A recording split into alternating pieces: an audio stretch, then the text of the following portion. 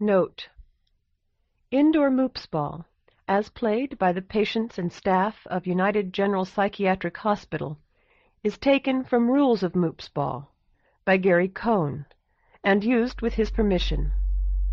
Rules of Moops Ball originally appeared in Orbit 18, edited by Damon Knight. Chapter 1. Lara. "Do you believe in love?" he asked her. "Yes," Lara replied, "and I hate it." He did not know what to say. It all stuck in his throat, everything he had planned that afternoon walking home from the store. "We use it, you see," she told him. "My women and I. We must." He nodded. "Women do use love, of course. But so do men, and men usually use it worse. Don't you think that only proves it's real? If it wasn't, nobody could use it." The brandy had gone to his head. By the time he had finished speaking, he was no longer quite sure what they had been talking about. "It's real, all right," Lara told him. "But I am not a woman. A girl." He was groping. So was she, a hand in his pajamas. A lady. His glass was at his lips. He took it from her hand and drank. "And then the men die. Always. She holds his sperm, saves it, and bears his children, one after another, for the rest of her life. Perhaps 3 children, perhaps 3 dozen. "I love you," he said thickly. "I'd die for you, Lara." "But this is better. Your way is so much better.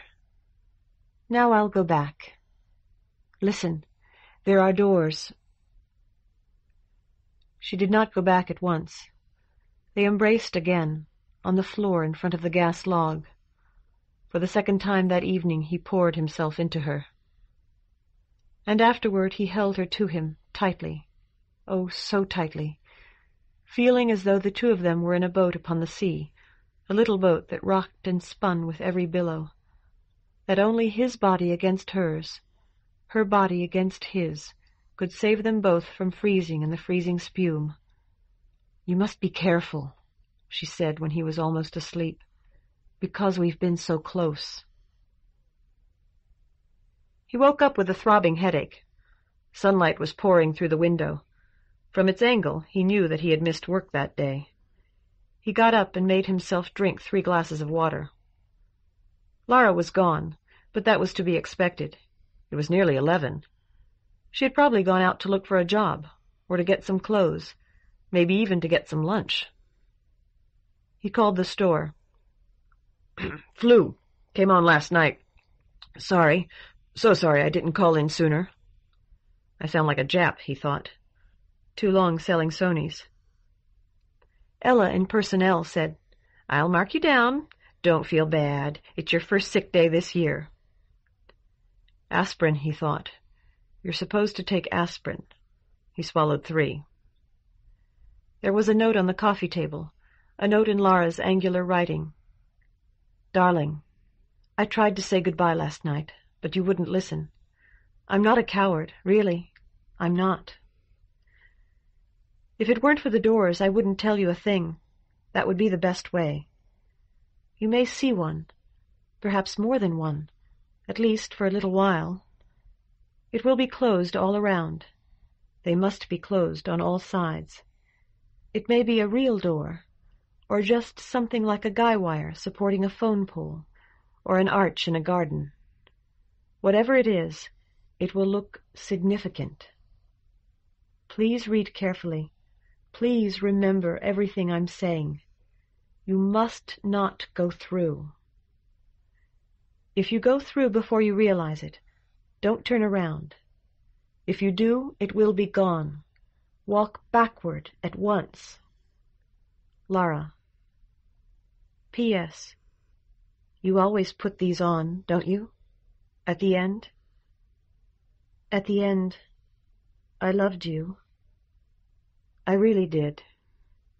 Do. He read it 3 times and put it down, feeling that it was wrong, that something important had been left out, that his eyes had followed 4 smokestacks down to 3 chimneys. Was that underlined word really significant?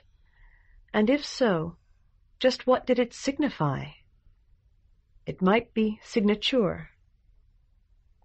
He stuck his head under the shower and let the icy water beat his hair and the back of his neck full force. When he had stood there, bent, a hand braced against the tile, for so long that the slow drain had allowed the tub to fill, he washed his face 7 times, shaved, and felt better. If he went out, there was a chance that somebody from the store would see him, but it was a chance he would have to take. Knotting his brown tie, he studied the door of the apartment. It did not look significant, though perhaps it was. Capini's was only a block and a half. He had a glass of red wine with his linguine, and either the wine or the linguine made him feel almost normal. But Mamma Capini was gone, or back in the kitchen, and it was Mamma Capini he would have to talk to. There were 3 or 4 sons. He had never learned their names, but they were not likely to tell him anything. Mamma Capini might, and he decided to come back for dinner. Meanwhile, the police, the morgue. "I'm looking for a woman," he told the gray-haired, buck-toothed woman at the downtown mental health center who saw him at last. And then, because that sounded so dirty, he added, "A particular woman." "And you think we might know where she is?" He nodded. "What was her name?" "Lara Morgan." He spelled it. "I don't know if that was her real name or not. I never saw any identification." "Then we'll hold off running it through the computer for a moment. Can you describe her?" "About 5'9", red hair to her shoulder blades, dark red. Auburn, is that what you call it?" The buck-toothed woman nodded. "Very pretty. Beautiful, in fact. Viridian eyes. A lot of little freckles. A buttermilk complexion, you know what I mean? I doubt if I'm much good at estimating women's weight, but maybe 120 pounds. "Viridian, Mr. "Green.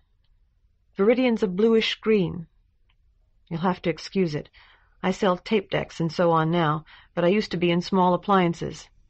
Viridian has more blue than avocado." "I see.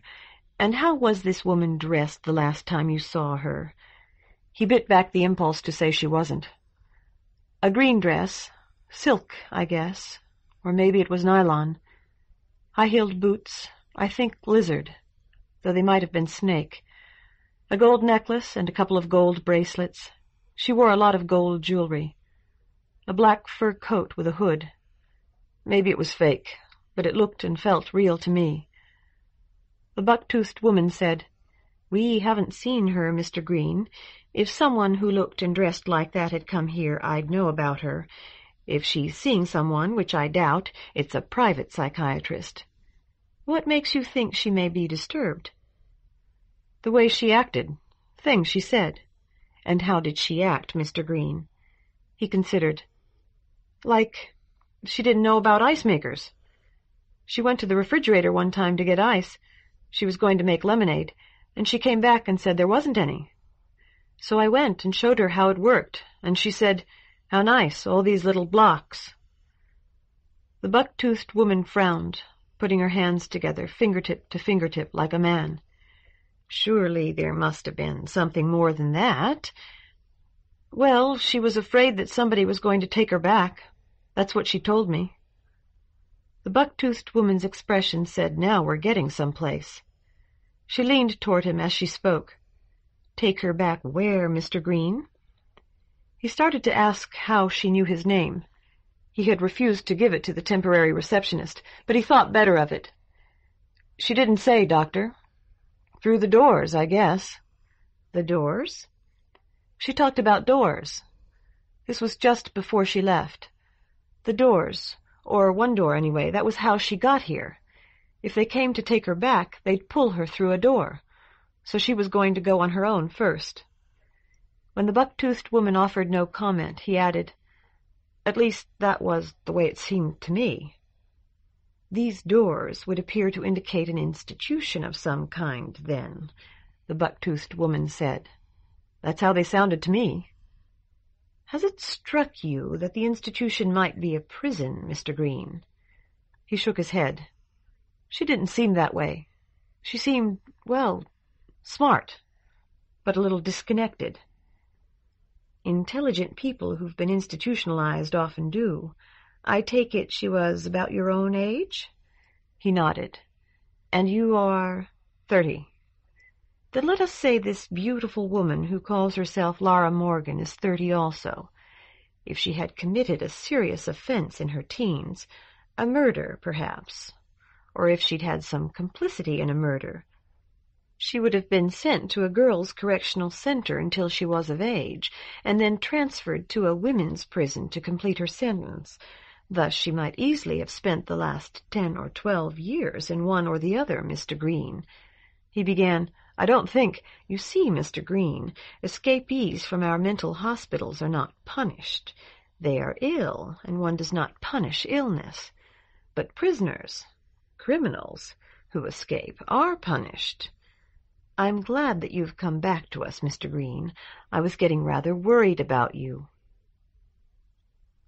He was shaking when he left the center. He had not really known he cared about Lara so much. The downtown mental health center stood on one corner of a 5-way intersection. The 5 streets were all congested, and when he looked down each, they seemed to spin around him like the spokes of a wheel, each thronged, each noisy, each straight and running to infinity, thronged, noisy, and congested. None was like the rest, nor were any, when he looked again, exactly the way they had been when he had come in. Hadn't that theater been a bowling alley? And weren't fire trucks supposed to be red, buses yellow, or maybe orange? Were the doors here? It may be something like a guy wire supporting a telephone pole. That was what Lara had written. Looking up, he saw that he stood under a maze of wires.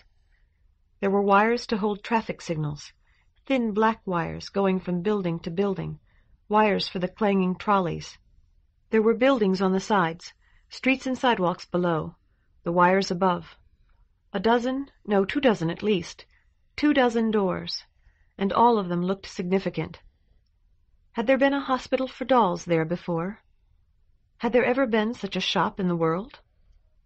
Feeling rather like a broken doll himself, he started toward it. Chapter 2. Hell or Paradise? Who say? The room was lined with shelves 8 or 9 inches apart, and upon all these shelves stood little beds, dolls' beds. In each bed lay a doll. Yes, sir. Have you come for a doll? He ducked the question. What an interesting place you've got here. I don't think I've ever seen a shop quite like this.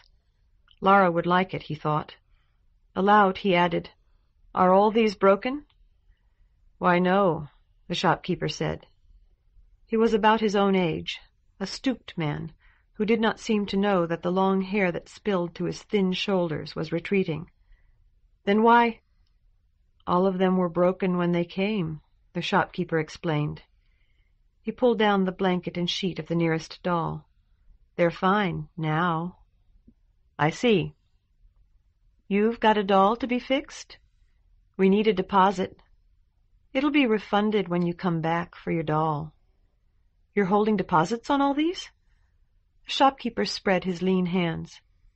We've got to make money some way. We've got to keep the place going. We used to charge for the repairs, but hardly anyone came back when their doll was fixed. So now we take a pretty big deposit and charge nothing for the treatment.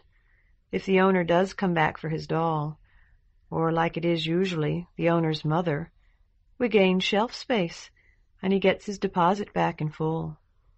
If he doesn't... The shopkeeper shrugged. Don't you ever sell the dolls?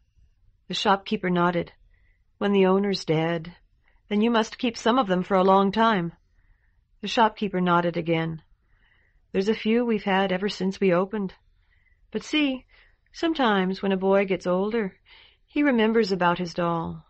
Sometimes he finds the receipt in his mother's old papers, but we get the name of each owner when we accept his doll, and we watch the obituaries."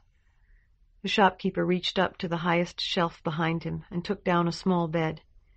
"Here's one that's for sale now. If there's somebody you know—" It was Lara. Lara in miniature, 10 inches high, but unmistakably Lara. Her darkly red hair, her freckles, her eyes and nose and mouth and chin. He managed to say, "Yes," and reached for his wallet. "It is a pretty expensive doll, sir," the shopkeeper said. "Not just walk and talk. All the functions." "No kidding." He tried to cock an eyebrow. "Yes, sir. It's the kind you wet with a salt solution. That's what provides the electrolyte. It'll be pretty well dried out now, I'm afraid. It's been here a long time." "I see." He examined the doll more closely. A name, Tina, was embroidered on the tiny blouse. "It's still the goddess, naturally, sir," the shopkeeper said. "The goddess at 16. The boy who owned her's been dead now for about 8 years. Malikapata. Pretty sad, sir, isn't it? Only now she'll bring years of pleasure to another child. Life goes on." "Sometimes," he said. "Sir? And where could I find the goddess herself?" "In Overwood, I suppose, sir. I'm afraid I've got to ask 150 for that, sir, if you really want it." "I'll have to write a check." The shopkeeper hesitated, then said, "Okay." The doll fit nicely into the breast pocket of his topcoat, its slender form well suited to the pocket's narrow shape. Standing on the sidewalk once more, he looked around to get his bearings. Buildings rose from the 5 corners: a health food store, a real estate agency, a bookshop, a law office, a liquor store, a boutique advertising genuine silk artificial flowers, and an antique shop. The streets that stabbed the aching distance seemed utterly unfamiliar. A brick-red trolley rattled by, and he recalled that trolleys had not run even when he was a child. As if his mind had room for no more than a single puzzle, the answer to the first occurred to him. He had turned wrong on leaving the doll hospital. This was a different intersection. He reversed his steps, waving to the shopkeeper as he went past, and noting with some amusement that there was already a new doll in the tiny bed that had been Tina's. "Didn't even change the sheets," he muttered. "They never do," the red-faced man walking beside him said. The red-faced man gestured toward a shop, and he saw that the sheet music in its window was yellowed and dusty. "Find Your True Love" was printed at the top in the florid lettering favored at the turn of the century. A dead fly lay upon its back at the bottom. "Looks quaint," he said. It was what they said at the store when they wanted to insult a rival operation. "Get you anything you want," the red-faced man said, and laughed. The social ice had been broken, and he was eager to ask someone, "Could you direct me to Overwood?" The red-faced man halted and turned to face him. "Why, no," he said. "No, I can't." "All right." "However," the red-faced man raised a finger, "I can tell you how to get close, if you want to. Once you're close, maybe you can get more specific directions." "Great," he said. But where was Overwood? And why had the shopkeeper called Lara the goddess? "To the station. Maria's right there at the foot of the mountains, and from there somebody may be able to direct you." "Fine." The red-faced man pointed. "Also, if you look right across the street, you'll see a little cartography store. You can probably get a map from them." Though the store was small, it had a high ceiling. The owner had taken advantage of it to display several very large maps. One was a city map, and as he had expected, there were several 5-way intersections. He crossed the store to study it, hoping to trace his route from the apartment to Capini's, and from there to the downtown mental health center. But he could not locate his own neighborhood, or even find the address of the department store in which he worked. Though the store had only display windows, he felt certain it was near the river. Several rivers snaked across the map, and at one point 2 appeared to cross. None seemed quite as large as the river he recalled, or as straight. A clerk said, "Can I help you?" And he turned to face her. She was a short, cheerful-looking girl with chestnut hair. "A map to Overwood," he said. She smiled. "Not many people want to go there." There was something questionable in her look, he decided. It was the look of a clerk who remains perfectly pleasant, while signaling frantically for the department manager. "I didn't say I wanted to go there," he told her, "but I'd like a map showing the location." "They're pretty expensive, you know, and we don't guarantee them." "That's all right," he said. She nodded. "As long as you understand. Step this way, please." A manic gaiety seized him. "Madam, if I could step that way, I wouldn't need the lotion." It was the ancient wheeze at which he himself had dutifully snickered 100 times. She ignored it, or more probably did not hear it. "Here we are, sir. Slumberland, Disneyland, Cleveland, and Heaven, Hell, and Limbo, all 3 on this one map." She shot him a quizzical glance. "Quite a saving." "No," he said. "Overwood." Overwood. She had to stand on tiptoe to pull it out of the highest pigeonhole in the rack. "Last one, too. They're on back order, I think. That will be $29.98, plus tax." "I want to make sure it's what I'm looking for first." He unfolded part of the map, which was thick and folded with great complexity. "There's the Overwood area," she pointed. "Crystal Gorge, the Metal Forest, and so forth." He nodded, bending over the map. "That's $29.98, plus tax." There were no paths, no roads, no buildings that showed on the map. He got out his wallet, a 20, a 10, and a 5. The clerk glanced at them and shook her head. "That isn't real money. Not here, anyway. Where are you from?" He said, "What do you mean? I just bought a doll down the street."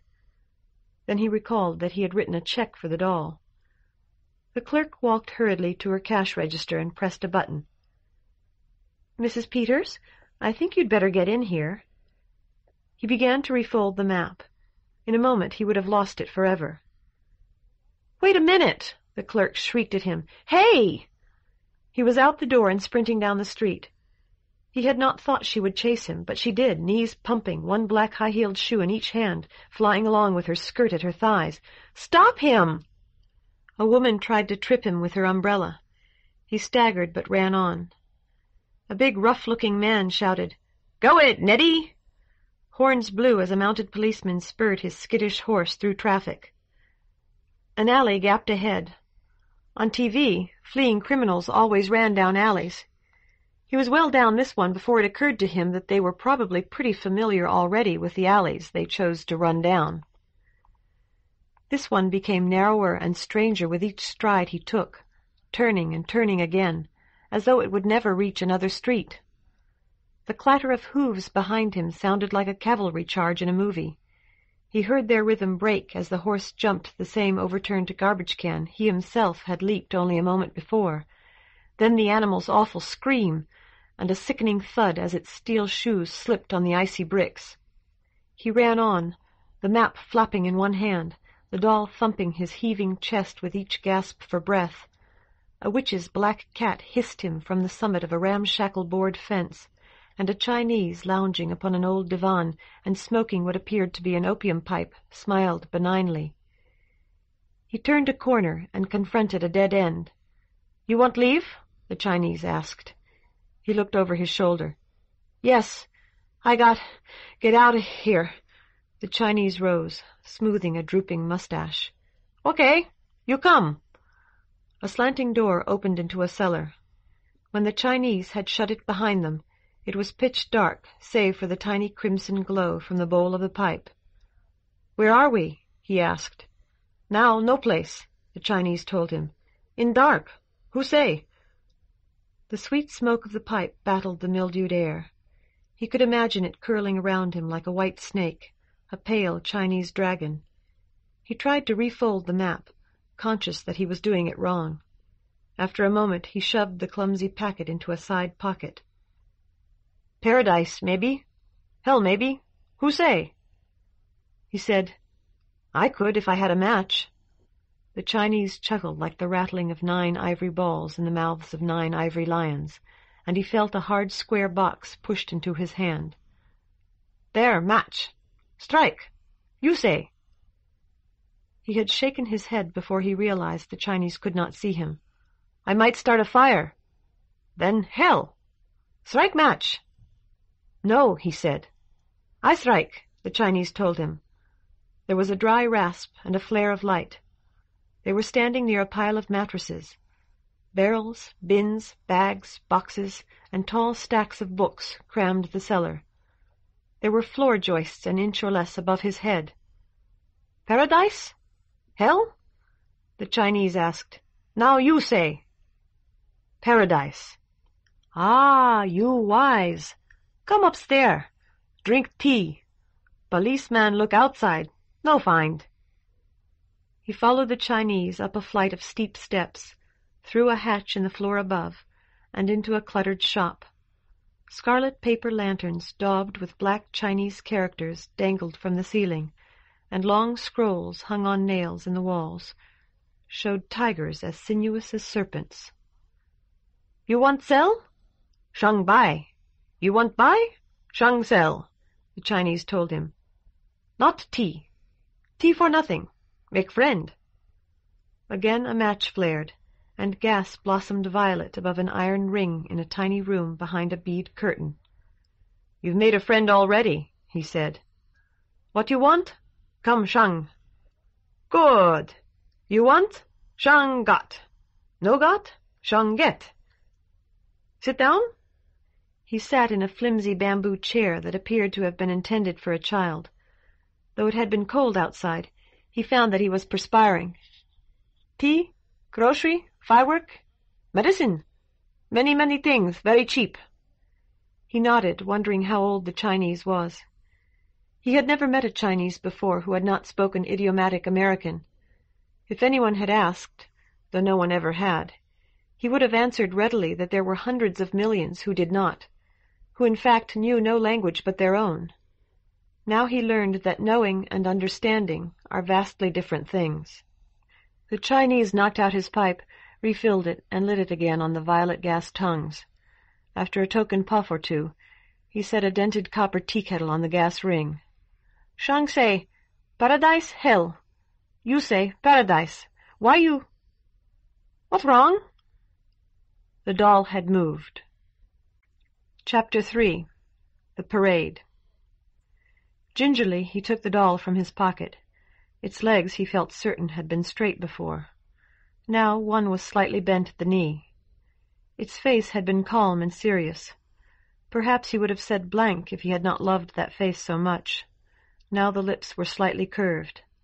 Ah, you admirer of goddess. Half unconsciously he nodded. That good. I see. The Chinese held out his hand, and somewhat unwillingly he passed the doll over. Oh, very beautiful. Legs long, feet small. The Chinese tittered. You do not like Shang have. Shang understand. Only when it was back in his pocket was he willing to admit that he had feared he would never get it back at all. Soon Shang show. First tea.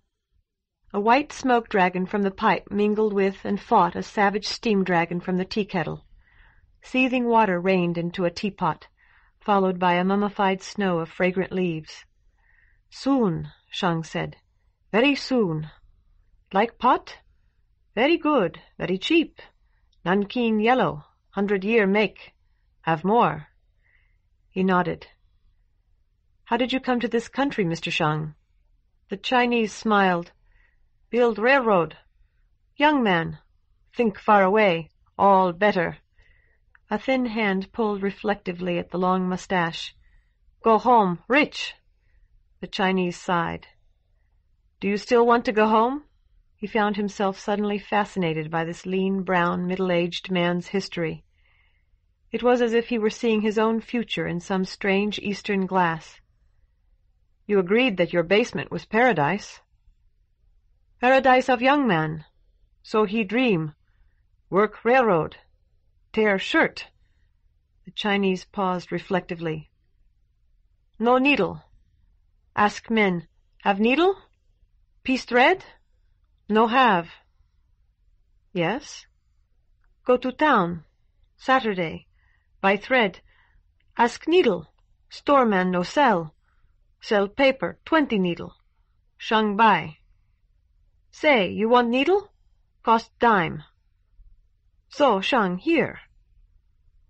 The hand fluttered tapered fingers at the little shop, then swooped to pick up the teapot. Perfumed liquid splashed into the cups. Shang paradise. I see. Now dream new paradise. Many children, many sons, pray for poor Shang. Young Shang dream so. This Shang not. Law heaven, one paradise each man. He nodded, sipping the scalding tea and wondering just how his search for Lara could have gone so far astray as quickly as it had. Without rising, the Chinese stretched a long arm to one of the shelves and took down a lacquer box. Now Shang show. You want much touch? Okay, touch. Shang like better, you no touch. He nodded, setting down his cup. The lid of the box slid in grooves in the sides. Vaguely, he recalled seeing a box of marbles that had opened like that in antiques. Inside the box was a doll, elaborately dressed, no longer than his hand. This Hang-O, the Chinese explained. Also, same yours. He bent nearer to look. It was indeed the same face, as though an Oriental had sculpted Lara, unconsciously adding the racial features such an artist would feel normal and attractive.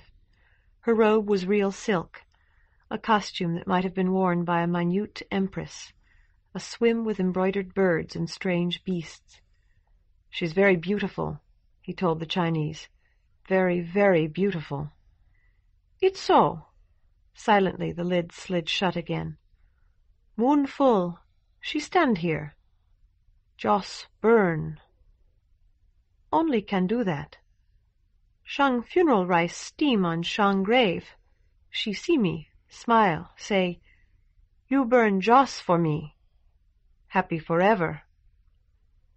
He nodded again and drained the last of his tea, grateful for its warmth and cheer. For a moment their eyes met, and he knew that the Chinese was his brother, despite the differences of half a world, and that the Chinese had known it even in the alley. I've imposed upon your hospitality for too long already, Mr. Shang, he said. I should be going. He rose. No, no! The Chinese lifted both hands, palms out. No go before Shang show stock. If you really want— The impassive face split in a broad grin. You see many things. Tell friends. They come, buy Shang. Sure, Mike. He tried to recall his friends. There was no one. I'm afraid you're the only real friend I've got, Mr. Shang. Then live too much by self. You look. It was a deck of cards. Magic charm. Bring friend. Learn poker, bridge, rummy. Go round. I want play, no one play. Soon many friend. He shook his head. It's a good idea, but I'm too shy. The Chinese sighed. No charm for shy. No liquor license. Like get mail? Yes, very much. Good. Mail good, shy man. Magic charm. The Chinese held up a shriveled, flattened root. Will that really bring mail? Yes, mail root, the Chinese said. Or perhaps mail root.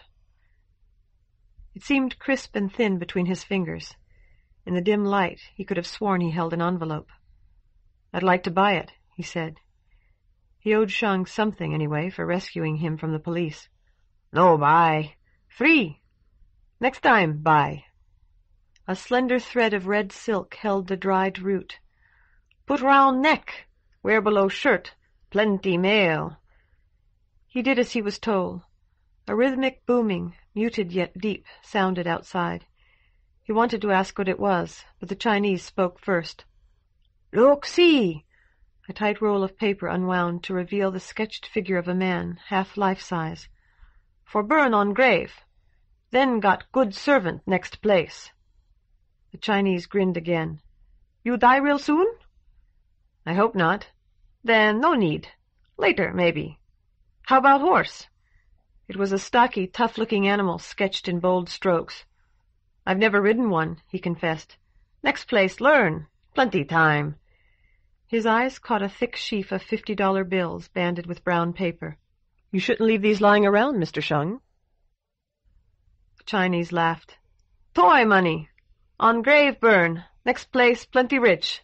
You like?" He carried them to a dusty little window. They were real bills, nearly new. When he slid back the paper band, Grant's face was sharp and bright. "You like?" The band read, "Purolator Security." Beside the words was a Chinese character in black ink, and the figure 10 cents. "Yes," he said. "I like this very much, but you have to let me pay for it." He produced a dime, feeling very much like a thief.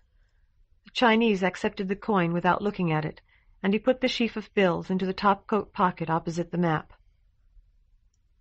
The street outside was not the one from which he had fled down the alley. But though it was smaller and narrower, lined with parked cars and sooty brick buildings, there was a parade. Drum majorettes strutted and twirled, bare legs shaded blue by the winter wind. Soldiers in brilliant green jackets shouldered and unshouldered short rifles. Politicians grinned and waved, presenting one another with candy and cigars. Trumpets brayed. Towering floats crept forward like so many colorful juggernauts, clearly unstable, swaying like jonquils, while lovely girls in flowers, feathers, and sequined gowns danced alone or with each other. A bass drum thudded in rhythm with his heart.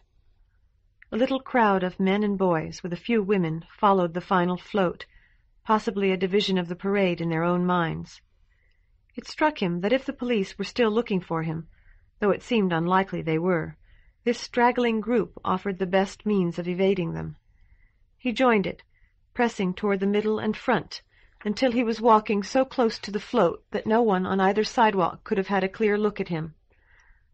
A skater in a pink tutu twirled almost at the edge. When she saw him, she stopped and smiled, pointing toward 3 iron steps that descended the back of the float. He thought she was inviting him to join her, and called, "I don't have skates!" She nodded, still smiling, and indicated a door wreathed with roses. For a moment he hesitated. If he climbed up the steps, he would be exposed until he had passed through the doorway. Once inside the float, however, he would be completely screened from view. The skater smiled again and beckoned. She was blonde and blue-eyed, apple-cheeked in the cutting wind. As he mounted the steps, the crowd he had left behind him whistled, clapped, and cheered. The watchers on the sidewalks cheered as well, and one of the dancers ignited the fuse of a firework. It erupted in a glory of golden sparks just as the skater opened the rose-wreathed door for him. "In a second," she said. "I have to take my skates off."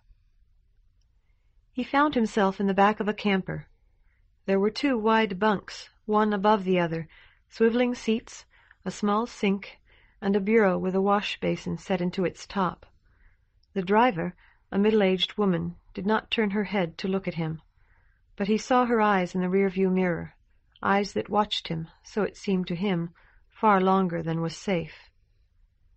The ceiling was uncomfortably close to his head. He sat down and tried to look around him, but the sides of the float darkened all the windows. He could still hear the cheering of the crowd outside and the booming of the fireworks. The door opened. The skater came in softly on stockinged feet. Her fingers brushed his face, lingering upon a cheekbone. "I'm not one of those people who put a gun to your head," she said. "If you should change your mind." He said, "I like it here." "Good. So do I." She wore a blue silk pullover trimmed with white fur at the cuffs and collar. It slid over her head with one smooth motion, revealing a narrow bra of peach lace. "Would you like me to undress you? I know that some of them—" "Whatever you want. Whatever you've been thinking of all these years." As he rose from his seat, he listened to his own voice as he might have heard someone else speak. "I've been thinking about Lara." She paused, hands at the buttons of his topcoat. "Lara?" "I love her," he said. And then, "But you're not her, and I really didn't know it was going to be like this." He took a step backward. Her mouth fell open. For a moment her face was a tormented mask of disbelief and disappointment. Hate burned them away as fire scours a forest. Her blue eyes blazed and flashed.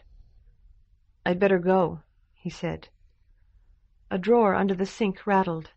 She lunged at him with a kitchen knife. He stumbled to one side, and it stuck in the flimsy inner wall. Without thinking, he hit her wrist with one hand and pushed her away with the other. The door opened easily, and by merciful miracle it opened outward. He fled, oblivious of the circle of ice that had been her rink. His legs flew from under him, then the end of the float itself. For an absurd instant he felt he was falling off the world, flying out into space. The black pavement struck him like a fist. Chapter 4. United. As from a great height he looked down upon an endless plain of snow. It was nearly featureless, yet lit by a slanting sun, so that such features as it possessed cast long shadows to eastward, their shadows more distinct and more visible than they. Night came quickly from the north, devouring the shadows, transforming the plain into a featureless darkness lit only by the memory of light. "He's closing his eyes, Dr. Pill." A woman's voice. "As I see." An androgynous voice, followed by footsteps that were merely padded and neither loud nor soft. Day came again, and quickly. "Are you awake?" He said, "I think so." A middle-aged woman in a white cap bent over him. The plain of snow receded, shrunk to a ceiling. "That was a nasty bump you got there." "What happened?" There was a dull throb at the back of his head. "You fell down in the street." "And I had the wildest dream," he told her. "Lara was just a little doll, and I showed her to an old Chinese.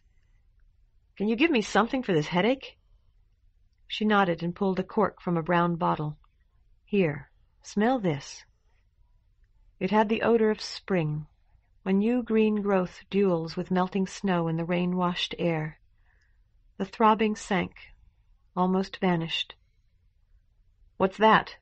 he asked her. "Just aspiline. Your nose may not work right for a while." She rose. "Everything okay now?" He nodded, bringing back the ghost of the throb. "When can I get out of here?" "Maybe tomorrow. Dr. Pill will see you again, and he may have you released. He may want to keep you for a few more days. Press the call button if you need me." She was gone before he could ask her another question. He sat up, finding that he was sore everywhere. The room was tiny, with just space enough for the narrow hospital bed, a dwarfish white-enameled chair, a white-enameled night table, and a white locker. The walls were white, too, and the floor was white tile. Gingerly he swung his feet over the side of the bed. The locker probably held his clothes, with the doll Lara. Tina. He laughed. A dream. It had been a dream, and nothing more. The mental health clinic, the doll's infirmary, the strange high shop that sold maps of Elfland, the odd parade, all dreams. But Lara? Had Lara, too, been only a dream? If that were so, he did not wish to wake. No, Lara was real. A real woman with whom he had talked and walked beside the river, ate and drank and slept only yesterday. Or perhaps on the day before yesterday. Perhaps he had lost an entire day already, here in the hospital.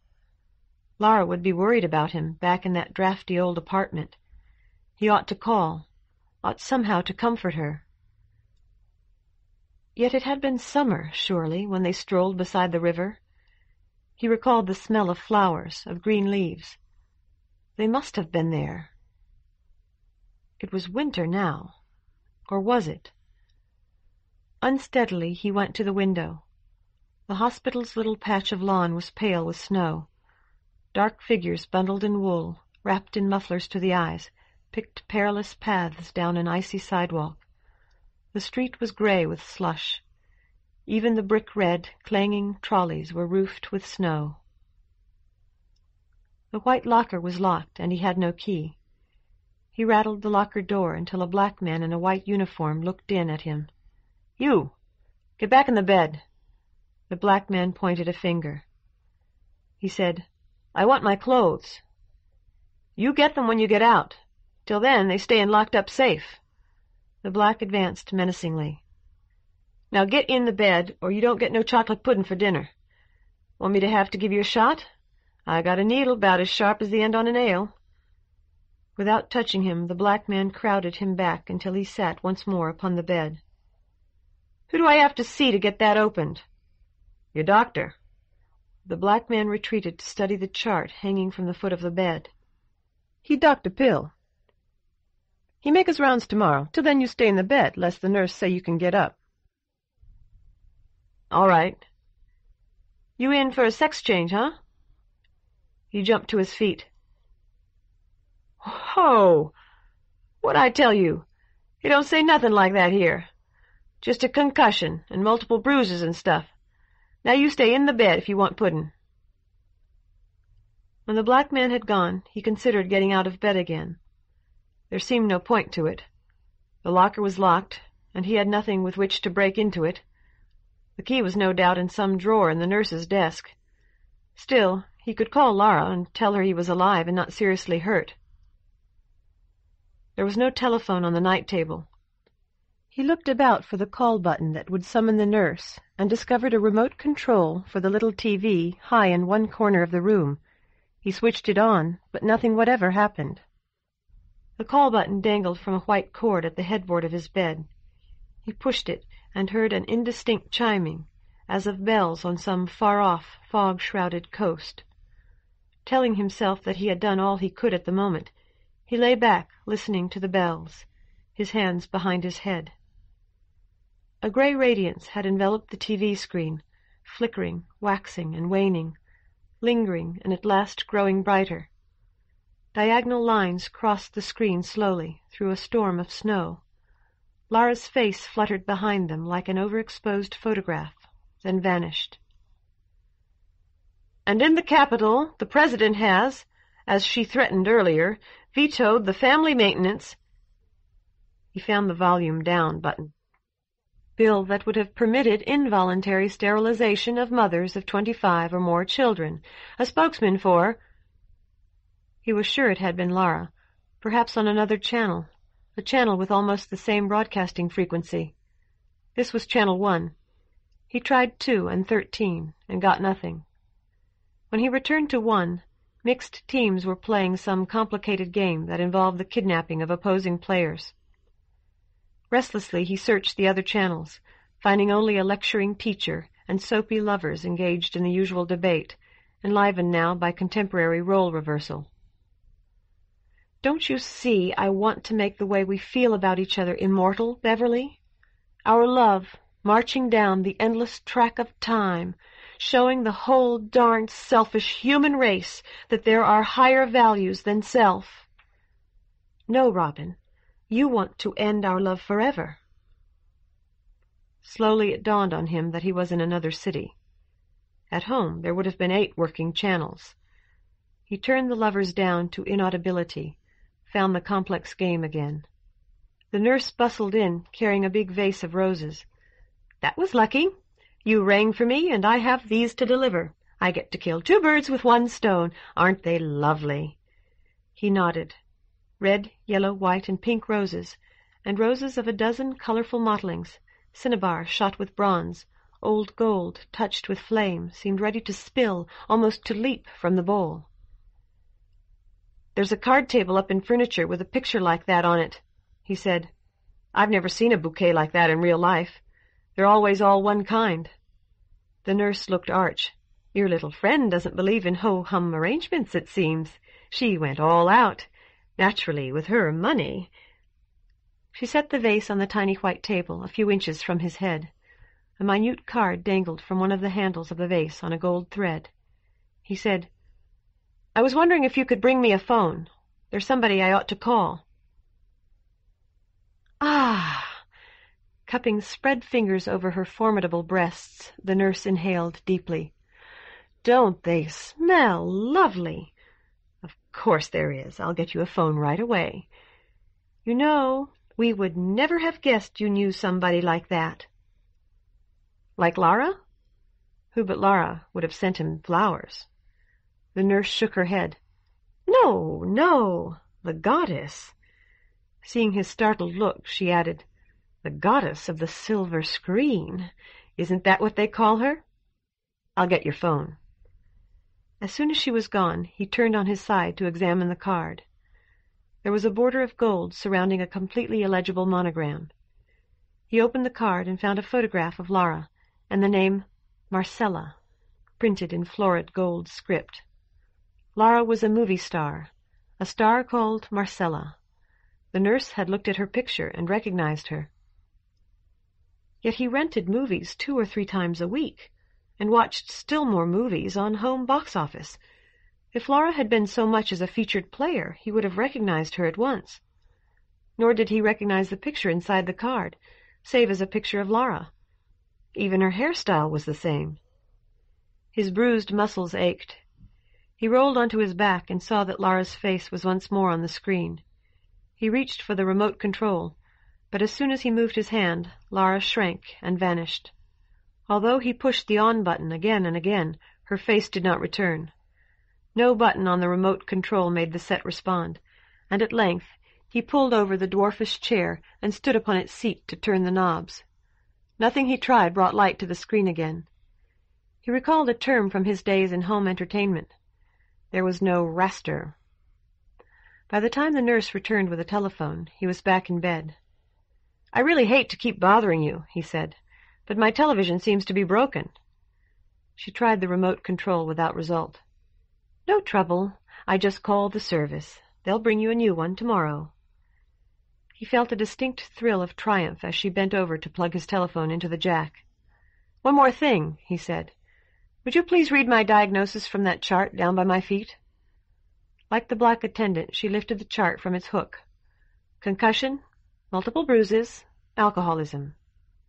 "Alcoholism?" "I don't diagnose," she told him briskly. "Your doctor does that." "I'm not an alcoholic." "Then you shouldn't have much trouble getting Dr. Peely to change your diagnosis. Do you drink?" "Occasionally. It isn't a problem." "Maybe the doctor sees it as more of a problem than you do, particularly when he has a patient who falls down in the street and gets himself a concussion." "It really does say alcoholism?" "I told you. Want to see it?" "But it doesn't say anything about a sex change." That had been a lingering fear. The nurse chuckled. Somebody told you that? That's what we call alcoholism sometimes. It cuts down on the testosterone in men. Your beard stops growing, and you hardly ever get bald." When she had gone, he reached for the telephone, but his hand was shaking so badly he drew it back. There was no mirror in the room. He got up anyway, feeling vaguely that there had to be one somewhere, and was startled to see his own drawn face reflected in the dark window-glass. The short winter day had ended. Outside, cars as high and awkward as jeeps crawled along the street with blazing lights. Pedestrians were individually invisible, but it seemed to him that some black fluid, as thick and slow as heavy oil, flowed and swirled at the edges of the traffic. And it came to him that this viscous ichor was perhaps the reality, that the faces and figures to which he was accustomed might be as false in essence as the photomicrographs printed in the newspapers on slow news days, pictures that showed human skin as a rocky desert. an ant or a fly as a bewhiskered monster. This was how God saw men and women. Who could blame him, then, if he damned them all or forgot them all? "I know what you're thinking." He turned quickly, more than half embarrassed, at the sound of the voice. An extremely erect little man, with a head like a polished ivory ball, was looking through the doorway. He noticed with some relief that the little man wore hospital pajamas like his own. "I was thinking about mail," he lied. "Today somebody gave me a charm that's supposed to bring you mail, and it seems to me that maybe I've been getting it." The little man stepped inside. "Let's see it." "I meant these roses, and something I just saw on TV, but I can't show you that." "Your charm. Let's see it." He shrugged. "I can't show you that either. It's in this locker, I suppose." "If Joe was here, he'd bust open this tin box for you like dynamite." The little man rattled the door. "Is Joe the attendant?" The little man grinned and shook his shiny head. "Joe's my fighter. I'm a fight manager. Joe, he's strong as a couple of bulls. He'd tear this tin box apart for you if I told him to." "I doubt if the hospital would like that. Anyway, that's where I think my charm is. I don't really know. They've never given me an inventory or anything. Joe's heavyweight champion of the world. I used to have a couple of other fighters, Mel and Larry. Only when Joe won us the championship, I dropped him. I made sure another manager took him on. A good manager. They understand. They know I'll give him a break whenever I can. Here's my card." The little man's hand went toward the place where the breast pocket of his suit coat would have been, had he been wearing a suit instead of his hospital pajamas, and came away empty. The little man grinned again, this time sheepishly. He sat on the bed and waved toward the chair. "Why don't you sit down? I had an accident, and I guess I'm still a bit shaky. Besides, we might as well sit if we're going to talk." "Thanks," the little man said. "I like to sit around and gab. Makes me feel like I'm about to cut a deal for Joe, you know what I mean? So, listen up. We gotta have 100,000 up front or we don't play." He said, "You'll get it. Don't worry." The little man nodded. "That's the way, pal. Hey, I got your name from the chart on your bed. I'm Eddie Walsh, President, Walsh Promotions." Walsh's hand was small, cool, and hard. "Pleased to meet you. Where are we anyway, Eddie? What is this place?" "United," Walsh told him. "I thought you was thinking of getting out." Then, seeing his look of incomprehension, Walsh added, "The United General Psychiatric Hospital, they call it. This here's the good wing." Chapter 5. North. He lay on his back with his hands clasped behind his head once again. This time he was trying to sleep. The ward, or wing, or whatever the hell it was, slept already. Occasionally he heard the soft footsteps of the rubber-shod nurses. Even more rarely, the shuffle of a patient's thin slippers. He was thinking about the world. Not the world in which he now found himself, but the real world, the normal world. There, Chinese Americans spoke ordinary English and became nuclear physicists. The girls on floats did not invite men into their floats. In the real world, he thought, alcoholics did not get private rooms. Probably. Most significant of all, in the real world, streetcars had been done away with long, long ago, their very tracks entombed in layer upon layer of asphalt. True, it hadn't made sense to do away with them. They had been cheap, energy-efficient, and non-polluting. Yet they had been done away with, and 100 harmful gadgets had been allowed to stay. That was the way you knew it was the normal world. A trolley car was going past the hospital now. He heard the faint clang of its bell, and he knew that should he go to the window, he would see its single headlight, shining golden through the falling snow. The room had no door, and some feeble illumination entered from the softly night-lit hallway outside. Its sudden darkening made him sit up in bed. A man was standing there. For a moment he thought the man was Walsh. But Walsh had been smoothly bald. This silhouetted man, although not much taller, had a luxuriant head of tousled hair. "You're awake," the man whispered.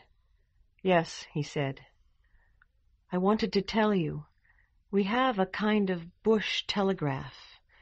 Each one tells one. Know what I mean?" "I think so." "That way, whatever one knows, we all know. It's the way we stay alive here. That Gloria Brooks? She did it to Bailey tonight. Billy North went to Al's room to bum a smoke, and he caught her at it. Each one tells one." He nodded. "Okay, I'll tell somebody. Who should I tell?" "I saw you talking to Eddie." "Okay, I'll tell him. Where is he?" "Down the hall to the first turn, then 2 or 3 doors down." "Okay," he said again. By the time he sat up, the man was gone. As he told himself, he had not been sleepy anyway, and he had been getting more and more depressed. A dozen times he had reached for the telephone. A dozen times he had pulled back his hand, telling himself that he would wake up Lara, that she would be angry with him. He knew that the truth was that he was afraid she would not be there, that there would be no one there, no one in the apartment at all, that there had never been anybody in the apartment but himself. His chart said alcoholism. He remembered drinking a lot a few times, and he had drunk too much last night with Lara. His mother had said his grandfather had drunk a lot. Before he had died, he had seen a little boy with golden hair, a golden-haired boy no one else had ever seen. Was Lara like that?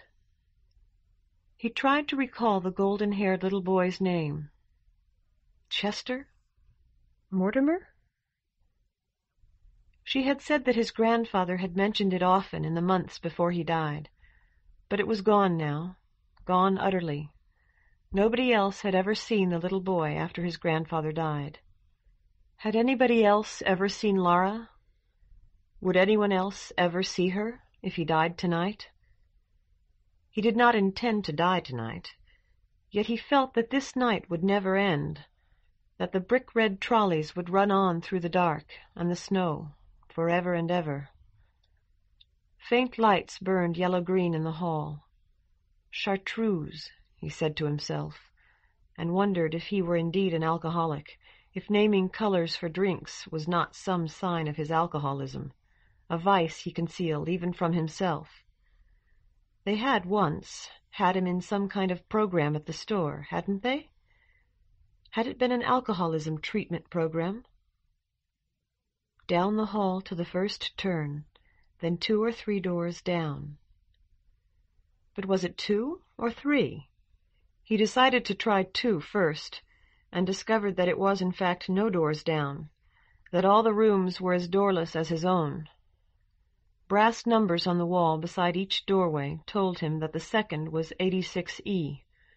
A brass track below the number should have held a slip of paper with the occupant's name. It was empty, though he could hear the soft sighing of the occupant's breath within. Briefly he considered the possibility that the occupant of the room was a homicidal maniac. This was some kind of mental hospital, after all. Walsh had said it was the good wing. That sounded encouraging. He had not realized how dim the room would seem after the lights of the hall. The window looked out on a new scene, much darker than the busy street outside his own. He decided it was probably a park full of large trees whose tops were as high as the windows on this floor, whatever floor this might be. The breathing of the occupant was as regular as the slow tick of a grandfather's clock. "Walsh?" he whispered. "Eddie?" The occupant stirred in his sleep. "Yes, Mama?" It was not a propitious beginning. "Eddie, is that you?" As though at the flick of a switch, the occupant was awake and sitting up. "Who are you?" He gave his name and, idiotically, tried to touch the other man's head. At once his wrist was caught in a grip of steel. What are you doing here?" "I don't know," he said desperately. "You know?" "I fell.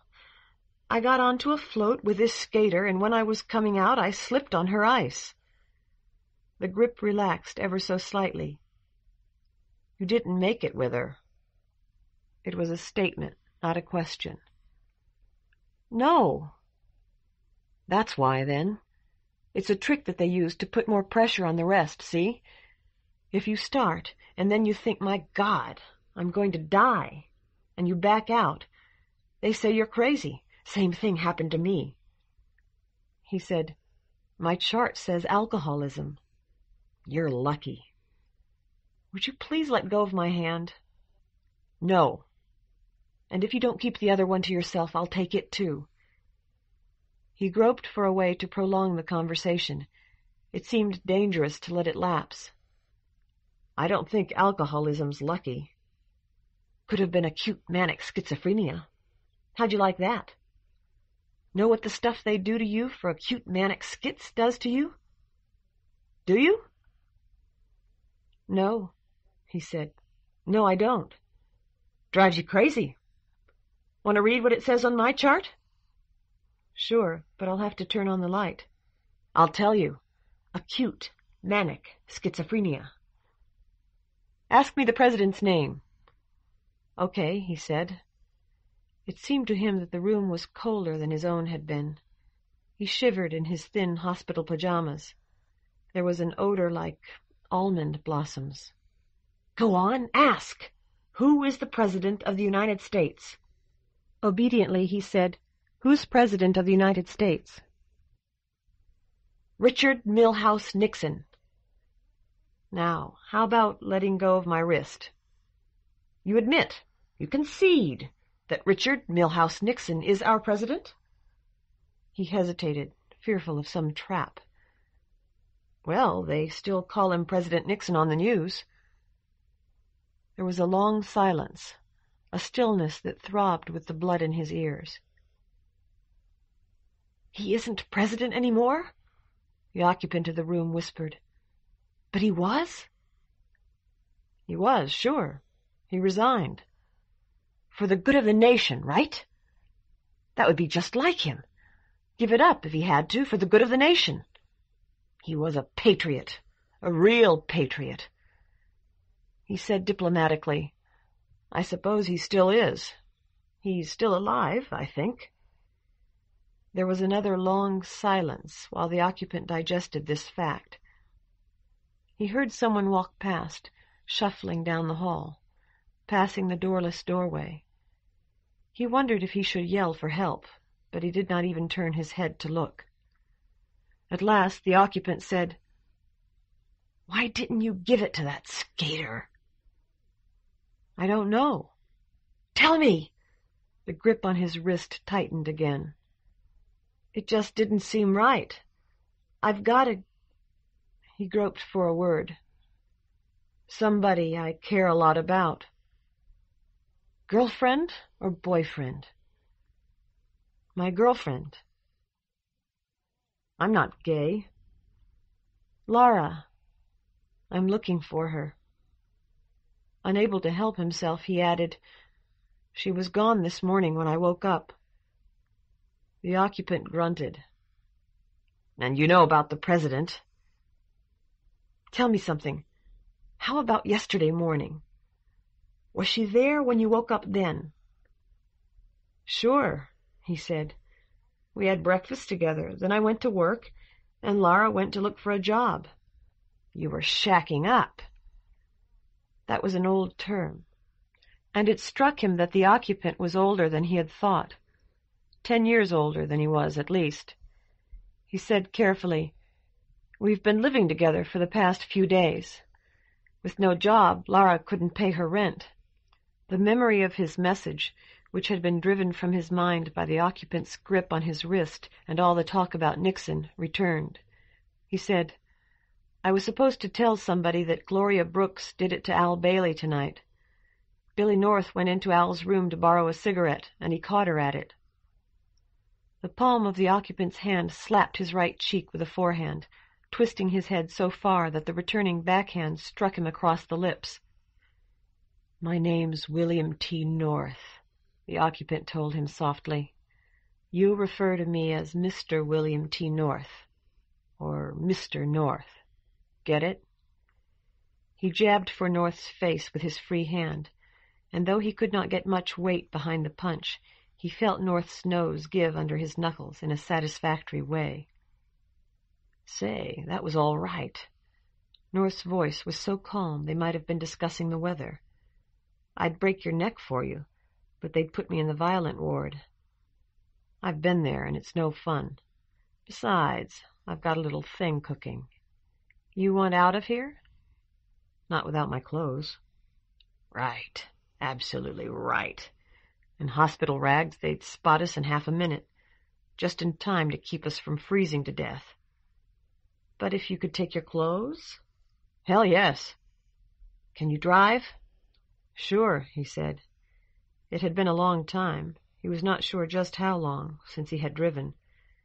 "Now, I'm going to let go of your wrist. If you don't want to get out, all you've got to do is duck through that door. But if you want to come, well, you've got some guts, and you're from C1. That counts with me." There was a delay, almost as if the hand that grasped his wrist were arguing with its owner. Then it loosened, released its grip entirely, and drew away. "Thanks," he said. "Step 1. You must learn how to open these lockers. You can practice on mine, using my equipment. But you're going to have to get your own and open your locker yourself, understand? I'm not going to do it for you." "You said I came from C1, he said. "What did you mean by that?" "C1's the place we're trying to get back to. President Nixon and all that. Now listen, here's my pick." A small, stiff piece of metal was put into his hand. It had a small bend at one end, a much larger one at the other. "These lockers have very simple locks. Have you seen one of the keys?" "No," he shook his head. "They're flat pieces of steel with one jagged side. The notches along that side are just to go around the wards of the lock. Get it? When you use a pick, you bypass all the wards. The thing that does the business is the tip of the pick. All you have to do is get the tip of the pick where the tip of the key would be, and work it around. Try it." It was remarkably easy. He seemed to become the bent wire, encountering the unyielding wards, and then, at the very back of the lock, something like a ward that gave to his pressure. "That's copper wire from a wall plug," North told him. "Find one that's got nothing plugged into it. There's a wall plate held by a little screw. You can unscrew it with any piece of thin, flat metal. Pull the plate off. The plug's held by 2 long screws. Take them out and pull the plug out. Don't touch anything metal while you're doing it, and work with your right hand only. Keep your left stuck in the shirt of your PJs so you won't forget and use it. That way a shot can't go across your heart." He nodded, fairly sure he knew what would happen if one did. "There'll be 2 wires on the plug, a red one and a black one. The red one should be live. Don't touch it. The black one should be return. It'll be insulated, and you touch it only by the insulation. That's what's black. The inside's copper. Pull it out as far back as you can, and bend it back and forth until it breaks. Then bend the part next to the plug back and forth the same way. When you've got your wire, put the plug back like it was and screw on the wall plate again. Then wipe the floor. There'll be plaster dust on the floor. Meet me in the rec room after lunch and I'll tell you the rest." "All right," he said. When he returned to his own room, he was exhausted and very sleepy. His cheek still hurt where North had slapped him. He rubbed it and discovered that his lower lip had split. A thin trickle of blood had run to his chin without his being aware of it. He groped for the light switch so that he could examine his face in the mirror, but there was no light switch. He considered opening the wall plug, but he had no piece of metal to turn the screw, and he would not be able to distinguish the red wire from the black one in any case. Determined at last, he picked up the telephone. Slowly, counting holes in the old-fashioned spinning dial, he entered the number of his apartment. For a long time the earpiece buzzed and clicked. There was a twitter of bird-like voices, the voices of Japanese children, or of music boxes tuned to speak. At last a man's deep voice asked, "Kay? Ist this you, Kay?" "I'm calling for Lara," he said. He gave the address. "I think I must have the wrong number." The man announced, "This ist Chief of Department Klam, Herr Kay," and he slammed down the receiver. Chapter 6. The Club Fighter. He woke up wondering where he was. For a brief moment the bed was almost his bed, the room nearly his apartment. Groping for the control of his electric blanket, he found a telephone.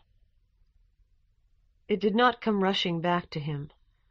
Rather, it arrived in bits and pieces, like the guests at a masked ball, like dancers all dressed as dreams. It worried him that he could recall the dreams so very clearly, and the waking world not at all. He sat up in bed and saw the dim hallway outside. Vaguely, he wondered what time it was. Down the hallway, very far down it, he could see a brightly lit nurse's station. He discovered slippers beneath the bed. "Can't sleep?" the nurse on duty asked. She seemed neither friendly nor unfriendly. "I just wanted to know what time it was." "What most of them do," the nurse said slowly, "is turn on their TVs. Then they can tell what time it is from the shows. Or sooner or later they'll give it." "Mine doesn't work." The nurse considered this for a while, then looked, slowly, down at the desktop. He saw the brass back of a small clock there. 11:35, she said. "I would have thought it was later than that."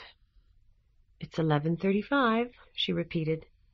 "It gets dark early this time of year, and we put you to bed early." As he returned to his room, it occurred to him that North was probably asleep again.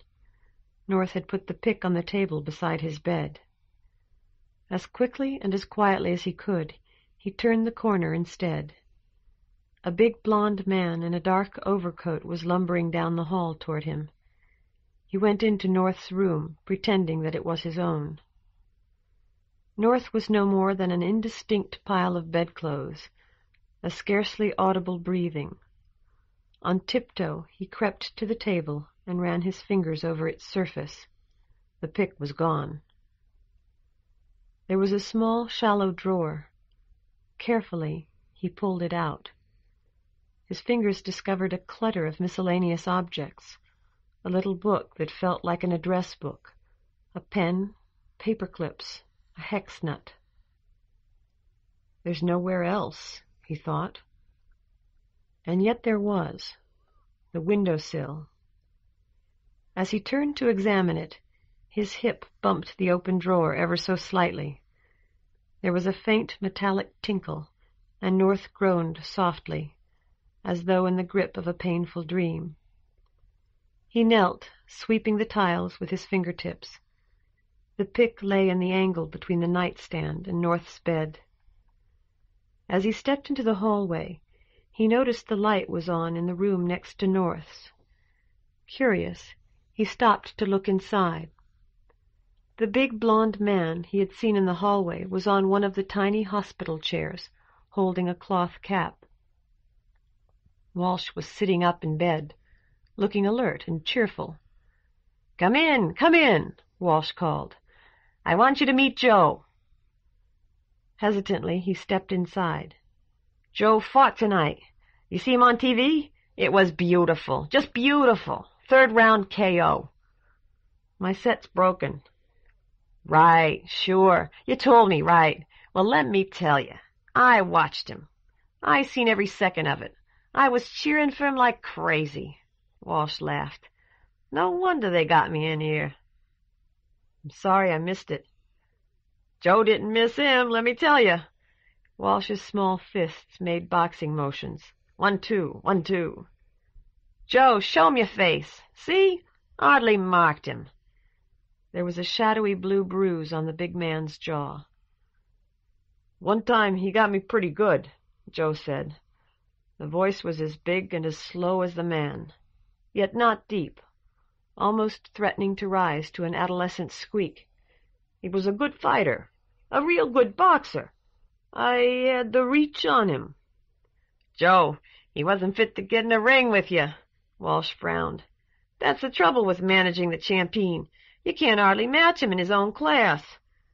Joe said, "I gotta go now, Eddie. The little woman's waiting." "Come tomorrow. You listening to me?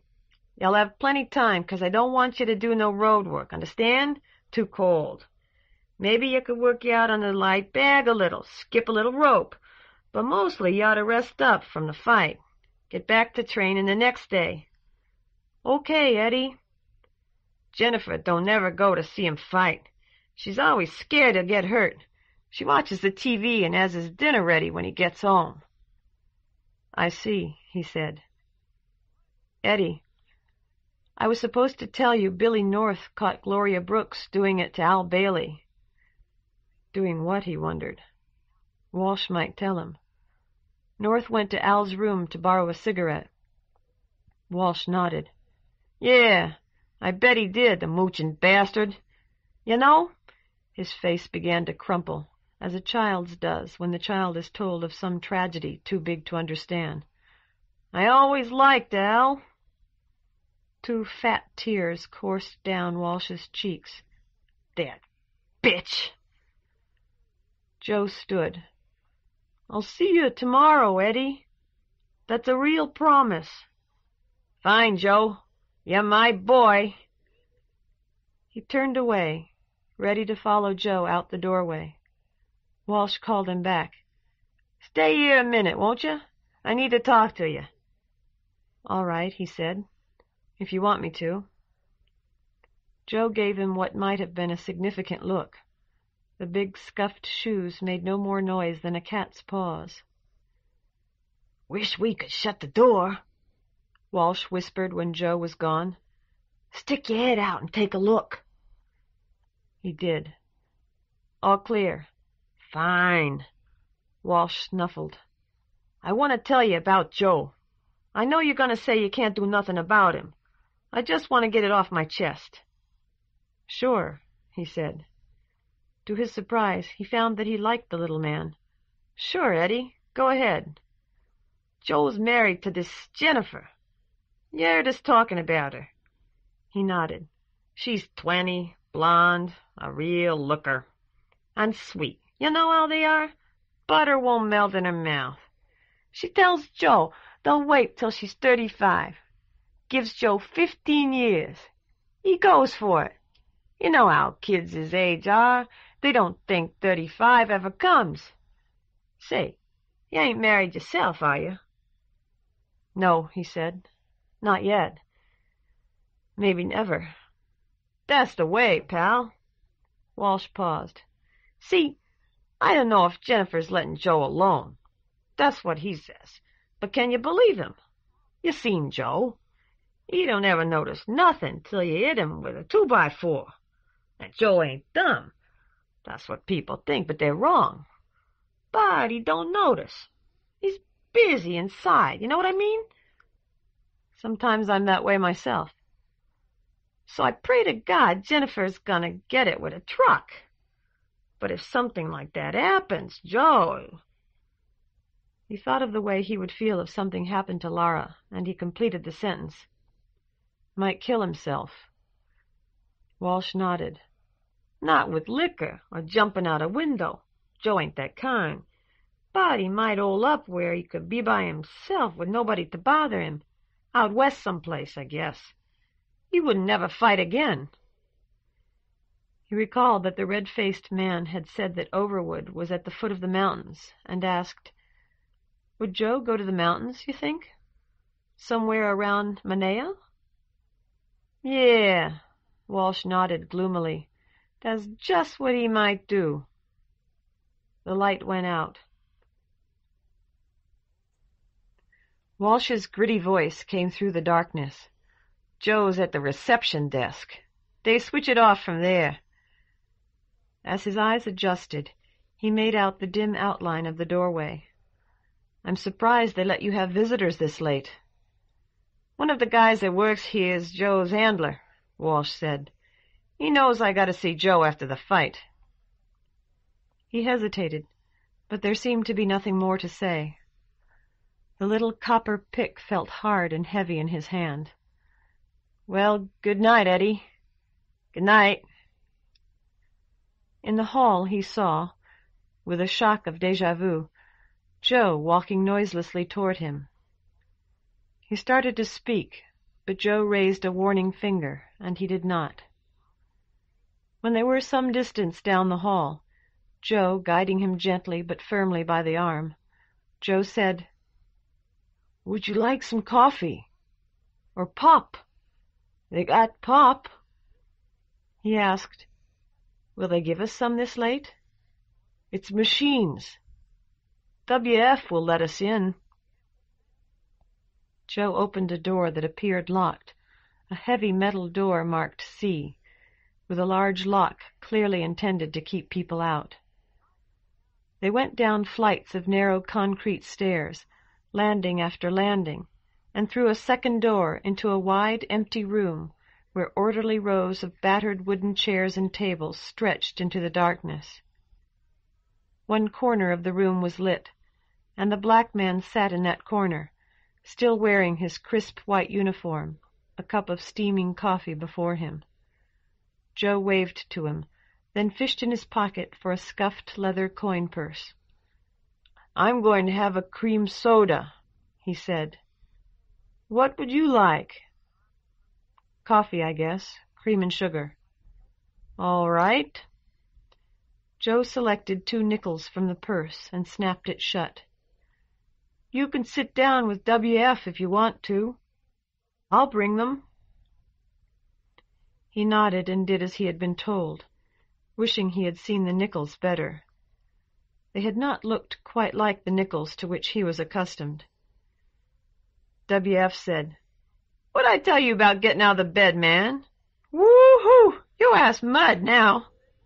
He had an infectious smile. "You'll have to turn me in, I guess." "You guesses? What you mean, guess? You know I do. Going to be KP for you all year. You get dishpan hands clean up the elbows. The women see you, they think you 100 years old, leave you alone for sure." He nodded and said, "At least I ought to be able to rip off some chocolate pudding."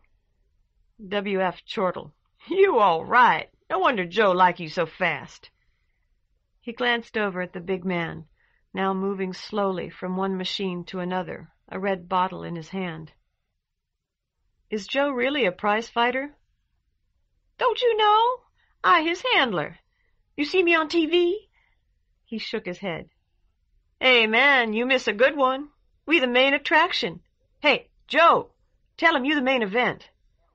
Joe, coming toward them with a bottle in one hand and a steaming cup in the other, shook his head. "Last prelim." He looked apologetic. 5 rounds to a decision." "Only you didn't need no la-di-da 5 rounds. You KO'd him in the 3rd. Joe slid the coffee cup over and slowly, heavily, seated himself in one of the battered wooden chairs. "That's what I wanted to talk to you about. Eddie thinks I'm the heavyweight champion of the world." "I know." "I'm not. Probably I never will be." He nodded. "I never thought you were, Joe." WF put in, "But you're going to be the main event next time, if that sweet Jenny know her stuff." Joe nodded slowly. "Maybe." "Maybe? You means for sure? Jennifer's been managing me since this happened to Eddie. Eddie's still my real manager. He'll take over again when he's feeling better. Eddie used to handle Joe himself, W.F. explained. Then he come here, and there wasn't nobody, 'cause Jenny don't want to do that. So I says I would. Won't take no pay. I sees all the fights for free, and everybody see me on TV 'cause one channel broadcasts. Sometimes we on the sports, on the news, when they don't have nothing else to show. Everybody say, "Woo! Look at old W.F. swing that towel." Besides, Joe usually win, and I like that. He said, "It's nice of you to stand by Eddie. Nice of you both." For the first time, Joe had raised the bottle to his lips. It was large and flaunted its name, Poxy, in raised lettering on the glass. Joe poured most of its poisonous-looking scarlet contents down his throat, which he seemed able to open and hold open, like a valve in a pipe. "I couldn't leave Eddie when he thinks I'm the champion. I don't want you to tell Eddie I'm not the champion. It upsets him." "I won't." Joe belched solemnly. "And if you can help him—" Moved by he did not know what spirit, he said, "I think the best way to help him might be for you to become champion. Then he'd be well."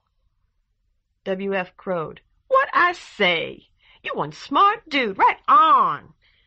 Joe shook his head. "I don't think I can do that."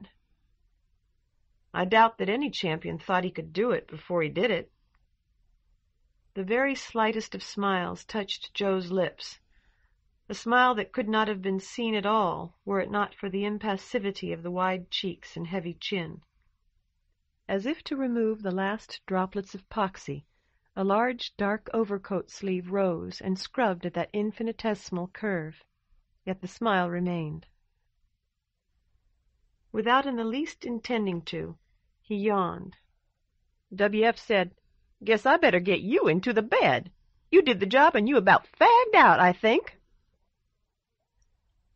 "I'll be all right," he said. He sipped his coffee, finding that it tasted even worse than it smelled. A moment later, W.F. was tucking a blanket around his shoulders.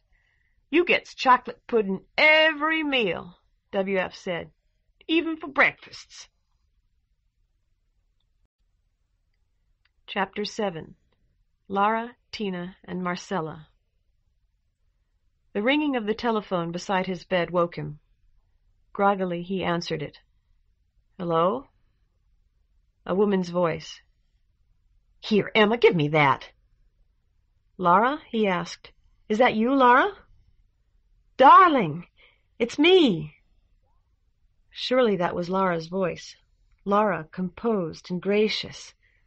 I really do hope I haven't roused you from a sound sleep, darling. But I just got back here, you know how it is, and dear, precious Emma had sat up, and there was absolutely nothing for her to do but this. So I said, call the damn place and see if they won't let me talk with him. There's a darling. And she did, and they would. But not till the poor old dear had talked herself positively blue, didn't you, Emma? While it got later and later and later and later. What time is it there, darling? He said, I don't know. It's after 1 here, and all I've done is come home and call you. Except that I had a bath and a drink first, Lara giggled. Sounds as though I drank the bath, doesn't it? No, Emma mixed me a toddy and made it strong enough to knock down a mare. I can say that now, darling, because she's gone. Did you get my flowers? Are they pretty? Yes, he said. They're lovely. Thank you. They should be, darling. They cost like gold.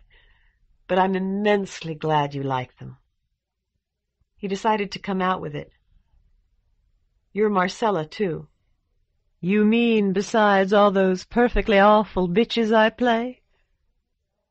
Yes, there's a real Marcella, too. A real Marcella still, though sometimes I have ever so much trouble getting in touch with her. Besides, it's so much fun being a bitch, though one doesn't like oneself half so well afterward. But, darling, I want you to know it's horrible, horribly dangerous, my talking with you, knowing you're in that awful place, because I'm so tempted to be bitchy with you.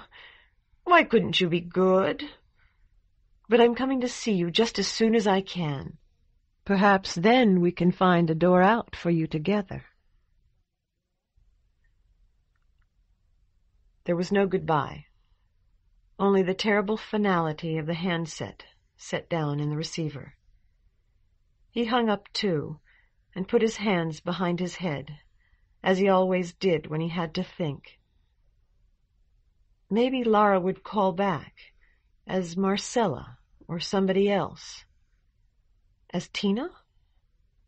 The Tina doll had been modeled on someone, surely. On a real woman who called herself Tina and was actually Lara. Or rather, who was really the woman he knew, who he had known, as Lara.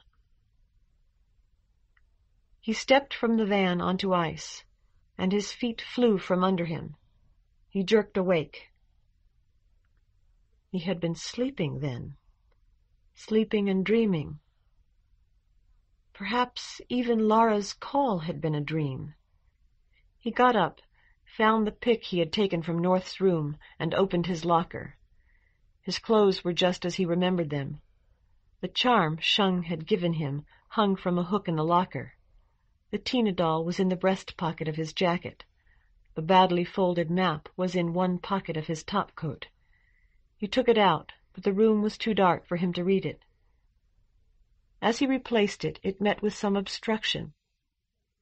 He pulled it out again and thrust his hand into the pocket. A small box had appeared there, by magic it seemed, by the rankest sorcery. It rattled softly. One questing finger discovered a tiny drawer and pushed it open. There was a second, louder rattle as small objects fell from the drawer to the floor. Matches, of course. He squatted, found one, and struck it on the side of the box, producing an impressive flare of sulphurous light. A fat dragon writhed with astounding flexibility upon a paper label, floating upward, as it seemed, to kiss, or perhaps to devour a Chinese character of astonishing complexity. Afraid that a passing nurse might see the light, he blew out the match. They were Shung's matches. He recalled them now. As he and Shung had gone through the basement of Shung's shop, the Chinese had handed him this box of matches and urged him to strike one. When he had refused, Shung had struck a match from another box. He must have put this one in his pocket. He swept up as many matches as he could find and restored them to the box. Thrusting his head and shoulders inside the locker so that it would contain the light, he struck a second match and examined the doll. It was Lara, beyond a doubt. Perhaps its hair was a shade less red, though by the light from the match it was hard to be sure. Girls, women, often changed their hair colors anyway. And the cheekbones might be a bit less pronounced, but it was Lara. The flame reached his fingers and he blew the match out. After replacing the doll and the box of matches, he closed the locker door, wedging the burnt matchstick under it to hold it shut. Should he return the pick to North? For a moment he debated it with himself. It was certain North would notice its absence, but he did not know what North's hiding place had been. North might notice that it was out of place just as easily. Furthermore, he could not go with North now. He tilted the vase and slid the pick beneath its base, got back into bed, and pulled up the sheet and the thin blanket. As if the tilting of the vase had released them, the perfumes of the roses seemed to fill the air. He found that he could tell one from another, though he had no idea which belonged to which blossom. One seemed darkly amber, languid, sultry and freighted with spice. Another, light, yet evocative of ripe pears and apples, suggested a pink flower. Between these two, sometimes subtle, sometimes wanton, danced a third, insinuative, of no color, but daring, seductive, and ravishing. By one of those insights that come when we are near sleep, he knew that this was Lara herself, the first Marcella, the second Tina. As though his guessing the secret had ended the game, Lara appeared to take him by the hand. The matchstick dropped to the floor, and the door of the locker flew open. Beyond it spread a garden filled with sun and flowers. At its center, in a small lawn, stood a stone arch draped in wild profusion with roses, yellow, pink, and white, and 100 other colors, tinctures, and mottlings. For some reason the sight of this arch filled him with a cold terror, like the dread inspired by the sight of a scalpel in a man about to be operated upon. Seeing his fear, Lara released his hand and went into the garden alone. Horrified, yet fascinated, he watched her as she crossed the little lawn, passed under the arch, and vanished. Though Lara was gone, he could not bring himself to enter the garden or to close the locker. A playful breeze teased the garden, ruffling its gay beds of tulips and swaying its bowing lilacs. Red and yellow birds fluttered through the air, singing as they flew, sometimes perching on the stems of the roses that shrouded the sinister arch. When he had waited for a long time, so long that his arms and legs had grown stiff and cold, Tina emerged from the arch. Her features, delicate and childlike, yet Lara's, belied her jutting breasts. Smiling and extending her hand to him, she crossed the lawn. At his touch she became Marcella, blonde and elegant, bright with diamonds and swathed in mink. He was so startled by the transformation that he jerked his head out of the locker and slammed the door. He sat up in bed, but the slamming of the door continued relentlessly, as though 10,000 schoolboys were selecting books, rejecting them, and choosing new ones forever. Intense light flashed starkly from the curtained window. Shivering in his pajamas, he watched a winter thunderstorm. Snow and hail filled the air, vanished, and returned triumphant. Thunder rattled the frozen limbs of trees, and lightning played among the towers of the city. By its fevered illumination he saw that they were of shapes never seen in his own, nor in any other city with which he was familiar. Pagodas, pyramids, pylons, and ziggurats. "You get back in the bed," W.F. said behind him. "I was just watching the storm." "I know what you was doing. Get in the bed this minute, and you can tell me all about it. If you don't," W.F. sounded threatening, "you don't get no nanas with your cornflakes in the morning." "Pretty near morning now." W.F. strode into the room. "Now get back in there." Obediently and even gratefully he climbed back into bed, drawing up the warmth of the blanket. W.F. tucked him in, then bent over the roses, sniffing at one, then another. "You lucky you got these, you know. Joe liked flowers so much he got me liking 'em too.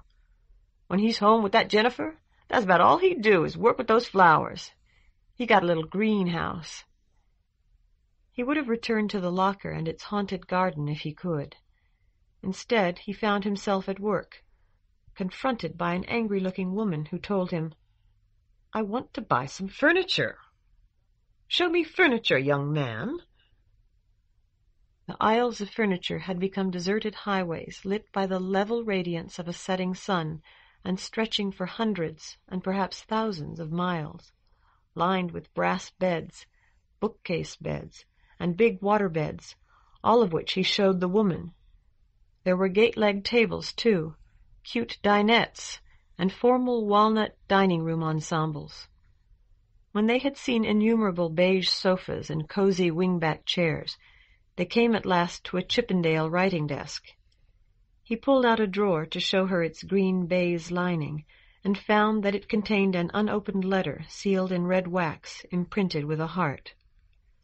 Aware that the woman strongly disapproved of what he was about to do, he nevertheless took out the letter and broke the wax, which snapped like glass. The snap was also the flicking of a switch. The infinite furniture aisles and the finite world were plunged alike into night. A woman stood in the dim doorway.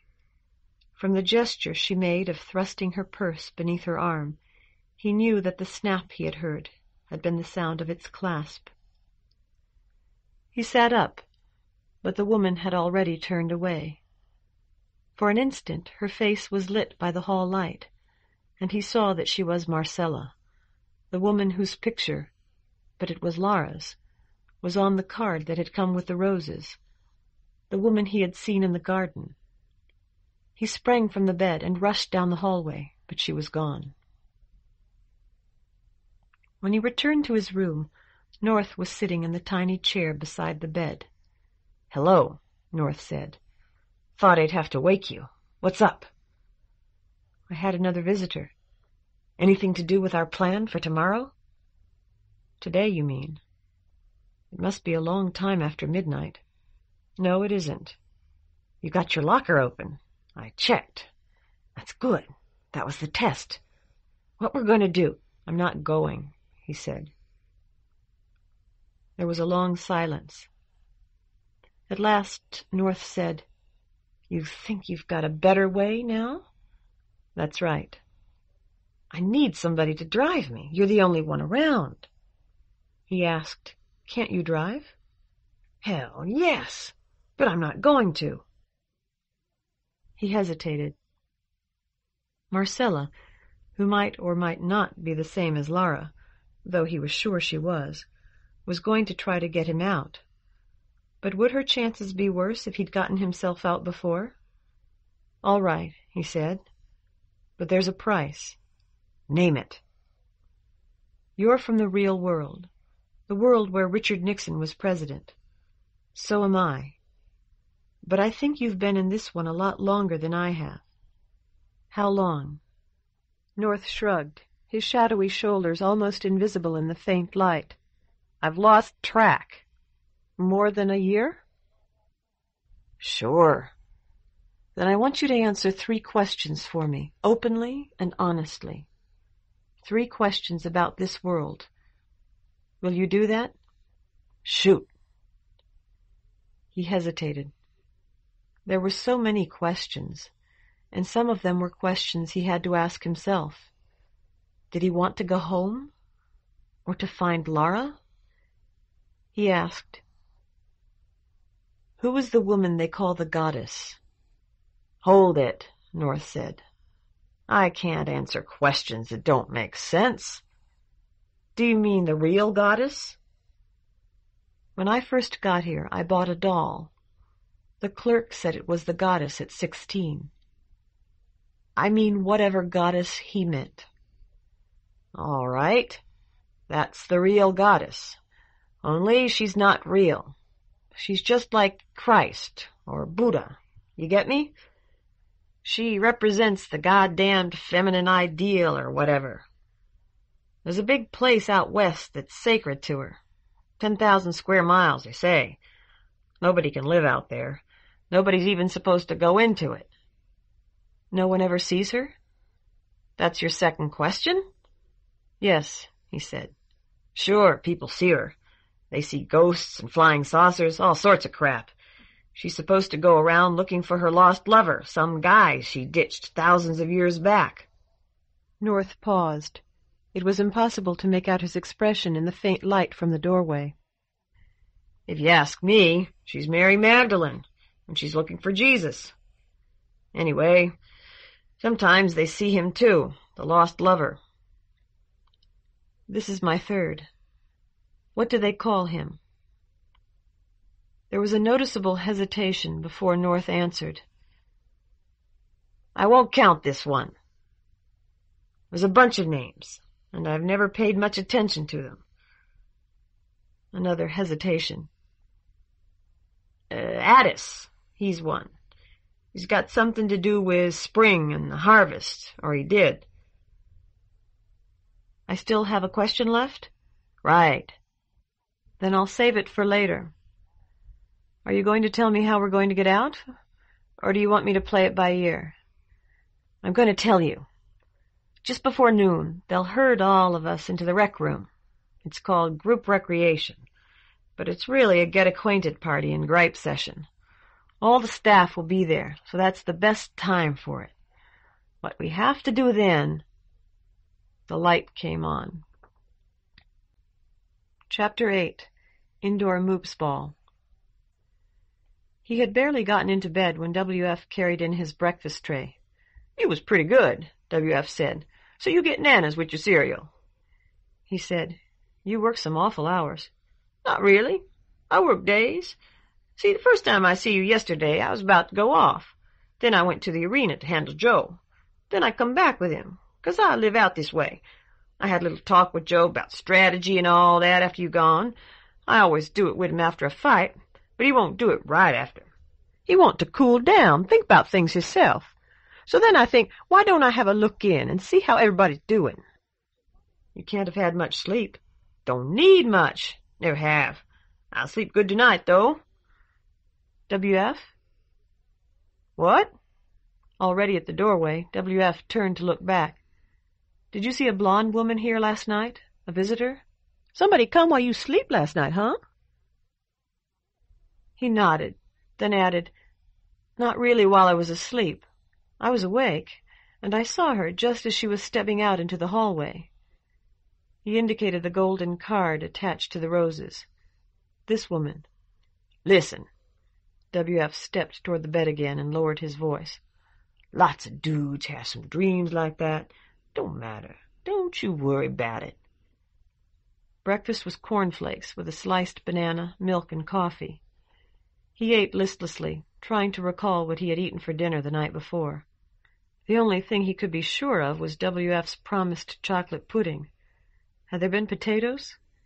He seemed to remember green beans and a scoop of mashed potatoes with a half-tablespoon of gravy. Was this what patients did?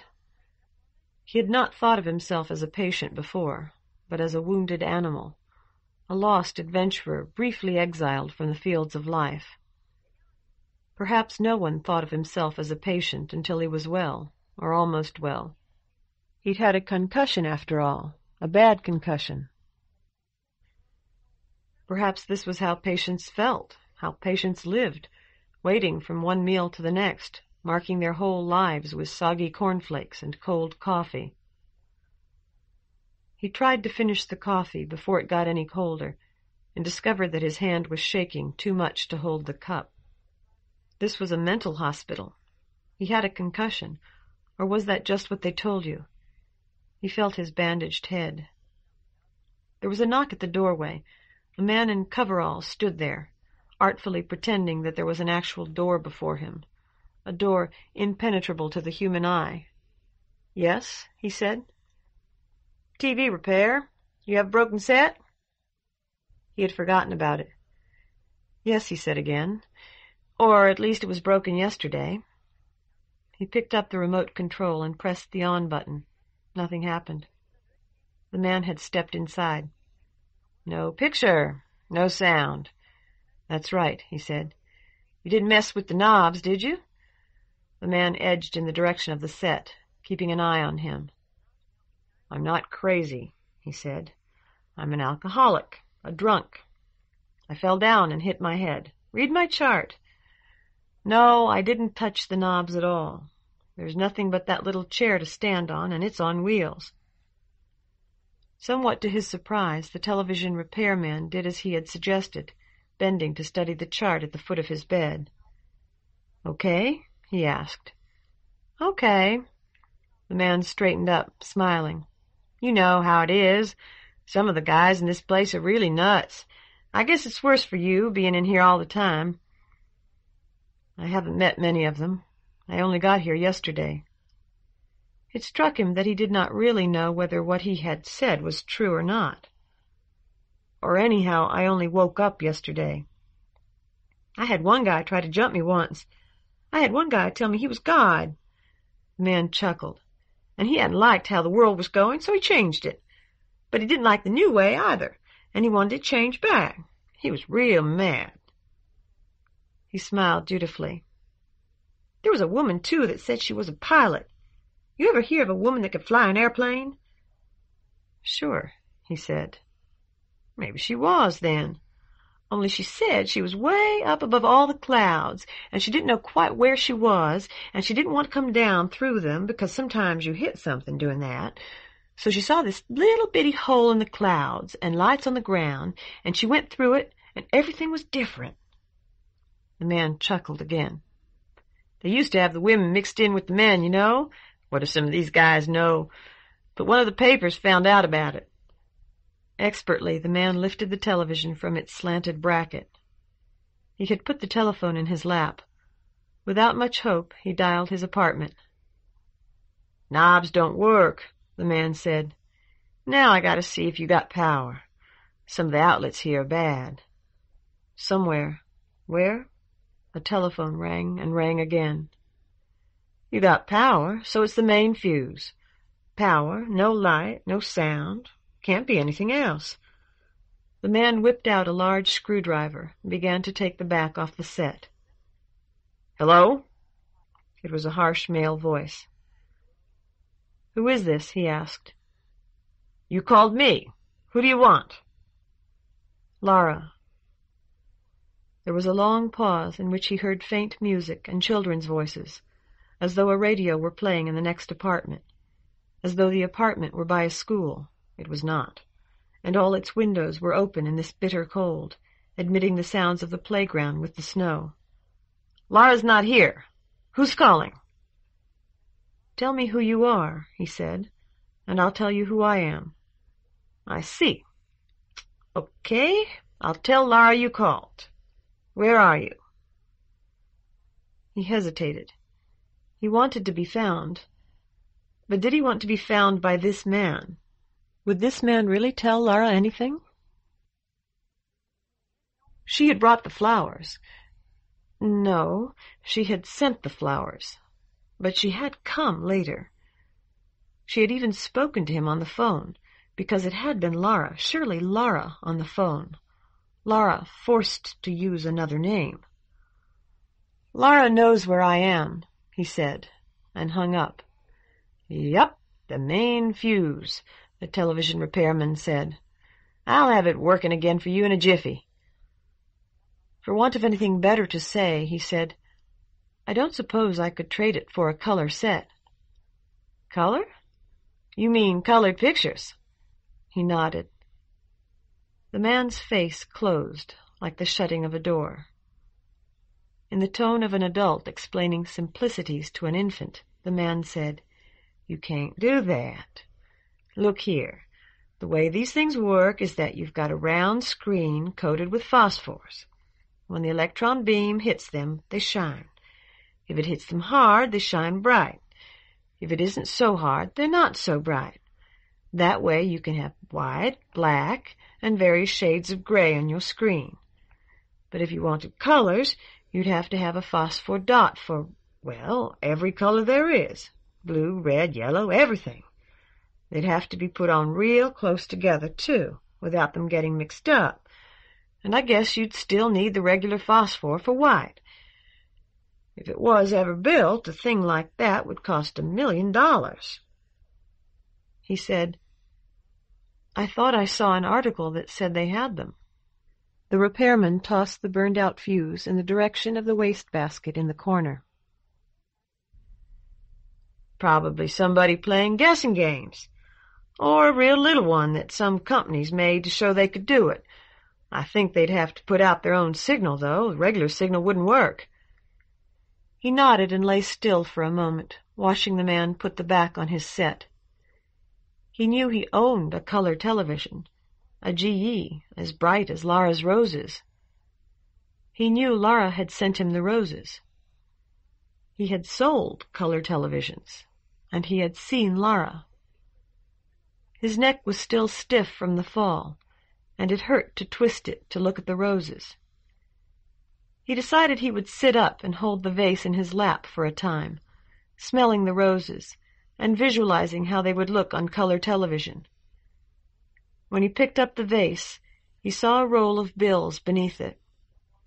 "All set," the repairman said, displaying the black and white picture. "I'll put it back up for you." While the man's back was turned, he grabbed the roll of bills and hid it under the sheet. "Try out your remote." He did, changing channels, turning the set off and on, and raising and lowering the volume. "Works fine. What'd I tell you? It was the main fuse, that's all. You got a voltage spike, and it blew to protect your tubes." Recalling Lara's fading, shrinking face on the screen, he asked what could have caused such a spike. The repairman sighed.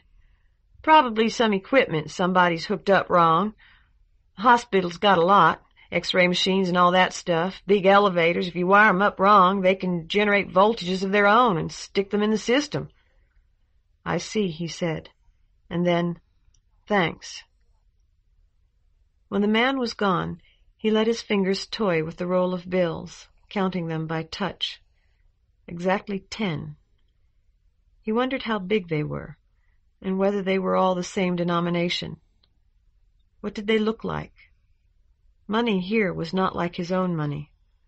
The reaction of the girl in the map store had proved that, and it had been confirmed by the bundle of money meant to be burned, in the Chinese shop. He moved one of the bills until its corner protruded beyond the hem of the sheet and glanced at it. 100. A voice from the television said, "Hello?" and he glanced up. It was a moment before he recognized his own apartment, but it was all there. His worn couch, the vinyl-covered armchair the store had let him have for $32.50 after someone burned a hole in the right arm with a cigarette, the telephone stand he had positioned to throw a shadow on that hole. A faint metallic voice asked, "Who is this?" The man on the telephone in his apartment was not himself. This man was older than he, big, tough-looking, starting to run to fat. He pressed a button to increase the volume. "You called me, fella," the man in his apartment said. "What do you want?" "Lara." There was a long pause. The big man seemed frozen. Slowly the image faded, replaced by a huge can of dog food. "It's all meat," said a new voice. "Give your pet just one can and watch him go for it." He turned the volume back down and lifted his knees so that the bedclothes were between his hands and the doorway. The bills were all hundreds, nearly new. None of them was completely new and unwrinkled. He had not seen $100 bills often, but the old-fashioned scrolling of these seemed familiar and right. The face on each bill was that of a woman, elderly, kindly, and intelligent, a lady who might, he decided, be a teacher close to retirement at some pricey finishing school. A footstep sounded in the hallway, and he thrust the bills under the sheet again. It was the nurse, smiling and humming to herself as she entered his room. "Good morning, good morning. How are you today? Enjoy your breakfast?" He nodded. "Then I'll just put it right over here on your little table for WF, all right? How's the head?" "It doesn't hurt much." "Well, if you want some aspirin, just ask. I know you can get up and walk around because you were up so much yesterday. Yes, I saw you, naughty boy. So you can come to Group Rec. Dr. Pill will be there today, and we want to show him a whole bunch of sunny faces." "I know you haven't been, so I thought you might like me to tell you about it." He said, "What do we do? Play softball?" "That's right. Only not in weather like this, of course, and not with a real bat, because someone might be hurt. But we have loads of fun. You see, the idea is for all of us on the staff to join all of you in recreational activities. That way we get to know you better, and you get to know us better. Dr. Pill doesn't really have to take part, but he's such a good sport, so he comes whenever he can. Once he played Run, Sheep, Run, but today we can't have outdoor activities because of the snow, so we'll have indoor moops ball. Won't that be fun? I've never played it. Suddenly and irrationally, he was afraid that the bills were showing above the edge of the sheet. As unobtrusively as he could, he pushed them deeper. Then this is your big chance to learn, isn't it? Up and out of bed, and don't worry about your pajamas. Everybody, I mean all the other patients, will be wearing the same thing. He had an apocalyptic vision of someone straightening up his bed while he was gone, and slipped the roll of bills into the waistband of his pajamas. The nurse whispered, "This is the day. William will give you the signal." Chapter 9. Freedom. "All right," the new nurse said loudly. "I want you to divide into 2 teams." She plowed through them like a white hospital ship through a sullen sea, pushing patients and staff to left and right. He found himself in the group on the right, with North standing beside him. "Now, I'm going to appoint 2 captains," the new nurse announced. "Dr. Pill, will you be one?" The man who nodded was a slender, smiling Oriental. "And you, Mr. Walsh, you be the other." "Sure," Walsh called. "Come here, you tigers. Listen up. You must each appoint a wizard." "Yeah," Walsh said and touched him on the shoulder. "You're my wizard." He asked what a wizard had to do. "Put the whammy on the enemy. I'll be out there leading the troops. You got magic powers I just invested you with, kid." Someone handed Walsh a red bat of soft plastic and a plumed red plastic helmet. "Thanks," Walsh said. "I'm not magic." "Not before, maybe, but you are now. Look at their guy. He's working already. You gotta beat his spells, so get busy." Walsh turned away. "I got 3 staff. Staff's all cavalry. Got it? Cone, you're cavalry too. Cavalry, go get your horses." The horses were bright red and blue plastic tricycles. In the center of the floor, a couple of patients, armed with plastic garbage can lids and huge soft plastic mallets, were already flailing away at each other. Between them was a gaily colored plastic beach ball, presumably the moops ball. It was probably good therapy, he decided. How could you stay mad at a nurse or a doctor you'd just banged on the head with a plastic mallet? Nevertheless, he didn't want to play. He yawned. As if picked out by a spotlight, he saw the face of the blue wizard, the man Walsh had pointed out to him.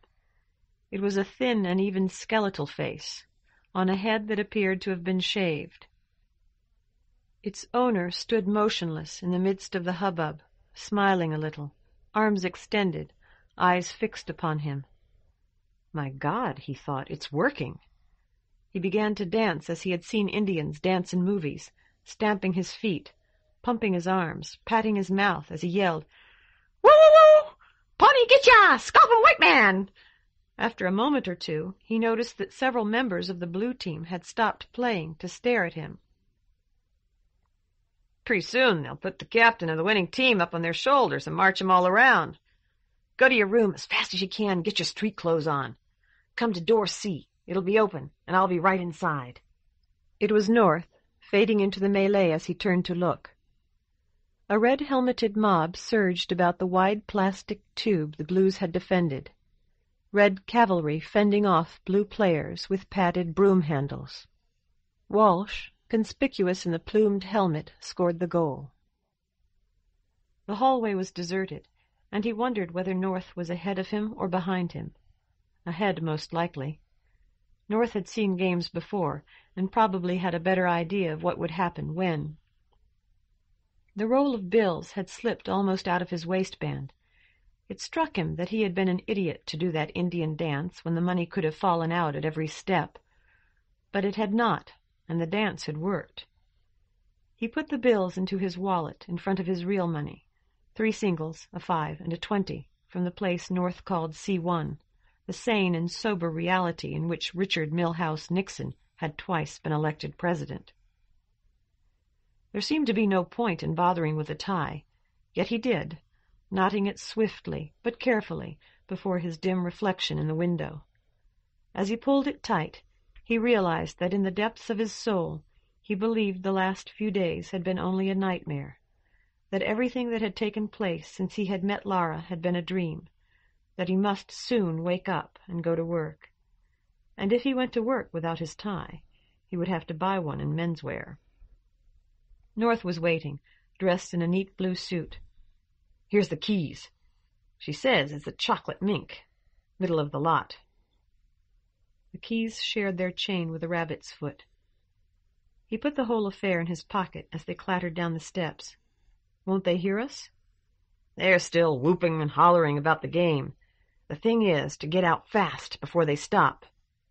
Instead of turning off into the room in which he had drunk coffee with Joe and W.F., they emerged into a snowy parking lot from what was clearly the back of the hospital. The brown car was bigger than he had expected, yet hunched-looking, with its short hood, high trunk, and roomy passenger compartment. He twisted the key in the ignition, but in vain. "I thought you said you knew how to drive." "It won't start, that's all. Won't even crank." Prompted by a dim and almost racial memory, he stared down at the pedals.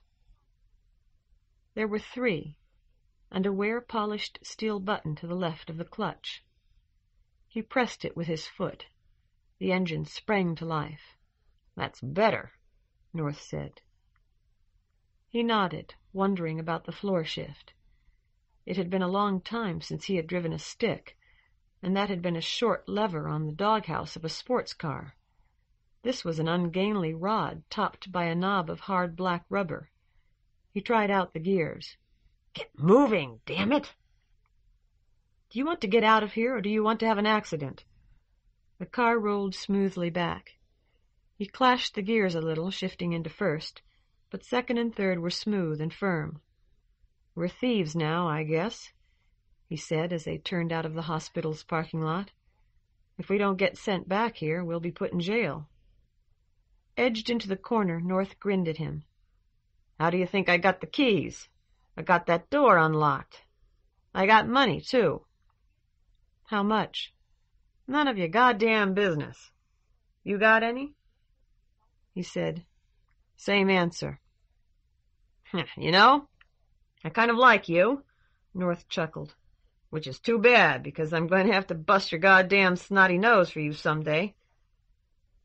"I hope it's not before you're through having me drive for you." "Can't you drive? You said you could." "I've been through the FBI's chauffeur course." He asked, "Then why'd you take me with you?" "Because I felt sorry for you, you jerk." He glanced across at North and saw that North was no longer grinning. A street he did not know unreeled before them. It was wide, with 2 traffic lanes on each side of 2 sets of shiny trolley tracks. There were trees, bare and yet snow-laden, between the street and the sidewalk. He thought of the streets he had seen radiating from the intersection outside the mental health center. This was one of them, he felt certain. But which? It seemed to him that though all had run straight, none had run in a definable direction, neither north nor south, east nor west, and yet this street had surely run to north. "Stop up there," North told him, "where it says guns. See the sign?" "You're going to get a gun?" "Stop, or I'll break your goddamn neck." North seemed to mean it. He pulled to the curb in front of the gun store and switched off the ignition. North got out, and he sighed with relief as he saw North walk past the show window and go into the haberdashery beside it. He took out the Tina doll and studied its enigmatic smile for what felt like a long time, then pulled the charm Shung had given him free of his shirt. It was a root, a dry, hard thing, shaped like a tiny wrinkled man no taller than Tina's forearm. A passing woman glanced through the window, and he realized how strange he must have looked to her with the doll in one hand and the charm in the other. She probably thought he was crazy, and if she called the police, she would find out she was right. Except that even United had not thought him crazy, only an alcoholic. He was, supposedly, a drunk, and North was what? A schizophrenic maniac, something like that.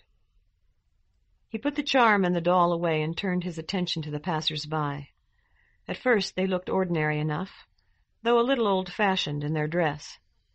He had seen pictures set in the 30s and 40s, and he felt that these quiet, dark figures hurrying through the cold were costumed for just such a picture, girls and women and a few men, all in heavy coats that reached nearly to their shoe-tops, the men in wide-brimmed felt hats, the women and girls in head-hugging cloches.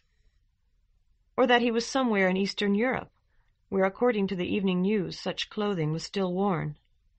One young man who passed him had a fur hat, and several women were wearing fur coats.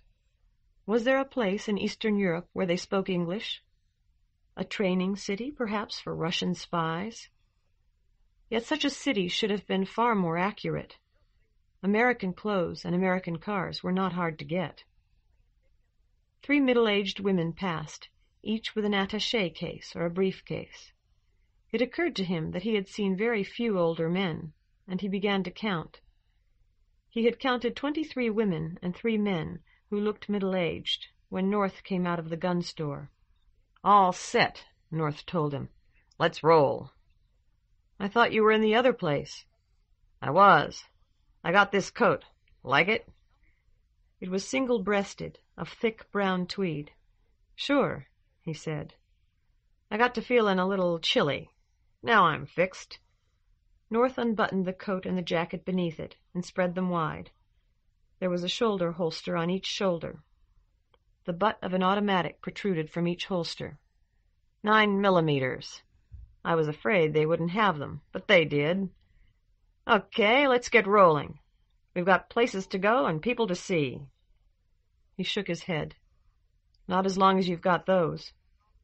You're afraid of me. I guess that's only natural. Here. North dropped one of the pistols into his lap. Now we're even. I'll give you the shoulder rig as soon as we get someplace where I can take off the coats. Let's roll. He shook his head. What the hell's the matter with you? I've tried. He didn't want to pick up the pistol, but he did. Here. Take it back. Take them both back to the store. They'll give you your money. North's right fist crashed into his jaw, driving his head against the window glass. For a moment he saw intense flashes of pale yellow. Next time I hit you, it'll be with a gun, not my hand. He tried to open the door, but North caught him by the arm. You got a gun? North said. Go for it. He shook his head, trying to clear his vision. Go for it. It's loaded, ready to shoot. Pick it up and try to kill me. I'll go for mine. One of us wins. You're crazy, he said. You really are crazy. He felt the checkered grip of the automatic pushed into his hand. North had it by the barrel, trying to make him take it. Instead, he held up both hands, as he had seen people hold up their hands in movies, as he had seen suspects hold them up on television. He hoped a passing cop would see them. North said, You got no guts. No guts at all. I thought you had some, but I was wrong. If it takes guts to shoot an empty gun at a man with a loaded one, you're right. I don't have a bit. North jerked back the slide. A cartridge flew out, striking the windshield. North caught it, took out the clip, jammed the cartridge into it, and slammed it back into the butt of the gun. Want to try again? He shook his head and turned on the ignition. Then get it in gear. As they pulled away from the curb, he asked, Where are we going? A hotel to start with. I need more clothes, documents, newspapers, a base to work from. North snapped his fingers. The Grand. Keep moving. I've got to get myself located. He wondered very much what sort of work was to be carried out from that base. He thought it better not to ask. The street lost its trolley tracks and became a boulevard flanked by imposing buildings of granite and marble, buildings guarded by snow-draped statues, and in one case by a live sentry who might have been a United States Marine in dress blues. At last they were drawn into a traffic circle in which cars, small trucks, double-decked buses, and an occasional bike spun dizzily around a bronze general with a sword and a cocked hat. There was a moment of wild disorientation before he realized that the general, his rearing charger, and his pointing sword were all circling too, that the statue was revolving counterclockwise, like the traffic. A small green car cut in front of them, and North reached for a gun. "Easy," he said, and laid his hand on North's until the green car was gone. "By God, I would have ran the bastard," North whispered through clenched teeth. "Rammed him." "And the police would have got us. Where do I turn off?" North said nothing, staring straight ahead. Cars, mostly black, wove in and out. A policeman and a policewoman passed them in a black and white squad car. The woman glanced at them incuriously before her squad car moved off through the traffic. His jaw still hurt. He rubbed it with one hand as he drove. "Keep circling," North told him. "It's one of these." Chapter 10. Hotel Room. There was a balcony whose smooth carpet of snow testified that no one used it in winter. He did, opening the French doors and stepping out in his topcoat to study the winter sea. The waves were of that nearly black green he had been told artists call cannon. They pounded at the deserted beach like sentient beings, like so many workmen who knew that the job would be finished at last, the final stones, the last grains of sand, washed to the bottom, and that until it was done they would get their pay. Nearer was a wind-swept concrete sea-wall. Nearer still, a narrow asphalt road spotted with ice. A paved terrace flanked by evergreens in tubs led from the road to the marble steps of the Grand, which was clearly a resort in summer, and in winter nothing much. Their room, North had insisted that they share a room, was on the uppermost floor. It cost a modest $25 a night. Yet even so they had been able to get a weekly rate of $125. It was spacious, with a high ceiling, and thus far it had been always cold.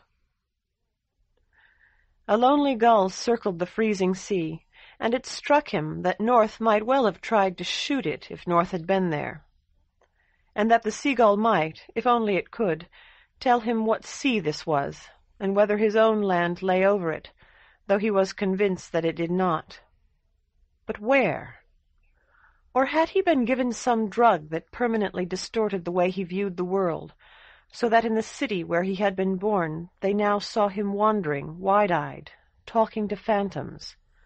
Was it, as Lara had hinted in her note, merely the other side of a special door that he must find? If so, was Lara here or there?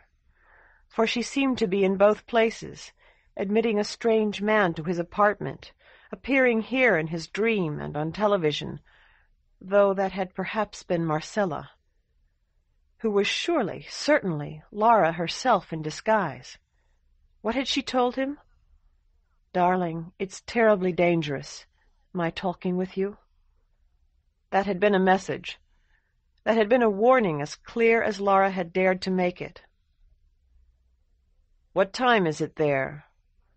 So Marcella had been far away in another time zone, and had come on a jet as soon as she had finished speaking to him. Or she had wished him to think her far away. Marcella was a star. Marcella appeared on television, was known to everybody. What was it the nurse had called her? A goddess of the screen? But Marcella had telephoned him, waking him from sleep, if the call itself had not been a dream. He watched snow dance across the broad, bare flags of the terrace. On the other side of the French doors, the telephone rang and rang again.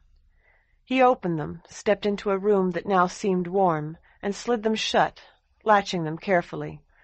The telephone rang a third time.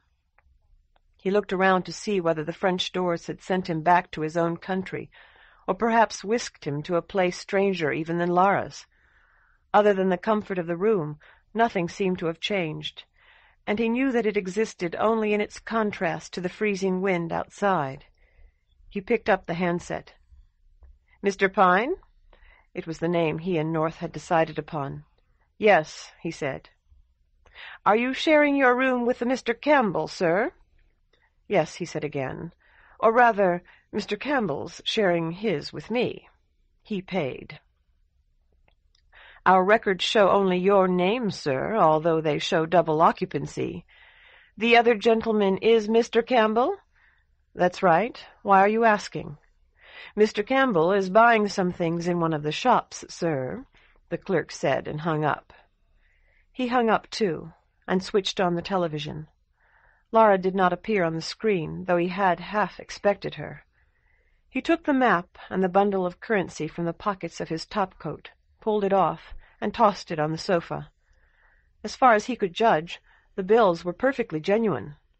The brown paper band, with its stamped inscription, inked Chinese character, and 10-cent price, was just as he remembered it. He put away the bills and studied the map, trying to recall the topography of the United States, and where such an area might fit into it. The girl in the map shop had mentioned some nearby town, or maybe it had been the red-faced man he had talked to in the street. He could not remember the name of that town, though he racked his brains for it. No town of any kind appeared on the map, which he thought too much like a picture. There were mountains with snow-white peaks, and narrow valleys that seemed forbidding. A crude red array of walls and towers marked Giant's Castle was probably just a rock formation. He felt he had heard of it, or perhaps only of something like it, a Giant's Causeway or something of the sort. The girl had mentioned a place called Crystal Gorge. He felt certain of that. He found it on the map, sparkling urns and statues on glass pedestals. Another place was called the Goddess's Pleasure Garden, and there was a gray stone arch in the center smothered in flowers. Recalling that arch from his dream, he shivered. The door banged open, and North came in, carrying boxes and a paper. "Here you go," North said, tossing a box into his lap. He pulled the map from under it. "What is it?" "Hat. I had to guess your size, but you can bring it back if it doesn't fit. You look funny without one. Everybody wears them here." He refolded the map, opened the box, and pulled out a high-crowned snap-brim. He had never worn a hat, but he had to admit that North was right. "Got you a new tie, too, and a couple shirts. If the maid snoops around, we want her to find something." "Did the man who was supposed to meet you come?" "I'm saving that for last. Try on the hat." He did, thinking at first that it was a trifle snug, then deciding it was a good fit. The tie was red silk with a yellow pattern that reminded him of scrambled eggs. Both shirts were taupe, one with a yellow stripe, one with a blue. "Pure silk. Silk's cheap here. I figured you for a 16 collar. If they don't fit, leave the collar open. They look better like that anyhow." 16 should be fine. "Now you get to read about us," North said, handing him the paper. "We made page 1. Lunatics escape. 3 patients escaped from the male floor of United General Psychiatric Hospital yesterday. Names are being withheld to spare the feelings of their relations, but Dr. Jonathan Pill, a hospital official, describes one as dangerous.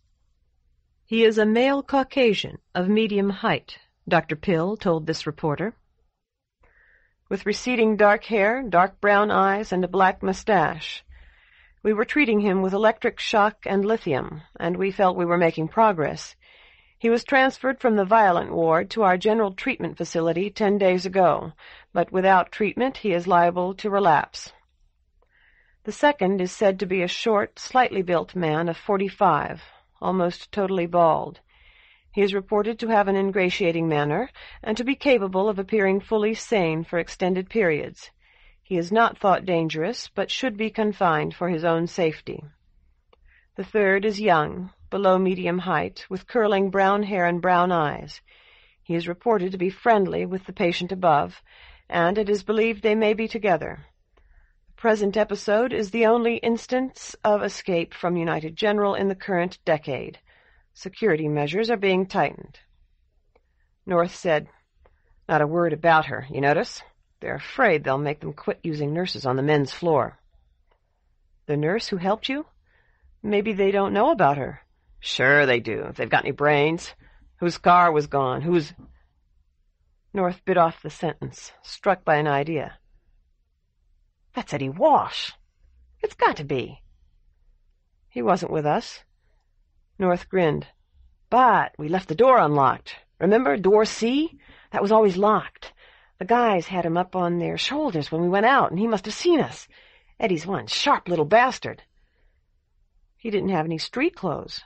"My God, he must have frozen to death." "He took his chances just like we did." If North said anything more, he did not hear it. He saw his mother's face and heard his mother's voice, the face and voice as each had been toward the end, when they were about to lose the house. "I took my chances." "They don't carry much in the way of ID here," North said.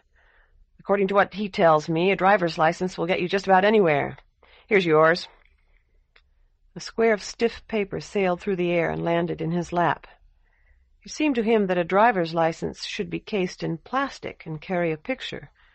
This looked more like an elaborate theater ticket, although a name was printed on it, as if he himself were the show tonight, and there was a space for his signature.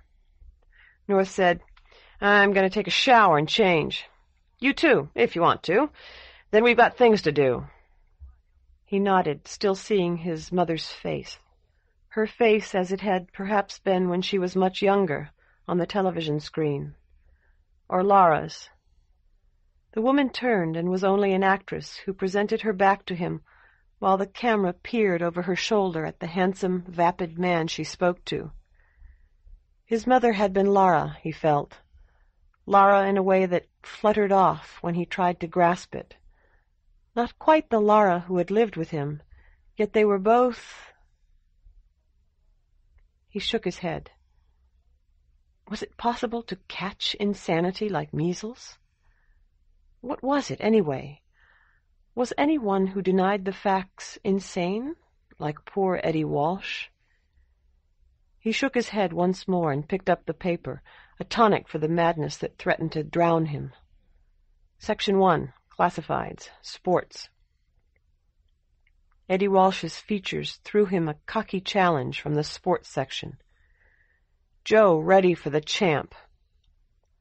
Popular pugilist Joe Joseph has concluded an agreement to fight world heavyweight champion Sailor Sawyer, Joseph's manager, Edward E. Walsh, announced today. "Joe's already the champ," Walsh cracked. "He's just going to defend his title." A date for the bout has not yet been announced, but under the terms of the agreement it must be held within the year. Joseph has scored convincing victories in his last 5 outings, KOing Ben McDonald in the 3rd last night. The match with Sawyer will be his first appearance in a main event. Walsh, who has been hospitalized with a stomach complaint, is returning to his post to ready Joseph for the big fight. He dropped the paper. Poor Eddie. They would find him now. Even doctors read the sports. He tried to remember the Oriental doctor's name, but could think only of Sheng. The elderly Chinese had sold patent medicines in his little curio shop. Would it be possible to call Walsh and warn him? Surely he had already seen the story in the newspaper, yet a warning might do some good. There was a thick gray and yellow directory under the stand between the beds, but no Walsh, Edward E., was listed there. He tried to remember the name of Walsh's company, the company that Walsh had named when they had first met. Walsh Promotions, that was it. And there it was in heavy black type, a little way down the column. He dialed the number. No twittering voices this time. The telephone, he imagined a dingy little office 2 flights up in a brick building near a gym, rang twice. and a marvelously familiar voice said, "Hello?" "Laura!" "Yes, this is Laura. What can I do for you, sir?" "Laura, it's me." "I think you probably have the wrong number, sir," Laura said cautiously. "This is Walsh Promotions. I'm Laura Nomos, Mr. Walsh's attorney." He drew a deep breath. "I think you're Lara Morgan." She hung up. He dialed the number again, and the telephone rang and rang in the imaginary offices of Walsh Promotions, but no one answered. North came out, fresh and pink now from the shower, still buttoning a blue-striped shirt. "You want to go to the John or anything?" He shook his head. "Then let's go." "Where are we going?" "Let's just say it's to a little meeting with some friends of mine to discuss our strategy." He stood up, smoothing his suit and straightening his tie, got his topcoat, and made certain nothing had fallen out of the pockets. "Strategy for what?" "For taking over the government of this crazy place. What the hell do you think? We need men, and some sort of guarantee that the army won't move against us." North picked up the 2 guns in their black leather holsters and buckled them on, one for each shoulder. Chapter 11. The Conspiracy. "Turn in the middle of the block," North told him. He turned and drove down a narrow, twisting alley, like the one down which he had run from the mounted policeman. Different in one respect, however, for it was now night, and the alley was utterly dark except for the headlights of their car. Cats with shining green eyes slunk to one side, and once he had to leave the car to move a fallen garbage can out of their path.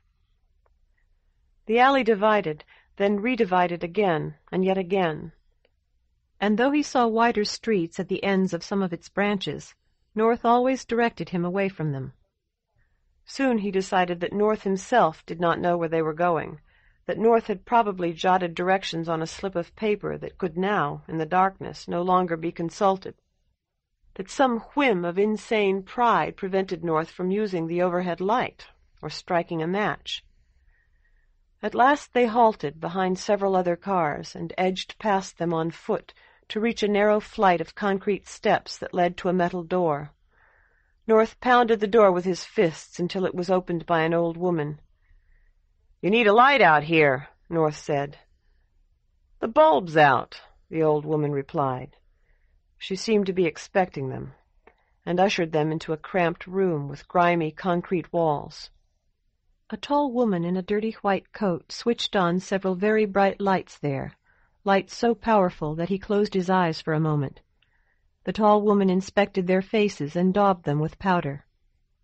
"I like that smile," the tall woman murmured, and touched his lips with scarlet salve, then held up a mirror so he could inspect them.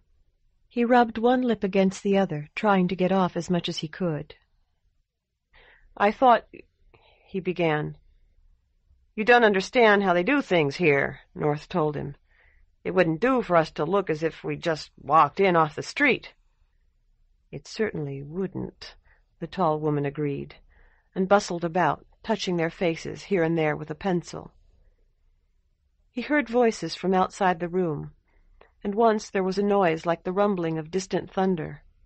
Girls and men passed to and fro, shadowy forms in a shadowy corridor. When the tall woman had nearly finished, he glimpsed the shambling silhouette of a bear. "Here we go," North told him. "Just follow me." The shadowy corridor led to a brilliantly lit room in which 4 men sat around a painted wooden table. One wore a rumpled uniform. 2 were dressed in suits, as if for work in an office. The remaining man, whose room it appeared to be, was in yellow pajamas and a maroon bathrobe. Half a minute or more had passed before he realized that the room was a great deal larger than it appeared, that only this end of it, which was perhaps much less than half, was lit, and that there were watchers in the darkness beyond the light. The man in uniform spoke to North, briefly explaining what had been said before he and North had arrived. It seemed clear he wanted North to lead them. equally clear that he would resent any leader. North said, "We can not only fight injustice, we can win.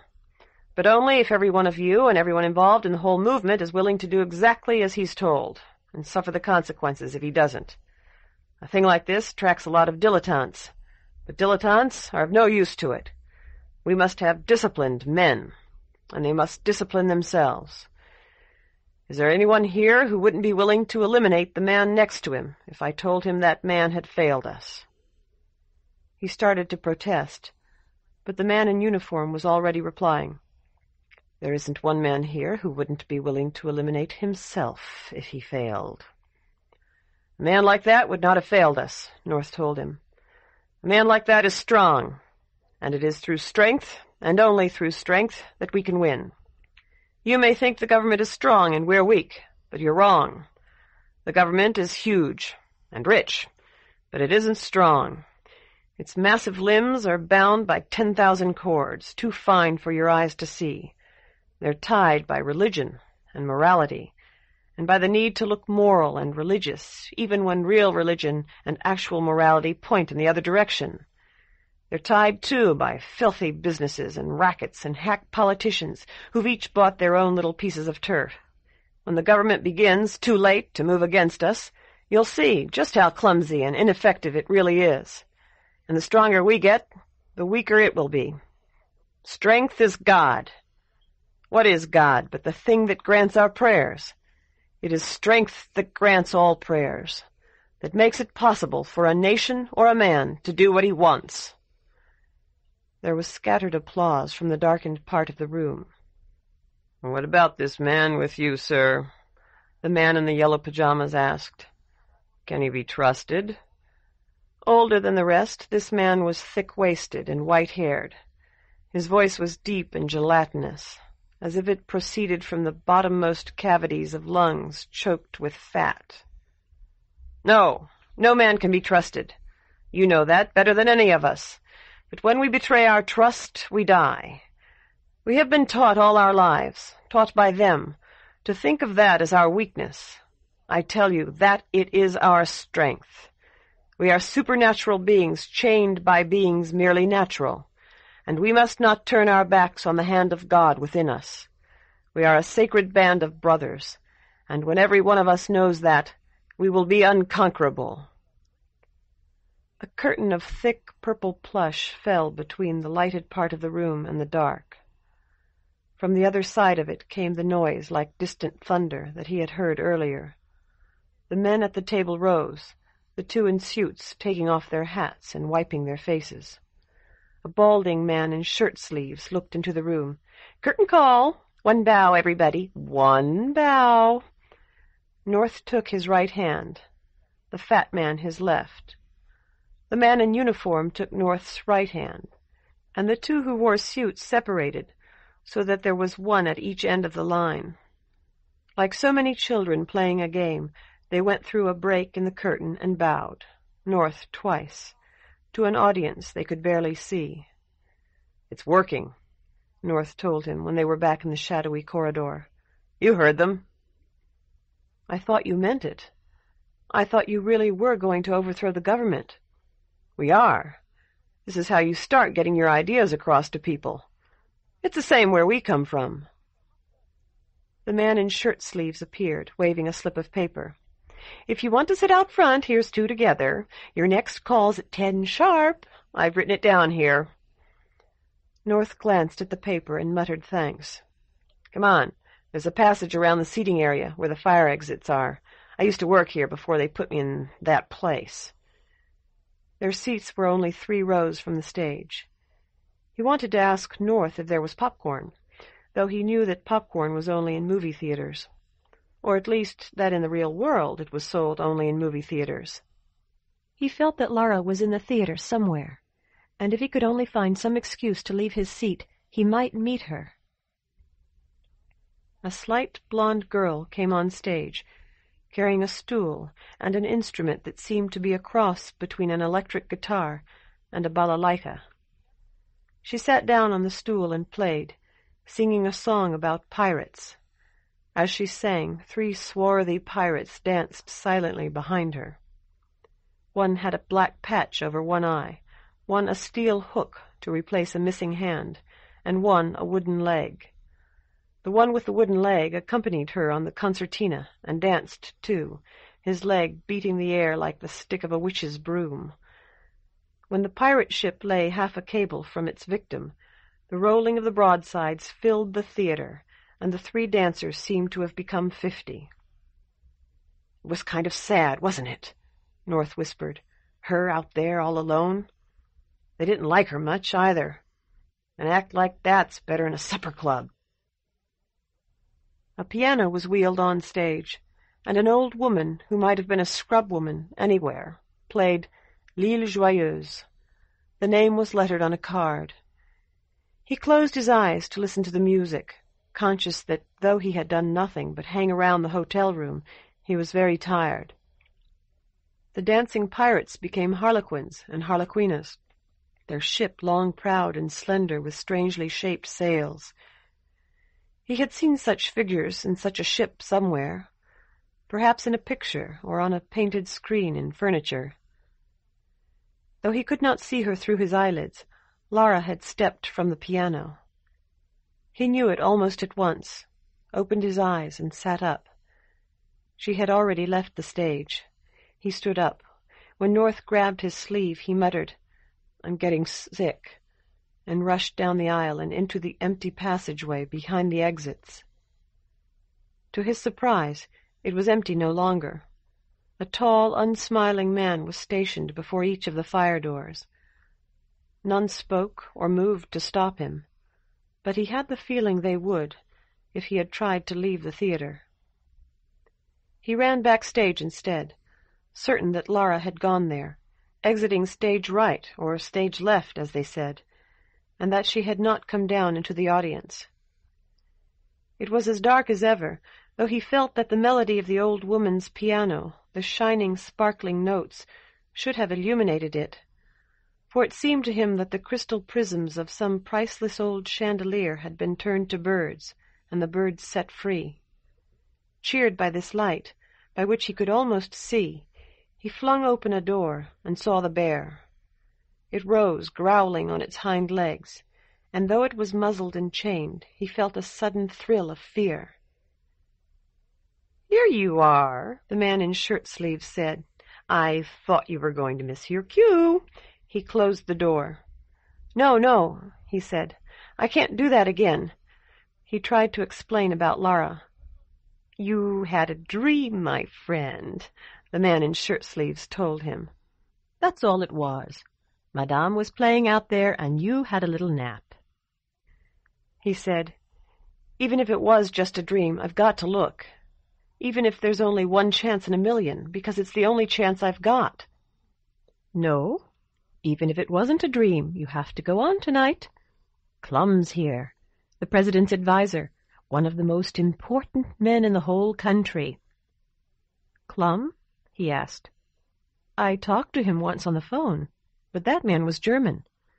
The man in shirt-sleeves looked at him with new respect. "That's right, Clum's German." "I didn't think the president would have a German advisor." North walked past them rapidly without looking at either of them. "Clum's an immigrant, but very high up in the government." "Now, you have to go on. He's in the box on your left."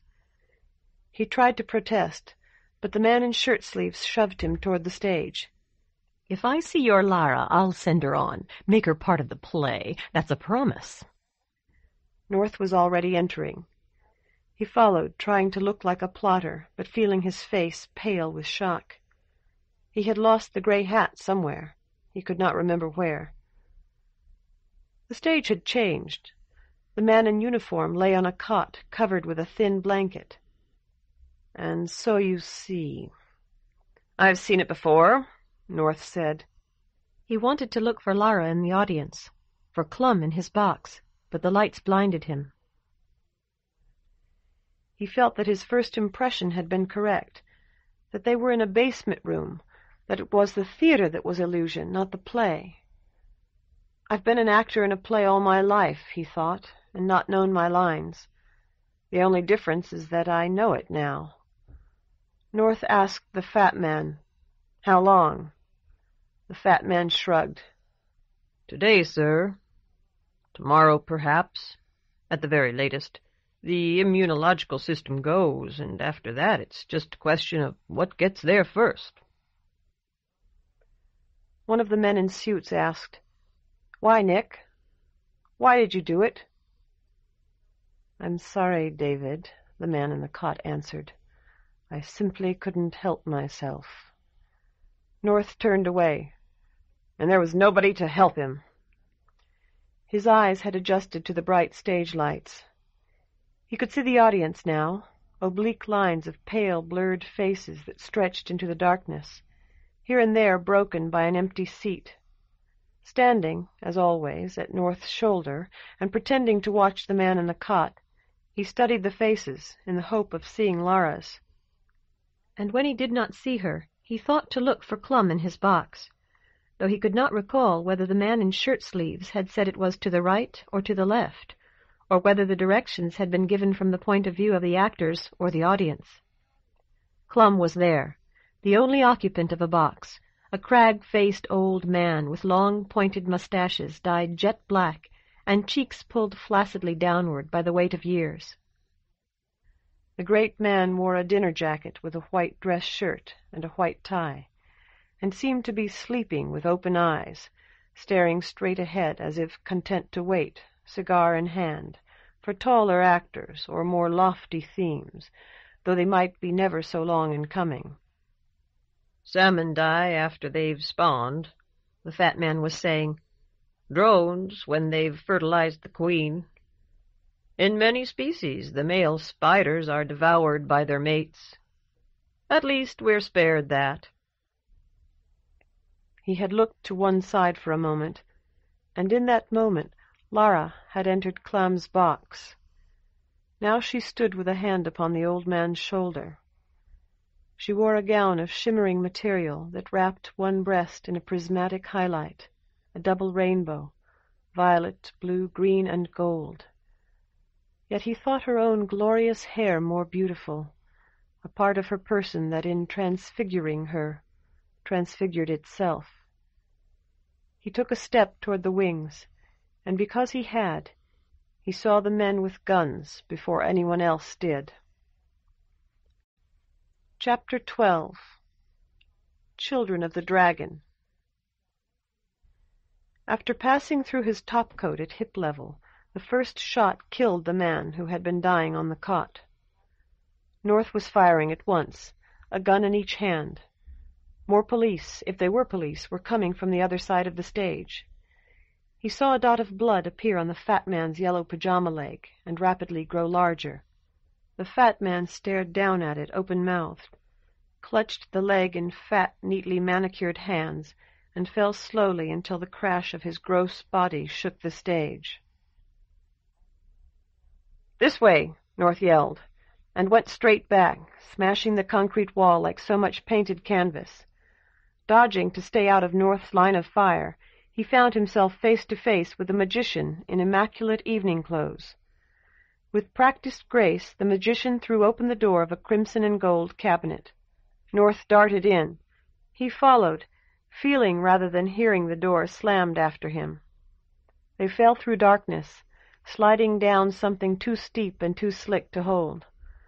Later he would remember that he had been afraid one of North's pistols would go off when the slide ended. Neither did, but he could hear shots and screams above, and running feet. There was a scratch and a flare of light. North held a silver cigarette lighter. Like the visiting princess who must feel a single pea, they lay upon a pile of mattresses. All about them stood a shadowy crowd of barrels, shelves, and boxes. With strong teeth, North was tearing the cellophane from a cigar. "Know where we are?" He nodded. He had seen a paper lantern and recognized the place. In the basement of the Chinese shop. North bit the end from the cigar and spat it out. "Close enough. We're in the basement of the theater. That magic act was supposed to follow us, so he was setting up in back of our scenery. He makes stooges from the audience disappear in that cabinet. He shook his head and climbed from the mattresses, which were grimy with dust. It's probably better to lie low for a while, North told him, lighting the cigar. He already had a foot on the stair. Go ahead and shoot, he said. They'll hear it, and they'll know where you are. Or you can start a fight. I'll yell, and they'll hear that. He took Shung's matches out of his pocket and struck one, just as Shung himself had struck a match upon an earlier occasion that now seemed forlorn beneath an infinite drift of calendar leaves. A dragon of red and yellow fire appeared, emitting black smoke, illuminating their corner of the dusty basement. It appeared to wink at him, then vanished. "God damn!" North said, picking up the cigar and swatting at sparks. "How'd you do that?" "Have fun." He waved goodbye. He went up the stairs and into Shung's shop. Shung and Dr. Pill were sitting in Shung's back room drinking tea. "Nice see you again," Shung said. "This sister's son, doctor. Fine man. Like tea? Want buy something?" Dr. Pill extended a hand. "We've met, more or less. You were only semi-conscious at the time, though. Later I saw you in the Moops ball game. You were extremely impressive. And now you'll take me back, or try to." He pulled out the remaining chair and sat down. "Not really." Dr. Pill paused. "That is, not unless you want me to." "Maybe I do." He found he was rubbing his temples with his fingertips. Everything's so crazy. Shung chuckled. "We joke, for gods. Relax, enjoy, laugh, too. Do not do mean. Mean not belong joke. Die, drink wine with gods, laugh more." Dr. Pill said, "The pressures of life become too much for all of us now and then." It occurred to him that North might come up the stairs at any moment and kill them all. It seemed there was not much he could do about it. "You tell," Shung said. "Nephew very wise. Shung fool, but old fool, see much, even fool learn at last." When he did not answer, Shung continued in a tone that was almost coaxing. "Say, Dr. Peel, your doctor, Shung listen." "All right. To start with, that name. What sort of a world is it when you wake up in the hospital and they tell you you're being treated by Dr. Pill?" The doctor smiled, hiding his mouth behind his hand. "Is that all? You see, my family name is Dye, but when I was in med school it struck me that it wasn't quite the thing for a young physician, so I changed it. I've often regretted that change, I admit. I fear I retained an undergraduate sense of humor when I made it. But now Pill is on all my diplomas and licenses, and it would be a great deal of trouble to change back." "Am I really an alcoholic?" "I doubt it. But if you think you might be, you'd better cut down on your drinking." Shung said, "Drink tea," and poured steaming brown liquid into his cup. "If I'm not an alcoholic, why did you say I was when they brought me in? It was on my chart." Dr. Pill looked grave. "The woman preferred charges, and my uncle here had asked me to look out for you. He had seen you fall, you see. Breach of promise is quite serious, as you must know. If I had said you were sound except for your concussion, you'd have been taken to another hospital and eventually to prison. By classifying you as an alcoholic, I was able to keep you at United and keep you off psychoactive drugs." "All right." He nodded. It seemed too much to assimilate all at once. "Mr. Shung, I was in this theater. I went into a magician's cabinet, and I fell down what I guess was a trap door onto some old mattresses. But when the man I was with lit his cigarette lighter, we were in your basement." "Building belong theater. Shung rent store. Good tenant, always pay. Theatre not need all room underground. Let Shung store merchandise. Give Shung key. Dr. Pill said something to Shung in rapid Chinese, then asked, "Who is this man who was with you?" "North. He's very dangerous." "Are you aware of that?" "Yes, I know," he said. "If he's really in my uncle's basement, I must inform the authorities. You should have—" At that instant there was an explosion beneath their feet, rapidly followed by another. A demon, an alien being, a thing of flame having nothing to do with the life of Earth that yet seemed to live, roared up the stair, crashed into a wall, and veered into the room where they were drinking tea. There was a third explosion. He was in the street, sitting up and drinking tea.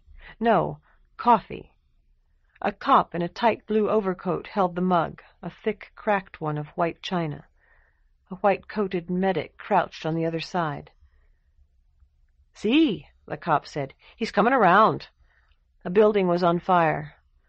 Men from 2 fire trucks sprayed it with water. He asked, "Is Mr. Shung all right?" The medic said, "You were in the Chinese shop?" "Oh, okay, that explains it." The cop said, "They took him to the hospital already. He was pretty shaken up." The medic said, "We'll take you there, too, as soon as we get another ambulance." He shook his head. "I'm not hurt. Dizzy a little, that's all. What happened?" The cop said, "There was a panic in the theater next door. Some feds tried to bust some of the actors. There was a lot of shooting. Something started a fire, probably a stray bullet messing up the high voltage for the lights." The medic said, "We thought that everybody got out of the theater before the fire got too bad. Then we saw you." The cop said, "You're out of the Grand, right? We found your room key in your pocket." He nodded. "We found your car keys, too. But I don't want you to drive tonight. If you don't want to go to the hospital, I'll get a cab to take you back to your hotel, understand? You can pick up your car tomorrow." The medic asked, "Do you think you can stand up?" He proved it by standing. His knees were a little weak, but he was able to walk. "I guess my coat's ruined." "Yeah," the cop said. "You'll have to buy yourself a new one." "That reminds me. I want you to check while Fred and I are here, so you'll know we didn't take anything." Feeling foolish, he got out his wallet and carefully counted the money, while another screeching fire truck arrived. There was a bit less than $1,000 in bills that looked nearly real. The thick sheaf marked 10 cents was still in his topcoat pocket, as were his map and the doll. At a corner far enough from the fire that traffic flowed unimpeded, the cop helped him into a taxi. The cop told the driver, "You take him out to the Grand, you got me? Nowhere else. He's registered there, don't worry, and he can pay you. If he passes out or anything on the way, tell him when you get there." "Okay," the driver said. "Okay." Then, when the taxi's door was shut, "You know, I hate these runs. You don't hardly ever get no decent tip." He said nothing. He was staring out the window at the fire and thinking of Dr. Pill and North. He had forgotten to ask if Dr. Pill was all right. He had been afraid to ask about North. But North had probably been in the basement when the fireworks went off. North was almost certainly dead. Striking the trick match had made North drop that cigar, and the sparks had set off the fireworks. So he had killed North. He felt no regret, guilt only about having none. After a time it came to him that North had been courting death, had wanted to die, and in the effort to die had raised every encounter to the level of a life-and-death struggle. There won't be nobody at the Grand wanting to go to town this late. Grand's just about empty anyway. Have to deadhead back." He said someone would probably want to go to the airport. "Ya kiddin'? They don't fly after dark." He put away the 100 he had been fingering and asked how far it was from the Grand to the airport. 20. 30 miles. But I gotta take you to the Grand. That son of a bitch has your name and my number. I was wondering if it was possible to go past the airport. I'd like to see it. Be way out of your way, the driver told him. All right. He remembered driving north to the Grand, but they had not come by this route. Or at least, he recognized nothing he saw, though so many things were covered with snow that it was hard to be sure.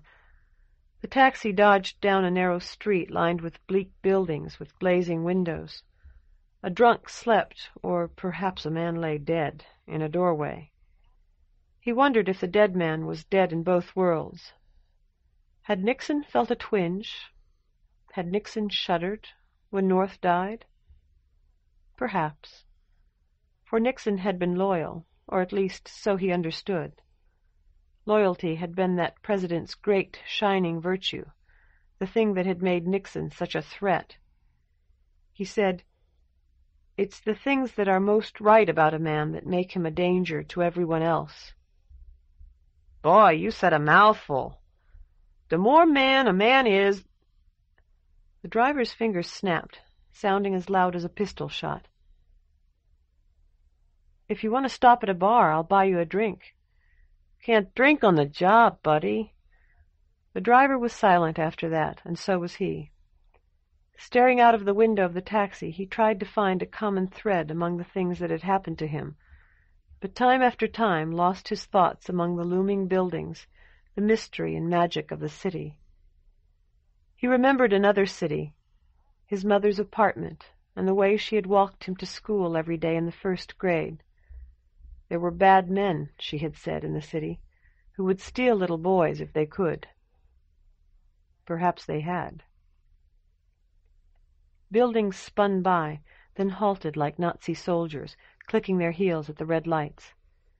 There were no freeways here, no overpasses, only narrow, twisting streets whose few inhabitants seemed sinister, and long, straight boulevards whose esplanades were buried in snow. He seemed to remember that Eisenhower had built the freeways, though he had been born during Eisenhower's term of office. Eisenhower had brought Nixon. Nixon had brought North. His mind filled with lurid pictures of North trapped in the burning basement, firing at the flames. Two boulevards met at an acute angle, and he recognized an evergreen near a streetlight, broken under its burden of snow. He had gone up or down this boulevard. He muttered, "Down," to himself. It seemed to him that when he had seen the broken tree, he had been going in the opposite direction, looking out of the opposite window, the window of the hunched little car that the nurse had given North. For what? He pulled out the keys on the rabbit's foot and looked at them. The rabbit's foot had not been lucky for the car, or for the rabbit. Could the car have been a rabbit? No, it had been a mink. A rabbit would have gotten away even in that alley, run from the flames, bouncing over the trash cans and the broken empty bottles, bottles emptied of cheap wine in which there was no Christ, wine grown in the California sun to be pissed away in a corner. Did they have a California here? That had surely, surely been where Marcella had been when she called, where Emma was, Emma who drew Lara's bath. Emma stood at his elbow, and though he could not see her there, he knew her for a Nazi soldier, a transvestite of the SS. He wanted to say, "So, Colonel Hogan," but the words would not come. The drawer was open, and in it lay the unopened letter, the letter shut with red wax. He was afraid of the woman, of the man behind him. "Why, I'm back in that dream again," he thought, "and maybe when I wake up I'll be asleep beside Lara." A single book lay upon the desk, pinned there with a nail so it could not be stolen. The title was stamped on the black morocco cover in German letters of tarnished gold. Das Schloss. Chapter 13. Grand Hotel. He woke when the taxi stopped, very possibly because the driver had made certain that the stop would wake him. "That's 2710, the driver said. He handed over $30 and got out. Instead of pulling onto the terrace, the driver had let him off at its edge. Snow still danced across the broad flagstones. It was a dance of ghosts, of whirling white shapes that advanced and retreated in profound silence. A distant clock struck once, the deep tone of its bell rendered thin and spectral by miles of snow-covered fields. A freezing wind touched him through all his clothes. He could hear the surf, and he turned aside from the warmth and the bright windows of the hotel to go to it, propelled by an attraction he could neither understand nor resist. The sand was strewn with shattered ice piled higher than his head. He climbed it slowly and patiently, gripping the slabs with stiff fingers, slipping and falling often, until at last he stood at the summit and looked across the whispering dark.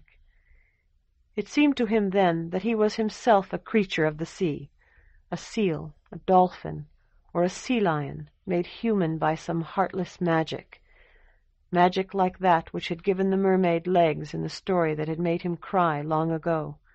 Cry at the thought of the little mermaid dancing with her prince in the big castle in Elsinore, dancing the minuet, while at each moment the white-hot nails of the land pierced her poor feet. And it came to him that in those days before television had wholly claimed him, he had received from the mouth of his mother all the instruction he would need to navigate this queer country in which he found himself, but that he had paid no heed, or at least not enough heed, so that he could not recognize as once he might have recognized all its ogres and its elves, the shambling trolls and the dancing Peries. North had been a monster, surely. Yet what if North had been a salamander, and the master of the flames? What if North were waiting now in the hotel? If North danced with impatience in the hotel, this very minuet, waiting hungrily to fire? Surely his mother had taught him a spell for salamanders. Nor was she dead, as he had once foolishly imagined. He had always known that, in some deep part of himself, that he had banished for fear it would make him strange to employers, to the various girls and personnel, to the supervisors and sub-managers who could no longer be called floor-walkers, not by him at least, not by any hourly employee. The floor-walkers he had so longed to be, though he had no college, though he was not considered, and had never been considered, managerial material. His mother had never been the waxen thing they had buried. He wondered where she was, and why she had not called or written, why she had not advised him in some way, though perhaps she had. Perhaps it was her letter that lay in the green-lined drawer of the dream. The snow clouds parted for an instant, and the moon touched the ocean. He, seeing that fragment of it tossing in the silver light, knew it, and knew that in some previous life he had sailed there for decades, and that this previous life was returning to him. He remained poised upon the ice, but the knowledge passed. The moonlight upon the waves became only the moon on the waves, and he grew accustomed to the salt bite of the wind, so that he no longer rejoiced in its sting, but felt only its cold.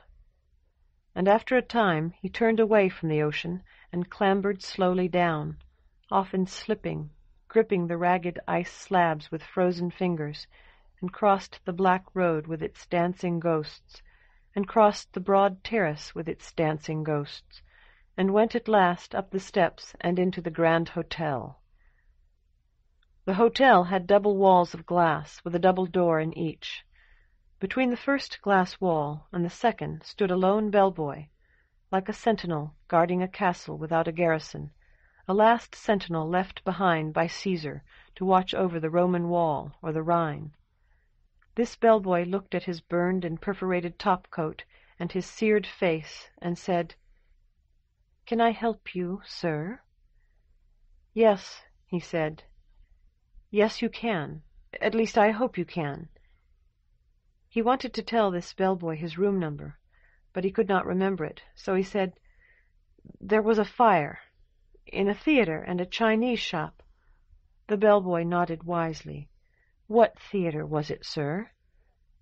The bellboy had curly hair as blond as Excelsior, and wore his pillbox cap over one ear.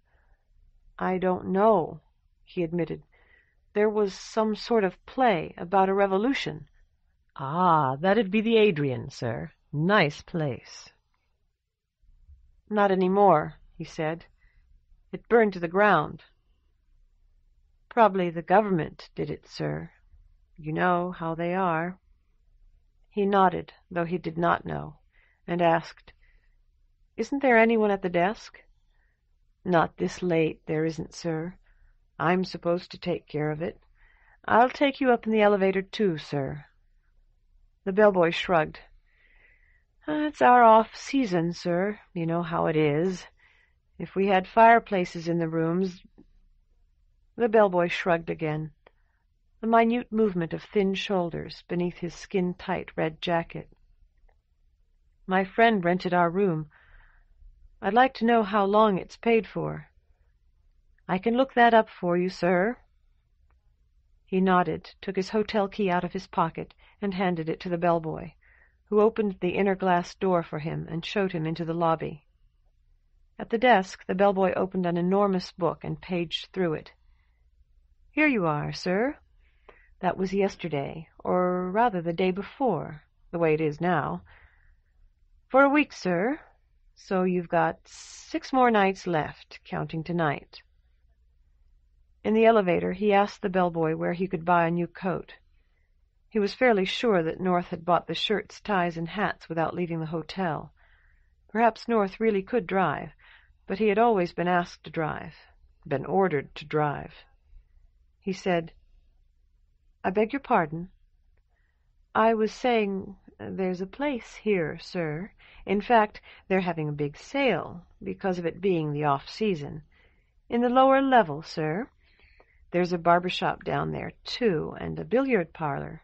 Lots of things. I'm sorry, he said. I'm afraid I got lost in what I was thinking. It's natural you're shaken up, sir. You must have just barely got out alive. He said, I don't know, wondering if he was not in fact dead. He remembered hearing about purgatory as a child. Even then he had not believed it, but perhaps he had been wrong, as he had been wrong about things so many times since, wrong about a whole series of wrong choices that had seemed likely never to end, until at last Lara had chosen him. Did they have fires in purgatory? No, they had fires in hell. He felt that the elevator had started too fast, wrenching and shaking him, and yet he had not noticed at the time, not noticed until its motion had become smooth, showing him all the floors, all the hallways of the hotel, its veins and nerves laid bare by this cage of wrought iron, which displayed to him water-lilies and pyramids at one level, golden cattle and sheaves of wheat at the next, and at every level empty veins and silent nerves. This was what a scalpel saw as it sliced flesh, this sectioned view that could not live. He had undergone several operations as a child, none since, and thus he found that his view of surgery was still a child's. He went to sleep in the daytime and woke sick. This had been the reality, this surgeon's elevator touring his body to learn how it was made. The wrought iron glared at him with the faces of jungle beasts, from the rolling eyes of a bull with the wings of a vulture and the bearded head of a man. Top floor, sir. The bellboy took out the key. I'll see you to your room, sir. Do I look that bad? I'll feel better if I do, sir. The bellboy hurried down the hallway ahead of him. Here we are, sir. Imperial Suite. With a rattle of the lock, he opened the door. You and your friend are the only ones on this floor, but if you have trouble or anything, just call the desk. I'll hear the phone. He nodded. The room, which had been cold before, was frigid now. As he got out his wallet, he tried to recall whether he had drunk with the taxi driver. Surely he had, or he would not have slept in the taxi. There was nothing smaller than a 10, but he felt that the bellboy deserved a 10 after all they had been through together, studying the great book, watching the sea, performing their autopsy on the bellboy's place of employment. "Thanks, sir." The bellboy coughed. "Sir, we have these little braziers." "Yes," he said. "I'd like one, if I can have one." "They've got to be ventilated, but those French doors will take care of that, sir." The bellboy flashed a lopsided smile. "I'll bring one up to you." "Thank you," he said. He was undressing when the bellboy returned. The brazier was a tiny thing, yet far better than nothing. He put it in his bedroom, and when he switched off the light, he found that its copper sides were faintly luminous, aglow with warmth and cheer. When he woke in the morning, Lara was not there, and every muscle ached. The back of his right hand had been scorched, as well as his coat sleeve, and the burn was crusted and painful. The cologne and shaving soap North had bought were still in the bathroom, but neither seemed the right sort of thing to dab on a burn. Medical was listed on the white plastic card that slid from beneath the telephone. He dialed, and was told that the doctor was not yet in, did not often arrive until later, or never during this, the off-season, and would, or perhaps would not, call him upon arriving at last. He could not remember his room number, but he said, "I'm in the Imperial Suite, on the top floor," and the disembodied operator seemed to understand.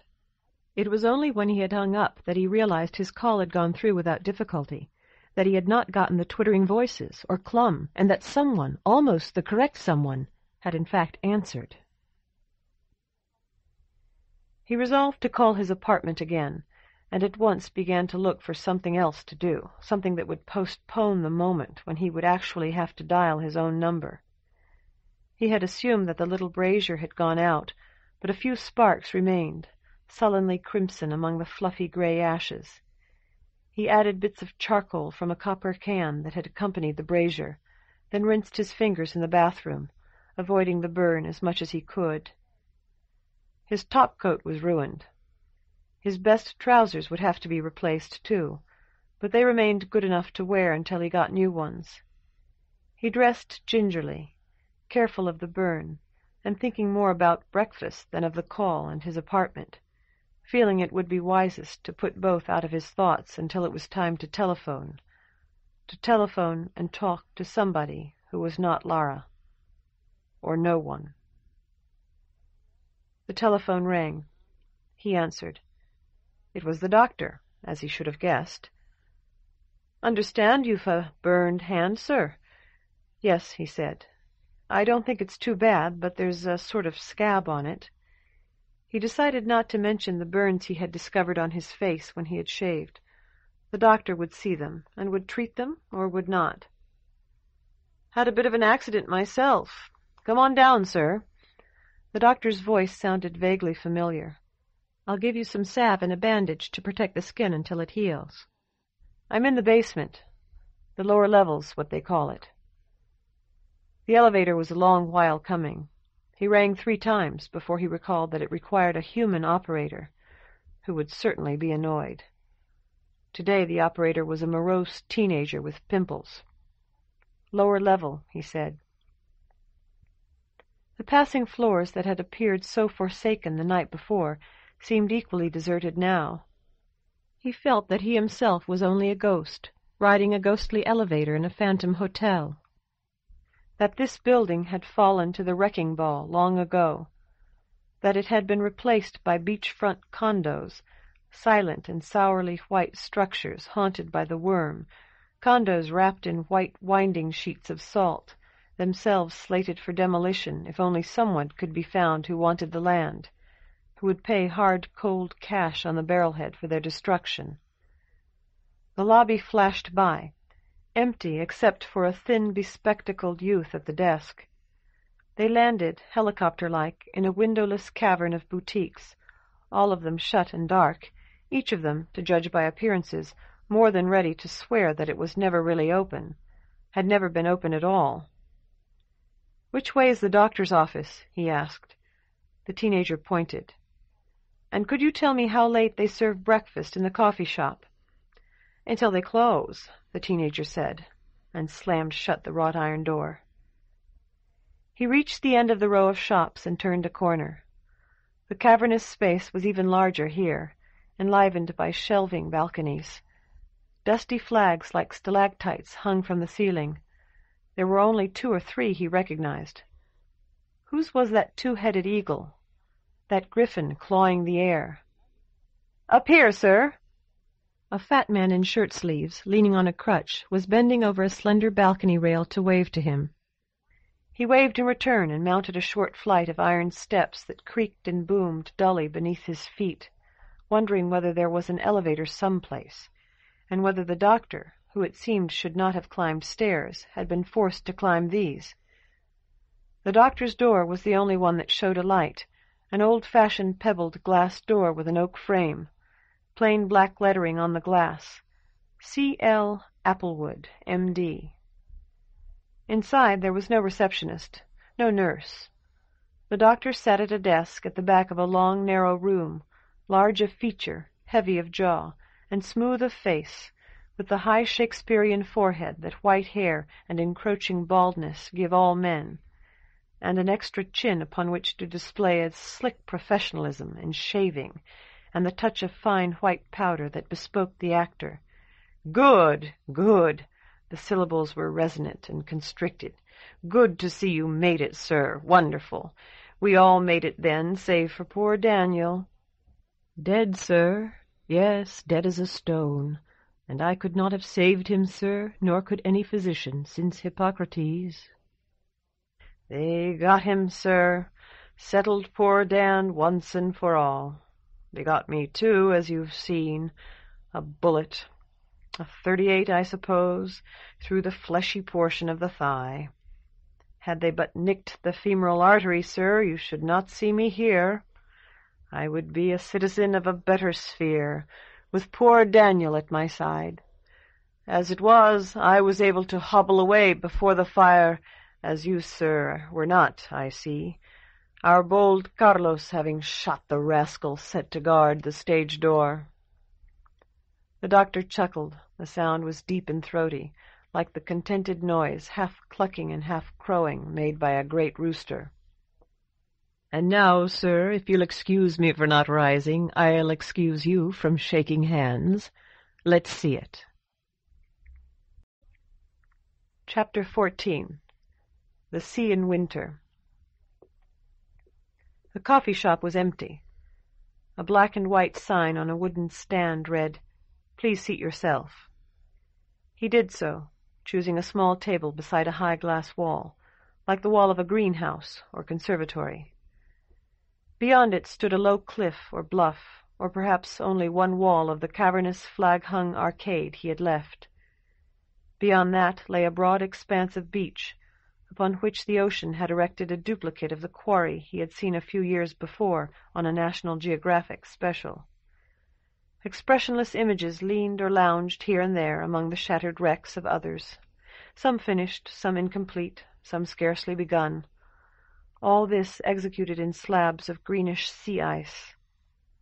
One watched him, a statue some distance down the beach and midway between land and ocean, staring insolently but silently as he took a napkin from a water-glass and turned up an inverted coffee cup. It was impossible that the police should have chosen such a strange means of spying on him, yet he felt they had. In some way they would be watching him, so why not this? Or if it was not really true, it felt true. Clum and his men would try to account for everybody they had seen on the stage. For him, for North, for the 2 in business suits, for Dr. Applewood, and for the man in the army uniform. But he was easy enough to account for. Even Dr. Applewood had said so. And he, too, was readily accounted for. The cop had looked in his wallet, had seen his hotel key, had told the driver where to take him. They knew where he was, and they would surely send somebody to watch him. "Would you like coffee, sir?" The waitress was about 20, very petite, with black hair cut short, hair that curved around her face like the wings of a soft black bird, a bird determined to hatch that oval face, or if it was hatched already, to shield it from the harsh winds of this world. "Yes," he said, "and some orange juice, if you have any." She said, "I'll have to squeeze you some, sir," and winked. He was too astonished to wink back, but he watched her as she trotted away. She wore polished black shoes with very high heels, because she's so short, he decided, a little white cap, and a black silk dress with a tiny white apron, like the maid in some old movie starring Cary Grant.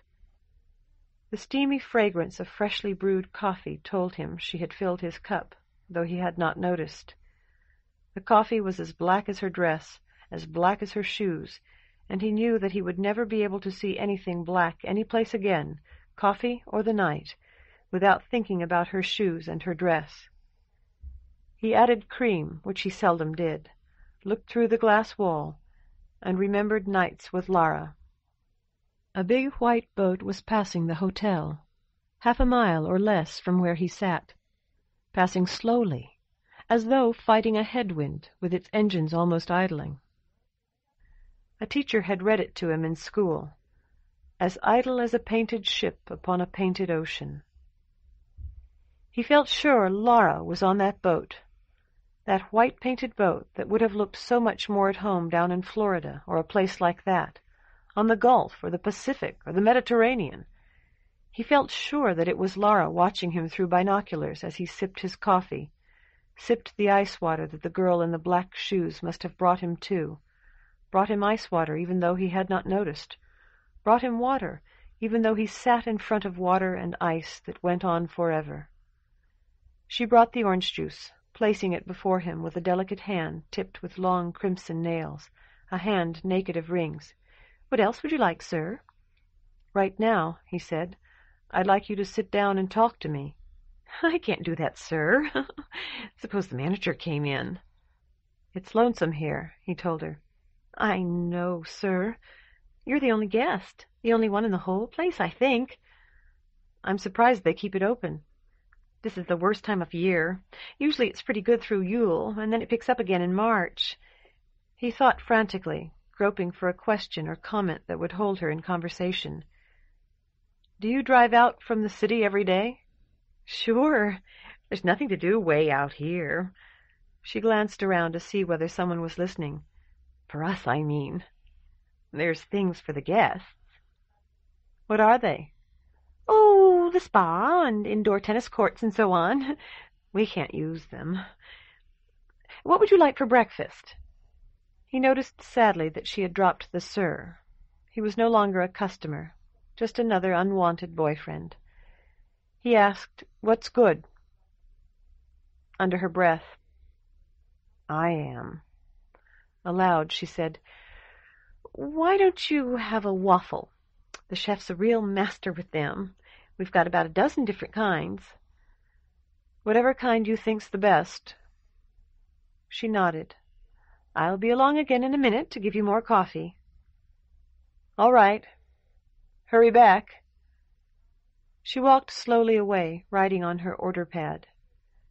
When she had rounded the partition and was out of sight, he spoke to the expressionless face of ice on the beach. "Did you get all that? Are you going to tell them everything?" It did not reply. Dr. Applewood had not been worried about spying, or about hidden mics or cameras. When he had asked about the theater, Dr. Applewood had actually risen and seized the back of one of the old wooden chairs. "Do you recollect our stage properties, sir?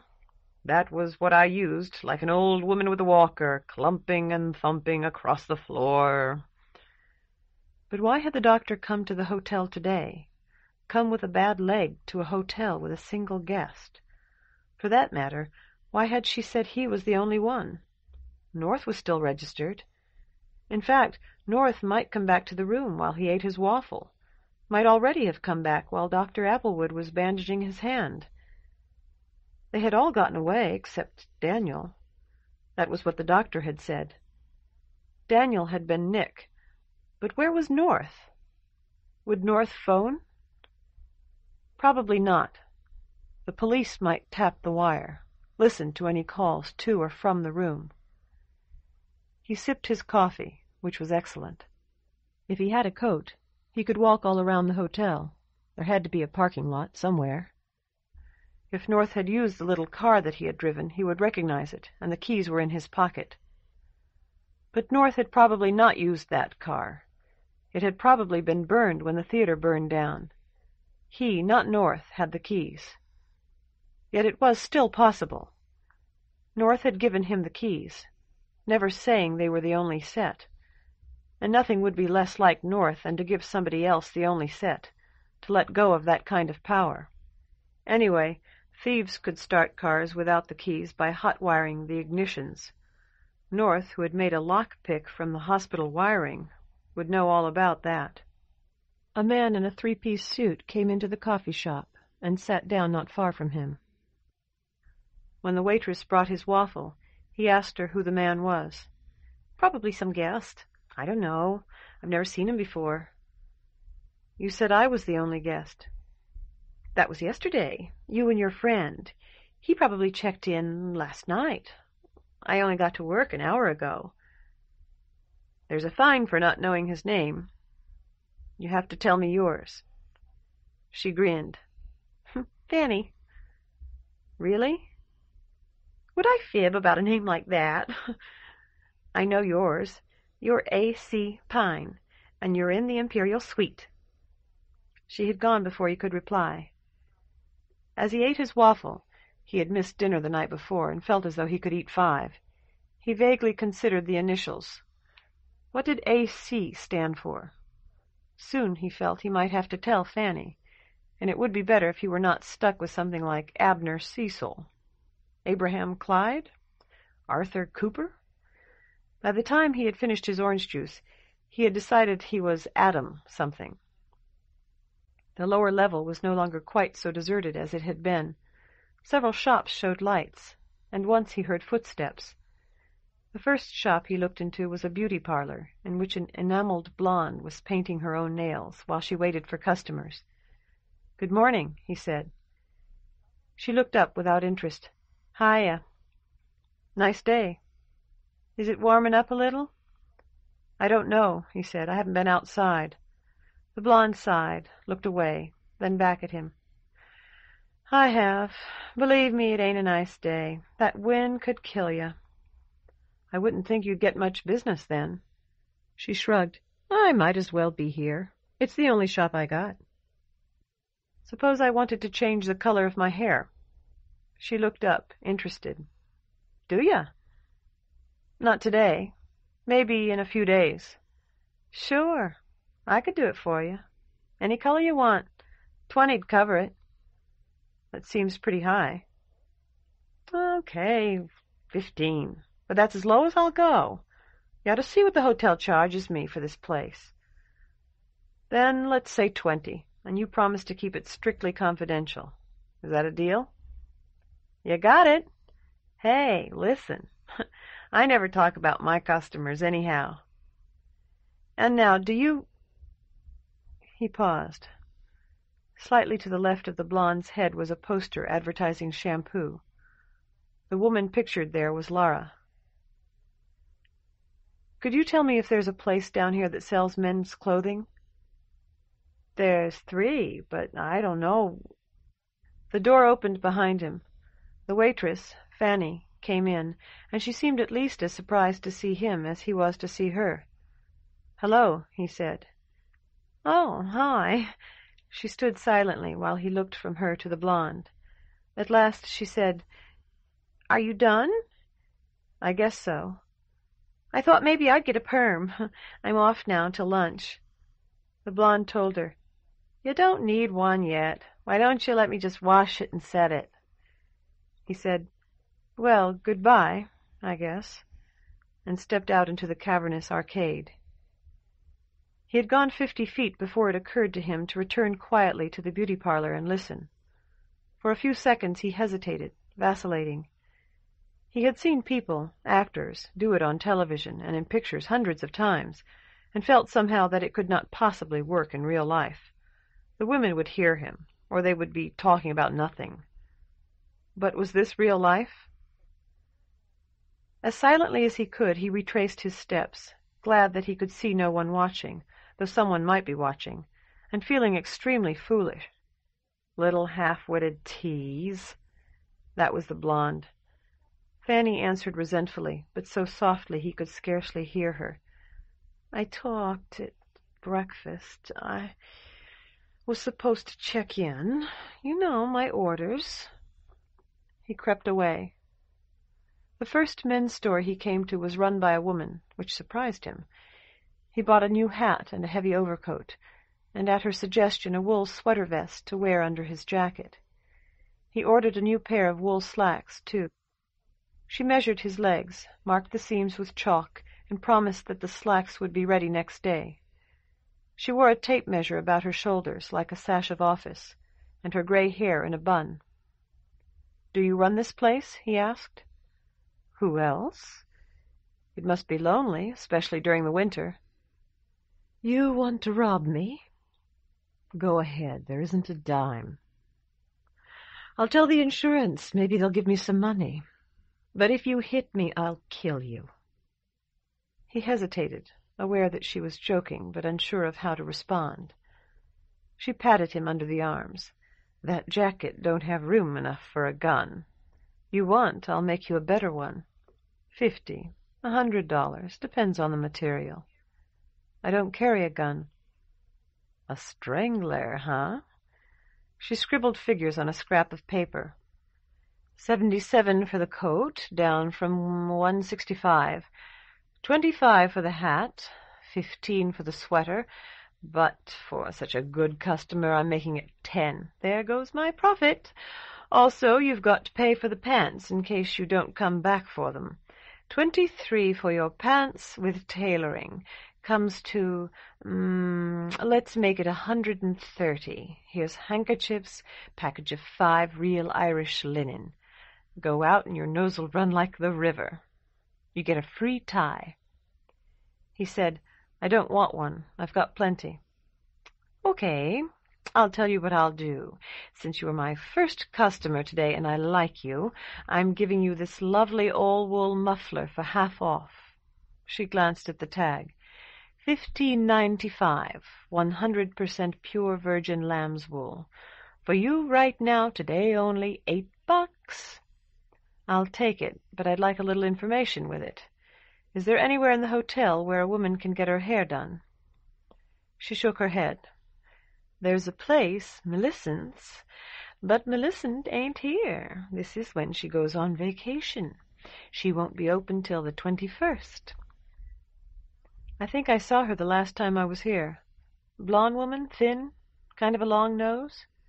"Nah." The proprietress of the haberdashery was surveying his purchases. "That ain't her.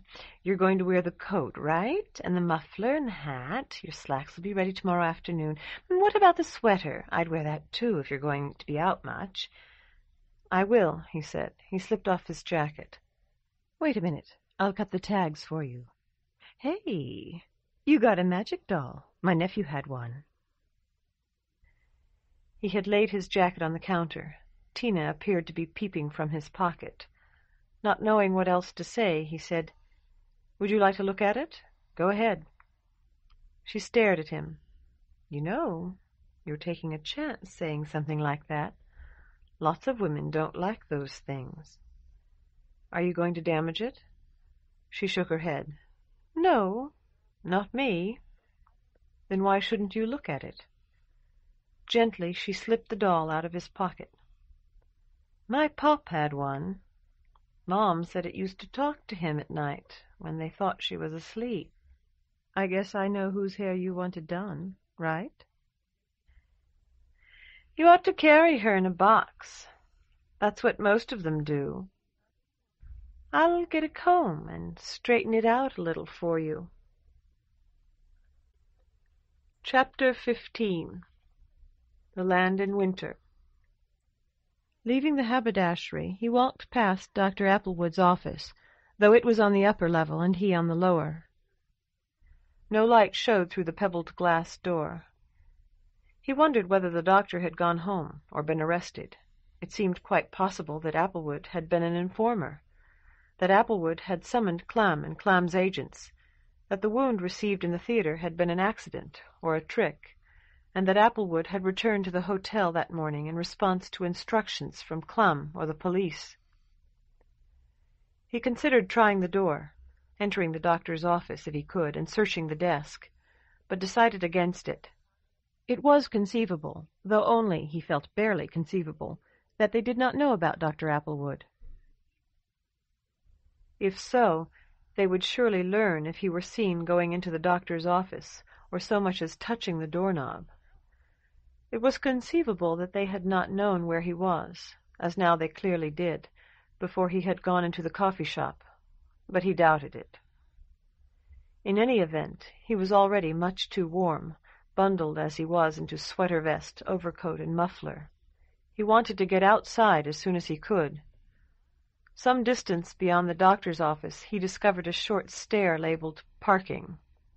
He climbed it and let himself out through a rusty steel door. The wind the blonde had mentioned met him at once. It was not strong, but persistent and very cold. He felt that it was not a sea wind, but a land wind. It lacked the flavor of the sea, seeming instead to have blown across lonely miles of featureless snow. Nor could he see the sea from the place to which the rusty door had admitted him. A small lot, ploughed clean of snow, lay before him.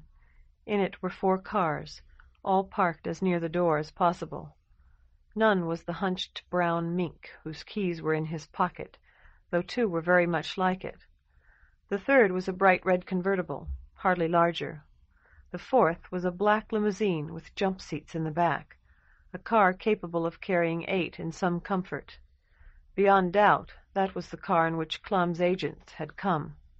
Fanny, the blonde to whom she reported, the new guest in the coffee shop, and perhaps Dr. Applewood as well. He found himself wondering who had driven. The blonde. She was the type who would always want to drive, who would never allow anyone else to drive if she could help it. She would be a fast driver, he thought, constantly burning rubber or slamming on the brakes, the kind of driver North would be if he drove. He tried to open the limousine's door with the keys of the hunched car. Neither would work, or even enter the lock. To his surprise, the trunk was not locked. He opened it and found a litter of paper. Someone had tossed a file folder into it, and the motion of the limousine had emptied it. The wind caught 2 sheets of paper and sent them flapping across the frozen asphalt like terrified chickens. He seized another before it could make good its escape and glanced at it, then read it with fascination.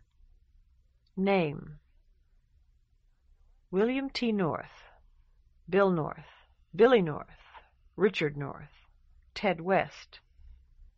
Actual name unknown. Name first given is name most used. Date of birth unknown. Place of birth unknown. Possible visitor. Height 5'11". Weight 170 pounds. Hair dark, balding, often wears mustache. Eyes blue. Complexion ruddy. Scars, etc. Burns, palms of both hands. Miscellaneous small scars on forearms, may be fresh. North is self-mutilator. Tattoo underside of right wrist, RN. Often wears watch on this wrist to hide tattoo. 7/12/87. Member, Blue September. 12/11/87. Chief Iron Boot. Arrested 6/6/88. NGRI, United General Psychiatric Hospital. Expert shot, often carries 2 or even 3 guns. Expert knife thrower, may have knife strapped to wrist, arm, or ankle. Violent, uncontrollable temper, extremely dangerous. There was a picture of North, looking slightly younger than he remembered, and a set of fingerprints. He put the paper back into the folder and poked among the rest, wondering if he would find a similar report on Dr. Applewood or himself. He did not, but he discovered a sheet headed Daniel Paul Perlitz and stamped deceased. Dr. Applewood had called the man in uniform Daniel. Suddenly afraid he was being watched, he closed the trunk. His uncomfortable warmth had vanished. He was chilled now as he returned to the rusted door, and eager to regain the warmth of the hotel and shelter from the wind. To reassure himself, he put his hand inside his overcoat and made certain his room key was still in the pocket. The steel door was locked, and neither his room key nor the keys to the hunched brown car would open it. After a moment, he decided that the lot was probably reserved for employees and the concessionaires who leased the shops and offices of the arcade. No doubt they received keys to this door. He would have to walk around to the front of the hotel, and it appeared he might have to do it through the drifted snow. Turning up his overcoat collar and adjusting the muffler, silently he blessed the woman who had persuaded him to buy it, over the lower half of his face, he circled the lot, looking for a path cleared of snow. There was none, only the drive through which the 4 cars had come, now drifted, half full, wherever it ran at right angles to the wind, which appeared to wind away in the direction of a few scattered structures nearly at the limit of vision and almost lost in the white erasure of the snow. The hotel spread long wings to either side. Not so long, perhaps, to someone strolling at ease down their corridors, and yet very long indeed for him, since he would have to walk twice their length through snow that in places rose higher than his waist. He tried it for a few steps, then abandoned the attempt. Sooner or later the drive would surely join the highway that ran beside the sea. As he crossed the lot, he considered the shortcomings of his equipment. The coat, the sweater, and the muffler had all been wise investments, but he should have chosen a cap in place of his hat, a fur cap with ear flaps that tied under the chin, or perhaps one of the woolen hoods the haberdashery had called balaclavas. He had seen a display of them and paid no attention to it. He needed gloves as well. It seemed incredible to him that he had not thought of gloves. His fingers were freezing, though he had buried his hands in the pockets of the overcoat. Most of all, he needed boots in place of his shoes. His brief attempt to walk through the snow had filled his shoes with snow, and despite the exercise they were getting, his feet were freezing. Worst of all, they slipped again and again, the smooth soles of his shoes refusing to hold the nearly invisible ice that coated the asphalt in random patches, refusing to grip the packed snow. He had left the parking lot and entered the drive when he saw Fanny's picture. He picked it up and discovered that he was holding just such a paper as had described North. Name: Francis Land, Franny Land, Faith Lord. Date of birth: 7/9/64. Maria, A.F. Height: 5'3". Weight: 105 pounds. Hair: black, curling. Eyes: brown. Complexion: fair. Scars, etc. 6 fingers on right hand. Glasses for reading. Associates members Blue September, Immortals, Iron Boot. Believed sympathizer. Shaking his head, he crumpled the paper and tossed it away. He had been wrong, completely wrong, about Fanny. He corrected himself. About Francis. Like Dr. Applewood, Francis had been an associate of North's. No doubt it had been because several such people worked here that North had chosen to come here, to this God-forsaken resort hotel in winter, this huge old hotel so many miles from the city. The blonde in the beauty shop had been someone from North's organization too, then, since Fanny had been ordered, by whom? To report to her. Or Fanny was, what did they call it? Somebody who worked for both sides. Somebody who pretended to work for one while passing information to the other. For if Fanny had not come in the limousine, how had she come? And if the limousine were not Clum's, why did it have those papers in the trunk? Papers from the FBI or the Secret Service. The Secret Police, whatever they might be called. The drive was barely wide enough for one car, and the plow had thrown up snowbanks on each side, higher than his head. He walked in a world of black and white, and it seemed to him after a time that he was no more than a bit player in an old movie, an old black-and-white movie. There was no color any place, because the print had not been colorized yet, and there was only the gray sky above, the black top beneath, and snow to either side. His shoes were black, too, and the dark gray of his new coat looked almost black. Was it the beginning of the late movie? Or was it the end, when he, back in his apartment dully watching this old movie, would get up, yawn, and take his glass and the bottle off the coffee table, knowing how soon the lovers would embrace, the woman dressed as Liberty hold up her torch. As he walked, he looked from side to side, and after a time he realized he was hoping to find the other sheet that had blown out of the trunk, because it would have a picture of Lara. 2 sheets had gotten away. One he had caught. The one he had caught had been North's. One of those he had not caught had been Fanny's, Frances's. Surely, then, the 3rd sheet, which he had neither caught nor found, had been Lara's. Lara last seen dancing across the asphalt, over the snow, dancing in the wind. Its thunder behind him warned him just in time, and he dove into the snowbank on his left. The big black limousine roared past, so close he felt its suction try to draw the shoe from one foot. He climbed out, not swearing. He was too happy to be alive, still alive, to curse anything. A thin layer of ice had cut his left forefinger, and he sucked it as he dusted the snow from his coat with his bandaged hand. When he took the finger out of his mouth to examine it, blood welled from the cut and dribbled onto the blacktop and onto the white snow. He had put the packet of handkerchiefs in the side pocket of his jacket with the map. He took it out and opened it, and wrapped his finger in one of the handkerchiefs. If he had not been afraid of falling on the ice, he would have skipped.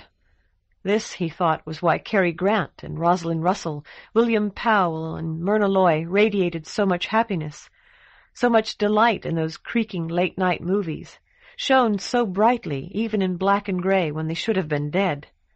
How happy they were to be still alive, there in the flickering celluloid, there on the cramped screens that had been tacked to the radios they had known. How joyful! Just like him. He might be dead now at home, dead and rotting as he sat before the television in the chair he had bought so cheaply. But he was alive here. His crimson blood proved it, even if this was the last reel. The drive mounted a hill and bent to the right. He heard a truck roar past. Not only heard it, but saw at least its orange and green top above the crests of the snowbanks. Another 100 steps or so brought him to the point at which the drive left a 2-lane road, also of black asphalt, that might or might not have been one he had driven along with North. He tried to guess in which direction the ocean lay, and guessed wrong. But after a walk of half a mile, reached a point from which he could see both the hotel and his mistake. He was about to retrace his steps when an old red pickup with chains came rattling down the road, driven by a middle-aged farmer. He flagged it down and explained how he had been locked out as briefly as he could. The farmer chuckled and opened the door. "Guess you won't be going out that way no more." He grinned. "Hell no." He felt he ought to be angry, but he was completely incapable of it. The old pickup had a heater that worked, and its hot breath on his feet was the promise of heaven. "Don't many people stay in the winter," the farmer said. "My Junie works there sometimes, but come fall they lay her off." "Didn't even know it was open." He nodded and said, "It's pretty empty. I hope you're not going out of your way for me."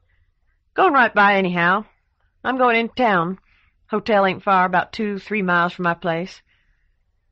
The road ended with a stop sign at a somewhat wider road, and after they had turned onto that, he heard the waves.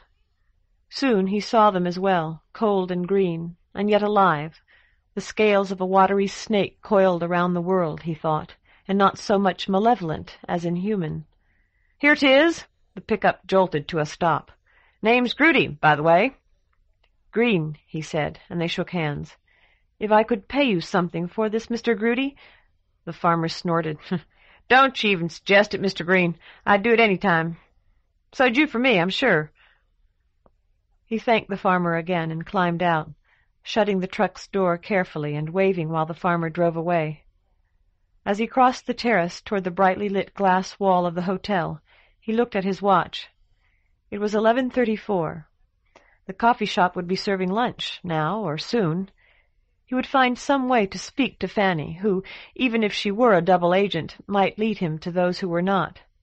Fanny could learn no more by seeing him again than she already knew, but he might learn a lot, including how to think and act like a conspirator, which seemed to be the thing he needed most to know. There was no bellboy at the entrance this morning. A sign that stretched across both glass doors announced, "Closed for the season." A single bespectacled clerk fussed with papers at the desk. He pounded on the doors, but the clerk soon vanished into the office behind the desk, never to reappear, and after a time the lights in the lobby winked out. Chapter 16. The Cop. Studying the hotel from the terrace, he could not see a single light.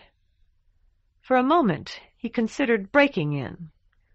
There were 100 windows available to him, or so it seemed. In the end he rejected the idea. If there were no one inside, it would do him little good, and if some of the staff were still there, if the clerk were merely waiting in the office for him to leave, for example, as he suspected, he would be arrested and put in jail, a jail where Lara could not possibly be. He returned to the road instead, confident now that a well-dressed man would soon get a ride, that even a well-dressed man with scorched cheeks and a bloody finger would not have to wait for long. The statue of ice that had watched him eat his waffle watched him again. It wore an expression of sullen satisfaction, possibly because of the slight change in angle. The ocean spoke to him as an angry mother berates her child. But though he could hear the anger and rebuke in its voice, he could not understand what it was it wished him to do, what the waves thought he ought to have done. It was half an hour before the first car passed, and it did not stop. After a second wait that seemed equally long, a large red bus lumbered by, its driver ostentatiously oblivious to the frantic figure not in an approved stop. On the television news, he had often heard about drivers who would not pick up even the dying, but it had not occurred to him before that many of these must have been company drivers forbidden by their companies to provide aid, or that this must have been concealed through some private arrangement between the companies and the news media. He counted the waves as they spoke on the ice-locked beach. And when he had come to 117, the convertible passed, driven by the bespectacled clerk. He stepped into the middle of the road to make it stop, but save for swerving around him, the clerk ignored him still.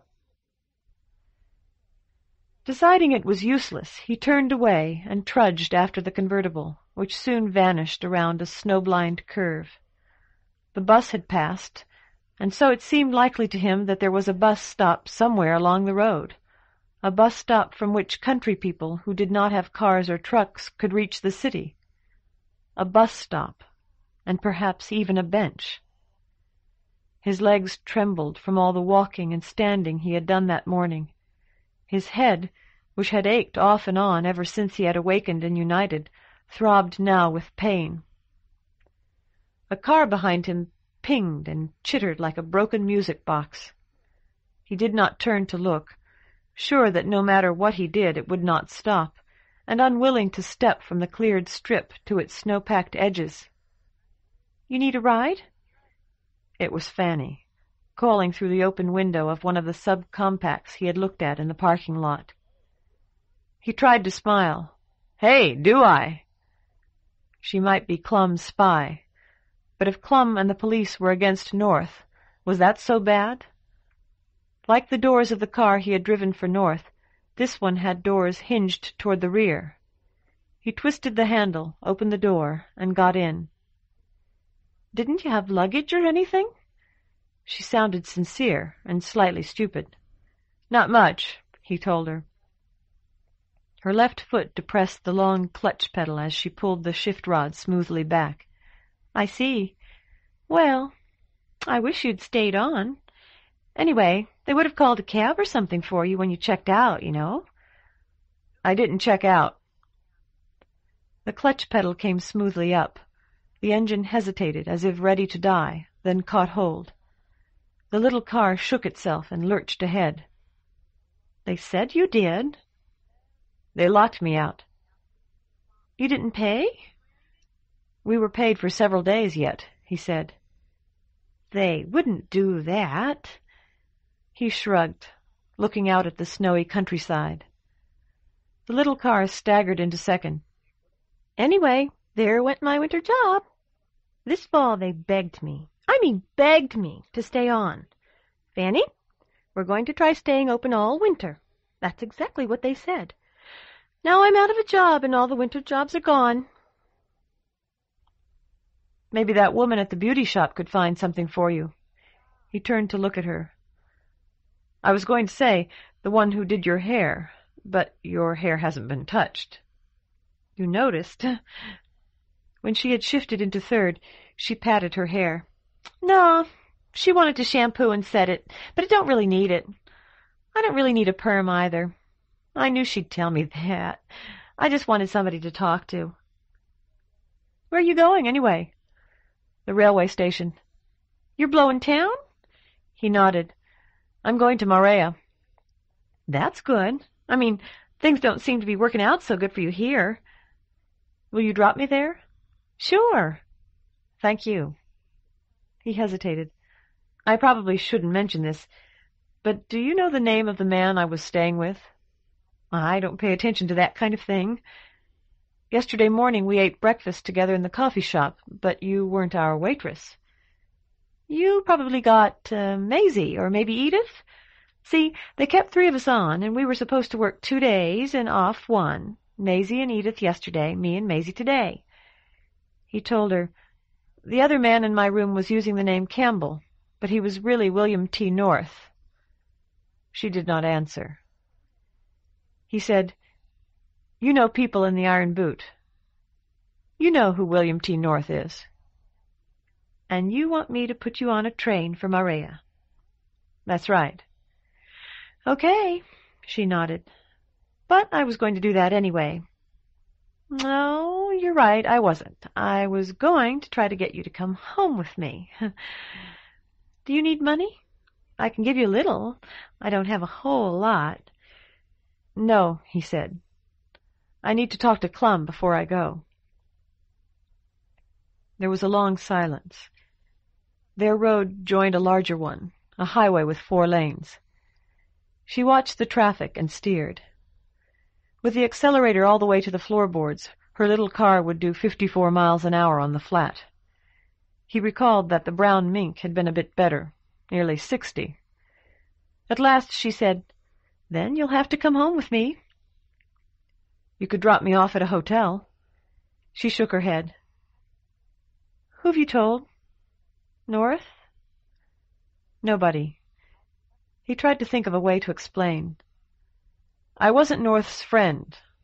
I don't think he has friends. I might be Clum's friend, if I knew what you and Clum are up to." "You were with North at the Adrian?" "That's right. You saw us? Or did they tell you?" "I saw you. I was in the audience. Clum, thought they had everything closed, everything tight. The whole block was sealed off. But North's got more lives than a tomcat, and they wanted me to see him just in case. As it turned out, they were right." "North escaped?" "I was afraid of that." "That's the way it looks. Several people died in the fire, but we've identified all of them now." He thought for a moment. "Dr. Applewood. I know you must know about him. Dr. Applewood didn't seem to have much trouble getting out. Of course not. We let him out. We let all of them out, except for one who got killed by accident. Why? What do you care? She sounded contemptuous. Because I was one of them. That's right, you were. You're willing to turn against North? I've never been for him. I was a sort of prisoner. His slave, if you want to put it like that. And you couldn't get away? I did. He told her what had taken place in the basement. That is, I got away from North. What I want to know is why you let me get away, and Dr. Applewood and the rest. Because you were all just low-level people. When you've identified low-level people, you don't arrest them. You don't want to. You watch them, like we watched the play before North showed up. You let them lead you to the ringleaders. He said, "That was what you did with me, wasn't it?" I had my hotel key in my pocket, and this morning, before I ate, I went to Dr. Applewood to get this bandage and some salve for my hand. After breakfast, when I came down again to buy some clothes, the light was off in his office. I suppose the beauty shop saw me the first time and came to listen outside the door. Fanny shrugged. I suppose. You don't know? She glanced at him, irritated. You think she tells me everything she does? She's my boss, a lieutenant. I'm sorry, he said. When she was silent, he added, It's just that this morning in the coffee shop I thought you liked me. When they shut the hotel and nobody would pay any attention to me until you came by to pick me up, I knew I'd been supposed to find that paper about you, and you were just playing a part. He let the thought trail away. Nature made women to play parts. When we stop, the show's over. She drew a deep breath, then let it out with a puff. I did like you, and I still do. But as long as we know each other, I'll always be playing a part, every few minutes and sometimes for hours. I can't help it. Anything else you want to know? Yes. Last night at the theater, who was the woman in the box with Clum? His stepdaughter. What? He realized his mouth was open and closed it. That's his stepdaughter. Clum used to be married, though obviously they never, you know. He did not, but he nodded. Then his wife found a man who would. She and Clum were divorced, naturally, but they're still friends. She's supposed to have been his favorite student when he was at the university, and I imagine their love was always a lot more intellectual than anything else. The highway had become a boulevard. Fanny turned off it onto a city street lined with stores. All this is just what I've heard, you understand. I don't know Clum or his ex-wife personally. Anyway, he's been like an uncle to her children. That's what they say. But that one's the only one you ever see with him in public. I suppose she looks a lot like her mother did when she was younger. It happens sometimes. Fanny smiled bitterly. And her name's Clum? Certainly not. Her name's Nomos. Laura Nomos. Laura Nomos, he repeated. He had heard the name, he felt sure. At the theater? In the hospital? He could not place it. Had Joe mentioned it? He found he associated it with Joe. This morning in the coffee shop, I thought you really liked me. Fanny was parodying what he had said a few moments before. When I found out it was really Clum's stepdaughter, I was just devastated. I mean, I am. She sighed theatrically. She's a lawyer, I hear. You could look her up in the Bar Association's guide. See how much you learn by hanging out with a cop? The little car turned right, and though they were not going fast, the turn was so abrupt that its rear wheels skidded. Any more questions? Are you taking me to see Clum? She laughed. I'm taking you to my place. Maybe in a week you'll get to see Clum. How old do you think I am? He hesitated, fearful of insulting her. "I'm not very good at this. 20. "Thanks. I'm 22. And if I was a grade lower, I'd be in uniform. My lieutenant reports to a captain, who reports to a person, who reports to a woman, who reports to Clum. We have to go up the chain of command, and we'll have to have something to say that will make Clum think you're worth his time. Is there anything else?" "Who is Kay?" Her eyes left the road to stare at him, their expression a mixture of surprise and skepticism.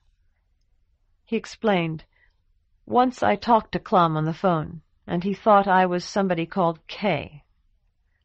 I've known women named Kay, but this was a man, I think. He heard my voice, and he called me Herr Kay." "That's a man, isn't it?" "I suppose it is. But I haven't the least idea what man, except—" "Yes?" "Sometimes Clum himself is called Herr Kay, in the papers, from his initial and because he was born in the German Empire.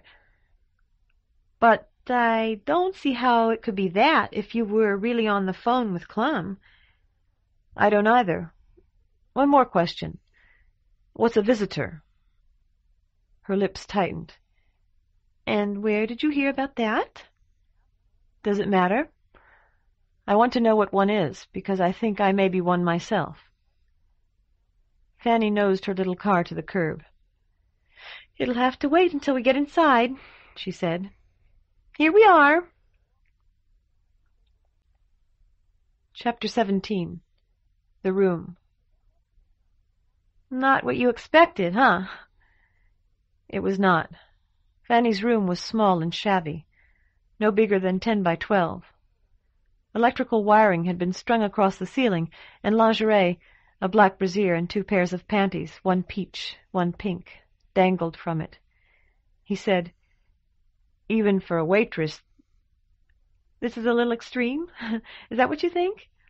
"Rest easy. The department didn't rent this place for me to go with the job. We aren't that thorough, and usually we don't have to be. This is where I live." As though to prove it, she sat down on the bed. "If it had gone on longer, I might have picked up some extra money in tips when the weather got a little better. Well, it's over with now. Tomorrow I'll tell Blanche about you and get my new assignment. Sit down." There was only one chair, a wingback upholstered in faded chintz. He sat, feeling the chair was too small for him, that it had been scaled for a child, that it had once been part of the furnishings of a doll's house, furnishings dispersed long ago, scattered through smoldering dumps, through Salvation Army stores, until only this chair and the doll remained. "You were going to ask me about visitors," she said. "You even said you thought you might be one yourself.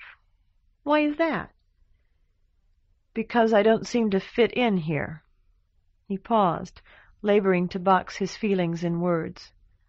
And at last he muttered, "I never really know what's going on." Fanny put her fingertips together, reminding him suddenly of the buck-toothed woman in the downtown mental health center. "Just what is it you don't understand? I'll explain, if I can." She rummaged in her purse, took out a battered pack of chamois, and extended it to him. "Smoke?" "No," he told her, "and that's one of them. Hardly anybody smokes anymore, except maybe dope. But here almost everybody seems to smoke. Even Mr. Shung, he smoked a pipe. Clum smoked a cigar right in the theater. And once when I tried to call my apartment, I got Clum. I was hoping that Lara would answer, and now I think maybe she was standing there beside him, like she was that night." "You know Laura Nomos?" He shook his head. "Lara Morgan. She used to live with me. I'm looking for her." He paused to savor the idea. "That's why I'm here." Just saying it made him feel stronger. "You think Laura Nomos and this Lara Morgan are the same person?"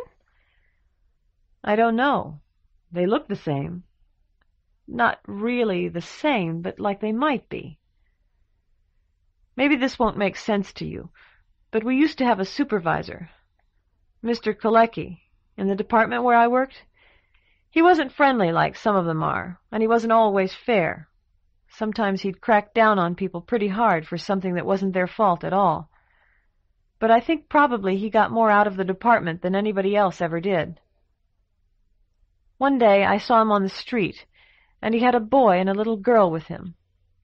He looked so different, I wasn't sure it was really him. I followed them a couple of blocks trying to make up my mind, and they went into the art museum. I went in too, after a while, and he was explaining the pictures to them.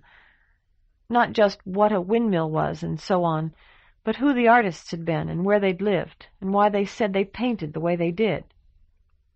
Fanny nodded encouragingly. Finally, I just walked up to him and said, "Mr. Kalecki?" You know the way you do. He looked surprised. Then he called me by my first name. We shook hands, and he introduced me to the kids. It seemed funny I hadn't recognized him right away, but after I thought for a while I saw he hadn't recognized me either until I said something.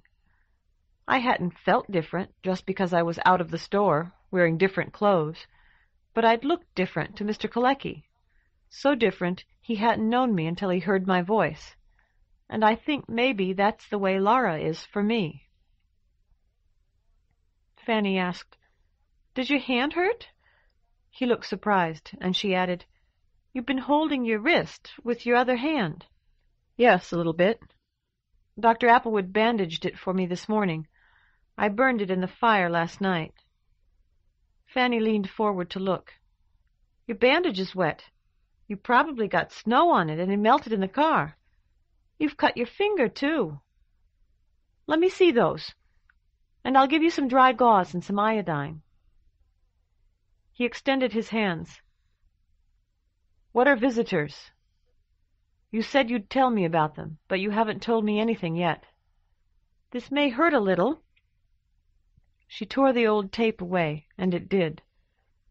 With the bandage off, he could trace the angry outline of the burn through its smear of yellowish cream. "Visitors are people who seem just to appear." Fanny went to the wooden cabinet over the little sink in the corner and got out a blue cardboard box of surgical gauze. "There's a place, or anyway, this is how it looks, that's a lot like our world, but not quite the same. Or maybe there are several places like that. Anyway, sometimes people leak through. Do you like to go to the zoo?" He said, "Not in weather like this." "I do. And in some sections they've got rows of cages side by side, just separated by wire. You know, I'm getting pretty far from what the manual says about this. Wait a minute. I'll read it to you." She pulled a booklet bound in scuffed orange paper from a shelf over the table and thumbed through its pages. Visitors. Disoriented persons without verifiable history. Visitors often proffer detailed accounts of supposed homes and past lives, but interrogation soon shows these to be fictitious. Visitors are without the rights of citizenship and are frequently dangerous. Dangerous visitors are to be destroyed. She interrupted her reading to say, "That's north, or at least that's what we think now. Harmless visitors are to be put under arrest and brought before a superior or federal district court, which will arrange for institutional custody." Her voice hardened. "That's you, if you're really a visitor." He said, "I'm not. I was only putting you on." "That's what I thought. Do you still want to see Clum?" "I don't know. You know more than I do about all this. What do you think?" "I don't know either," Fanny admitted. She shut the orange booklet and replaced it on the shelf. "Whatever else he may be, and some people hate him. Clum's no fool. He could probably help you if he wanted to. I'd like to sleep on it." He nodded. "All right." "Just like that? Wouldn't you like me to drive you to the station?" It was said lightly, but he felt there would be trouble if he agreed. He shook his head instead. "I'm tired, and there's a lot more I should know. Things you can tell me, if you will." "Not about visitors, I hope, since you're not one." "No, not about visitors, although I'm still interested in that, particularly in where they come from. About Clum. Is this where he lives, this city?" "Sure. This is the capital. He has to be here for meetings with the president. Naturally, he travels a lot because of his position." "He has a house or an apartment here?" "A house, I think," Fanny said. "At least he used to. I saw a picture of him in the paper one time, taken out on his lawn. He grows roses. That's his hobby. I suppose that's why he kept the house when he and his wife split." "Do you know where this house is?" She studied him.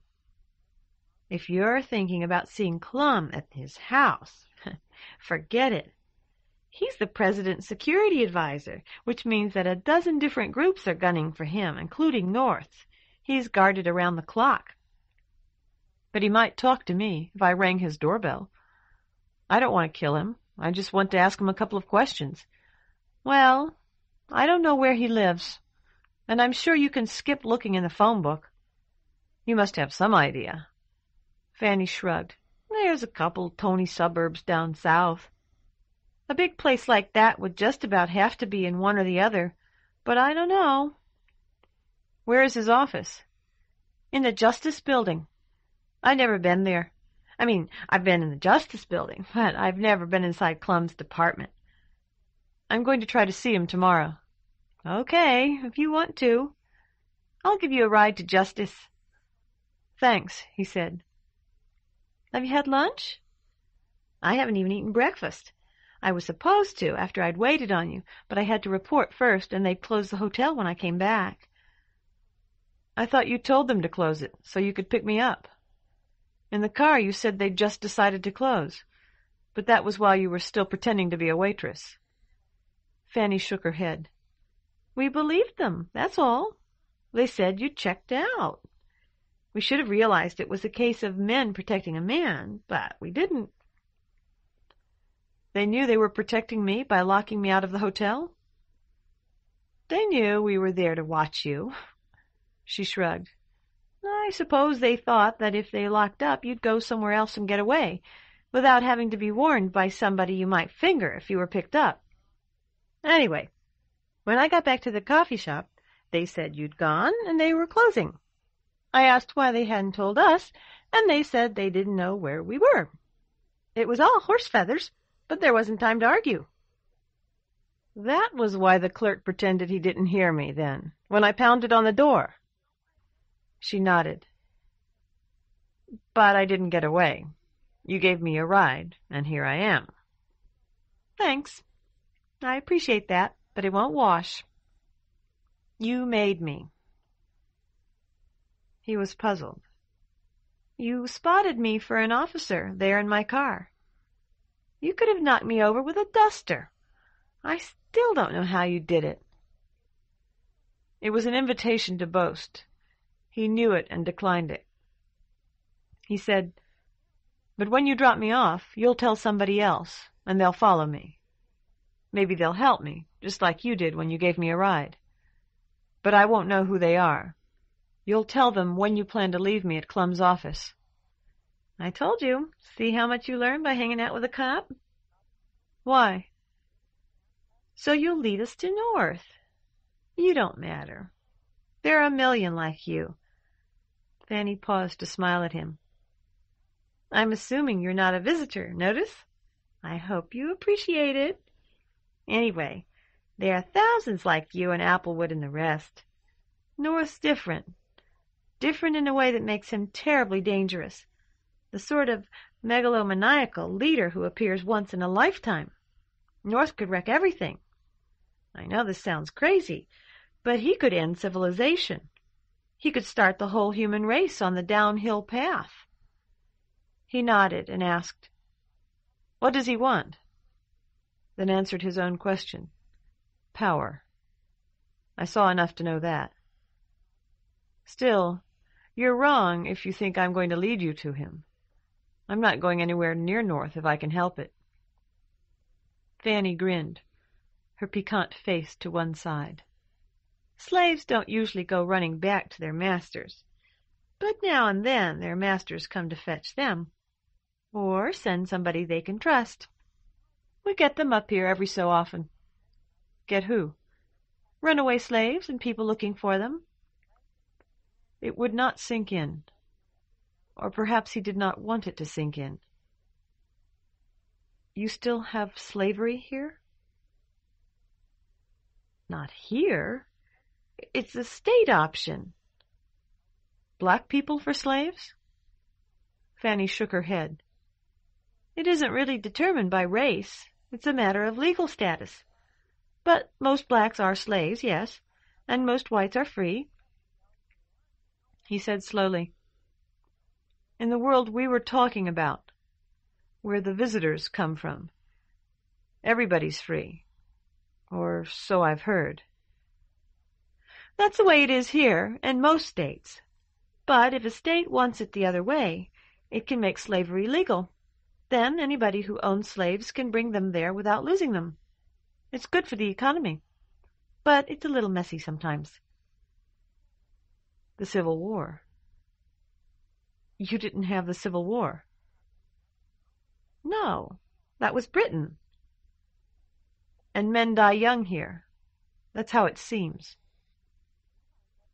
Fanny stood up and picked up her purse. "Nature played a dirty trick on the human race, Mr. Pine. She gave you men more strength than most women, and what's much more important, more drive, more ambition. But when you've fulfilled your biological destiny, when either sex has fulfilled its biological destiny, actually, it dies. That means 60 or 70 years for us, sometimes only 15 for men. I heard once on the news that there are nearly 150 women over 65 for every man." She ground out her cigarette. "Who said that? Ken Rather? It's not really that bad. Lots of men hold out for their entire lives, damn them. Now, come on. Let's go get some lunch before I start thinking you really are a visitor. There's a nice little Italian joint, Capini's, a couple of blocks uptown."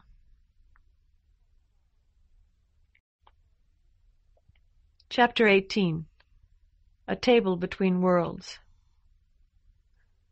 Fanny had slurred the name, saying it quickly and carelessly, and he had thought nothing of it. It was not until they were inside that he realized it was the restaurant where he often ate, the place to which he had brought Lara. One of Mamma Capini's sullen sons showed them to a window table. He ventured to inquire, "Is your mother here?" But the son turned aside without answering. Fanny asked, "You've been here before?" "I think so," he said. For safety's sake, he added, "These storefront spaghetti places all look about the same to me. It was good, though." "You said you had money, so we'll split this, if that's all right with you." "No," he told her, "I'll pay." "I should warn you, I eat like a fire." Looking at her small mouth and slender neck, he doubted it. And when the waitress arrived, Fanny ordered a pasta salad and tea. He asked if the fettuccine Alfredo was good today. Assured that it was, he said he would have that. And I thought I was hungry. She lit a cigarette, using the kind of bulky, reliable lighter he recalled from childhood. "Can I ask why you keep staring out the window?" He had been trying to read the winter-grimed license plates of passing cars, hoping they would betray whether they belonged to his own world or hers. "Just keeping an eye on traffic," he said. "See anyone you know?" He shook his head.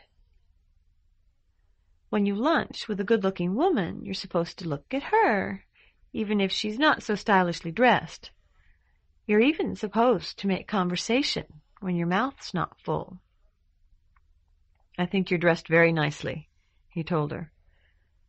She was still in the plain black silk frock she had worn in the coffee shop, having removed only the little lace apron and cap. Her serviceable tweed coat was draped over the back of her chair. "My all-purpose undercover outfit." Mamma Capini came bustling out of the kitchen and waved as she veered toward them. "Ah, it's you!" Her smile showed a gold tooth. Tentatively, he said, "It's been a couple of days, I think." Did some other version of himself eat here, too? "What do you think you say? Maybe a month. You're going to get real skinny." Mamma Capini turned her smile on Fanny. "Look at him. Never eats right but here." "I know. He had waffles for breakfast." Fanny shuddered elaborately. "That's right. No good. Maybe I open in the morning, give him omelets and some nice prosciutto fresh bread, then I save his life." He asked her, "Mama, do you remember Lara, the redhead I brought here?" "Sure, I know Lara." The gold tooth flashed again. "Nice girl. Too good for you." He nodded. "I know, Mama." "Has she been in here since she came with me?" "Oh." Mama lowered her voice and glanced at the vacant tables around them. "Lara dump you?" "I'm trying to get undumped." "Has she?" "Last night for dinner, but real late." Hopelessly, Mama spread plump, clean hands. "We're all out of tortellini." "Last night?" He asked, "It was Lara? You're sure?" "Course. I know her right away." Fanny asked, "Was she with anyone?" "You take him yourself. He don't look so bad. You make him forget Lara." "I'm going to try. But was she?" "Married couple. New married." Mama noticed his skeptical expression. "I'm telling you the truth. She's got rings and everything. They hold hands under the table." Fanny said, "Describe them, please." From a corner of his eye, he saw that she had slipped a small notebook and a stub of pencil out of her purse. "He's big.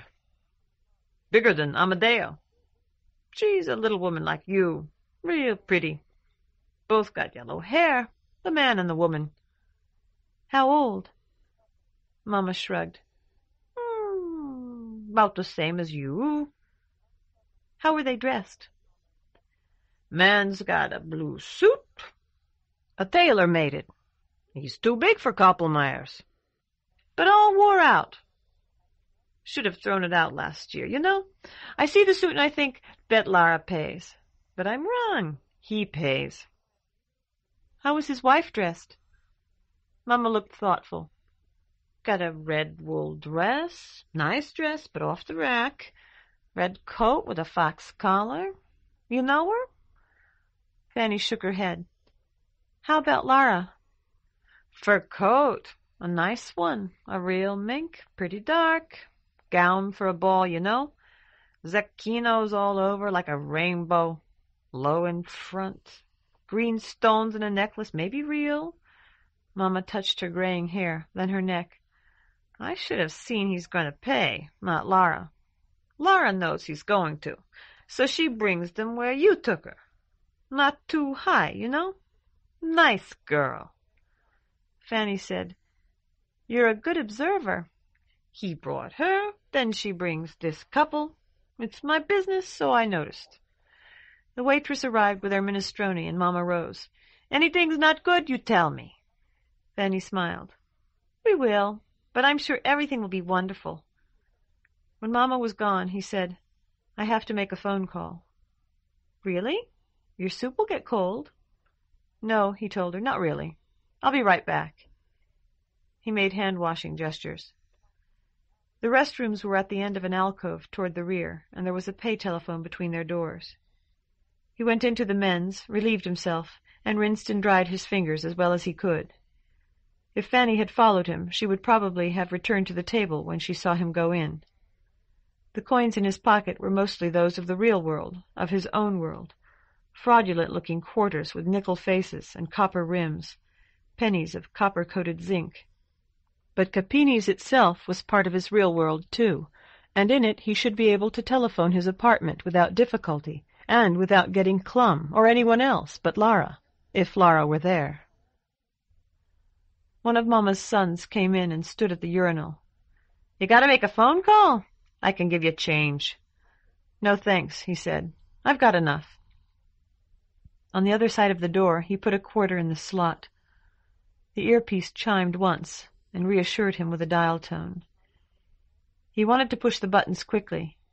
He made himself slow down so that he could be certain there had been no mistake. He pressed the last digit, and the dial tone ceased. There was nothing, no sound at all. His quarter jingled into the coin return when he hung up. Reinserting it, he entered his number again. Behind him, Mama's son said, "Can't get through, huh?" He shook his head. "It doesn't ring." "They shouldn't have let those sons of bitches bust at the Bell system." Mama's son turned away.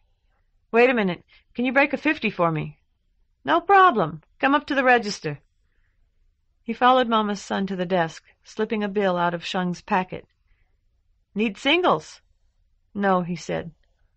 For a moment he held his breath. "Just a couple fives." "Okay." Mama's son accepted the 50, laid it on the cash register, and gave him 2 20s and 2 5s. The 20s had Andrew Jackson's picture. The 5s had Lincoln's. "What you think about the fight?" "What fight?" He had been studying the bills. Suddenly afraid he had studied them too long, he thrust them hurriedly into a pocket. "What fight?" Mama's son sounded aggrieved. "Joe's gonna fight the champ. Don't you read the paper?" "Oh, that's right," he said. "I did see that. Let's hope Joe gives him a hell of a match." "Take it to the bank, pal. Joe's a customer, you know. He was in last night with his wife and some other man-trap. Big as a house, but he don't throw his weight around. He's as nice and polite as you or me." He said, "I'll keep my fingers crossed," and went back to the table, where he sat with his head in his hands. There was an empty bowl in front of him. "Yours was getting cold," Fanny said, "so I ate it." There was a full bowl before her, still steaming. After a moment she picked it up and offered it to him. "That's all right," he said. "I was just trying to make a joke. Take it. It's yours anyway." "What's the matter?" "How long have you been eating here?" "What?" "I asked how long you've been coming in here. When we were in your room, you said there was a good Italian place a couple of blocks away, something like that. So you've eaten here before. When was the first time?" Fanny counted on her fingers. 4 days ago, Tuesday." "And they took your money?" "I didn't pay." She hesitated. "I was with a sergeant I know, a sergeant in uniform. We were hungry, so we decided to try it. He was going to buy, but one of the men who work here said it was okay, on the house. You know how they do for cops sometimes. Now, if you want to stay at my place tonight, you'd better tell me what's up." "We're in my world, the place the visitors come from. Or if we're not, this whole place is a visitor." She stared at him in disbelief. "I've eaten here 2 or 3 times a week for the past few years. Tuesday night I brought Lara here. Some of her power, or magic dust, or whatever you want to call it, rubbed off." "Were you here for dinner? What time?" Fanny nodded. "About 8. "That was when we were here. The store closes at 6, and it takes me about an hour to get home on the bus. I came home, showered, and changed clothes. My apartment's a block and a half that way." He pointed. "I think if I leave here without you, I might be able to spend the night in my own bed. Maybe even if I leave with you." "Then you'll have to put me up." "Sure. Because I'm not leaving you. You're bait for North, and getting him means a promotion. Probably 2 grades. Detective Lieutenant Lindy. It might also mean the survival of the human race, although that's strictly secondary. All right, he said. You're willing to help me? Yes, if you're willing to help me. If I go home, that's the life I had before I met Lara. She may visit my world, but this is where she comes from. This is where she lives. So this is where I'll find her, if I find her at all. The waitress halted at their table. Don't care for your soup, ma'am? Fanny shook her head. I let it get cold, but that's all right. Take it away. When the waitress left, he said, This is where I belong too, because Lara's here. Since you're going to help me and we're sharing info, the future detective lieutenant will share some of hers. Your Lara is Laura Nomos. I know. Fanny looked surprised. I didn't. Not for sure. Or not till a minute ago, when you were up at the cash register. How could you be sure? And what were you doing there anyway?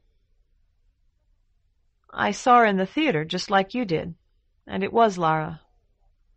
I told you about Mr. Kolecki.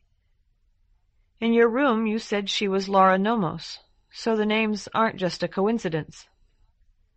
Well, I thought you were wrong, that Clum's stepdaughter couldn't possibly be ducking in and out of the visiting world as if she were the goddess. But, like you say, I saw her, and that Italian woman said she saw your Lara last night, dressed the way Nomos was in the theater, so that was confirmation. You're not crazy or nearsighted. Your Lara's Laura Nomos. He nodded. Fanny shuddered.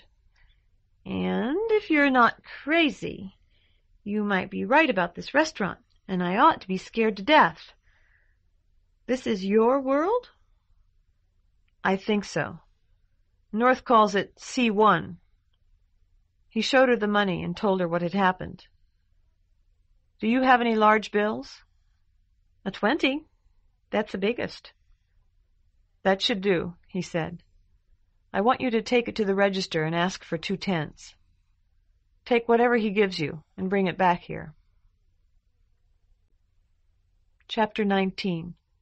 Home Again. The waitress had brought Fanny's salad and his fettuccine with the tea and coffee while Fanny was at the register. When she returned, she asked, Aren't you hungry? I'm starved, he said. But first I want to see what you got. 2 perfectly ordinary $10 bills. She held them out. You really are crazy, that's what I think. He shook his head and forked up fettuccine.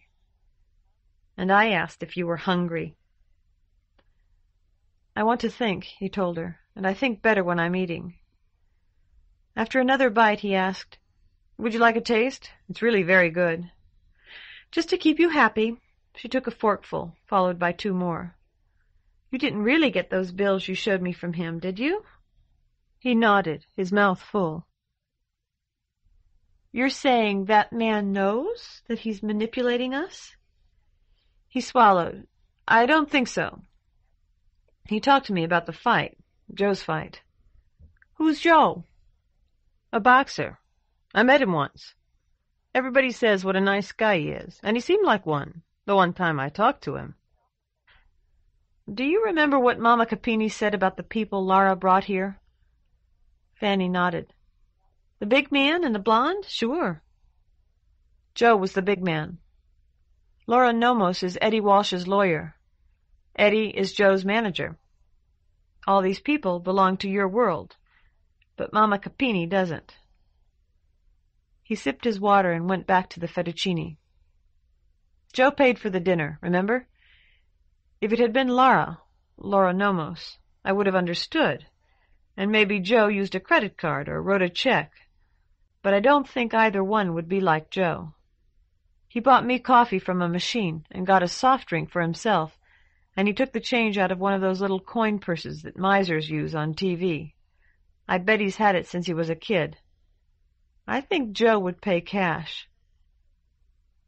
And not look at his change till later? No, that's just it. Joe would look at it. He'd count it, too. Probably Jennifer, that's his wife, the woman in the red dress, takes care of most of the bills.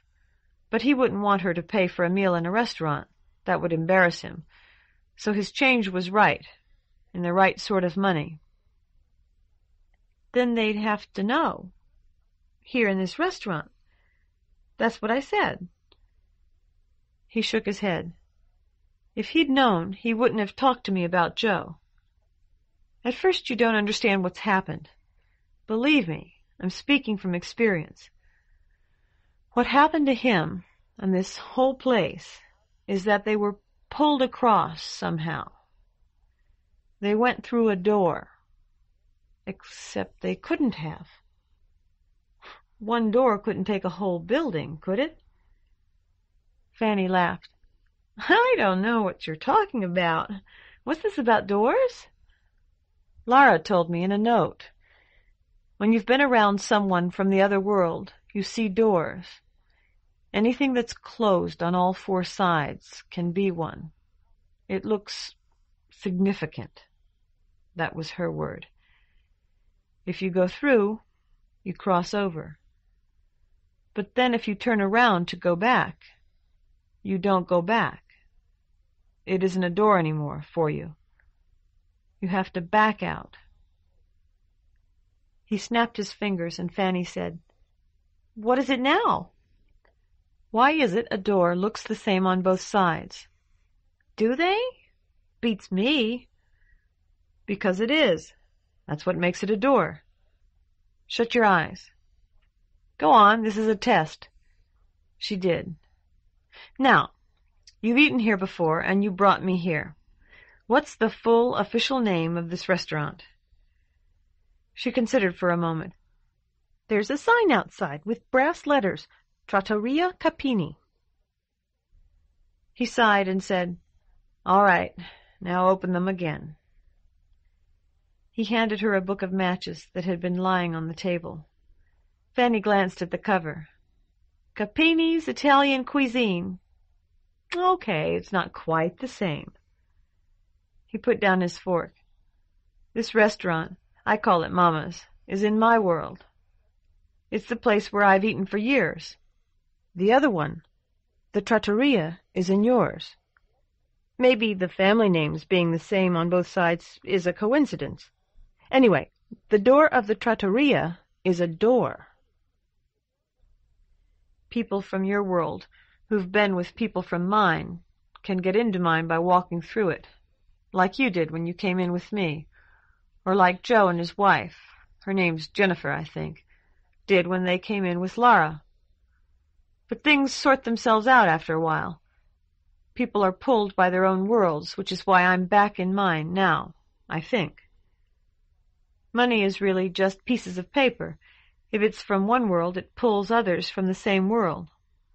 Things move in ways that sort them out.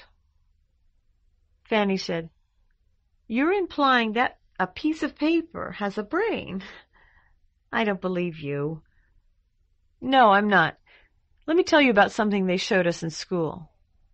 They tuned two strings to the same frequency. Do you follow me? Not the way you'd tune a piano, but so they made exactly the same note. Then whenever somebody plucked one, the other would start to shake. Not because it had a brain. It just did. Then both worlds are only frequencies and nothing solid at all. I wouldn't go that far, he said. But I would. Isn't that how TV's supposed to work? You tune to a certain channel and get two signals, one for picture, one for sound. The station fudges the frequency of each just a little all the time, and that's what changes the picture and the noise from the speakers. When you change the frequency in your set a lot, it picks up a new channel, and the show you've been watching is gone. There's a new show with different people. He shook his head. Well, I think I'm right. Fanny signaled the waitress. Please, could I have more hot water for my tea? He wanted to say that although her world might be nothing more than the note of a piano string, his own was real. But he remembered its coins, the false faces and the brassy edges of them, and he felt that it had no more reality than her own, and perhaps less.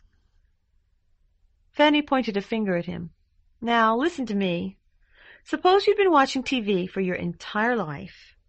Suppose it was the only thing you knew, and there were shows like sunrise, sunset, work, and shopping, and you were used to them and had never even thought about anything else at all."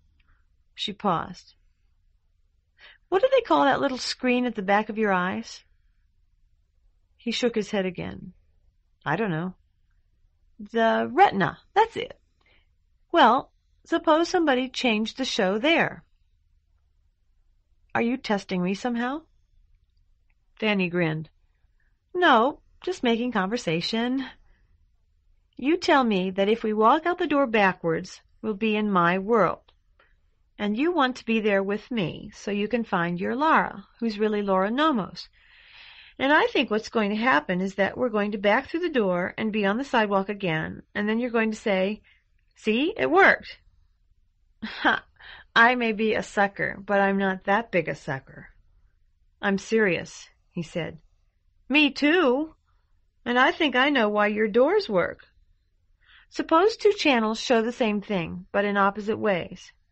Say the thing's a door, or anyhow a doorway, and the first channel shows one side at the same time the other channel's showing the other. Wouldn't their frequencies have to come closer to each other? If there were a lot of channels, some would get so close they'd touch. Then you could turn the knob just a little and skip from one channel to the next, right? But if you wanted to go back, you'd have to turn the knob backwards. You couldn't just keep twisting it in the direction you'd turned it the first time and get back. So that's what we'll be doing if we back through the door, turning the knob back." "But I feel awfully silly." He said, "You're going to do it, aren't you?" Fanny shrugged. "I didn't think you cared about me, only about your Lara." "Do I have to choose right now?" She grinned again. "Yep." "Then I choose Lara." "Which means you're going to have to let me pay for my own lunch." "Back out," he said. "I mean it. It may not work. Lara's note said you should do it right away, and we certainly haven't.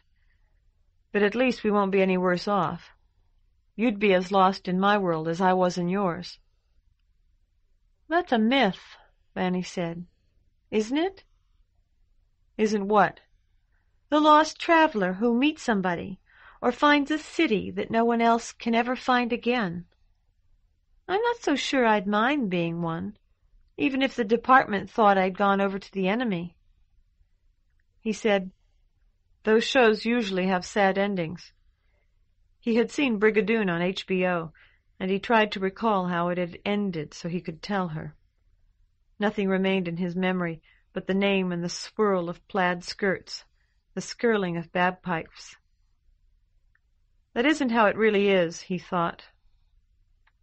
Fanny stood, taking her coat from the back of her chair. "Well, come on. Here goes nothing."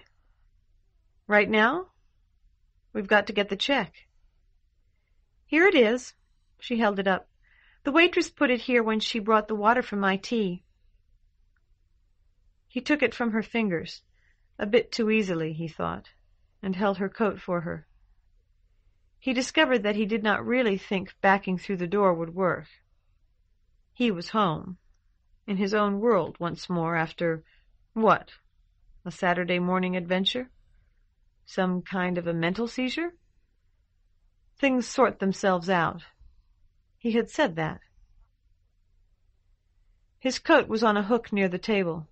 It was, of course, still the heavy wool one he had bought in the hotel, too heavy probably for the weather here. But the package of 50s he had bought for a dime from Mr. Shung was real money now, as the still substantial remainder of the 1,000 he had found under the vase in his hospital room was not.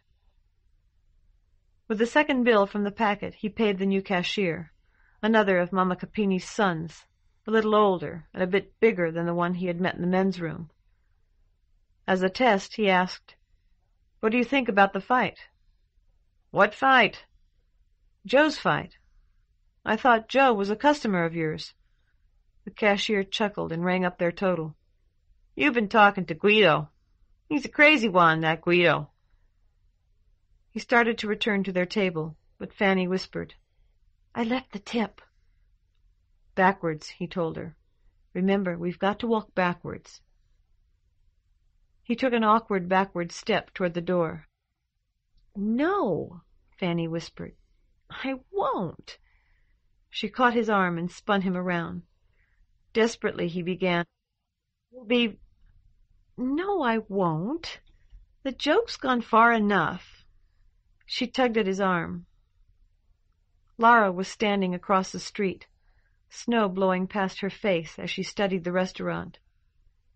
He started toward her, and as he did, he heard Mamma Capini call, "Arrivederci," behind them. At the edge of vision, he saw Fanny look back, wave, and smile as she stepped through the door. Then he was on the street, and alone. Snowflakes sparkled in the sun, blown from the rooftops by a spring wind. Lara had already turned away. As he watched, she vanished through the revolving door of a fur store. Recklessly, he dashed into the traffic. Brakes squealed. A white truck, like a huge refrigerator on wheels, slewed sideways until it nearly struck his shoulder with its own. Triumphantly, he leaped across the curb and straight-armed the revolving door. A sale was in progress. The furriers swarmed with women, many of them accompanied by husbands, variously impatient. He raced among them, trying to decide whether Lara had worn a hat, whether her lovely hair had been on her shoulders or piled upon her head to form the covering he half recalled having seen while Fanny faded like a cheap photo at his side. Twice he pushed his way completely around the store. Women were everywhere, with and without hats. None was Lara. In desperation, he snatched away a clerk, rescuing her from an angry-looking customer with blue hair, who was disparaging 2 coats to her in tandem. He described Lara as well as he could. The clerk shook her head. "Have you tried upstairs?" He stared at her. "In the salon." The clerk lowered her voice. "The more expensive things are up there, and they get a better class of people." A pokey elevator carried him to the 2nd floor, wheezing like an asthmatic old man. Here the carpets were white, and the lights seemed touched with blue. He located a male clerk and described Lara again, adding that it was extremely urgent that he speak to her. The clerk asked frostily, "You don't by any chance recall the young lady's name?" "Lara Morgan," he said. "She sometimes uses the name Laura Nomos." The clerk did not turn a hair. "Then, if you'll come with me, sir, I can examine the book for today and tell you whether she's been here." They went to the back of the store, where a ledger lay open on a desk. The clerk studied its pages. "Miss Morgan was indeed here today, sir, at 11:30. The clerk glanced at his watch. "It's now nearly 11:40, so I would imagine she's left the store. Miss Morgan left her coat with us for cleaning and storage, as I believe she always does." A tiny flower of hope blossomed in him. "She'll come for it, then, in the fall?" "Or send someone, sir, if she wants it taken from storage." The clerk flipped pages. "Here we are, sir. She picked it up last October, but it had been with us for 26 months, sir." Chapter 20. His Apartment. The mailbox was full, and among its bills and ads he discovered a yellow ticket advising him that still more were being held for him at the post office. A little strawberry-shaped clock he had gotten in a drugstore clung to the door of his refrigerator, its display faithfully flashing the time and date. 1:38, 4:15. 1:38, 4:15. 1:39, 4:15. It was the middle of April. He tried to remember when Lara had left him, but could not. Her note lay on the coffee table, undated save for a light coating of dust. He read it again. Darling, I tried to say goodbye last night, but you wouldn't listen. I'm not a coward, really I'm not. If it weren't for the doors, I wouldn't tell you a thing. That would be the best way. You may see one, perhaps more than one, at least for a little while. It will be closed all around. They must be closed on all sides. It may be a real door, or just something like a guy wire supporting a phone pole, or an arch in a garden. Whatever it is, it will look significant. Please read carefully. Please remember everything I'm saying. You must not go through. If you go through before you realize it, don't turn around. If you do, it will be gone. Walk backward at once. Lara. Her signature was exactly as he remembered it, its first A a continuation of the capital L. He did not read the postscript, which he called the P.S., feeling that he would quite literally die, that his heart would somehow burst if he did. A paper lay under the coffee table. March 13th. 33 days since Lara had gone. A night in the hospital, or perhaps 2. Say 2 nights in the hospital. A night in the hotel with North, a night in the hotel alone. That was 4 nights. For 33 days. He switched on the television and chanced upon a feature story about the rush to file income tax returns. April 15th. This was the day you were supposed to file. Mechanically, he walked to the post office and got the rest of his mail. His form was there, and the store had sent his W-2 already. It was in the pile of papers on the bedside table. The bed was still unmade, still rumpled from the night he had staggered into it with Lara, and the day he had awakened alone. He used the short form and had nothing to report but his salary. It was complete, sealed and stamped, in 20 minutes. He had not worn the overcoat when he went to the post office, and now he debated whether to wear it when he went out to mail his return. The packet of 50s was still in the right side pocket. He took it out, wondering what Internal Revenue would do if they knew he had it. No doubt profits had to be reported, even if they were the profits of buying several $1,000s for a dime. The brown paper wrapper was still stamped Purolator Courier, still marked with a Chinese character and the symbols for 10 cents by Mr. Sheng's industrious brush. Where was Mr. Sheng now? And his nephew, Dr. Pill? On a different channel, in another show. Taking Marcella's bills out of his wallet, he folded them, bound them with a rubber band, and put them in the pocket of the overcoat. Slipping the paper wrapper from Mr. Sheng's 50s, he crumpled it and tossed it into a wastebasket, and deposited the 50s in his wallet. He felt like an international traveler, like James Bond, felt that he should have a small but deadly automatic tucked away somewhere, and several passports. He laughed at himself as he hung the coat in the closet, draping the muffler over its collar, while he always resisted, the impulse to take out the Tina doll and study it, to kiss it perhaps, and comb its hair as the woman in the haberdashery had. Too old to play with dolls. He spoke the words aloud, but softly. Returning from the post office a second time, he felt cold despite the sweater vest, and stopped to buy a new topcoat. At his own store, the store where he worked, or at least where he had worked, he could have gotten an employee discount. But the topcoat was on sale, and his discount would not have made it any cheaper. The discount applied only to the full price, never to a sale price. His new topcoat was tan, like his old one. Back at his apartment, he stripped the bed, showered, and changed clothes, discarding his scorched slacks. There was a musty shirt on the floor of his closet. He bundled it with the sheets and pillow slips and the soiled shirt, socks, and underwear he had removed, and looked around to see whether Lara had left anything. She had owned very little, now that he thought of it. 2 dresses, but perhaps, since he remembered both as green, there had been only one, a single dress that could be worn differently at different times, with different pins, and so on. He tried to recall what they said in better dresses. Accessorized, that was it. It occurred to him that Lara would never have used that word, and would not have liked it, and he realized that he himself did not like it now. So that much of Lara remained with him. There was nothing else, not a scrap of clothing, not so much as a used lipstick or a comb.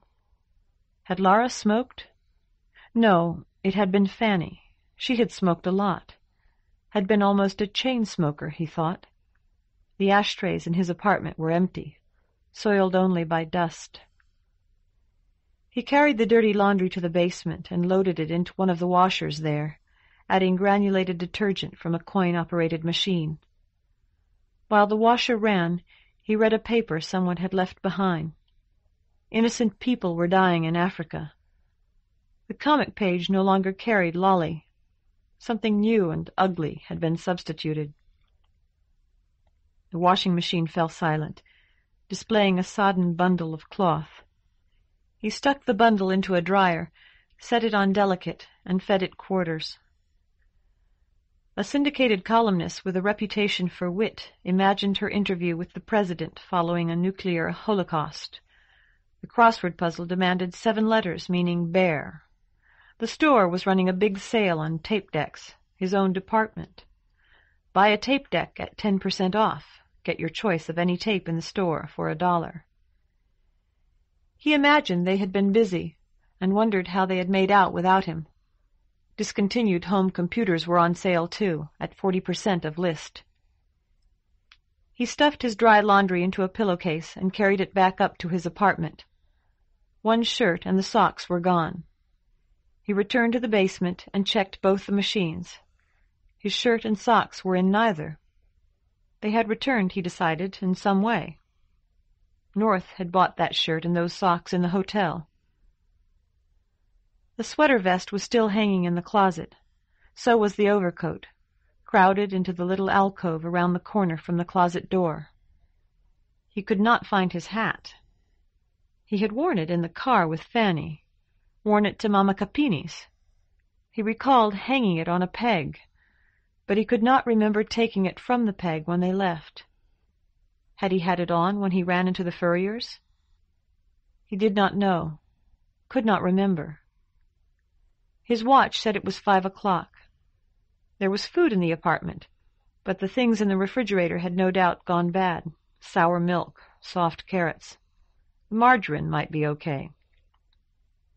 He decided he could not face the job of cleaning out the refrigerator and the bread box, now that he came to think of it, that day. He would eat at Mamma's, and perhaps something might happen. His necktie was draped over the lampshade. He buttoned his collar and knotted the tie carefully. He made it a rule never to leave the apartment without a tie. There was always a chance he would run into one of the supervisors. He put on his jacket and his new topcoat. When he had gone a block, he saw a man's black sock in the gutter and stopped to pick it up.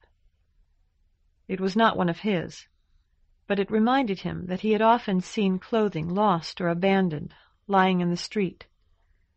No doubt his shirt and his own socks were similarly lost and abandoned, lying in the snow of Lara's city, the city that was so much like and yet so much unlike his own.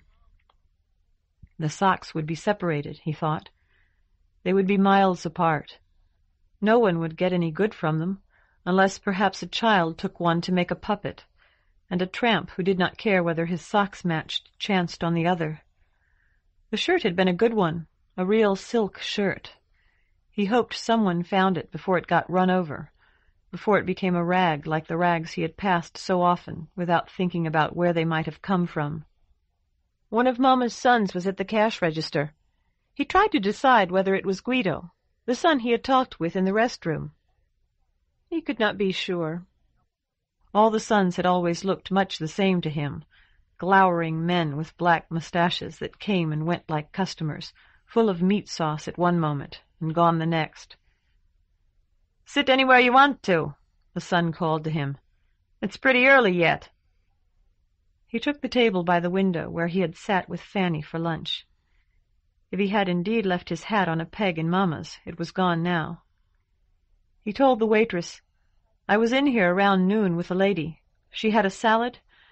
I don't know what it was, but it looked awfully good. Do you remember us?" The waitress shook her head. "I don't think I served you, sir."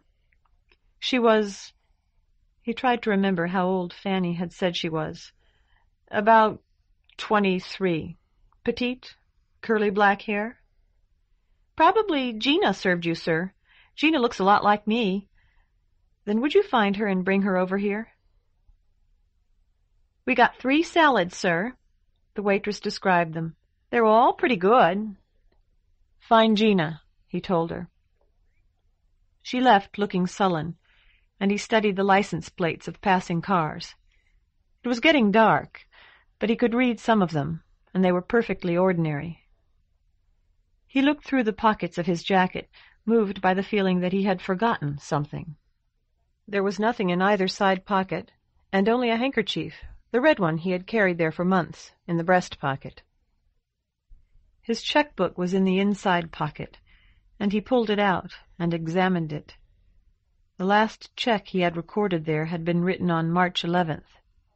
It occurred to him that he had paid for the doll by check, and that the amount of the check had been large. But he could not remember how large, and he was not sure a check could be presented for collection by a shop in another world, a shop in a dream. "Not here," the waitress announced to his elbow. He glanced up at her. "I'm sorry?" "I said, Gina's not here. I looked all over." The waitress brushed a lock of hair away from her forehead and contrived to appear both hot and tired when she was neither. "Dinner's just starting, too." Can she do that? Just leave like that? The waitress leaned closer. "Gina is screwing Guido. She can do any damn thing she wants." "Is Guido here?" He glanced toward the register. There was no one there. "Nah, Guido's gone. He don't hardly ever stay for dinner." "What'd you like?" He ordered one of the salads, and she drifted away.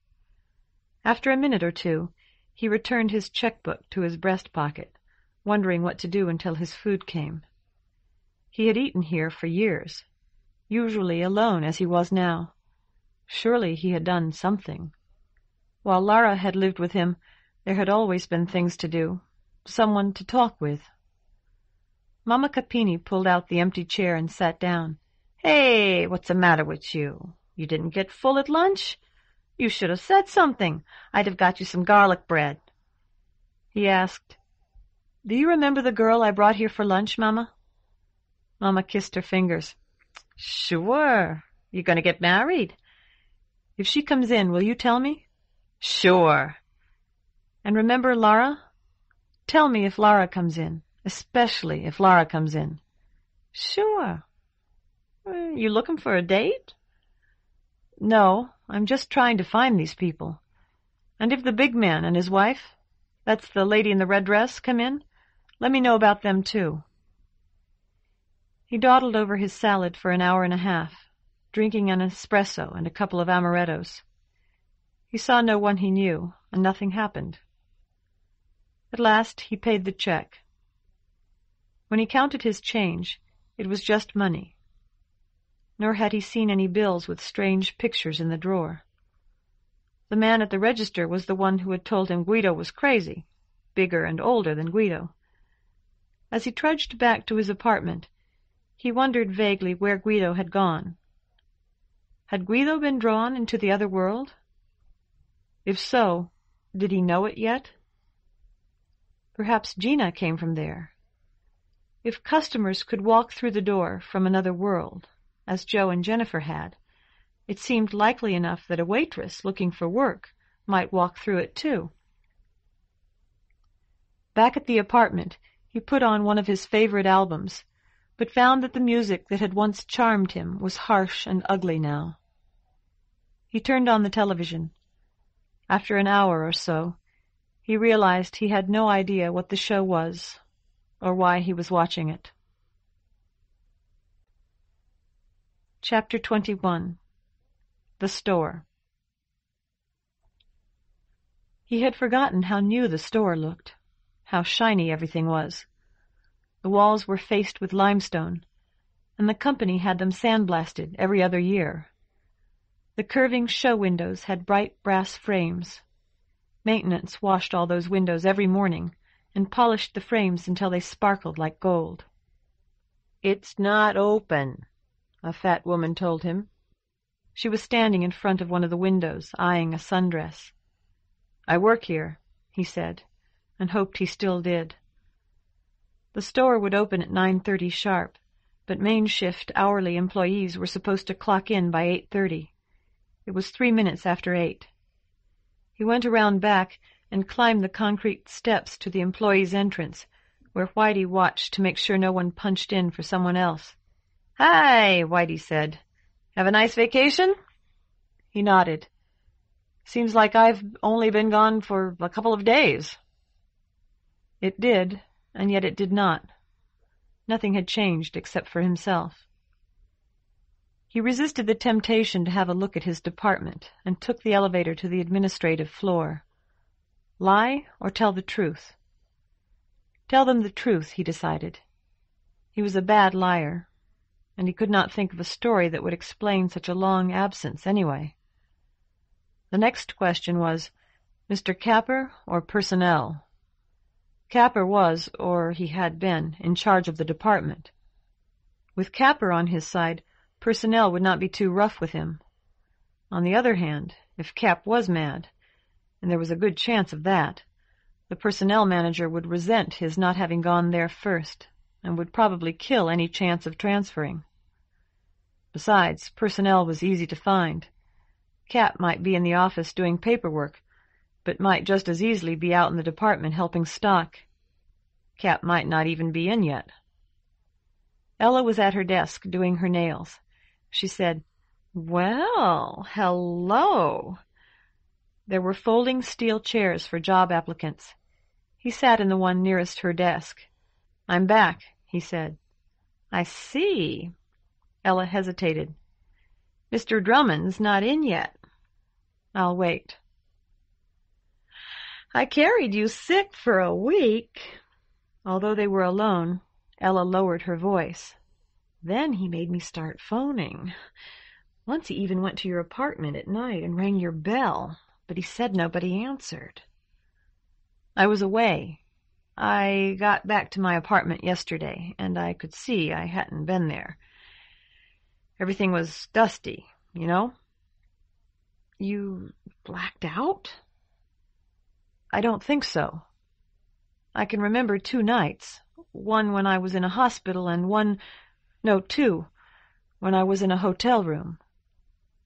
Not knowing what else to say, he added, "It was the same room." Ella leaned toward him and held out her hand for his.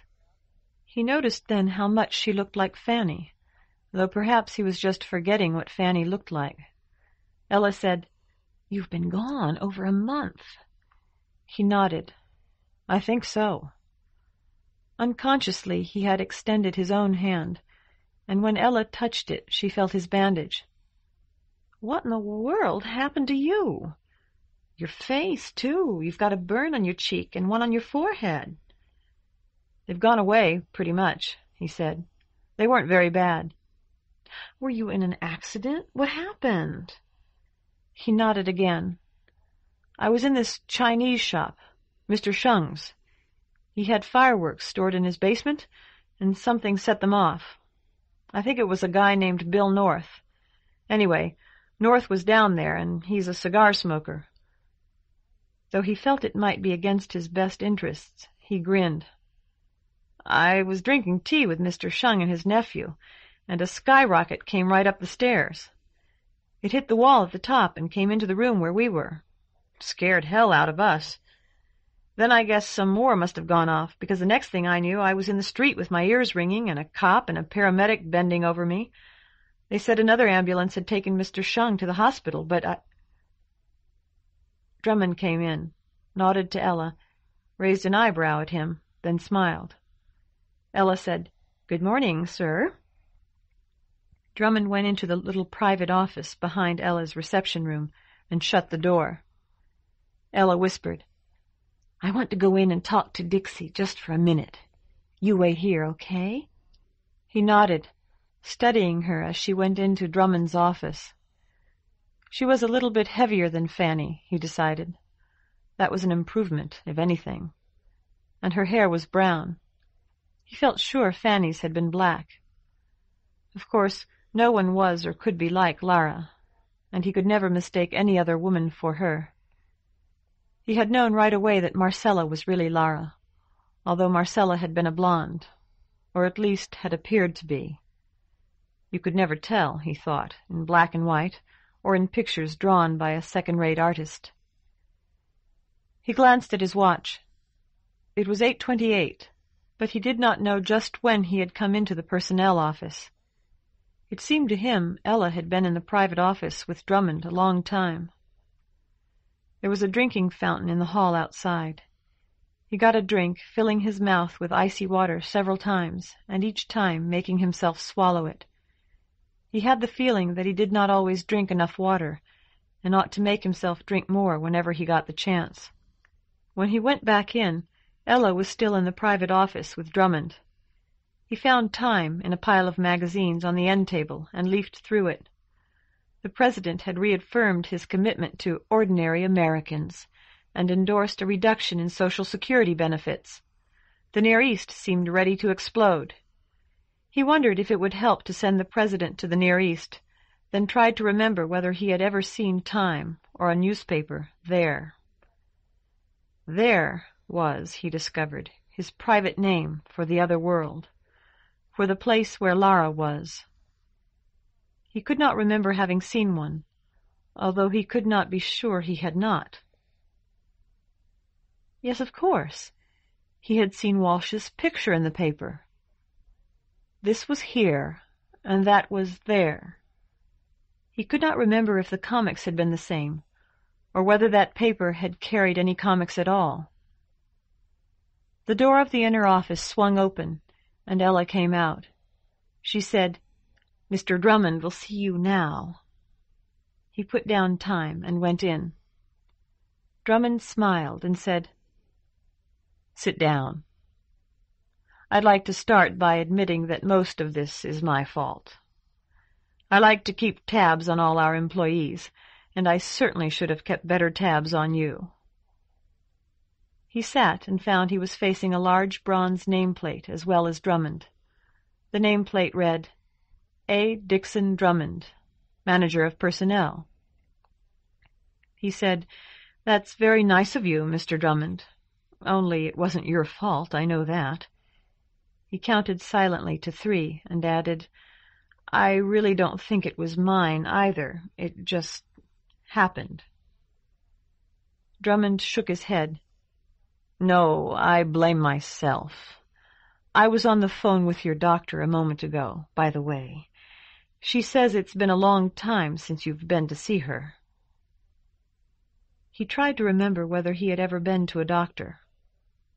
Surely he had, but he could not recall the occasion. Dr. Pill had been his doctor in the hospital, but that was certainly not what Drummond meant. He said, "I guess it has. We want you to see her right away. Let me make that clear. Not next week. Not tomorrow. Not this afternoon. This morning. As soon as you leave my office." "I was hoping to get back to my department, sir. There's a sale, and they need me." "And you can," Drummond told him, "just as soon as you get back from the doctor. Come up here, show me a note saying she's seen you, and you can get right back to work." A great weight lifted from his chest. Your doctor will see you as soon as you get to her office. She doesn't take appointments. There's no reason you can't be back at work before lunch." He nodded. "She asked me to ask you whether by any chance you suffered a blow to the head." He nodded. "I slipped on some ice and hit my head on the pavement." Drummond smiled again. "It could have happened to any of us, couldn't it? That's all for now.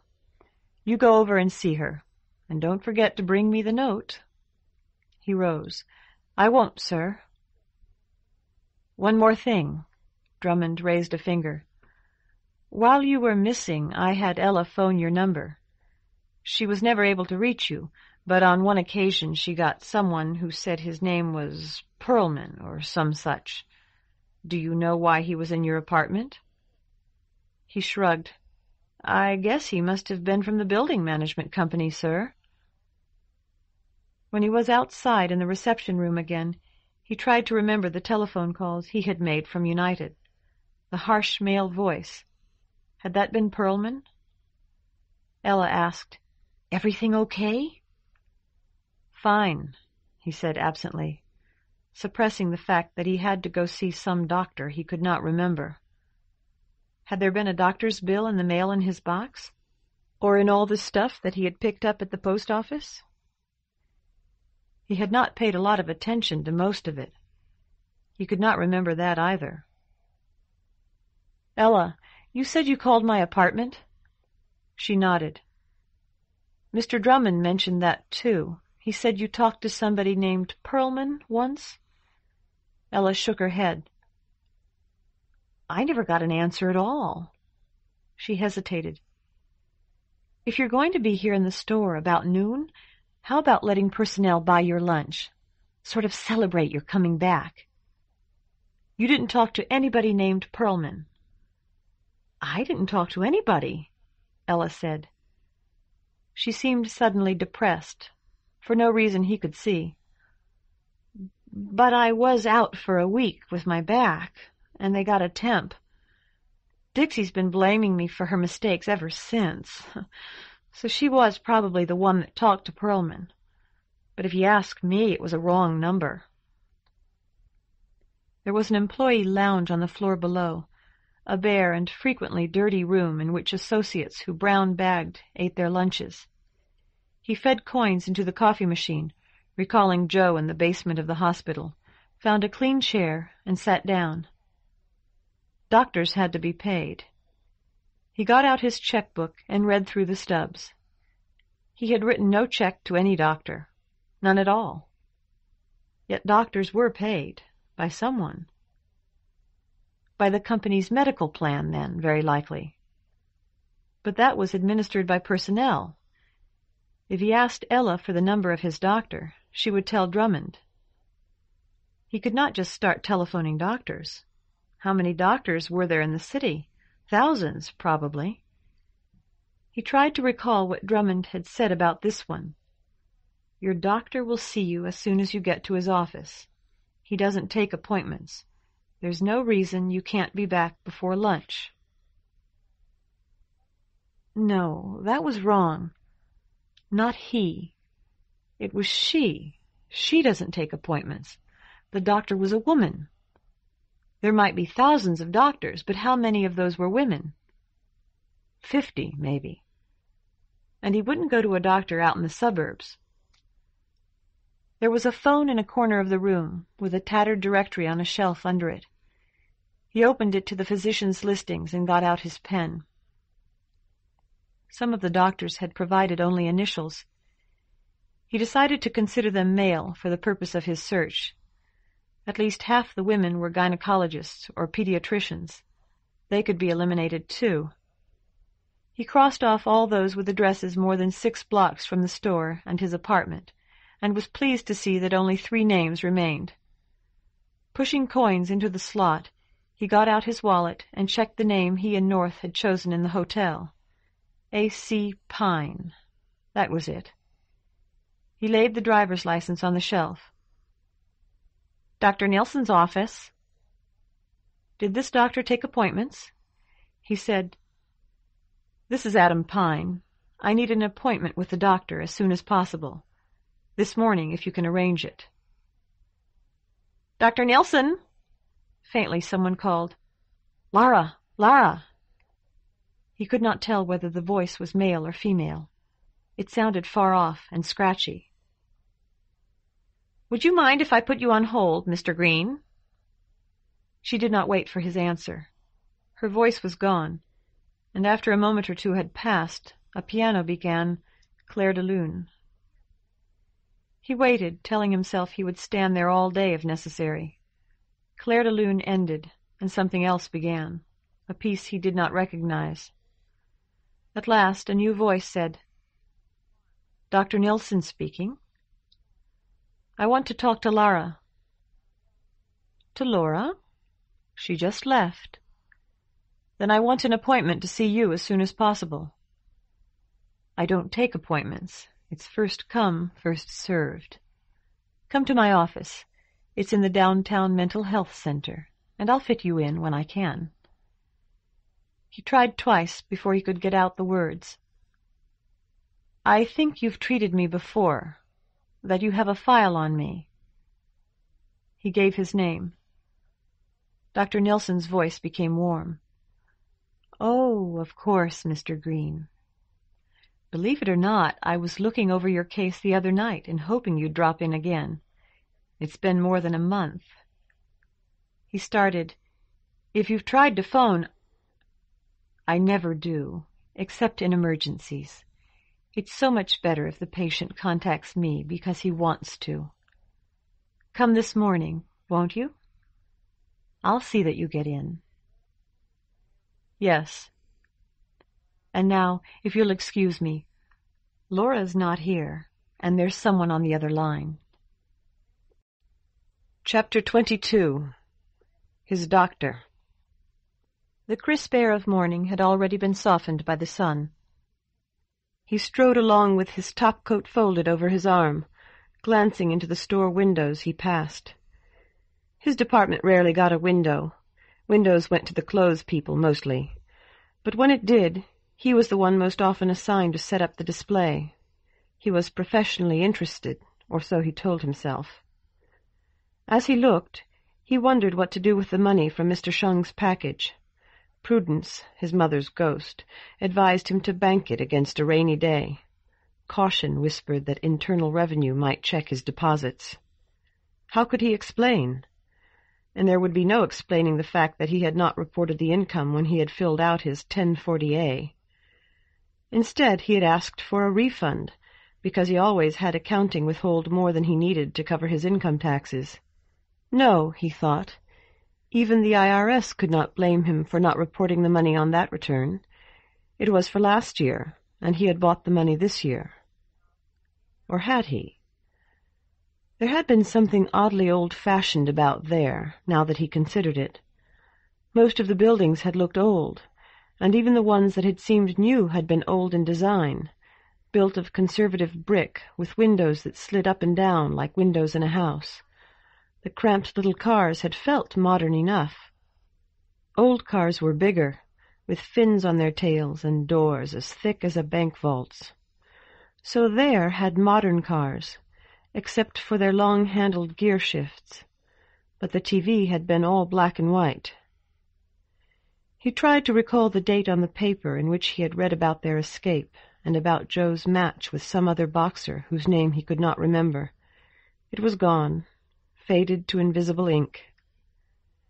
Maybe he could take a Caribbean cruise, like on Love Boat. No, because you were supposed to fall for somebody, and he could not fall for anybody except Lara, and he had already fallen for her. He might think he had, as he had with Fanny, getting laid for $2,000 or $3,000. He laughed at himself. There had been a time when he had gone to singles bars 1 or 2 nights a week, a time that had ended when he realized the women were looking for husbands and not for love. No, never for love. If he just wanted to get laid, that could be arranged a lot cheaper. Men in blue hard hats and international orange safety vests were at work not far from the building. Hard-edged black wires traced languid curves in the street. He stopped a workman and rather timidly asked what they were doing, and the man explained that they were taking down overhead lines that had been replaced by underground cables. He nodded, said thank you, and stood looking at the street, recalling the significant door that would not open for him again. A meter maid touched his arm and pointed out the downtown mental health center. "It's right over there, sir. Would you like me to take you?" "No." He shook his head and realized with a start that he had been crying, bawling in public for the first time since he had been a small boy. Jerking the red handkerchief out of his breast pocket, he mopped his streaming eyes and blew his nose. When he felt presentable again, he went inside. A board beside the elevators listed Dr. Nilsson's office on the 4th floor. He discovered that he had known that already. No doubt it had been part of the listing in the telephone book. He rang for the elevator and went up. There were 3 patients in the doctor's reception room, a thin and gloomy woman, a fat boy of 16 or so who grinned at nothing, and himself. He chose a chair, necessarily between the other 2, and wondered what they thought of him, how they would describe him. As a neat little clerk, perhaps. Not that he felt so neat this morning. There was nobody at the reception desk. The telephone rang 6 times as they sat waiting, but no one answered it. When it had stopped ringing, he rose and examined the desk. Its top held a potted plant, a green blotter, and a silver ballpoint pen embraced by a pink koala bear. The flat drawer under the desktop contained pencils, a ballpoint office pen, a gross of paper clips in a small cardboard box, and some rubber bands. False drawer fronts on the left concealed an electric typewriter bolted to a swing-up typing stand. He lifted it to see whether there was anything hidden behind it, and the gloomy woman stared at him disapprovingly. "No wonder you're so down," he thought. "You won't let anyone have any fun." False drawer fronts on the right slid up to reveal bins for white and yellow paper, for stationery with the Downtown Mental Health Center letterhead, matching envelopes, carbon paper, and flimsy second sheets. That was all. If the person who had used the desk had ever stored personal possessions in it, she had taken them with her. He reflected that even a desk dictionary might have revealed her name, scrawled inside the front cover. But the desk dictionary, if it had ever existed, was gone. There was nothing beneath the blotter, no labels pasted to the telephone. The toy koala was cute and mute. He pulled out the stationery, the white bond paper and the yellow paper, and ruffled through them, thinking vaguely that something might have been concealed there. There was nothing, and the carbon paper, all unused, and second sheets were just as sterile. The pen in the drawer was plastic, the kind given away by office equipment dealers in search of business. Good tiger ink, with an address and telephone number, took up half the pen's sides. The others read, Downtown Mental Health Center, Laura Masterman. He slipped the pen into his pocket and sat down. A lanky woman with a wisp of beard marched out of the inner office, crossed the waiting room as if they were invisible, and went out. The buck-toothed woman with whom he had spoken the day he had discovered Lara was gone looked through the doorway, saw him, and said, "Please come in, Mr. Green." The fat teenager stood up. "Now wait a minute." The buck-toothed woman told him calmly, "Mr. Green's case is something of an emergency, Mr. Bowden, and I reserve the right to see my patients in whatever order I choose." He said, "In a minute he'll tell you I took this pen from your receptionist's desk, Doctor." He held it up so she could see it. "I thought I might want to make some notes about what we've said, and I forgot to bring one of my own." "That's perfectly all right, Mr. Green. Won't you come in?" Her office was smaller than Drummond's, and much plainer. He sat down when she did, and asked, "What's the matter with me, Doctor?" I really don't know, Mr. Green. That's what we're trying to find out. You've seen me before? She nodded. How often? Does it matter? It does to me, very much. How often? She flipped through the file folder on her desk. This is your 8th visit. Why is it so important? Because I can only remember coming here once before. She frowned. Interesting. When was that? March 14th. Do you remember what I asked you then? I have notes from our interview. You were looking for a young woman called Laura Morgan.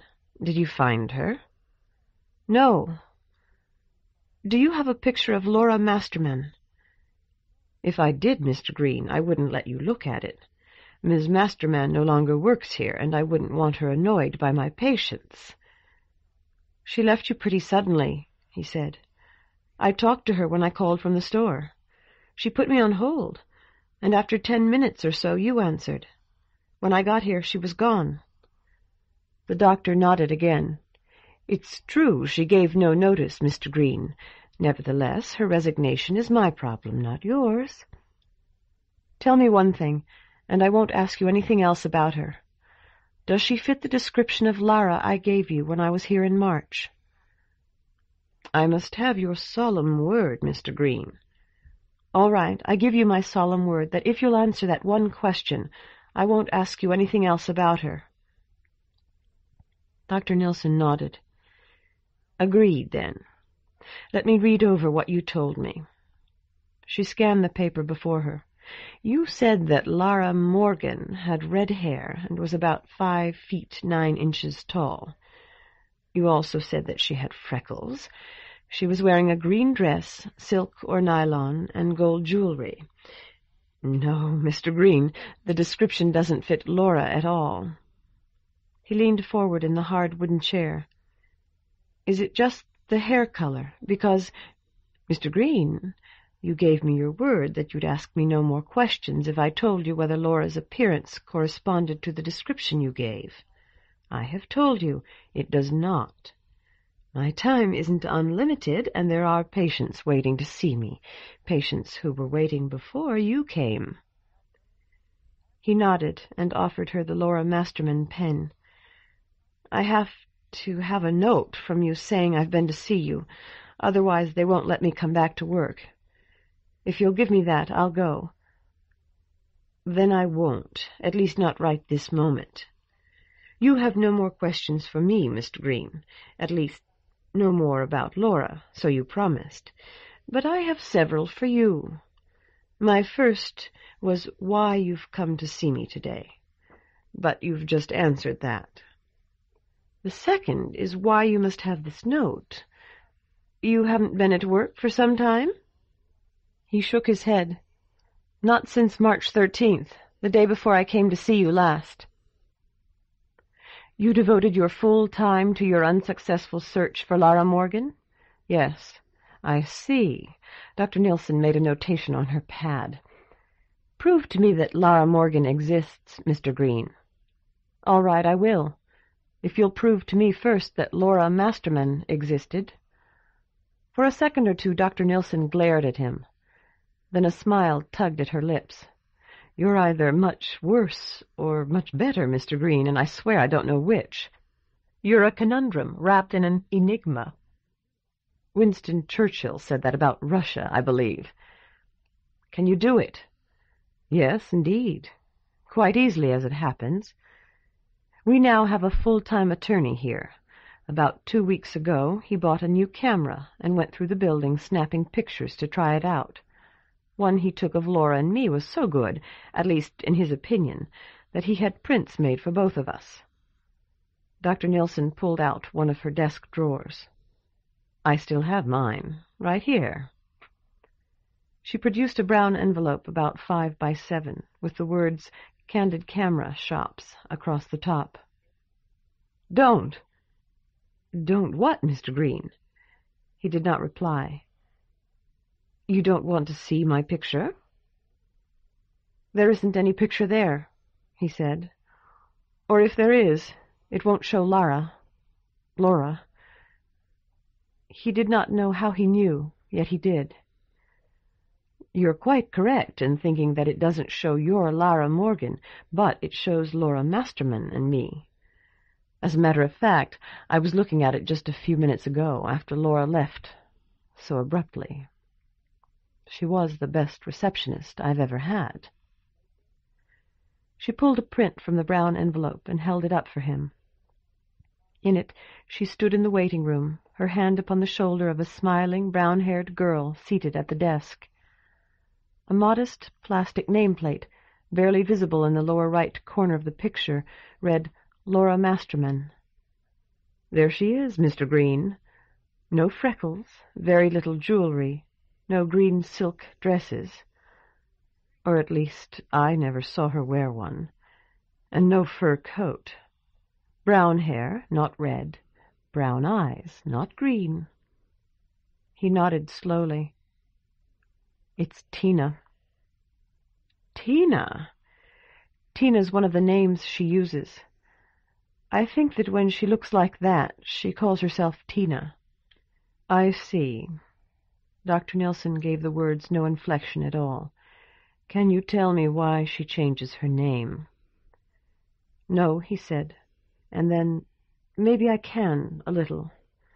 I've been thinking about her a lot. I can see you have. He said slowly, Have you ever looked at the sky at night, Doctor? Yes, often. Not really as often as I'd like. There's so much light from the city that one seldom sees the stars. But last winter there was a blackout. Perhaps you remember. I stood on my balcony until I was nearly frozen. And you know how far away they are? Vaguely. I'm not an astronomer.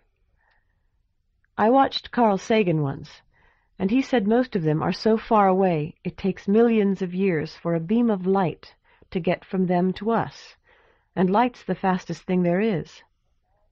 Haven't you ever wondered why God put them so far away? I suppose everyone has, Mr. Green. And yet we have visitors sometimes, and things from our world that just go away. Dr. Nilsson nodded. Like the sign at the airport, arrivals and departures. I guess so. I've never ridden in a jet or any other kind of airplane. But I know that people and things just vanish, and sometimes other people and other things show up here. He tried to recall what Fanny had said about the television channels, but decided he could not explain it well enough. He said, There's another world, just next door, if you go through the right door. Dr. Nilsson did something on the underside of her desktop. Please go on, Mr. Green. Chapter 23. Explanations. Suppose that in that world there was a woman, a goddess really, who wanted to make love to a man from our world. Dr. Nilsson smiled. Why should she want to do that, Mr. Green? Because in her world men die after they make love. Like drones, is that what you mean? I must say, it would be a nice reversal. Here, so many of us die after rape, or even before it. He said, I don't understand about the drones. Male honeybees. Most bees are sterile females. They're the ones who do the work. A few are fertile females. I suppose they're called princesses. A few others are fertile males, drones. At the nuptial flight, the strongest drones mate with the princesses, who become queens. Then the drones die. He shook his head. It isn't really like that there. The men do a lot of the work. The cop that talked to me at the fire was a man, and so was the medic, and later the clerk who wouldn't let me back into the hotel. But when they make love, they die. Their immune systems collapse. A doctor there told me that, Dr. Applewood. Dr. Nilsson smiled again. You mean they have doctors, just as we do, and policemen? I suppose they speak English? Yes, at least in the part I visited. But they must have different languages in different places. I know there's a man who talks with a German— Abruptly he fell silent. What is it, Mr. Green? I just realized who it was I heard calling Lara when I was talking to her, to your Laura, on the phone. It was him. It was Clum. Dr. Nilsson leaned toward him, her hands clasped beneath her chin. Don't you realize, Mr. Green, that if there were a world like the one you've been telling me about, a world where men die after intercourse, it would have customs, a whole culture, quite different from ours? They don't, he said. It's a lot like ours. He paused, thinking. I hadn't really worked it all out before, but it has to be, because the worlds are so close, because it's so easy to go across. Suppose somebody there thinks up a new word. Pretty soon somebody switches over, maybe not even knowing that he did it, and hears the word and brings it back. Or maybe one of them comes here and uses the word. Probably a lot of customs that we think are ours are really theirs, like the groom wearing black at his wedding. There was a discreet tap at the door. Dr. Nilsson called, "Come in." Two husky black men in the trousered white uniforms of male nurses entered. Both were about his own age, and it seemed to him that their dark, serious faces contrasted oddly with their clothes. One carried a small canvas bag. "I don't believe you'll have trouble with Mr. Green," Dr. Nilsson said. "In many respects he seems quite rational, and it may be that he needs nothing more than a short rest." When he stood up, a man took each arm. Something with Lara at its heart exploded in him, and he fought them as he had not fought since he was a boy, shouting and kicking. They threw him down. One held him while the other unzipped the bag and forced him into a canvas and leather straitjacket. Her voice kind, Dr. Nilsson said, "Mr. Green, I'm going to telephone Mr. Drummond, where you work. If you want to make a disturbance, to cry out for help, for example, you may do so. But it will make a poor impression on Mr. Drummond. I think you realize that." She had picked up the handset and pressed numbers as she spoke. For a moment the room fell silent as she listened to the instrument. "This is Dr. Nilsson, Mr. Green's doctor.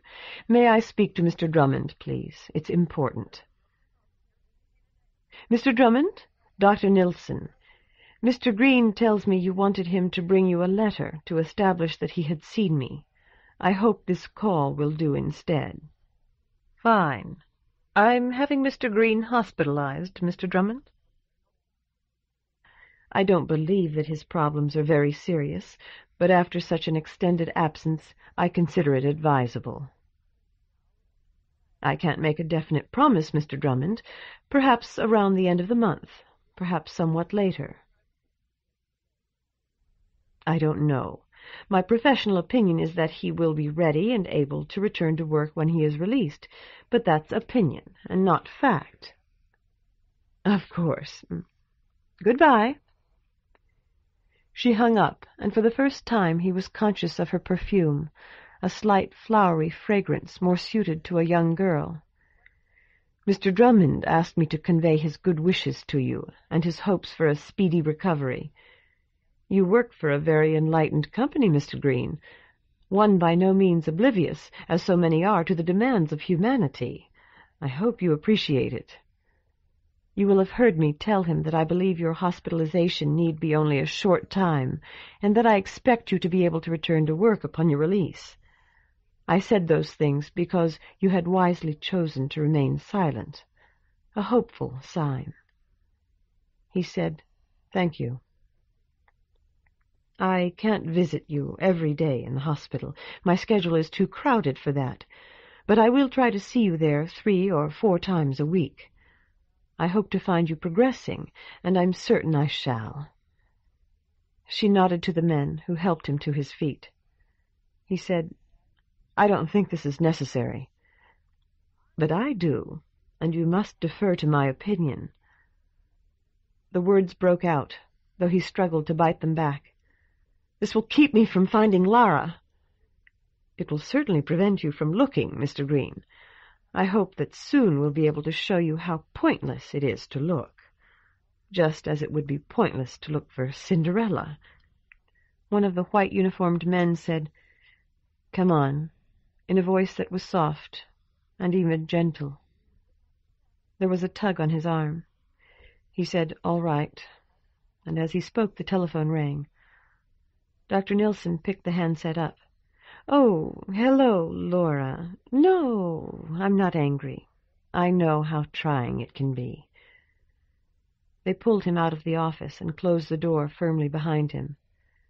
"Now walk." He did, down the stairs and out the back of the building. A small white ambulance, actually a van sporting red emergency lights, stood at the curb. One of the men opened the side door for him. He went in, and the man followed him. The other man got into the driver's seat. When he sat down, the first man slapped him hard on his left ear, the blow like an explosion at the side of his head. "That's for kicking my knee," the man said. "I want you to know." He could scarcely make out the words for the ringing that filled his head, but he nodded. "We like it when they fight and yell," the man told him. "It's the yellers and the cussers that come out first. Anybody tell you that? People like you still got some pepper in them. They don't just knuckle down. They say, 'Hey, I'm going to get out of this place.' Only if you kick and hit, you're going to get hit back." He nodded again and said, "I understand." "Only not 'cause I explained it to you. 'Cause I hit you, that's why." "All right. Don't you kick me no more, and I won't hit you." He asked, "Did you know Laura?" "Dr. Nilsson's receptionist." "Sure." "What was she like?" The man shrugged. White girl, so I didn't pay her a whole lot of attention. No big tits or anything like that. Once in a while you get white girls that like blacks, only not too often. We joke around a little. She wasn't stuck up." "Was she beautiful?" "She ain't gone." "Yes, she is. She quit suddenly and cleaned out her desk." The man looked skeptical. "Dr. Nilsson had her on the phone when we left. Probably she'll come back." He nodded and asked again, "Was she beautiful? Is she?" "You want her to be, man?" "I guess I do." "Then she was. Like big blues and one of those China doll faces, you know?" The driver said, "Green." He answered, "Yes." And the first man asked, "What you mean?" "That Laura woman has green eyes, fool." "Don't pay no mind to him," the first man said. "He's crazy. Now, you want out of that jacket?" He had somehow expected that the hospital would be in the city. It was not, but in the suburbs, set among rolling lawns and beds of daffodils just coming into flower. The wind had a bite to it. It was fresh and clean in a way winter winds never were. When he saw there were no bars on the windows, he said, "This doesn't look like a mental hospital." "It isn't, man. It's just a regular hospital. And they do babies and triple bypasses and all like that. See, that way, if people ask where you was, you can just tell them where, like you was swearing in court, 'cause you might have had your appendix out. See?" He nodded. They went inside, where one man talked briefly to a receptionist who motioned them toward an elevator. On the 9th floor, he was careful to note which button had been pushed, the same man conferred much longer with a nurse at a desk. When their conversation was over at last, the man said, "Now we're going to take you to the lounge. I told her you'll stay there nice and not make no trouble. You do it, hear? 'Cause we got to leave you there and go on back." He nodded again. He had nodded so often now that he had lost track of the number. Although the lounge was clean, he missed the freshness of the spring wind. He tried to open both windows, but they would not open. When he examined their frames, he saw that the glass was very thick. There were 7 varnished chairs in the room, and a low varnished table supporting a stack of old magazines. After a time, it occurred to him that Lara's picture might be in one. He picked up a magazine and began to page through it. He was on his 3rd when a weary-looking bald man came in and sat down. "You like to read?" the bald man asked. He shook his head. "I do. I'd read all the time if it weren't that my eyes give out. Then I have to go off and take care of my patients." The bald man chuckled. "What do you read?" "History, mostly. A little fiction. Of course, I have to read the medical journals. We subscribe to Newsweek, The New Yorker, Psychology Today, and Smithsonian. My wife always reads them, and sometimes I do too." He said, "I'd like to see some movie magazines. I don't suppose that impresses you very much." "More than you might think," the bald man told him. "Most people don't read at all. Books always seem like a waste of money to me." "You're careful about money?" "I try to be." "But you're in the hospital now. Hospitals are extremely expensive." "The store's paying for everything," he explained. He felt a sudden thrill of fear. Was it? The bald man got out a notebook and a cross pen. "What day of the week is this?" He tried to remember and could not. "Wednesday?" "I'm not sure myself. Do you know the date?" "April 16th. "Do you know why the store's paying for your treatment?" "That's the policy," he said. "But why do they feel you need treatment?" "Because I was gone so long, I guess. Nearly a month. No, over a month."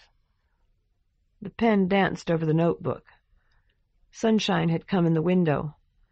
Reflected on the pen's bright gold, it made it seem that it was the pen who spoke, and not the man. "I want you to cast your mind back for an entire week. Don't answer at once. Shut your eyes and think back. Now, where were you a week ago?" It was the day he had met Lara. "I was walking beside the river." "In the park?" "Yes." "And why were you there?" "I brought my lunch. I ate it there on a bench, and I had 15 minutes before I had to be back at the store." By way of explanation, he added, "We're close to the park." "You had worked in the store that morning?" "Yes." He was taken to a new room and made to undress and put on hospital clothes. A man in a white uniform took his own away in a wire basket. After a while, a nurse came in and gave him medicine. Chapter 24. The Patient. There seemed to be things to do in the day room, but its games and pastimes were largely illusory. A cabinet on the west wall held 6 jigsaw puzzles, all with missing pieces, the basis for predictable jokes whenever someone got a puzzle out. The piano needed tuning. Not that anyone in the ward could play more than chopsticks anyway, though occasionally someone tried. The dog-eared cards in the drawer were short the ace, deuce, and 4 of hearts. The nurses guarded a container of ping-pong balls, and usually said they were out of them, to save trouble. Or perhaps, he thought, they really were out. Perhaps the container was empty and had been so for years, as dusty within as without. "Want to play some chess?" He looked up. The man with the board and box was short and middle-aged, with haystack hair.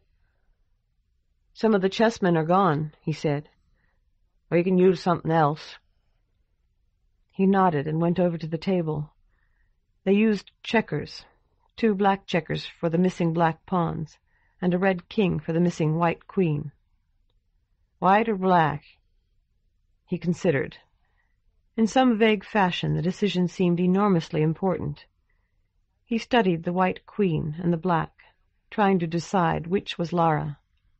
The white, of course. White for her complexion, red for her hair. White.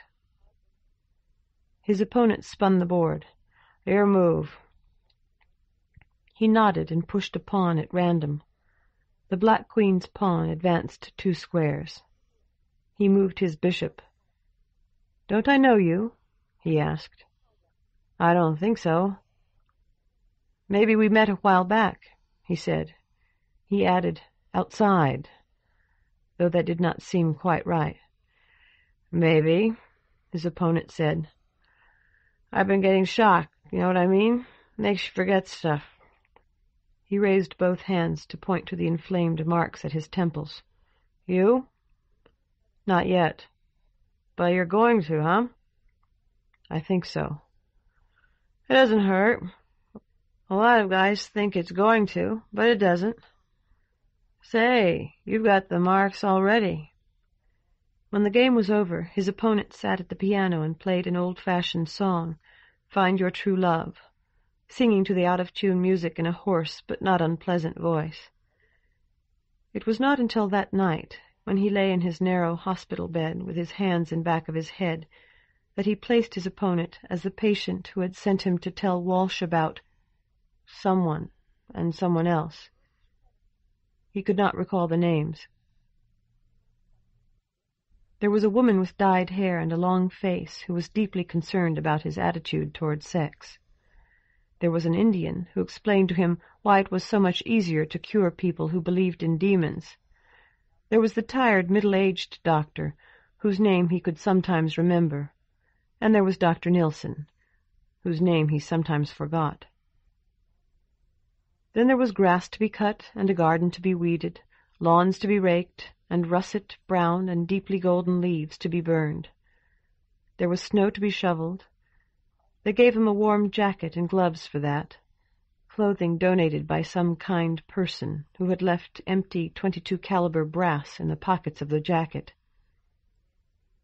Some nights he wondered what had happened to the hospital to which the van had taken him, and sometimes he felt sure he was back in United. Once he told a smooth Korean about United and Dr. Pill, and the smooth Korean, Dr. Kim, giggled. There was an attendant who was kind to him, but eventually, behind the boiler in the steam plant, wanted him to do something he did not want to do. It was then, while he was walking alone back to the main building, that it came to him that he was there for a memory that was, after all, no more than a dream. At his next interview, he asked the Indian doctor whether they had ever found out what had happened to him while he was gone. "Ah, but do not you yourself know?" the Indian inquired. "You can tell us, I think." He shook his head and said it was all a blank, and watched with satisfaction as the Indian doctor, also with satisfaction, made a note on his pad. He had lost his apartment, but the store found him another one that was, if anything, better. His clothes and furniture had been put in storage, and it was pleasant to see the old things smile as they came out of their boxes, and to arrange them in the new places. Because it was summer, he left some winter clothing boxed up. The apartment included storage space in the basement of his new building. He tagged the carton as the building manager instructed him, and together they put it into the storage room and relocked the door. Some of the people he had known at the store had left. Some remained. At Mr. Capper's urging, so he later learned, some of those who remained organized a welcoming dinner for him Tuesday night after work. His own dinner was free, the others chipping in enough to cover theirs and their share of his. It was not a big group as such things went, only a dozen diners and himself.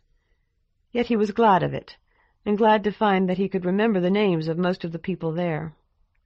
At one point in the dinner, when most of them were through with their entrees, and the waiters were waiting for the rest to finish so that they could serve dessert, a woman who might have been Lara walked down the hallway outside their private dining room. It was a great temptation to say something or call out, but he did not. Later, when he excused himself to go to the bathroom, he kept his eyes open, but he did not look into the other private rooms, and he saw nothing. The next day was his first real one back at work. He had been transferred out of personal computers, because personal computer sales were slacking off, back into furniture and major appliances. He was a little frightened until he dealt with his first customer, but she bought a sofa and a coffee table, and after that he was all right. Bud Van Tilburg was head of furniture and major appliances, and thus his boss, whom he called Mr. Van Tilburg, and at whom he always smiled. It was not until several weeks had passed that he connected his transfer with Mr. Van Tilburg's friendship with Mr. Drummond. Then he marched into Mr. Van Tilburg's office and asked, man to man, if he was pulling his weight.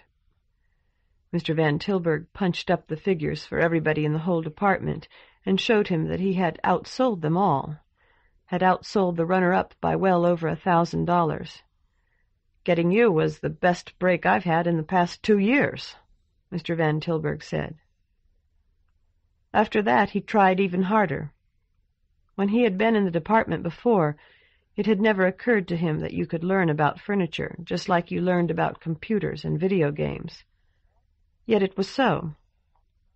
There were various fabrics and stuffings, for example, and finishes and methods of construction, not to mention the innumerable styles: Chippendale, Queen Anne, Early American, Traditional, Jacobean, Italian Renaissance and Italian Decadent, Henry IV, Louis XIII, and French Renaissance, on and on. He learned them all, checking books out of the library so he could study the pictures and memorize what the experts said about each. He learned to tell red oak from white oak from maple, maple from walnut, walnut from pecan, pecan from teak, and at last false rosewood from real Brazilian rosewood. There came a day when he realized as he walked home that he had sold something to every customer to whom he had spoken. It gave him a glow that lasted until he went to bed that night, and of which some trace remained even while he fixed his coffee and ate his sweet roll the next morning. He had to cross the park to reach his new apartment, but as far as he was concerned, there were only 2 seasons: spring, during which the department carried lawn and patio furniture, and, of course, Christmas. Sometimes there were jonquils in the park, and sometimes there were chrysanthemums. Sometimes there was snow. No one ever seemed to shovel the park paths, and he wore the high, fleece-lined boots he had bought at discount in men's and women's shoes, and carried his working shoes in a brown paper bag. Thus 3 Christmases came in October and went in early December. One day in February he spoke for nearly an hour to a fat man of 60 or so, who seemed to be interested in bookcases. The fat man left without buying anything, and as soon as he was gone, Bridget Boyd came hurrying over from small appliances. "Do you know who that was?" He shook his head. "That was H. Harris Henry himself." She sensed his lack of comprehension. "A president, the honcho of the whole company. You must be in the stock plan." He nodded. "Then you get the annual report. Don't you even look at the pictures? You'd better start." He decided he would not start. He had never felt the least inclination to read the thing, and now it was clearly too late. "You could have told me," he said. "How could I? You were with him." She nibbled her lower lip. "If we ate our lunches together, I could fill you in on the corporate structure." She pronounced it like that, with capitals, and he turned away. A week later, an order came transferring him to antiques in the uptown store. The new job carried a healthy raise, but meant he had to ride a bus for 20 minutes, morning and night. In addition, he usually had to spend another 20 minutes waiting for a bus to come. The wait at the bus stop was miserably cold until April, and the buses were unbearably hot from June through August and most of September. He liked the job, though he had immediately spotted several pieces on the floor as rank forgeries. When his customers asked about those, he simply read the description on the tag, prefacing the reading with, "Well, it says." If he liked the customer, he might also shake his head slightly. Since the items in question were large and showy, they generally sold well enough, even with his negative endorsement. There was one particular piece he wanted himself, a small desk of unimpeachable pedigree that had begun its career nearly 200 years ago in the service of a British sea captain. As well as he could judge, it had been built in India of native sandalwood, using milk-glass drawer pulls salvaged from a still earlier piece. 3 of the drawers retained their original green baize linings, and when he had nothing better to do, he liked to examine them, always feeling when he opened them he was going to find something in them that he had never found before, sometimes actually bending down to sniff the faded cloth. The old captain had kept his tobacco in the upper left drawer, he thought. The other odors were fleeting and deceptive, so much so that he was never certain he was not imagining them. One night he dreamed he was actually sitting at that desk.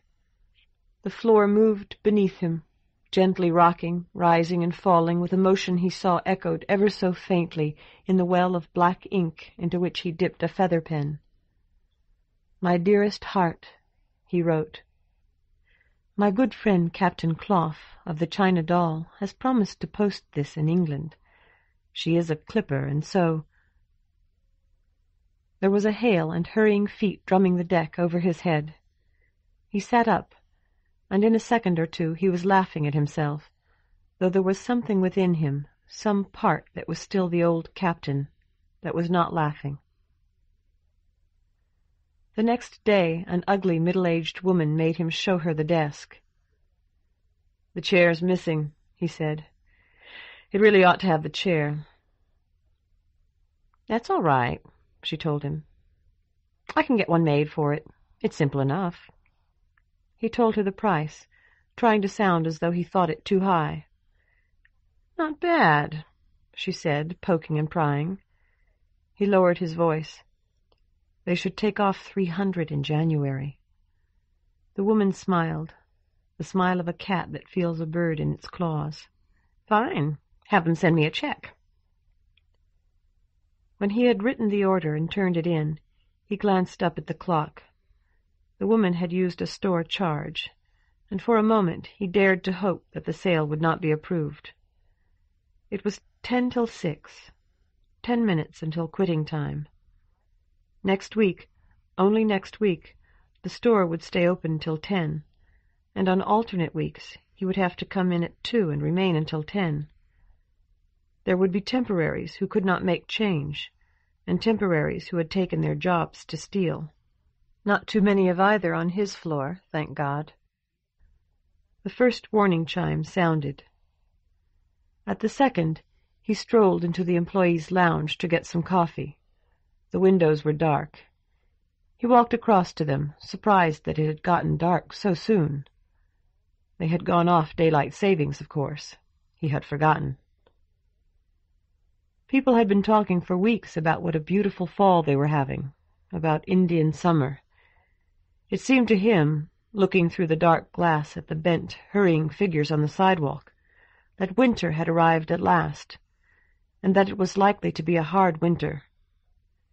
He had a heavier coat, a long wool coat of a gray so deep it was almost black, put away somewhere. He reminded himself to get it out. Chapter 25. The Doll. The bus was as warm and stuffy as ever, and a brisk block-and-a-half walk from the bus stop to his building did no more than cool him off. By the time he had reached his apartment, he had wholly forgotten his decision. Next day the wind was gone, and the weather was, or at least seemed, considerably warmer.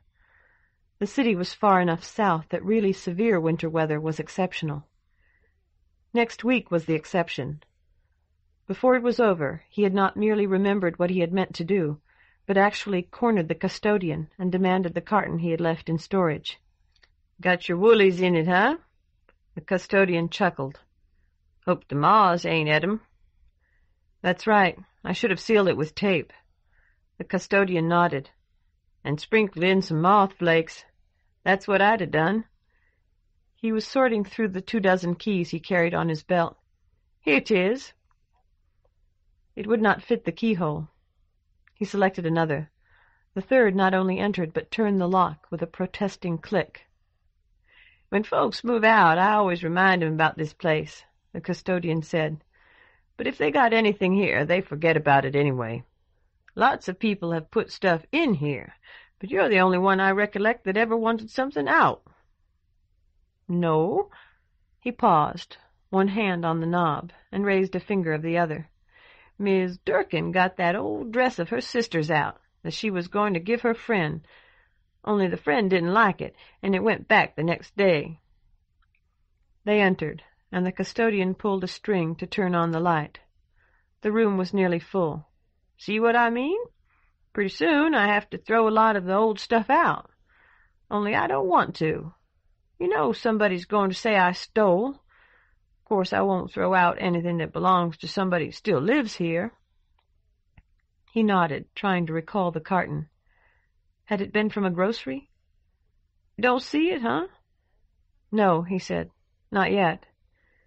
Might be in back of this, or under it. I just put this in about a month ago. The custodian tugged at a large suitcase, and after a moment he helped, moved by pity for the old man's feebleness. As they shifted the suitcase, it struck him that it had been a long time since he had felt pity for anyone except, perhaps, himself. His carton had indeed been under the suitcase. He picked it up, thanked the custodian, and carried it to the elevator. While he waited, it occurred to him that the custodian had as much right to be considered an antique as the desk he had lost. That just as the desk had been older than most desks, so the custodian was older than most men. Yet nobody cared. No one would make the least effort to save the old custodian from the flames of the crematorium. Eventually, he thought, old people will be preserved like old furniture. Collectors will cry to think of the things we've thrown out. The elevator doors opened, and he dropped the thought down the shaft while he got the carton inside and pushed the button. Now that he had the carton, it was one of the movers, of course, he was no longer certain it contained winter clothing, though he had no notion of what it might contain instead. He tried to recall the day he had moved from the YMCA. He had not owned an overcoat then, he felt sure. He had worn his windbreaker to work that winter, keeping his suit coat in his locker. When he shouldered open the door of his apartment, nothing seemed familiar. It was as though someone had moved his sofa and chairs, his very rooms, while he had been at work. His living room had doubled to become an L. His kitchen had grown as if its stainless sink and formica counter had been mixed with yeast. He put the carton on the floor. His fireplace was gone. He could not understand how that could have happened. He recalled lying there in front of the fire, drinking brandy with somebody, with some girl, a woman. Had the fireplace really belonged to the woman? No, not a woman. She had said so. Had she taken it with her when she left? That was impossible. There had been another apartment, of course, an apartment in which he had lived before this one, but after the Y. Strange that he could recall moving out of the Y so well, but could not remember moving into this place at all. He had been ill. He had forgotten that, or to be honest, had been pushing that out of his mind. No doubt the company had transferred him to the uptown store, so he would be among people who didn't know about his breakdown. Not that they hadn't found out soon enough. He remembered the girl from Better Dresses asking him when he had sat next to her at the picnic. It had been a mistake. She had been like all the rest, a single woman, looking frantically for the kind of man who would never consider her if she found him. A handsome, wealthy, athletic college man, who was sensitive, intelligent, cultured, and completely blind to what she was. He laughed softly to himself. And yet, was he any better? Yes, he thought. Yes, I am. I'm willing to admit what I am. But what am I? Surely not God. And it was God who said, I am. He remembered that. But he could not remember how he knew it. It might have been in one of those biblical epics, Charlton Heston turning back the Red Sea. He hung up his topcoat, his jacket, and his tie, and put on water for coffee. His feet hurt, as they did at the end of each day. While he pulled off his shoes, he found himself wondering whether there was any brandy left. Not from then, not from that night. He could not remember when it had been, but it had been a long time ago. The built-in cabinet in the living room held half a bottle of rum. He could not recall buying it, and thought it might have been left by another tenant, but it reminded him of the captain he had been for one night, and the captain's desk. He stirred an inch of rum into the mug of instant he prepared for himself, on top of the cream and sugar. The carton was tied with heavy cord. He carried his coffee back into the kitchen, got out the large knife he sometimes used to slice onions, and sharpened it. For a moment he waited, fingering the edge, sipping his rum and coffee, smiling a little. There was a pleasant excitement in not knowing what might be in the carton, or even if it was his at all. The custodian was old, and might easily, he told himself, have fastened his tag on the wrong container. He looked through his tape collection for an appropriate one to put on the stereo, and settled in the end for The Music of Christmas, moved by a dim recollection of opening boxes beneath the tree as a child. Soon, very soon, the store would play carols all the time, and he would join the other retail sales associates in complaining about them. But tonight it seemed to him that he should listen to Christmas now, that he should hear it again before the store destroyed it, with everything it had once meant. Adeste fideles, laete triumphantes, venite, venite in Bethlehem. He cut the string and flipped back the cardboard flaps. A thick sweater vest lay on top. He picked it up and admired it. It was of that light brownish tan they called camel, thick and soft, with a V-neck and buttons up the front. Just the thing, he told himself, to keep the wind from his chest while he waited for the bus. As he searched it for its labels, he congratulated himself on remembering these things. It was a medium, which should fit him well. A second label announced that it was 100% virgin wool, that it should be dry-cleaned only, and that it had been made in Toronto. That would be Canada, he thought. He carried it to the closet and hung it with his topcoat and jacket. When he had pulled the sweater from the carton, he had been careful not to look at the next item. Now he rubbed his hands in anticipation as he returned to it for his second discovery. It was a pair of gloves of soft dark leather lined with fur. Never worn. The store's price tag still dangled from the plastic cord that bound the two together. He cut it, pulled them on, and punched the air, although he had never boxed. They fit him perfectly, and he imagined himself playing the piano in them, although he could not really play the piano. The stereo had launched into silent night. He accompanied it on a magical instrument that always put the right keys under his fingers.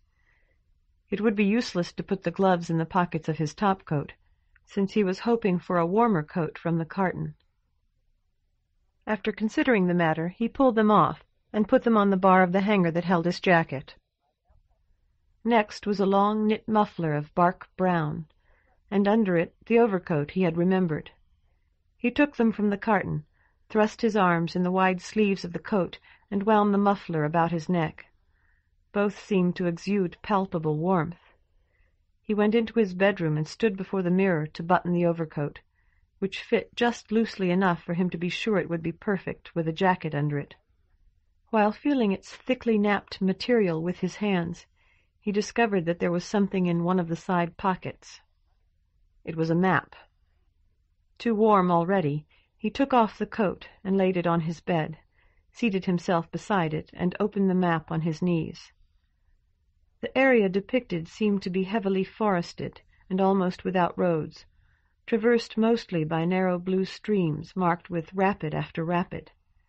Its highest elevation was Mount Hieros.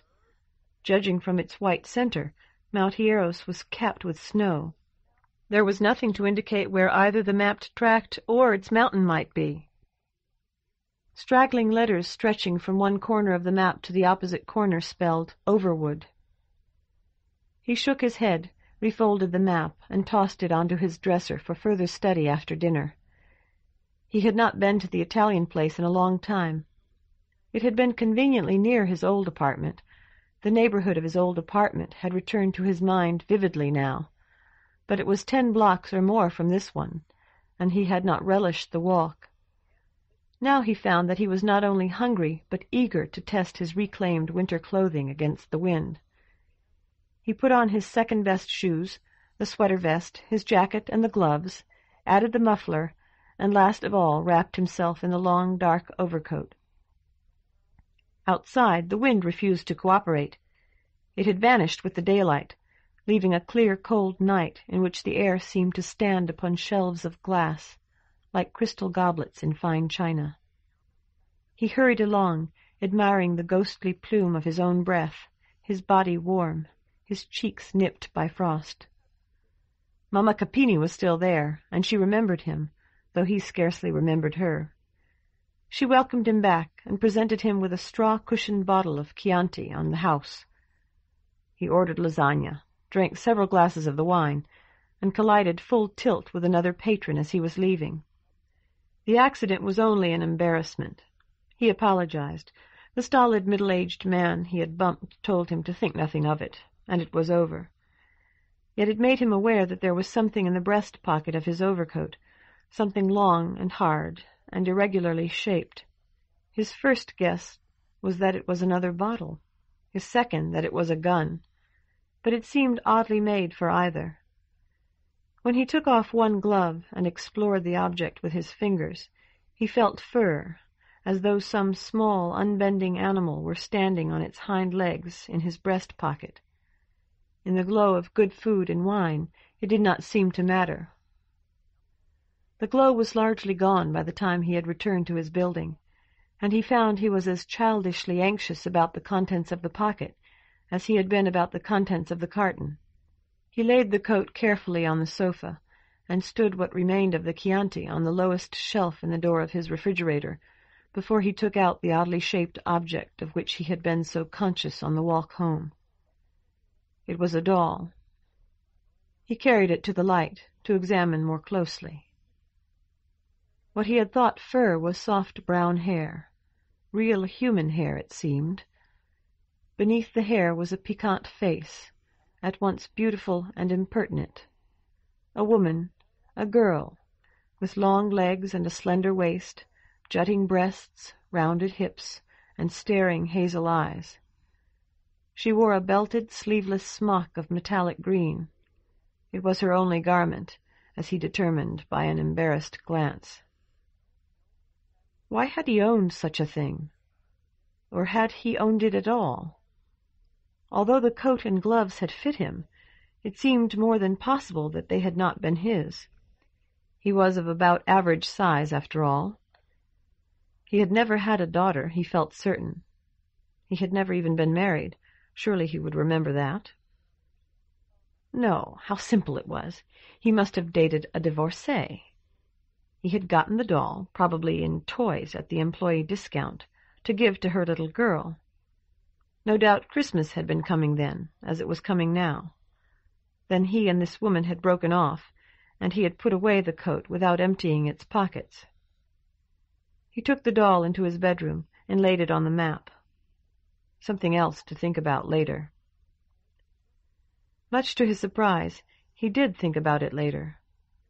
Finding himself unable to follow the midnight movie, he brought the doll into the living room again and cradled it in his hands as though it were a child, haunted by the feeling that he too was on TV, that he owed his whole existence to some set playing to an empty room, that he and the doll were lost, were the lost children in the woods in the story his mother had let him watch when he was very small so long ago. He snuffled and was ashamed, amused, and heartbroken all at once. Without his knowledge or consent, his eyes had filled with tears.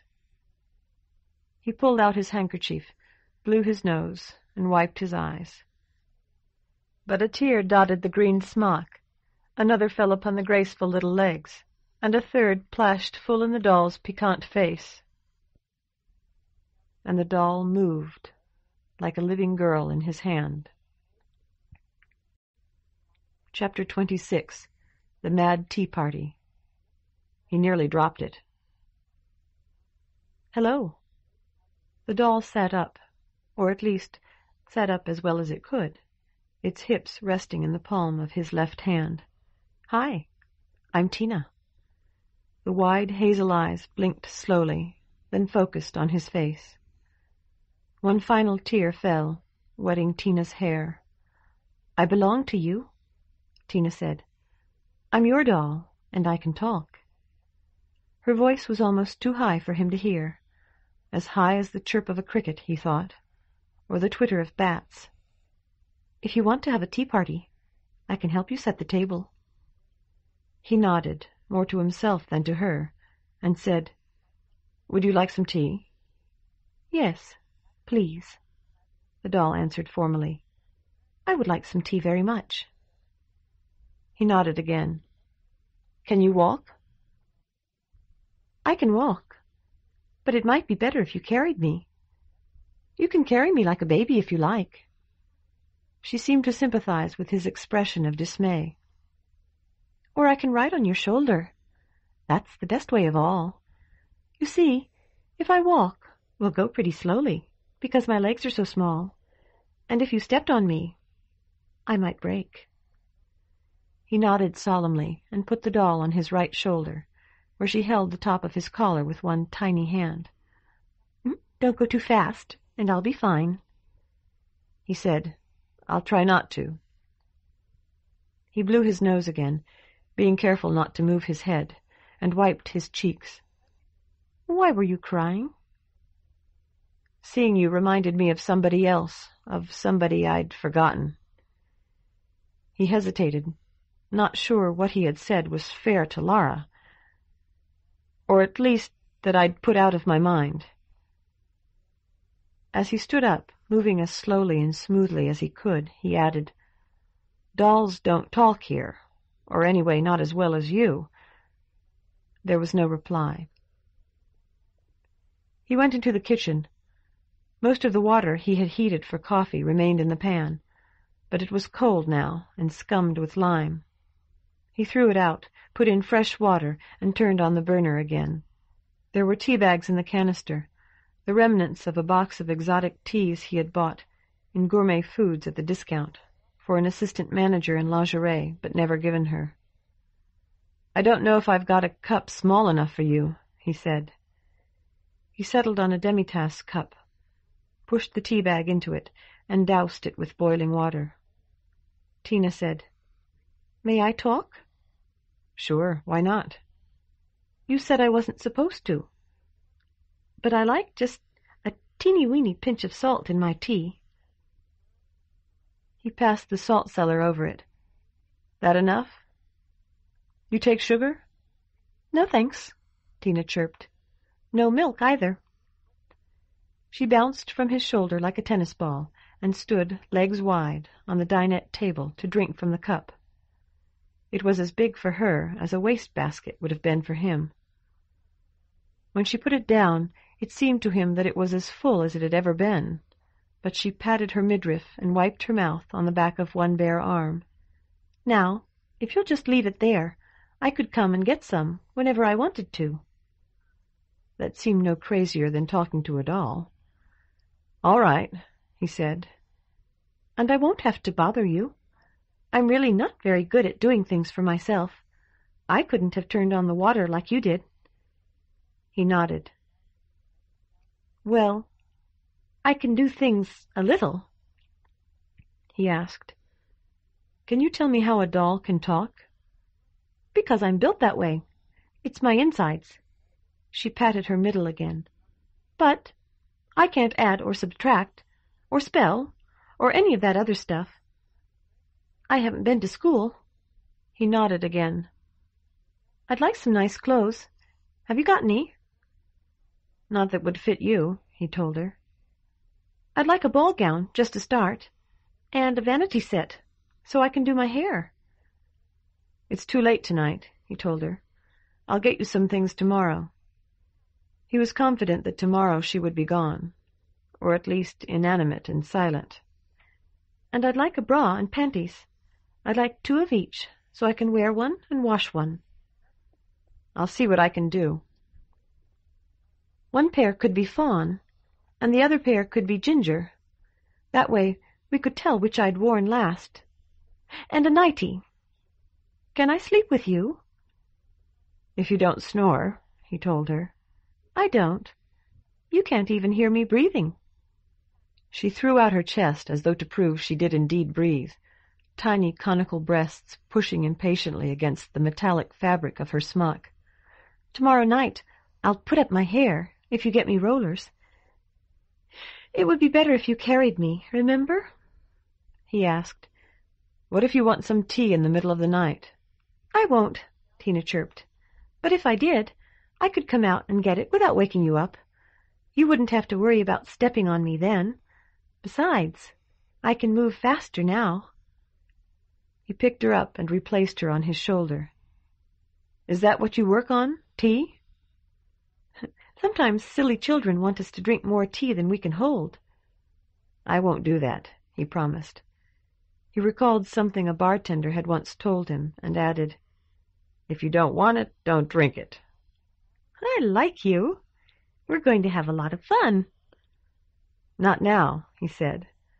Right now I'm going to take a shower, and then I'm going to bed. I could have a bath in the washbowl while you're taking your shower. All right. All you have to do is turn on the water for me. Not very hard. Not very hot, either. All right, he said again. He pulled up the chrome handle that stoppered the bowl and adjusted the hot and cold knobs to produce a thin stream of tepid water. Tina hopped from his shoulder. Can I use your soap? Sure. He took off his shirt and tossed it in the hamper, as he always did. Tina had skinned out of her metallic green smock. She had no pubic hair, but her breasts were tipped with minute pink nipples. He turned his back to remove his trousers, and when he went into the bedroom to hang them up and get his pajamas, he debated putting on the bottoms before he returned to the bathroom. It would be useless, since he would have had to take them off again immediately. Tina had worked up a fine lather in the washbowl. He asked if the water was too hot. No, it's fine. Could you give me a drop of shampoo? He did, tilting the bottle just enough to pour a single emerald drop into her cupped hands. As soon as he closed the shower door, he felt certain she would be gone when he came out. Perhaps the basin would be full of water, perhaps not. He made the spray colder and revolved beneath it, grunting because he wanted to shout. I'm going to use one of these little towels, okay? Sure. His next appointment with Dr. Nilsson was Tuesday. 5 days. He wondered whether he should call her now. She had given him her home number, though he had never used it. As he thought about that, the memory of a disheveled man in hospital pajamas playing an out-of-tune piano returned with such force that he seemed to see and hear it, seemed to feel the unyielding wood of the bench upon which he had once sat. When you find your true love, when you see her eyes, when you've left your new love, at the end of lies. Tina was singing as she dried herself, singing in a voice sweet and yet so high that at times it soared beyond audibility, singing to the tune of the cracked old piano someone had donated to the hospital. No, he could not call Dr. Nilsson. He couldn't even mention Tina when he went on Tuesday. He reached for a towel. In bed, Tina said, I can sleep on top of the covers, but it would be better if I slept under them. I'd stay warmer. He lifted the blankets for her, and she snuggled beside him. After a time he said, "How old are you, Tina?" He could just see her in the faint light leaking past the blind. The doll turned over and yawned theatrically, an elfin hand covering her mouth, a tiny arm stretching above her head. "How old are you?" He told her, then added a year. "My birthday was last month. I'd forgotten." "That's old." "I know," he said. "I don't think you're that old." "I'm not." "I didn't think you were." "What did you get for your birthday?"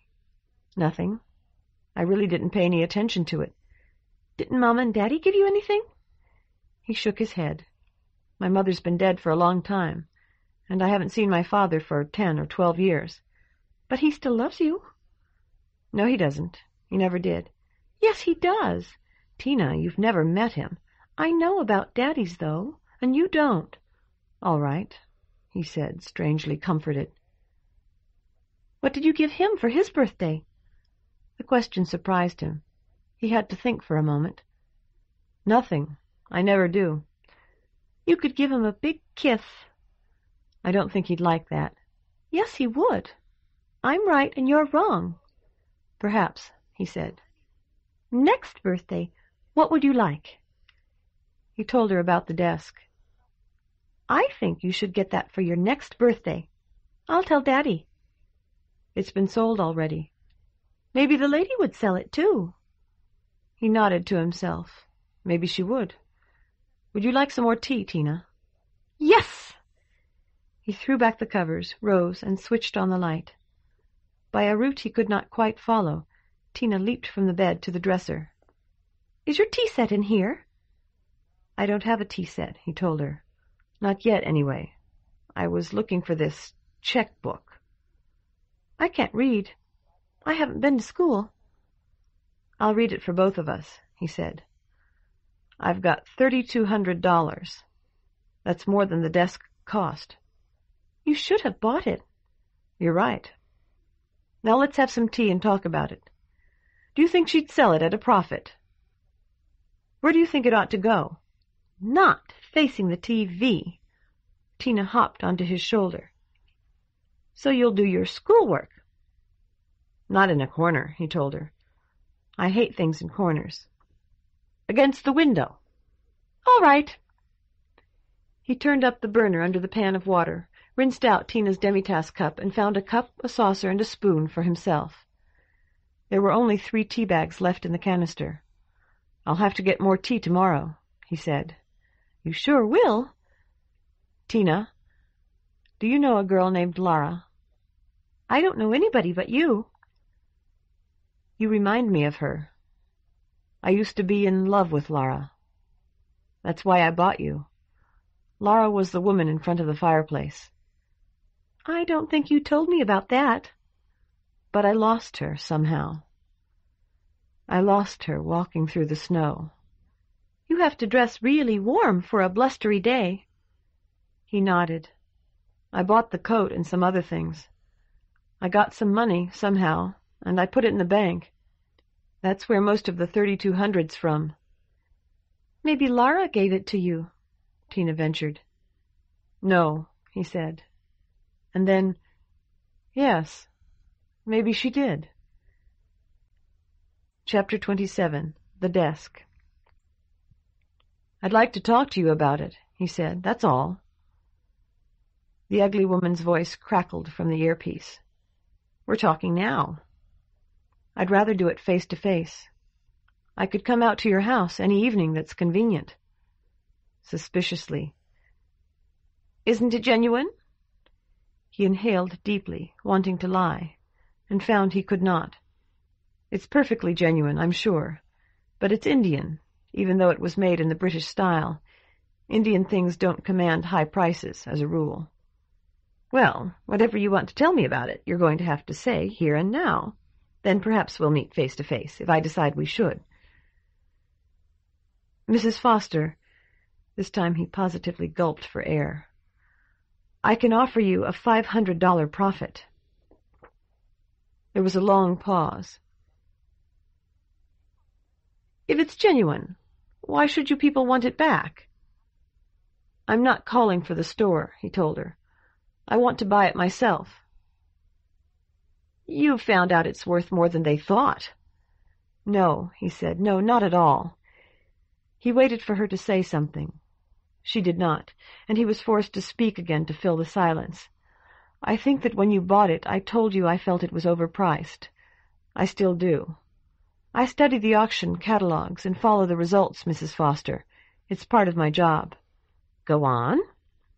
"A piece not much different from your desk went for only little more than half what you paid 2 years ago in New York." "But you'll give me a $500 profit." Hope surged. "Yes," he said. "You'll pay me more than twice what it's worth." "Yes," he said again. "Why?" He tried to speak, but no words came. At last he said lamely, "I don't know if I can explain." "I'm listening." "I sell these things. You've got a buyer?" No, I don't mean I'm a dealer myself on the side. I couldn't do that and keep my job. I only meant that I sell the things here, in the store." "I know that. You sold me this desk. I'm sitting at my desk right now, as it happens. This is where I put the phone." "I never wanted a piece for myself." He felt that he was talking into a void, pleading with a soulless thing of wire and plastic, far less human than Tina. "I'd check out a particular piece, you know." "Don't say you know. It's the one thing I absolutely cannot stand." "I'm sorry." "So am I. Go on, Mr. Green." "I was just trying to say I'd look at a certain piece and think that it was nice, or really not so nice. Or at one like your desk and think that it was a good piece, but I wouldn't have priced it quite so high. I've seen hundreds of pieces like that, I suppose, but I never saw anything except your desk that I really wanted for myself." Again she left him floundering. "I thought they'd mark it down after Christmas, and then maybe I'd take it." She grunted. "You told me you thought it would be lower in January, and you suggested I come back then, when you planned to buy it for yourself.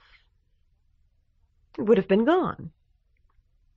Desperately he continued, "I hadn't decided to buy it then. Really, I hadn't. Not firmly. I thought I wouldn't. It wasn't until it was gone—" "That you realized how much you wanted it?" "Yes," he said. "That's right." "Do you know, Mr. Green, I've felt the same way myself a time or two. May I ask how your wife feels about your spending so much money?" "I don't have a wife." "You're divorced?" "I've never been married, Mrs. Foster." "Marriage isn't for everyone. Why, I know several men. The nicest, kindest—" "I'm not gay, Mrs. Foster." He knew that he had lost, and he wanted to hang up. "Once a girl even lived with me for a few days. But I've never married." He made one final effort. "I've got $3,200.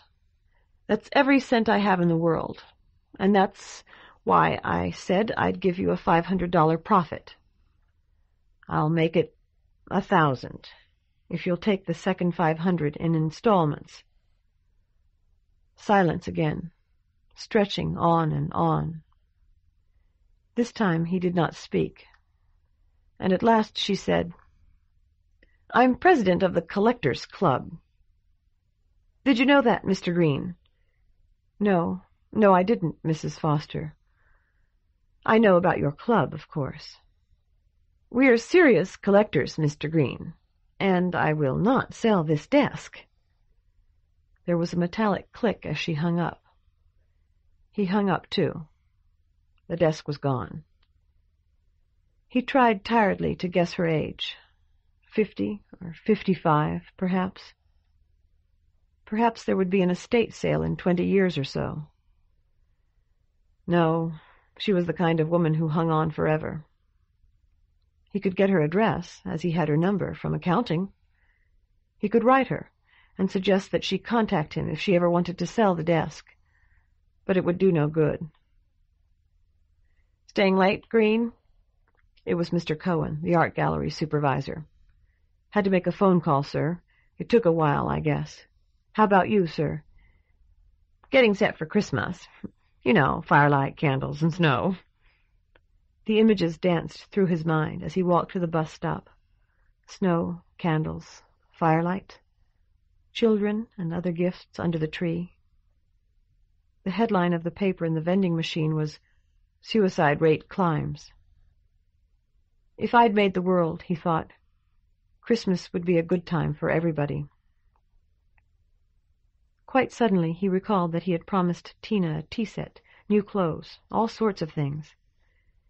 He left the bus stop and walked down to the arcade, an old-fashioned sort of mall he had sometimes peered into, but never entered.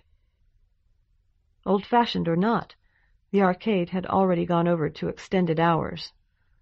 More than half of its little shops were bright, and shoppers bundled against the cold stamped up and down the clangorous iron walkways. He passed a travel agency, a beauty salon, and a chiropractor's office, the last dark. A toy store, in both senses of the word, for it was hardly larger than the make-believe stores given to children, provided dresses that he thought might fit Tina, and a minute tea set of real china. "I don't suppose you have any tea?" The clerk shook her head. "There's a deli. I don't know if they're open, but they might be." He nodded. "Where?" "In the annex. Know where that is? Down that way, and the entrance is on your left. Only one level in the annex."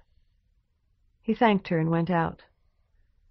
When he reached the entrance, its arch of moldering marble looked dark and somehow ominous, as though all the stores beyond were closed, and gates of steel bars might slam down behind anyone who dared to enter. He went in anyway. A few shops were open, even here. As he passed a haberdashery, a small, dark woman darted out and caught him by the sleeve. "There you are. What's the matter with you? You don't want your pants?" He stared at her. She was 60 or so, graying hair knotted at the nape of her neck. You think I'm trying to sell you something. Listen, your pants are all paid for. You paid so we'd make the alterations, remember? So how about picking them up? I need this space. Be an angel." "All right," he said. As he followed her in, he felt that he should remember both the woman and her shop. "With the pants, I got you a nice varnished hardwood hanger. Last you the rest of your life." She glanced at the yellow tag pinned to its paper dust cover. 4 months now they've been waiting. "I'm sorry," he said. "Oh, it's okay." She was studying his waistline. "They might not still fit. Bring them back if they don't, and we'll let them out." "This is the hotel, isn't it?" "The Grand Hotel?" She looked at him quizzically. "We rent from them." "This is where Fanny worked in the coffee shop. This is where Dr. Applewood has his office." The woman said, "He's dead now." He nodded and walked out into the cavernous lower level. Why hadn't he recognized those dusty flags at once? The clawed griffin, the eagle with 2 heads, and the woman in the toy shop had said the annex had only a single level. There were balconies. Dr. Applewood had leaned over one of those railings to call to him. He saw the doors to the elevator that would take him to the Grand Hotel, the hotel that was so much nearer Lara. He started toward them, slowing as he felt the chill of fear. In the hotel he would have no money and no friends, not even Tina. If he ever found Lara, she would see only a silly, middle-aged man. Yes, he was middle-aged now, and it was better to face it. Lara would see a silly man carrying doll's clothes, a doll's tea set, and slacks that were probably too small for him by a couple of inches. His finger pressed the buzzer. The elevator did not come at once, and indeed did not come for a long time. He waited, squaring his shoulders, adjusting the bag from the toy store, and the paper-shrouded slacks, and at last the doors slid back. He stepped in. "Ground floor, please." Slowly and distinctly, the operator announced, "This is the ground floor." He recalled stepping through a doorway and out into a snow-covered parking lot. The ground floor. "The lobby level, then." "There's nobody there." "Take me there anyway," he said. The elevator rose slowly and smoothly, and it came to him that there was nothing of the Grand Hotel's wire cage about it. When the doors separated, they revealed the deserted lobby of an office building, a lobby a floor above the street. He stepped out and said thanks, then watched the doors close behind him. The world he saw from the windows of the lobby was his own, he felt certain. United and North were not there, and if Lara came it was only briefly and temporarily, to live with some fortunate man, or to store her coat. He should have watched the furriers. Just as the cold had reminded him of this wool overcoat, it would have made Lara, if Lara were here, get her coat out of storage. He had forgotten, and it was too late now. He went back to the elevator and pushed the buzzer, just as he had before. Now the elevator was his only hope, yet he knew the hope was vain. "I get it," the operator said. "You wanted to use the John. There's some downstairs, too. If you'd asked me, I could have told you." He nodded, not speaking, waiting for the doors to open. "Sometimes kids want to go up, you know. I don't let 'em. I could tell you were okay." The doors slid apart, and he was in a wide, low room without flags. Most of the shops were dark. He went out into the main arcade, drawing up his muffler around his neck and buttoning the topmost button of the overcoat. The street was dark, empty of everything save the wind. A prowl car went by fast, cops staring threats at vacant doorways. The wind cut his fingers to remind him that he had forgotten to put on his gloves. He set his parcels down on the icy sidewalk and took the gloves from the pockets of the overcoat, pulled each on carefully, and fastened its cuff. There was enough tea for tonight, at any rate. He could buy more tomorrow if Tina was real. If Tina was really there. Another bus stop, one stop nearer his apartment, would be nearly as close as his usual one. As he walked toward it, he discovered to his surprise that he was happy. It took him half a block to find the source of his happiness in the knowledge that Lara was real, even if Tina was not. She might laugh at him. She probably would. He laughed at himself now and then. But he would rather listen to her laugh than to anything that anyone else in either world might say.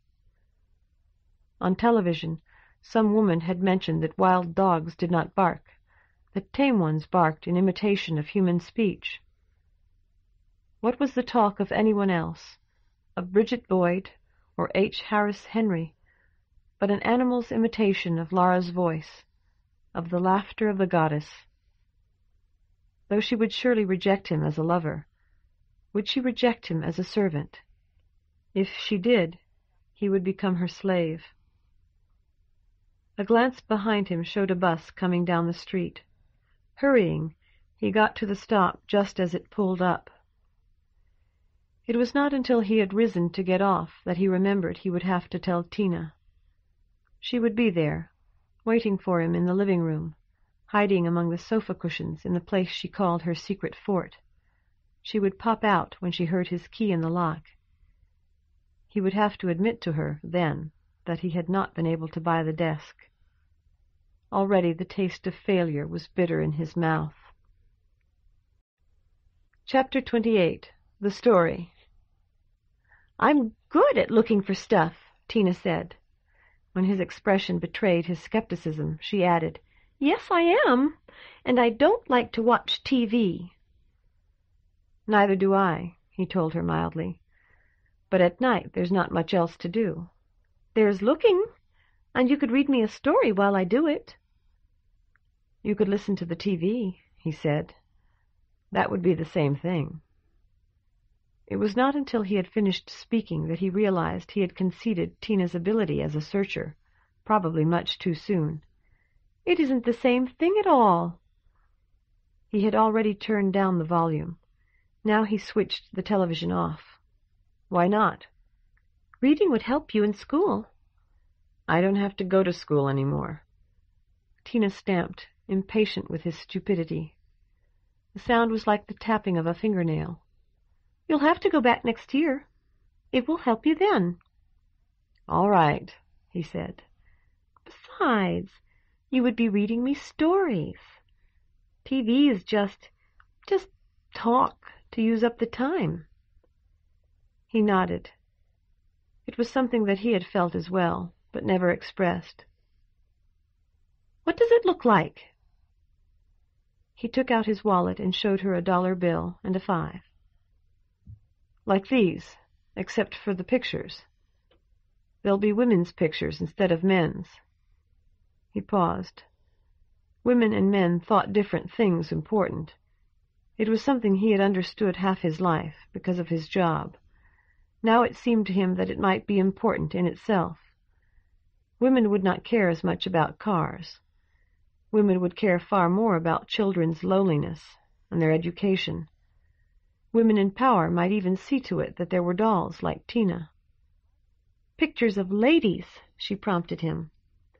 "Really, it doesn't matter. Pieces of paper that look like this. Money." He found he associated the money with the smell of roses, though he could not have said why. He was not certain there had been much left, but if he found Lara's world again, even a few dollars might be useful. "I'll start by looking under things. I'm built for that. When I'm through, I'll need a bath. Then you'll have to pull out the drawers for me so I can get inside." He protested that he could look in drawers as well as she could. "No, you can't," she told him. "I can go inside and poke around. It's not the same at all. Now, read me a story while I look under the dresser." He had fewer than a dozen books, all of them inherited from his mother, and little idea what might be in any. At random he pulled a faded red volume from the shelf and flipped through it until he discovered what appeared to be the beginning of a fresh narrative. "Once upon a time," he read, "there were 2 brothers who lived by themselves in a little house deep in the Black Forest. Their names were Joseph and Jacob was blind."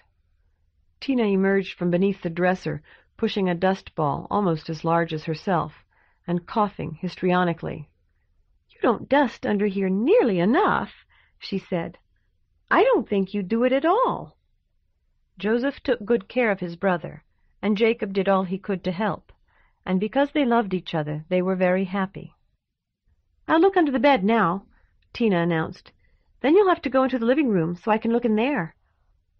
But they had little money, and their situation became more precarious every year. "It's dusty under here, too." Tina's voice sounded faint and hollow. Because so much snow falls in the Black Forest during the winter, making it a white forest for whole months at a time, the brothers had to buy enough food in autumn to last until spring. And after several years had gone by, there came an autumn when it could be seen that they could not. Tina called, "Here's a button, a shiny one." He decided she must have spun around with it, as a full-sized woman would have thrown a discus. It came flying out like a bullet. One day Jacob said, "Joseph, do you recall how beautifully I used to write?" And when Joseph replied, "Indeed I do," Jacob showed him a frame he had made to hold a sheet of paper, a frame with violin strings stretched across it, and spaced so that a man might barely have thrust his thumb between them. "Here's a dime!" The dime shot out like the button, and rolled until it struck the wall. "With this," Jacob explained, "and you, dear brother, to sharpen my pen for me now and then, I can write just as I used to. Perhaps the Schwarzwald Gazette will take one of my tales. Then we'll be able to buy more food for the winter." "That's all there is under there," Tina told him. except for a lot more dust. Don't I look like a chimney sweep?"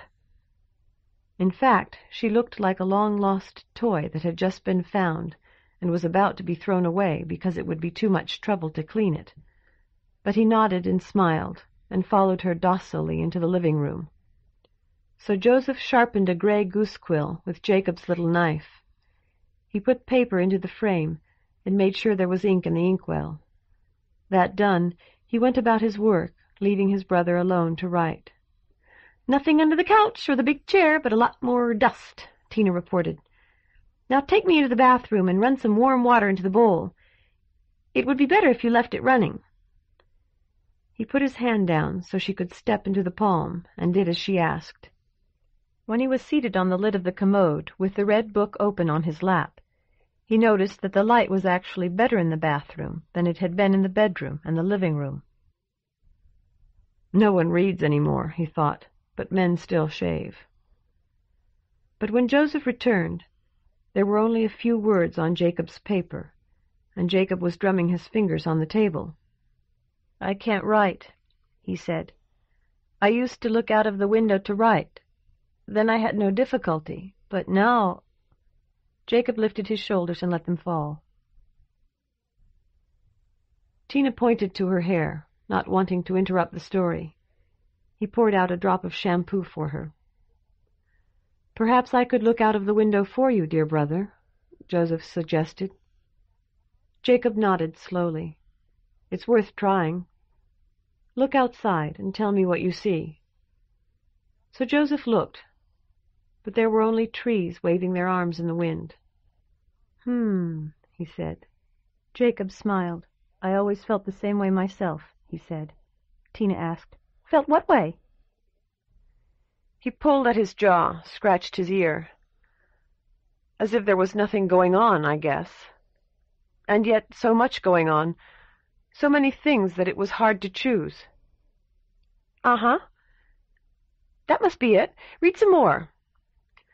Joseph saw how silently the blue shadows crept across the hoarfrost beside the trees. "I see a black wolf," he said, and Jacob's pen flew faster than the wind. Joseph tiptoed away as quietly as he could.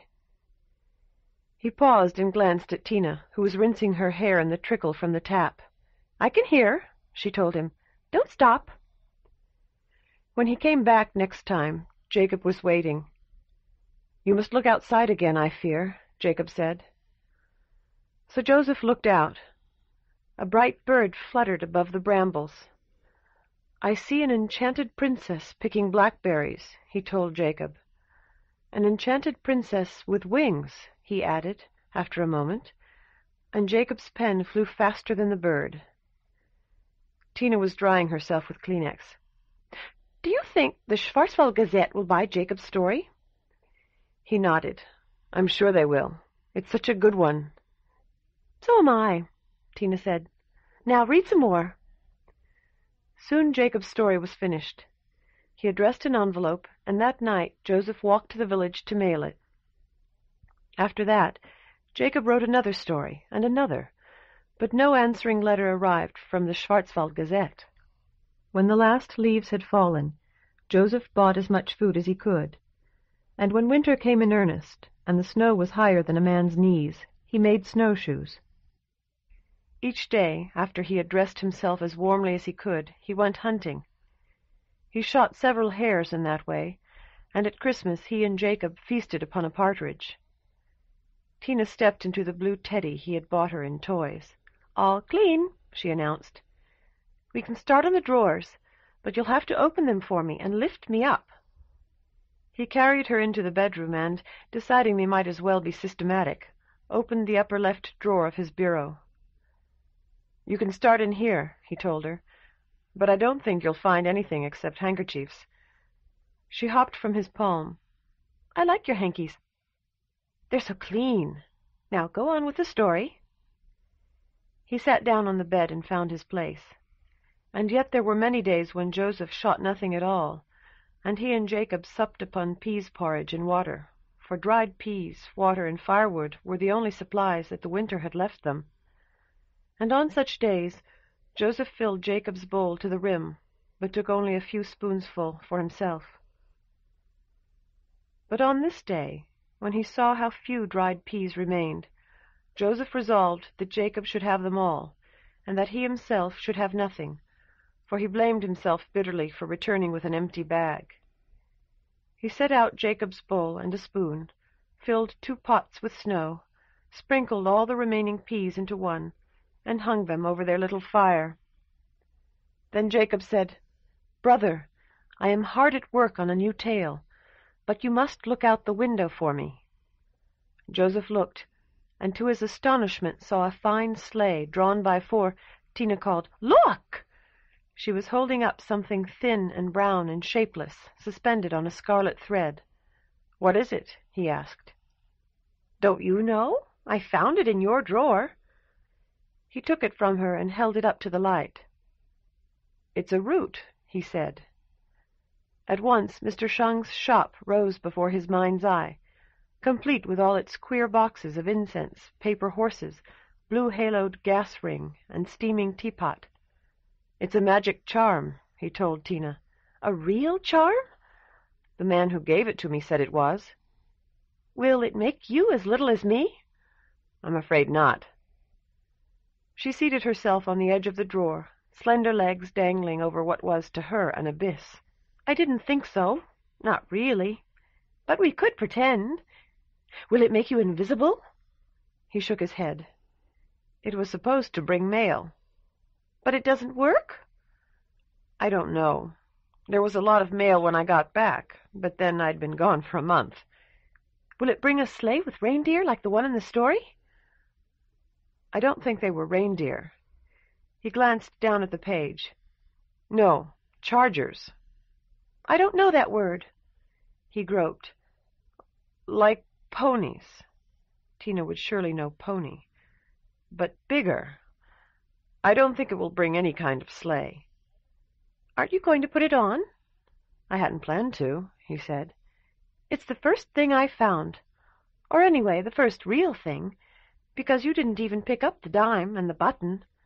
Besides, if you don't put it on, how are you going to know if it works?" "The mail carrier's been here already today," he pointed out. "Then, if you get some more letters or something, you'll know it's a real charm."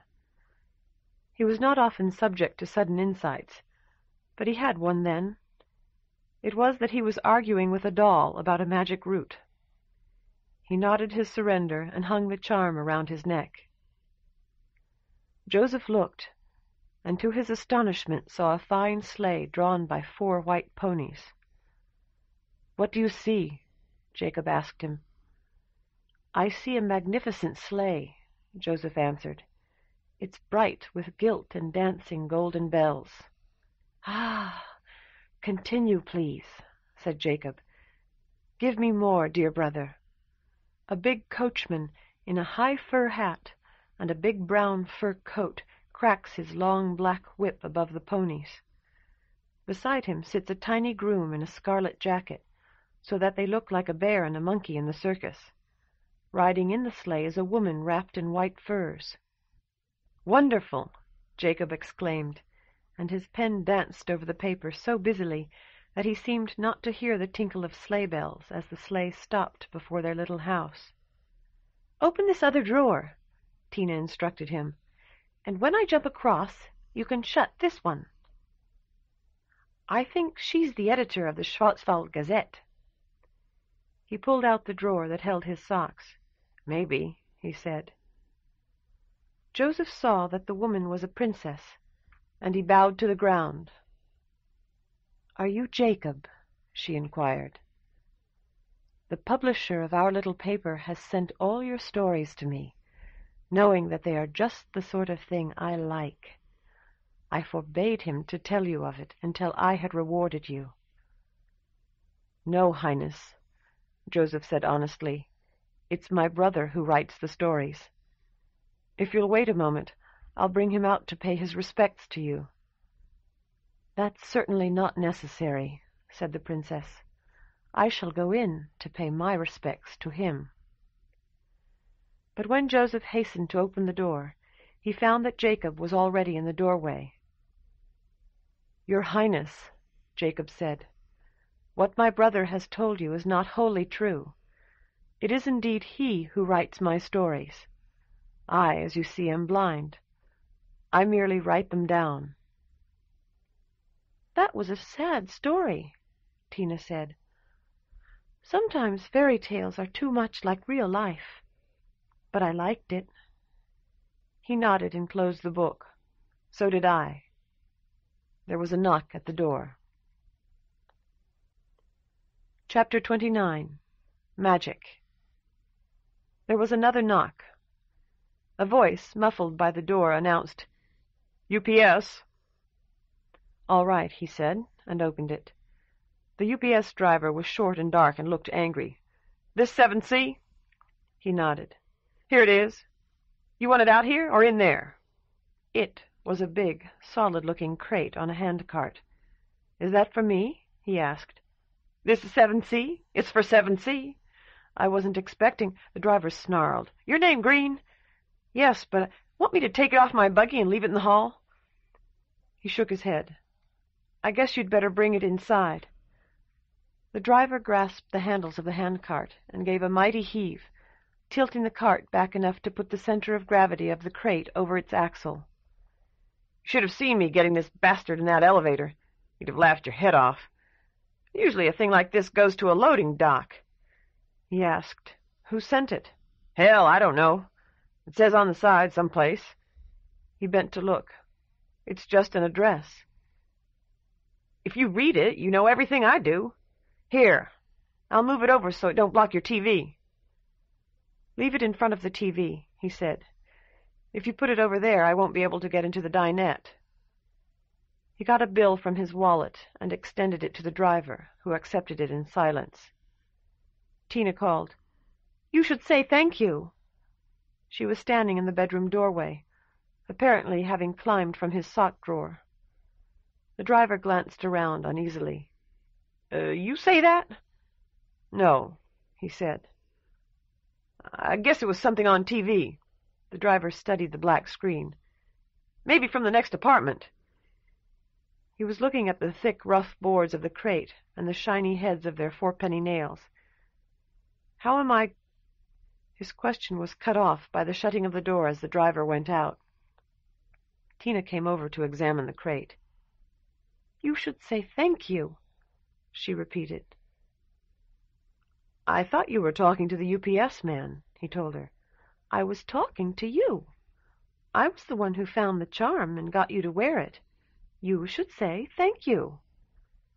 He pulled it from the neck of his shirt. It had not changed color or become larger or smaller. "Maybe we ought to wait till we see what's in the box," he said. "Something nice," she told him. "It's almost Christmas, and Christmas presents are always nice." He smiled faintly. "I don't think you'd like it if I got a puppy." "Or another doll. I'd be jealous. Lift me onto the couch if we're going to talk. I was born on Christmas. Have I told you about that?" He took her tiny waist between his thumb and forefinger and stood her on the cushion beside him. "No, you've never told me much about your past." "Now you're jealous." "I am not." "Yes, you are. I can tell. You're a jealous god, like the one they talk about." "I'm not jealous, and I'm not a god," he told her absently. Another part of his mind was wrestling with the problem of the crate. The custodian would be in the musty basement apartment that came with the job, perhaps, but the custodian did not like being disturbed so late, and might already be asleep. Tina said, "Not to you, you're not, and not to other big people, but to me." "I see. I used to have a goddess." That got his full attention. "What was her name?" Tina shook her head. "That's the part I can't remember. I remember a tree, so pretty. And the kitten? Because the goddess got a kitten, too. I didn't like it. And when you said about the puppy, that made me think of it." "I'll bet your goddess went to school." After 12th night she did. Do you remember what grade?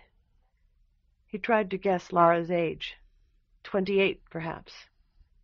No, she would be older now. Tina shook her head again.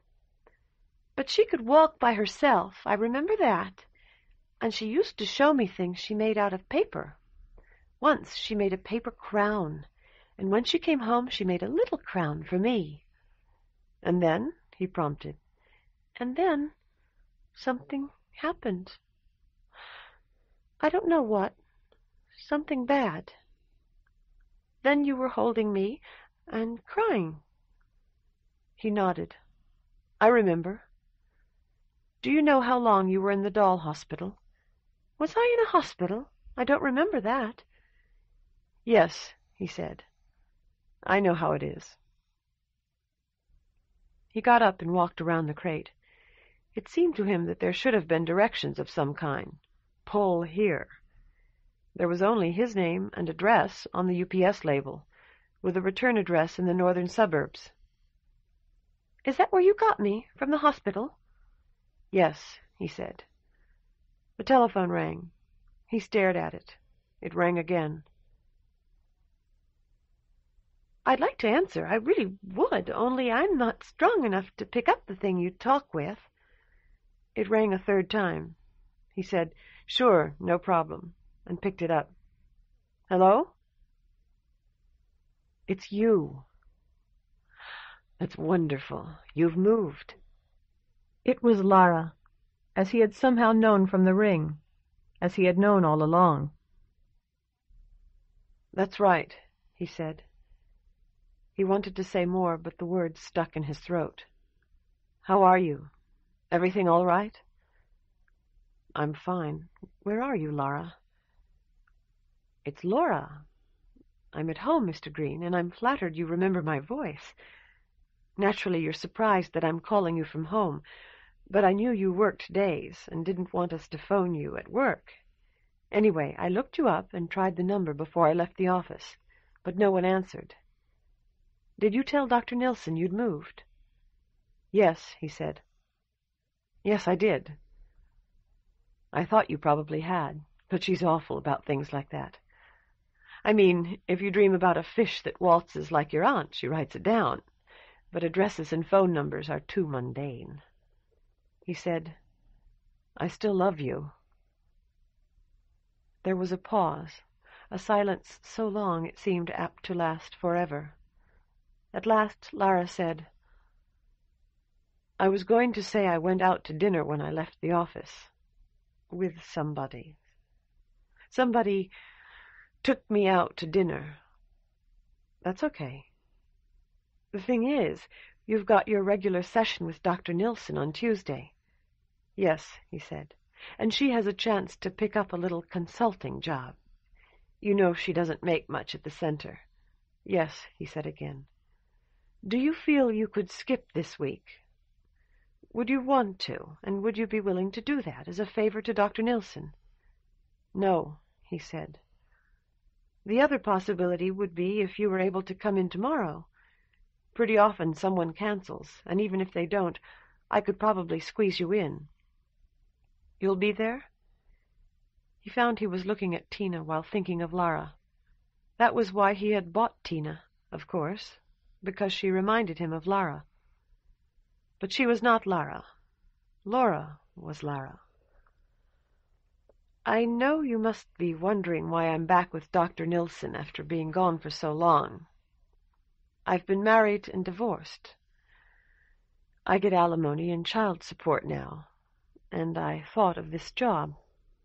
It doesn't pay a lot, but it was the best job I'd ever had, the only one I ever had that I really liked, and I knew if I had to take Missy to the doctor or something, Dr. Nilsson would let me off. There wouldn't be any trouble about it. He hesitated, irresolute among the thousands of things he wanted to say to her, the hundreds of questions he needed to ask. In some weak way he held power for the moment, and it was supremely important he not squander it. Slowly and carefully he said, If I come tomorrow, I'll be counting on you to get me in to see her. I want to know beyond a doubt that you'll be there, Lara. I'll definitely be there. Can you come after lunch? 1 o'clock? He found that he was holding his handkerchief, that he had crushed it into a sodden ball. He said, "The best way for you to make certain I'll be there at 1 would be to let me take you to lunch. I'd like very much to do that." Another pause, shorter this time, but still long. "Suppose I were to tell you I had to see Missy at the daycare center?" "I'd like to go with you. I'd like to see Missy, too." He glanced at Tina. "I might even have a present for her." "I don't, not really." A brief pause. "Not till I get off work tonight." "You go to lunch at noon." "I'll be there at 11:45, he said. "Fine. Thank you, Mr. Green. Goodbye." There was a gentle, final click. "I should have found out where she's living," he thought. And then, she wouldn't have told the truth. Tina asked, "Are you going to give me to a little girl? Doesn't she have a doll already?" "I don't know," he told her. "But don't worry. I don't think this little girl really exists. If she has a doll, it probably isn't real either." He hung up the phone, went to the crate, and took the edge of the middle board in both hands. It felt as though it were cutting his palms, then as though his shirt, no, the muscles of his back, were tearing, ripping themselves to shreds of effort and pain. Nails started to give, protesting like mice as they were drawn from their holes, the last surrendering with a jerk that nearly sent him flying backward. Tina whistled like a tiny tea kettle. "I didn't know you were so strong." "Neither did I," he admitted. He peered through the wider opening he had made. The object within looked rough and nearly black. "Are you going to pull them all off?" He shook his head. "I had that one in me. I don't think there are any more." "Don't lay it down like that," Tina advised him. "You'll step on a nail. Stand it up against the wall." "You're right," he said. "Where are you going?" "To the kitchen. I've got a screwdriver in there." "I want to show you something first. Will you come over here?" He sat down on the sofa beside her. "I'm going to do magic. Put your hand in here." Here was the pocket of his overcoat. "What do you feel?" "Nothing," he said. "It's empty." She raised one tiny arm dramatically.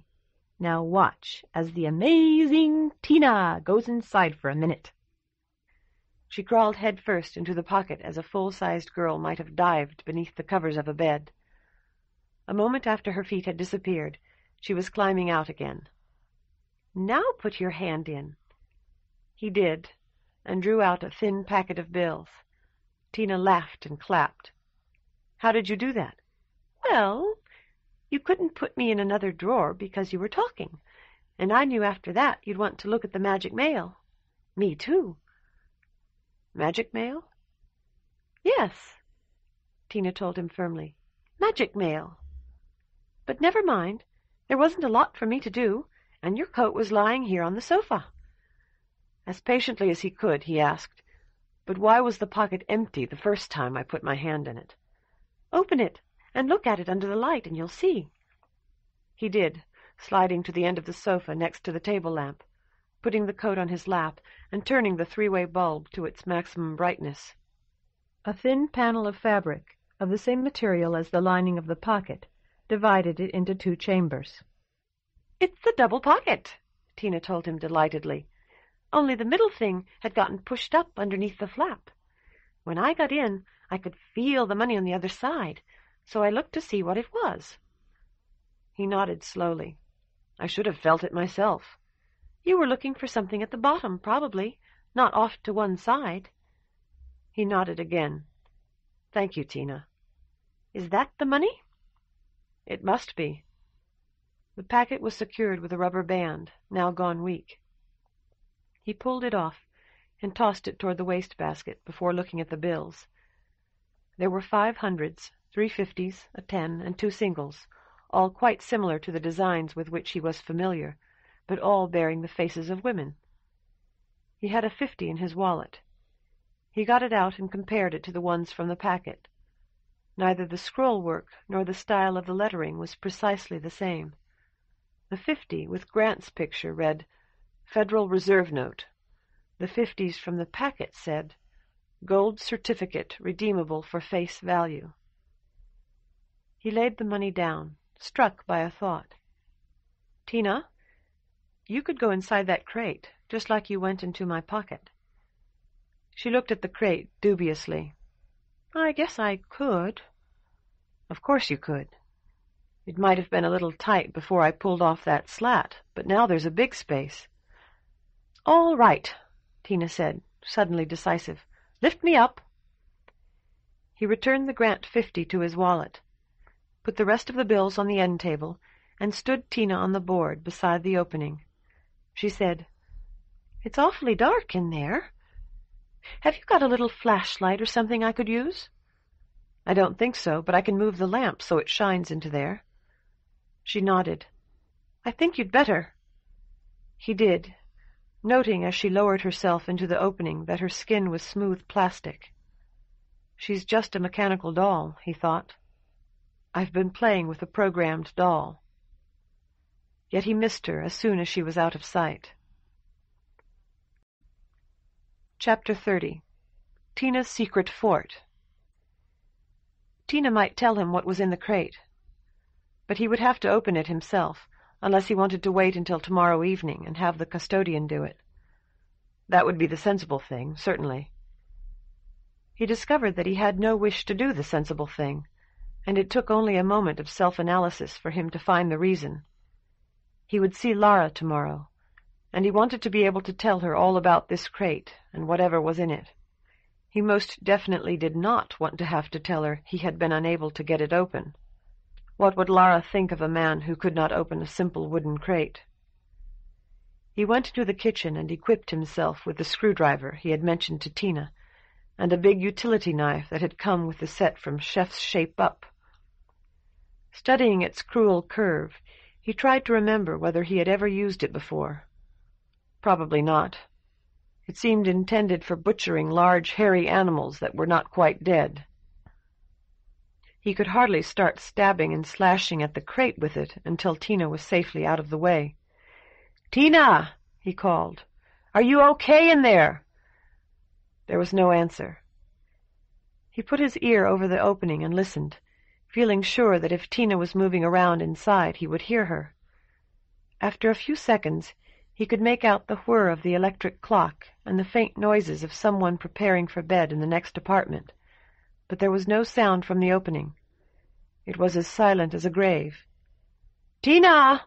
Are you playing a joke on me?" He grabbed another board and tried to pull it off.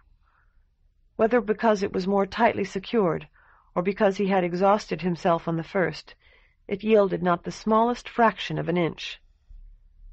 Yet it was slightly cracked. He jammed the big blade into the crack and worked it back and forth. The crack enlarged in a satisfying way and soon reached the edge of the board, depriving one end of the strength of one nail. He drove the blade under that end and pried. He had heard that you were not supposed to pry with the blade of a knife, but he found that he did not give a damn. If the blade broke, he would pry with what was left. The remaining nail gave instead, shrieking and bending. He threw down the knife, grabbed the board, and tore it off. The opening was doubled, so that the light from the table lamp he had positioned for Tina shone into it more effectively.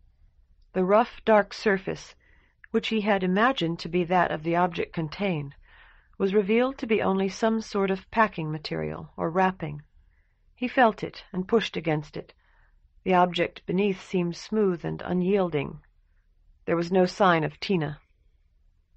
With the knife, he started to work on the third board, then realized he was neglecting a more powerful tool. He slipped the narrow end of the board he had just pulled loose under the third board and threw his weight on the opposite end, using the edge of the crate as a fulcrum. Though its nails complained like the rest, it came up fairly easily. So did the next, and only the board on which the table lamp stood remained. He tried to grasp the rough packing material and tear it, but it was too tough to tear, and too tightly stretched to afford him an effective grip. The big utility knife would cut it, he felt sure, but the knife might also damage whatever the packing sheet was protecting, might even harm Tina. He called to her again, softly, and tried to tell her how worried he was. There was no response. When he had replaced the lamp on the end table, he tried to pry again with the detached board, but the mechanical advantage it had possessed was gone. There was no convenient crack into which he could force his knife. He worked it beneath the end of the remaining board and wedged the tip of his screwdriver into the opening he had made. As soon as he tried to pry with the screwdriver, it bent like a coat hanger. He discovered that he did not want to pry with the utility knife, because he was afraid it might break. Earlier he had not cared about it, and would have thrown it away any time he needed more space in the utensil drawer. Now it was truly his, like his order book and the silver pen whose writing element he had replaced so many times. He wedged the blade under the other end of the board, and made himself work the handle up and down, gently at first, with increasing force as the nails resisted. When he had enlarged the opening between the board and the top of the crate to about 1/8 of an inch, he withdrew the blade and pulled up the end of the board, heaving backward again and again, so that one side of the crate was lifted from the floor. With the top of the crate gone, he could see inside better than he had when the lamp had stood beside the opening. The rough, gray-brown sheet seemed to have been added when the crate was complete except for its top, draped over the rectangular object inside, its margins shoved down into the crate. Yellow mats of shredded wood had been pushed down around it to give extra protection to the sides. He pulled them out, and when the last was gone, lifted off the rough sheet, which was only a kind of heavy cardboard, easily enough. The rectangular object he had felt was the top of the desk, a single dark panel of tropical hardwood. He knew it at once, knew each scratch and honorable mark of service. The fold-down writing board was folded, the drawers taped shut, but it was the desk, his desk. Somehow, he felt, the sides of the crate should simply fall away now. They did not. He was forced to pry the boards of one side off, one at a time, and pile them in a corner. It was only when he had removed the last, and paused, sweating, to search once more through the heap of packing materials for Tina, and admire the desk, that he noticed that the masking tape meant to hold the writing board in place hung free. For a second or two he wondered whether Tina could have done it, whether she possessed the needed strength. She probably could, he decided. Her tiny fingers could have loosened a corner easily, and with a corner up she could peel the tape back. He tugged experimentally at the loose end, and found the tape had not adhered well. The desk had been waxed. Mentally, he traced Tina's path. Finding herself on the thick cardboard sheet, she would have crawled across it just below the remaining boards. The mats of shredded wood would have blocked her at the sides, but she could have, must have, gone down one of the corners. Originally, the cardboard sheet had been flat. It had been bent to fit around the desk fairly tightly, but there had necessarily been a good deal of extra material at the corners. Tina could not have climbed the waxed legs of the desk, but the loose folds of rough cardboard at the corners would have offered her a choice of several easily scaled pipes. He pulled away the piece of tape. Its makers had provided the desk with a brass lock, but the key had been lost, perhaps for a century or more. "Here you are, Tina. I've found you," he said as he opened the board. She was not there. There were 8 pigeonholes in the top row behind the board, 6 larger ones in the bottom row. He had counted them often at the store, and they were empty, all empty except for a single ivory-colored envelope of notepaper size. Thinking that Tina might somehow have secreted herself behind it, he pulled it out. She had not, and as soon as the envelope was out, he realized that it would have been impossible. The 14 empty pigeonholes stared blandly at him. He seemed to hear Tina's delighted laughter. Sitting in the old brown chair with the cigarette burn in its arm, he tore open the envelope. Dear Mr. Green, Mother gave me an antique doll when I was 12, and I have been a collector ever since. That's more than 50 years now. Do you know Kipling's poem? There was no worth in the fashion, there was no wit in the plan. Hither and thither, aimless, the ruined footings ran. Masonry, brute, mishandled, but carven on every stone. After me cometh a builder. Tell him, I too have known. It was a favorite of my late husband's. Merry Christmas. You will pardon an old woman her sentimentalities. Martha Foster. Mail. He read the letter again, as though there were some clue there. In cartoons, people were always climbing mountains and asking the robed and bearded freaks they met to explain the meaning of life. He would never be able to laugh at that again. How could anyone laugh? There was no worth in the fashion, there was no wit in the plan. Hither and thither, aimless, the ruined footings ran. He picked up the money Tina had found for him, counted it, and stuffed it back into the pocket. Tina was hiding, but it was only that she was hiding. She was in the desk, or in the heap of packing materials and boards, or, barely possibly, she had slipped unseen out of the crate and was hiding somewhere else in the apartment. If he went to bed now, she would probably— No. Tina might hide briefly as a joke, but not for this long. She would not want to worry him like this. Something had happened to her. She could not be in one of the drawers, because every drawer was still tightly taped. He tore the strips of tape away, just the same, and looked in all of them. He would have pulled them out of the desk if he could, but they were retained, apparently by stops attached before the back of the desk had been fastened in place. But Tina had not gotten into any of them, anyway.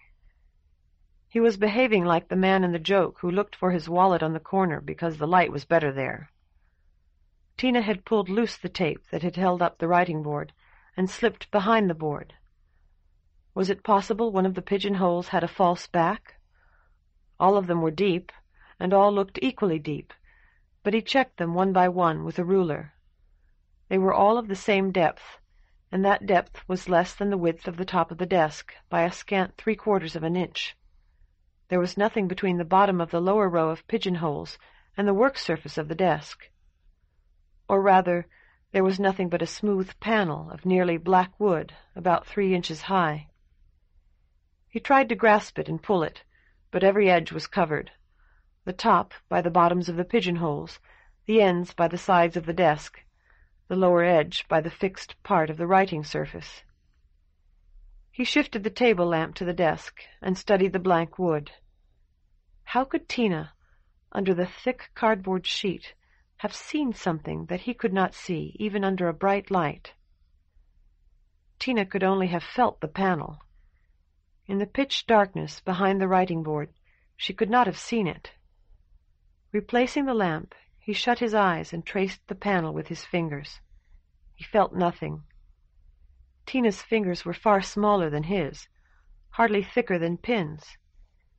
He retrieved the utility knife and slid its point lightly across the surface of the panel, careful not to scratch it, or rather, not to scratch it more than it had been scratched already by 2 centuries of use, particularly, for some reason, on its left end.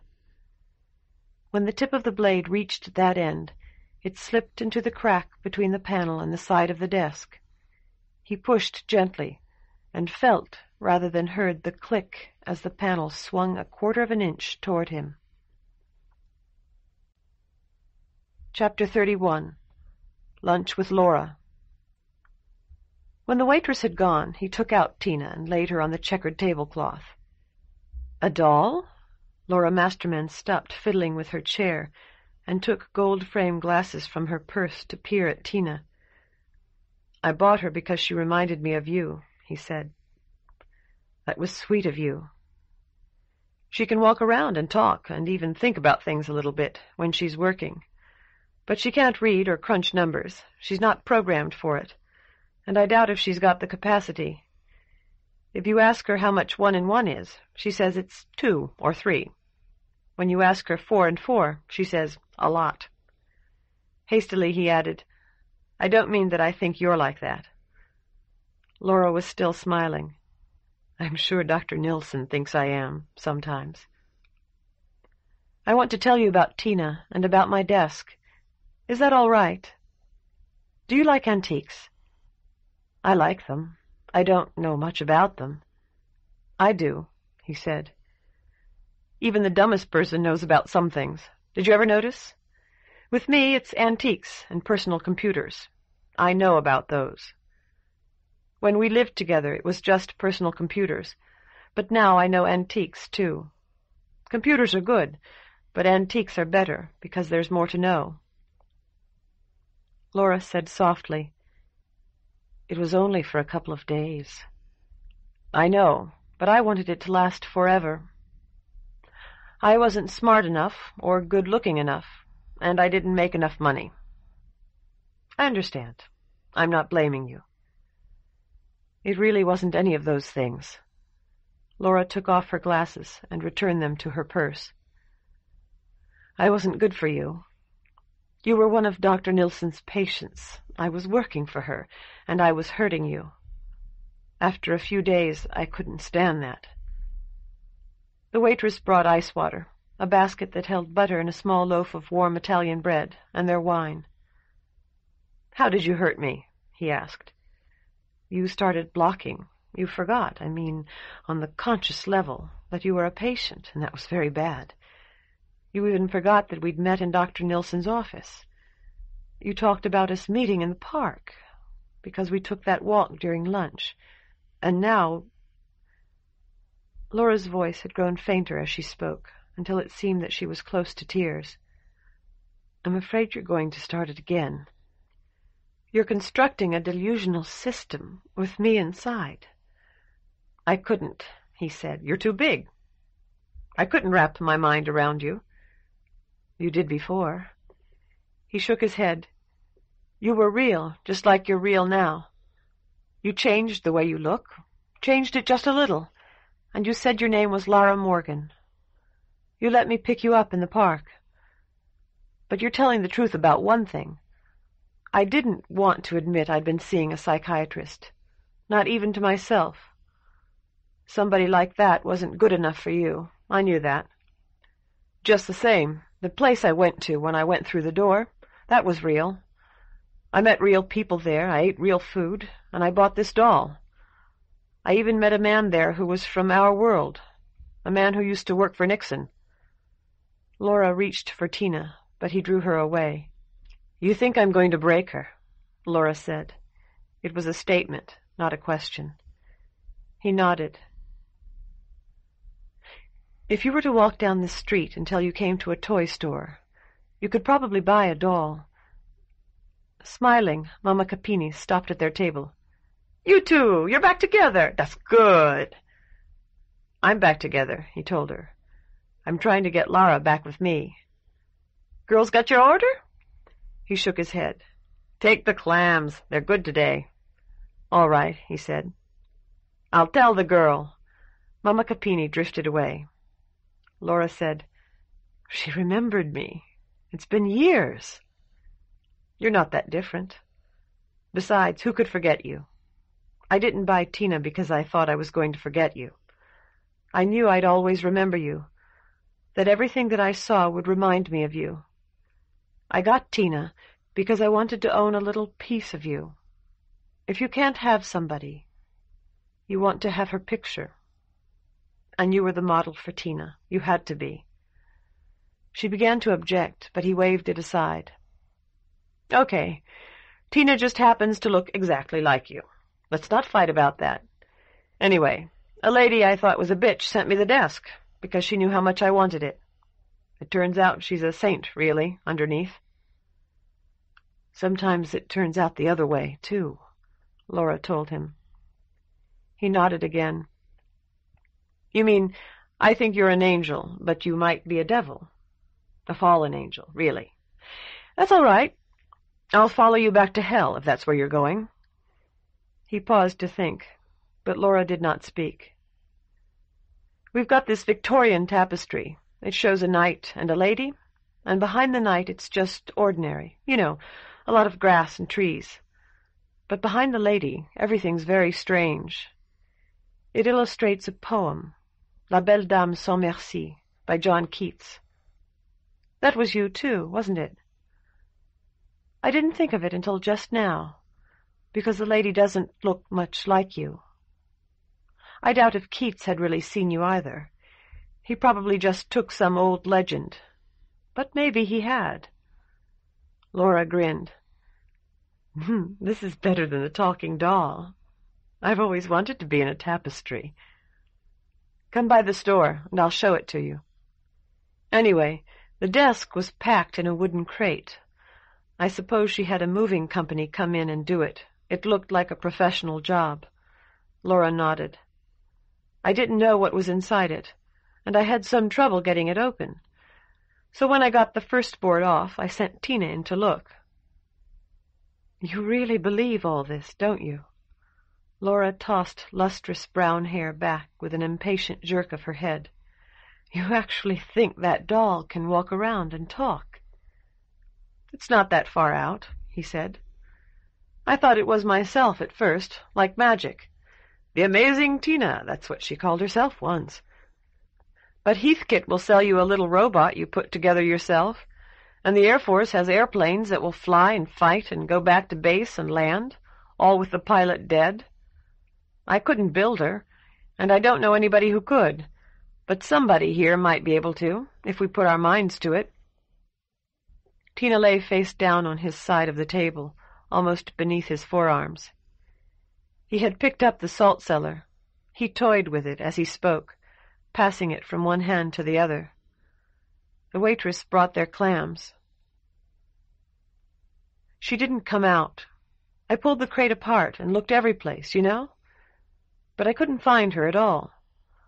Finally, I found out there was a secret compartment in the desk. I don't think the lady who gave it to me even knew about it.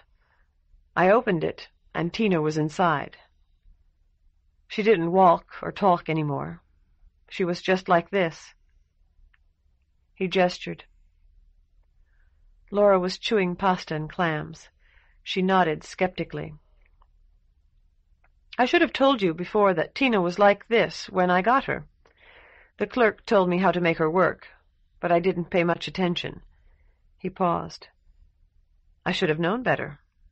I've seen it myself 1,000 times when I was selling personal computers and peripherals. I'd tell a customer something, and next day he'd be back in the store asking. Anyway, I wondered what had happened to her, but after a while I figured it out. When you've got a mechanical toy, you don't keep it running all the time. You turn it off when the child's not playing with it. If it's a wind-up toy, you don't even have to. It runs down. I won't tell you how I started up Tina the first time, but I did it by accident. Laura patted her mouth with her napkin. So you couldn't do it again? He shook his head. That's right. I'm too happy, because I've found you, and you're going to take me back. I don't know what you mean by that. I may date you again sometime. I may not. He nodded. Tina had told me how she liked her tea, and I made her some. But she only told me that once, and after a while I forgot. When I thought about her lying there, it made sense. She tells the child one time, and as long as the child's really interested, he keeps her going. But if he isn't, he doesn't do it any more, and she puts herself away so his mother doesn't have to pick her up. Pretty soon she runs down, or maybe she shuts herself off. That way she doesn't get broken, and she doesn't wear out. I wasn't really that interested in Tina anymore. I was interested in the crate, and you." He sipped his wine. Laura said, "You expect me to believe all this?" "I know you believe it. You know all about these toys. I think you probably know a lot more than I do. What I expect is for you to admit it, when you see that it's no use to go on the way you are now."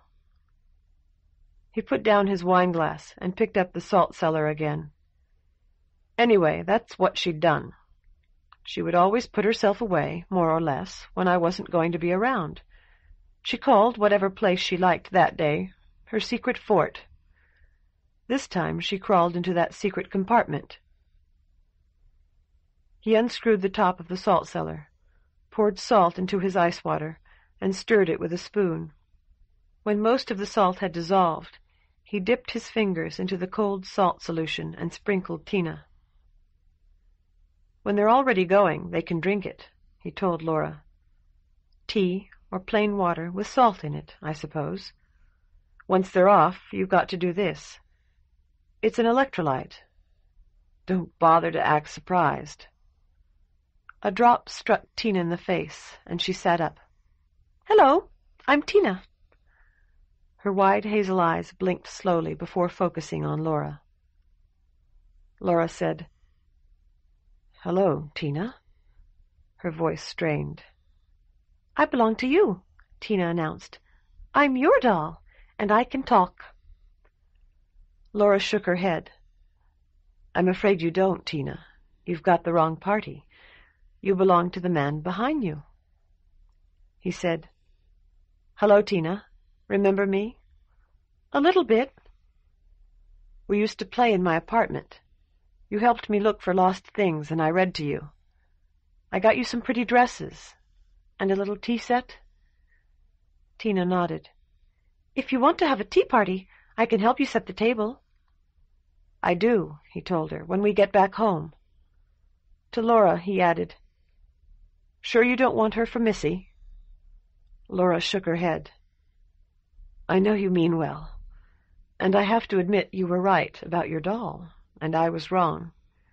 You were telling the truth, but it's a little bit too much like voodoo or something for me, and for Missy." "All right, let's forget about Tina for a minute. When you left, you wrote me a note, remember?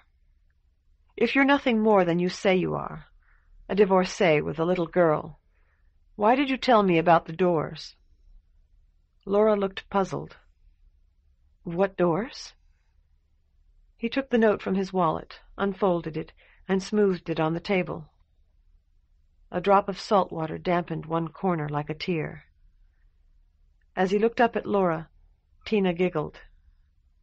Laura asked, "What's so funny, you two?" She had glanced at the note as he opened it. She did not look at it again. "Your face," he told her. "You've had such great control until now." She rose, brushing her lips with her napkin. "If you don't like my face—" "Suppose I call Channel 9, he said. "Suppose I show them this note, and then I show them Tina. I think the TV news would love Tina.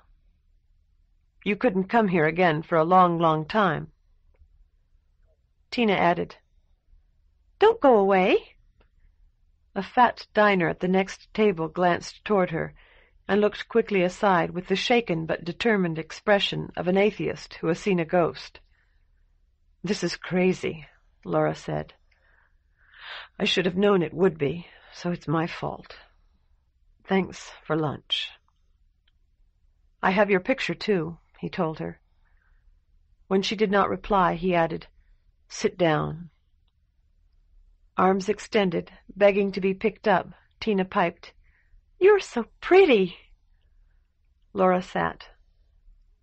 There was no fussing with her chair this time, and her shoulders were squared. "I never allowed you to take my picture." "I didn't." He paused, trying to frame what he had to say. "Things sort themselves out, don't they? The things from your world and the things from mine each get together with their own kind. When I was a little boy, My mother used to give me cornflakes for breakfast, and I could never figure out why a flake that I put in the middle of the bowl always floated over to one side. I still don't know, but I don't think it's magic. And I don't think this is either. It's probably some sort of law of nature, like gravity. What happens when something belongs to both places? He waited for her answer. "Let's call my world the sea," Lara said. Her voice was suddenly new. The alteration was minute, yet vastly significant. She had given up a hopeless game that no longer entertained her. "And yours, the land." There were freckles beneath her makeup, and her eyes blazed green. Chapter 32. Lunch with Lara. He sighed, releasing breath he had not been aware of holding. "All right. Heavy things belong to the sea. You may be able to draw them out." Lara glanced down at Tina. "But if ever they come near the sea again, they will eventually fall in. And when they fall in, they will sink." He nodded to show that he understood. "Lighter things belong to the land. If they happen to fall into the sea, they float. Eventually they are washed to some shore. You wanted to know about things that belong in part to both." "Yes," he said. "Think of a broken timber from a wreck. It is wood, which floats, but in it are several large nails. The nails are iron, which sinks. If the timber floats at all, it will float nearly submerged. If its wood becomes waterlogged, even a little, the timber will sink. But for a long time it will not lie heavily upon the floor of the sea. The sand will not bury it for years, because for years it will move with the tide enough to shake the sand off. When a storm comes, currents will scour the bottom. Then it is possible the timber will be washed ashore." There was a sudden silence. At last Tina asked, "Are there really storms like that?" Lara nodded. "I am the storm." To him she said, "Now show me my picture, please, and tell me how you got it." "All right." He took a locket of tarnished gold from his left jacket pocket and snapped it open. Lara leaned forward to look, but he did not let her see it for a moment, studying it himself instead. In colors time had softened rather than faded. The old miniature showed him her face in profile, half smiling, a delicate choker of Flemish lace circling her neck, grass-green jade ornaments at her ears. "If I say I love you," Lara asked him, "will you give that to me?" "I love you," he told her. "Won't you let me keep it?" With warm, slender fingers she turned his hand until she could see the miniature, then nodded. "Your name's inside the lid. Or one of your names, anyway." "Leucothea Fitzhugh Hurst." Lara nodded again. "Where did you get it?" "It was in the secret compartment with Tina. The old sea captain must have had that compartment built so he could hide his valuables in it, and this locket was what he kept in there. I suppose it was in there when he died, and nobody else knew about it." "And you want to keep it because you believe it's a picture of me." "I know it's a picture of you." "And Tina." Lara glanced down at her, a goddess regarding a toy. "Tina's me as well." Tina exclaimed, "I am not!" He said, "So is Marcella, the movie star. You practically told me so over the phone when I was in the hospital."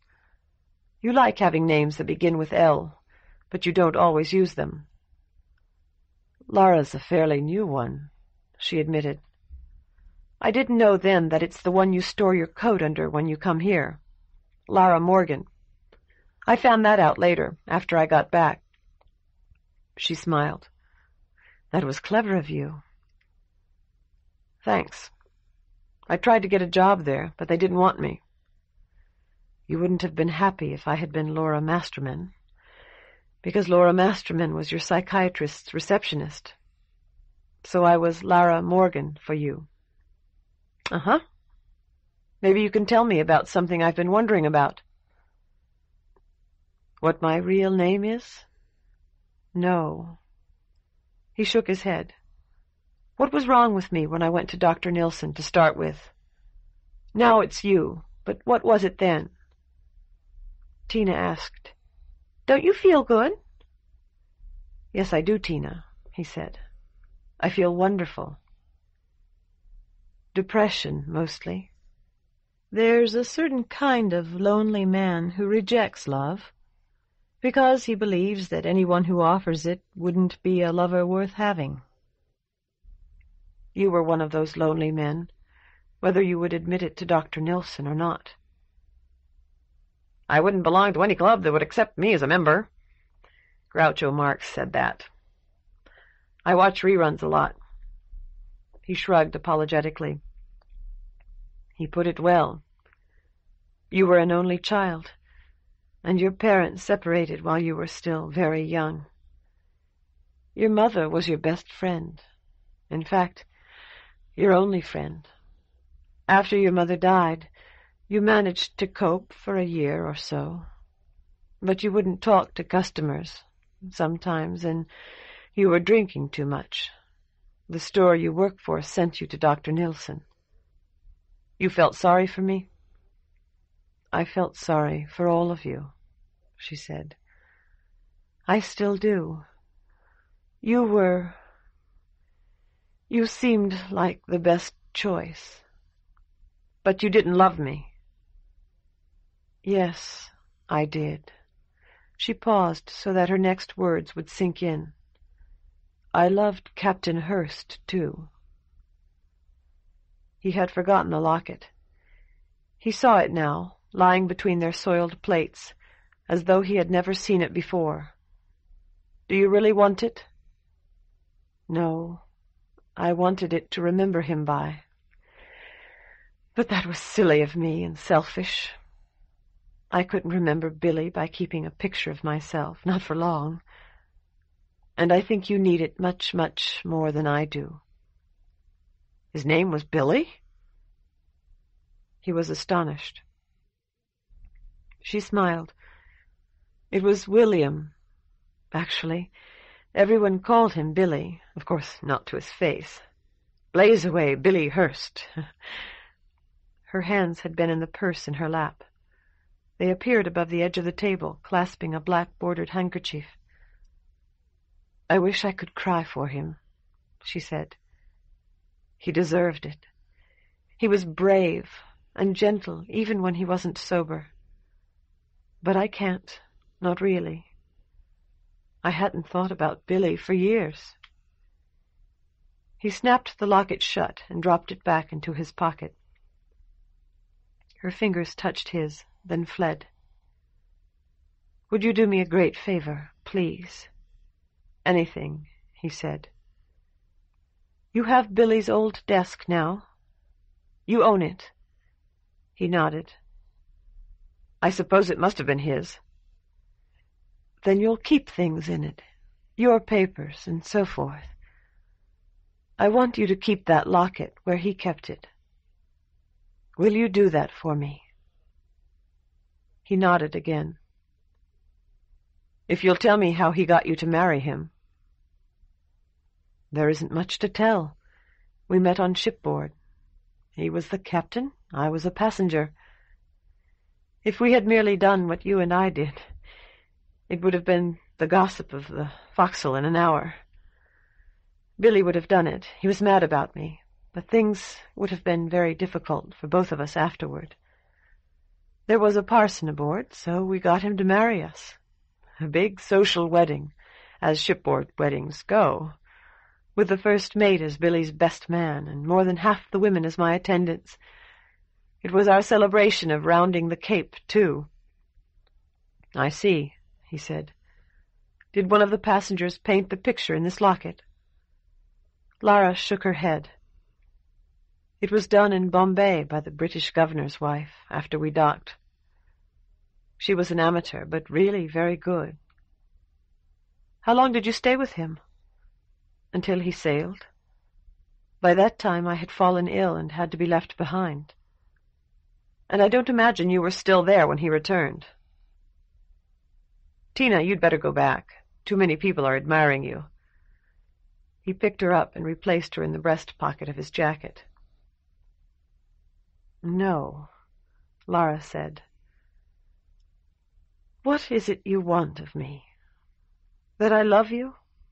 I do already. As much as I am capable of love. If I hadn't loved you, I would have stayed with you far longer. That I stay with you for the rest of your life. I can't do that. He told her, I've been thinking about why you picked us, the captain and me. It was because we wouldn't be believed. If we went through a door and came back to tell about it, nobody would pay any attention to us. Nobody believes sailors' yarns, and Hurst was a drinker and a hell-raiser from what you've said about him. I'm a mental patient, and that's why you took your job, and why you went back. What is it you want from us? Your love. I want to be loved by a man who doesn't die because he made love to me.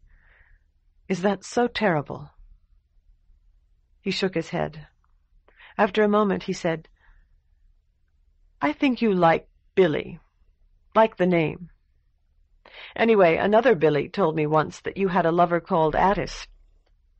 After I got back, I saw a thing on TV about people down at the library who'd look things up for you. I talked to a woman there, and after she told me about Addis, I asked about books on antiques. I've read all of them now, and a few of them 3 or 4 times, so I owe you something. Lara waved the debt aside. Anyway, Addis cut himself for you, because that was what you wanted. No, she said. All right, because he thought that was what you wanted. I wanted him not to die. All right, he said softly. But what is it you want from me? I've told you what you can't have, and I've told you that you have my love already. I love you as much as I can afford, as much as the old woman at the next table loves some little dog, possibly. What more? He knew that she was trying to insult him, but he was not insulted. Instead, he was happier than he had ever been before.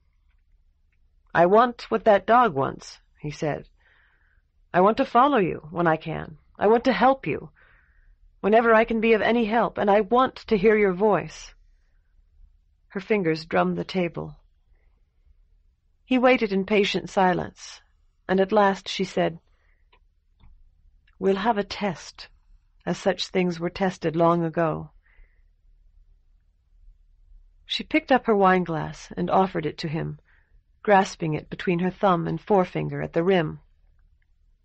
Hold the stem with your left hand. He did so. Now tear off a crumb of that bread, not a tiny crumb, a piece as big as a crouton. Don't squeeze it. He pulled a small piece from the soft loaf in the basket by the ashtray. Now drop it into the wine. If it sinks, you're free to follow me as long as you wish. But if it floats, he told her, I will die. She nodded. You will, anyway. For a moment it seemed the bit of bread scarcely lay upon the wine. Lara murmured something, A prayer, perhaps, or a curse that he did not understand. Red as blood, wine raced up the snowy sides of the bread, and it sank like a stone. "So be it," Lara hissed. She released the glass, and he nearly let it fall. He did not understand, and would never understand, how she got her coat without going near the hook where it had hung. He snatched down his own and ran after her, ignoring an angry shout from one of Mama's sons. Chapter 33. To the Fights. At first it seemed that she had vanished in the throng of office workers. Then he glimpsed her sleek head. Its hair returned to the copper he remembered by the level light of the setting sun. He hurried after her, lost sight of her, found her and lost her once more, yet hurried forward still. Streetlights were coming on, section by section, all over the city. The streetlights, and yet it had been lunch, surely lunch, that he had shared with Lara. He passed a church where services were in progress. He could hear the throb of the organ and the singing of many voices. Lights within made the stained glass windows glow like gems. One showed Lara with a spear in one hand, a mirror in the other. He stopped for a moment to stare, then hurried on. Someone caught him by the shoulder. "Just where the hell have you been?" He turned and saw North. As he did, North's fist slammed into his right kidney. He gasped with pain and doubled over, but the crowd on the sidewalk was so thick, shouting and shoving as it fought to reach 3 ticket windows, that no one seemed to notice, though perhaps it was only that those who saw them ignored them. "That's for leaving me," North said. North grasped his tie as if it were a leash and led him out of the crowd and into a narrow alley. There he jerked the tie away and swung wildly at North's face. North stepped inside the blow. There was a red flash of pain, and he was sitting on the filthy bricks, clasping his belly and retching. "That's twice," North said. "Get up." Tina's voice, tiny and muffled by his jacket, asked, "Are you sick?" He smiled and said, "Yes," suddenly glad that both blows had been too low to harm her. "What the hell are you grinning for?" "I'm still alive." He stumbled to his feet. "Isn't that enough?" "For you," North told him. A door opened, throwing a beam of strong yellow light into the dark alley. "Come on." North led the way down a steep flight of concrete steps. "Where are we going?" he asked. It was an effort to speak, but a distraction from the pain. "To put on a show," North chuckled. "Like we did before." The steps ended in a wide concrete corridor that stank of sweat. A middle-aged man in a torn T-shirt and khaki trousers hurried past them, carrying a stack of clean towels and a bucket of water. North said, "They've got lots of time. They haven't started the preliminaries. You'll have one of the big rooms close to the elevators." The corridor turned and turned again, growing still wider and still more brilliantly lit. Tight-lipped young women with notebooks and lounging men with cameras clustered at one end. North shouldered them out of the way, seemingly oblivious to their protests and threats. "Come on," North snapped. "Follow me." He followed as closely as he could. They stopped before a wide metal door painted dark green. A big cardboard sign neatly lettered in India ink had been taped to the door at eye level. "Joe Joseph." North knocked so loudly it seemed likely that the knocking alone would open the green door, smashing its latch and hinges. A bald man opened it instead, and swore. North strode inside, leaving the bald man to push back the men with cameras and the intense young women with notebooks. A flash filled the whole bare room like a bolt of silent lightning before the bald man closed the door. It was not until he was nearly in the center of the room that he realized that the bald man at the door had been Eddie Walsh. Eddie's prize-fighter, Joe, sat on a masseur's folding table, wearing blue and white boxing shorts, a blue satin robe, and gym shoes, and looking as big as the store. W.F. glanced up from taping one of Joe's enormous hands and grinned at him. He tried to grin in return, then bit his lips as he sought to recall the name of the serious-looking blonde in the crimson dress. That would be Jennifer, of course, whom he had never met. Joe's wife, Jennifer. North was speaking to Joe in a low, crisp voice that seemed to imply that they were the only significant people in the room, the only people who mattered an iota. "Meet your new handler," he said. "I'll be in your corner with Walsh tonight, and believe me, my being there is bound to bring you good luck. The greatest fight of your entire career. You know who I am?" Joe did not reply or change his expression even slightly. The big hand he held out to W.F. neither moved nor trembled. The blank blue eyes stared sightlessly at something far away. If the fighter was thinking about anything at all, it appeared to be utterly unconnected with the events taking place in the room. A saint contemplating God, or a gourmand contemplating dinner, might have worn the same open, empty face. "We've got a couple of dozen men up there," North told him. "Not because we need that many, but because I want them to see you in person. They'll be watching you before you get into the ring, and they'll watch you fight, and they'll still be watching you when you come out, memorizing the way you look and the way you move. 4 men in 2 cars are watching your car, just in case you're dumb enough to try to use that. You may get home okay, if you're goddamn lucky, maybe. But either you play along, or you'll be dead by this time tomorrow night. Her, too." North jerked his head to indicate Jennifer. "Maybe these 2 nobodies from no place you've been carrying if they happen to get in your way. But you for sure, you and your wife. And you can take that to the bank." Joe's voice was as slow and big as he remembered. "You want me to throw the fight?" "Hell no," North said. "You can fight as good as you want to. I don't care whether you win or lose. But I'm going to be one of your handlers." "Bullshit," Walsh told him. There was a knock at the door, a nearly inaudible tap. Walsh hurried over to open it, and Lara came in. Chapter 34. Prelims. Walsh cleared his throat, looking slightly embarrassed. "Laura, this is North, the guy I told you about. My lawyer, Miss Nomos. This other guy—" Lara nodded frigidly. "Mr. Green and I have already met."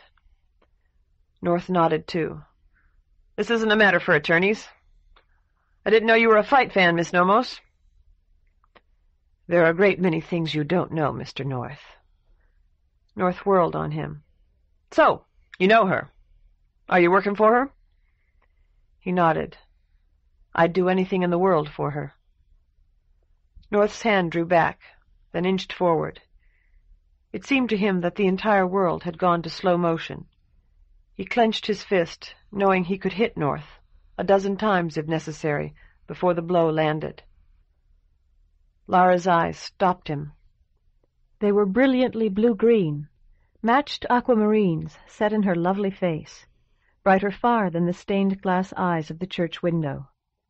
They told him that this was not the moment to resist. North's open palm smacked his cheek, jerking his head to the right. He felt a flash of pain, but it was no more than pain. Millions endured far worse every day. Backhanded, North's knuckles raked his mouth, splitting his upper lip. Walsh stepped between them. "That's enough!" He got out his handkerchief and dyed it at his lip. Above their heads, muted by 2 feet of concrete and steel, the crowd growled low. Lara said, "Exactly what is it you want, Mr. North?" North was glaring at the bald man. "Walsh told you." "I prefer to hear it from you." North turned to face her. "Simple. Tonight I want to be out front where everybody can see me. I want to be associated with a popular male figure, a truly masculine man. I want the best seat in the house for the title fight." "And that is?" "Joe's allowed 2 handlers in his corner. I'm going to be one of those handlers." Lara shook her head. That would be extremely irregular.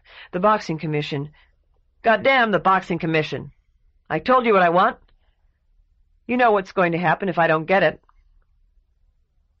Unexpectedly, Jennifer asked, "If you do, are you going to hurt Joe anyway?" North shook his head. "Not if I get what I want." Lara said, "Then tell me what you'll do if you don't get what you want, Mr. North.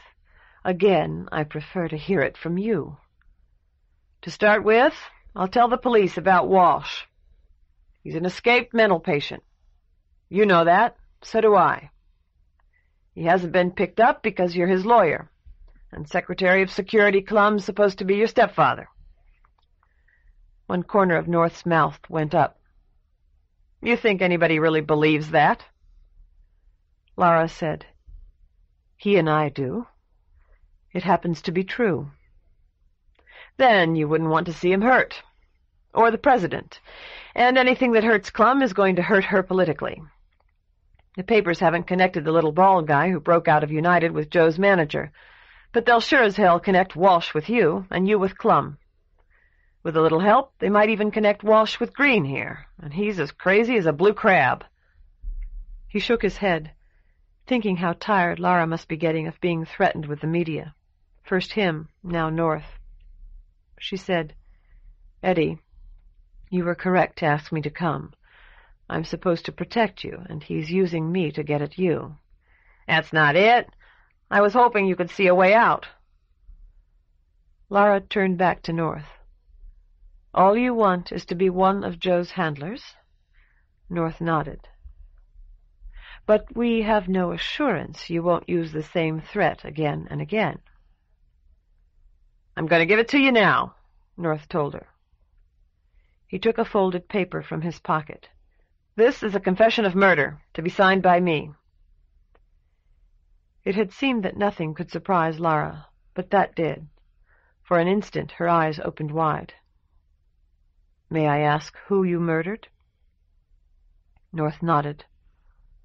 "A doctor named Applewood. The police were about to get him, and he would have talked.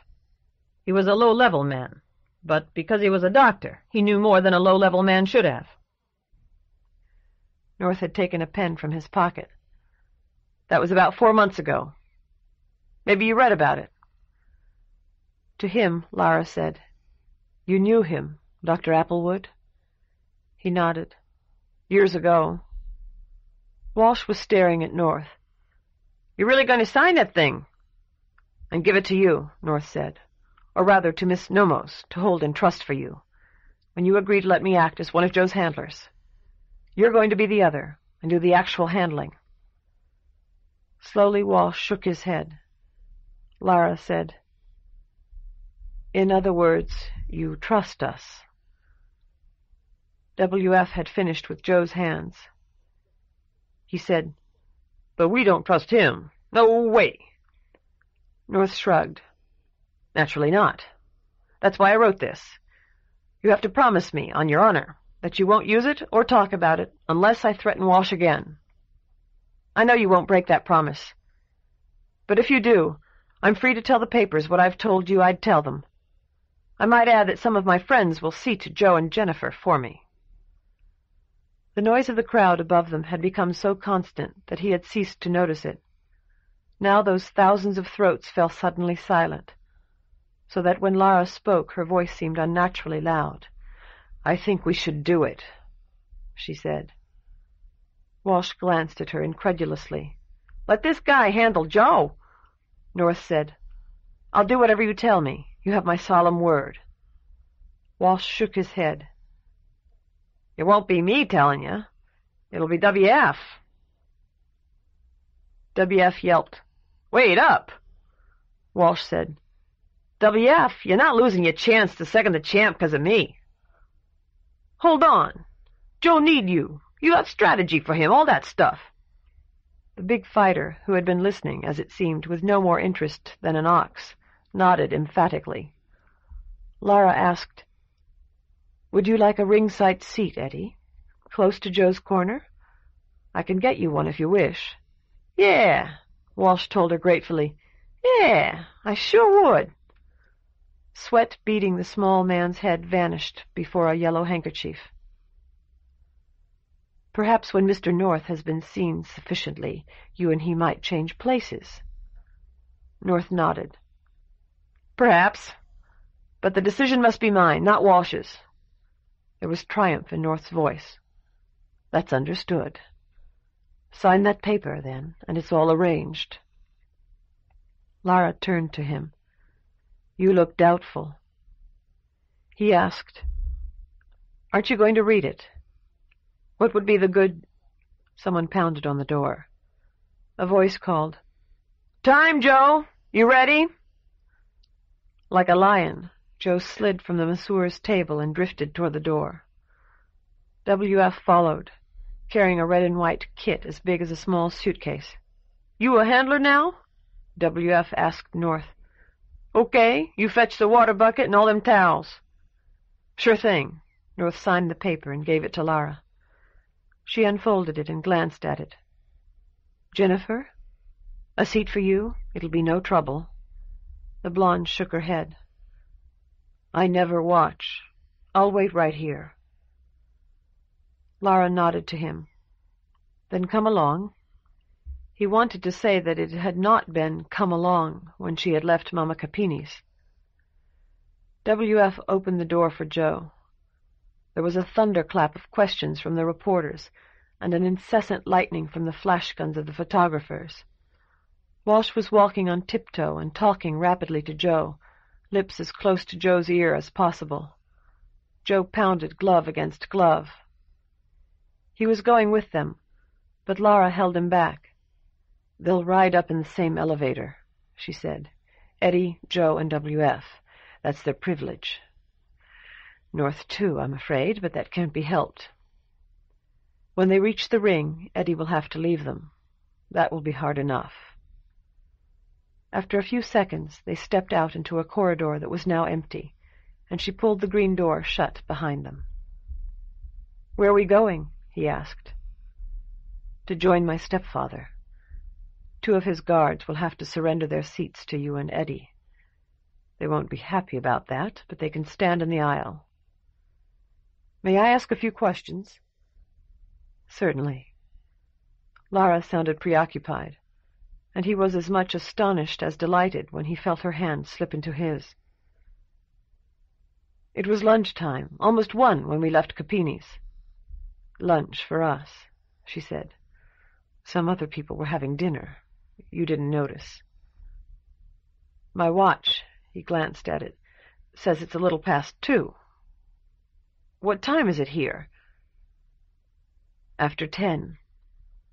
Why should you expect it to be the same time in different places?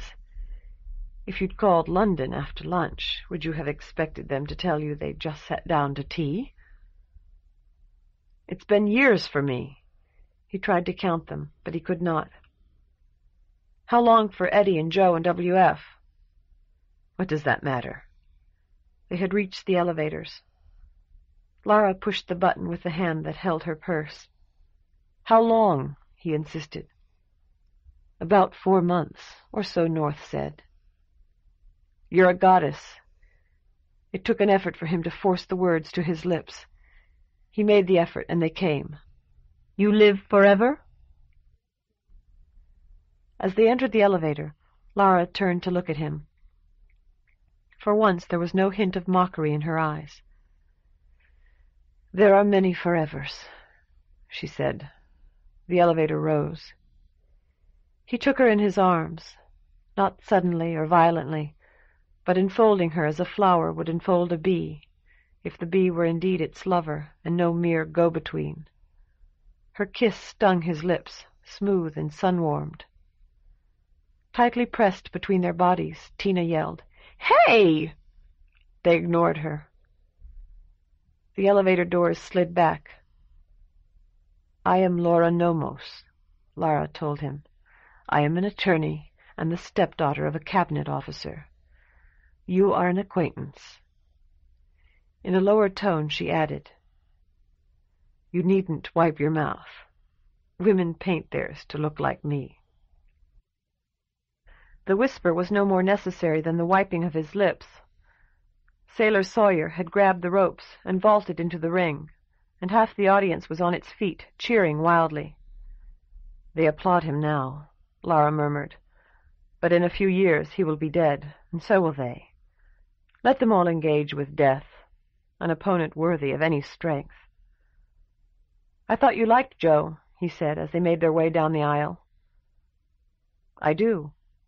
He's like a big, solemn child, so eager to please and to do what is right. And Eddie, because he'll reshape the world to fit his dream or die. And W.F., because he loves them both." Clum had already taken a seat in the first row when they arrived. There was an empty seat to his right. Lara gestured to the man on the other side of it, who rose and went to the aisle.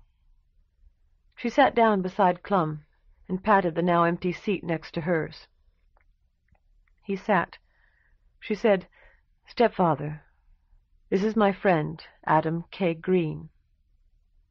"Adam?" "Adolf Wilhelm Clum." The old man leaned across her to shake hands, eyes stupid as though with sleep. "A great pleasure, Herr K." The words were thickly accented. He said, "It's a very great honor, sir." "So," Clum remarked to Lara, gesturing toward Sawyer, "you think still your Joe will beat him?" With mock firmness, Lara announced, "I know it." "Then I bet you. Theater tickets, any play you wish, or any play I wish, which is how it shall be." Lara said, "Never give a sucker an even break," and they shook hands solemnly. Tattoos covered every visible inch of Sawyer's skin from the neck down, pictures and bannered inscriptions that writhed and flowed with the muscles beneath them. Tina said, "That dragon's alive." He looked down and saw that she had clambered far enough out of his pocket to peep past the lapel of his coat. "It's just a picture somebody drew on his skin," he told her. "I'm a doll, but I'm not just a doll." Joe's robe was off.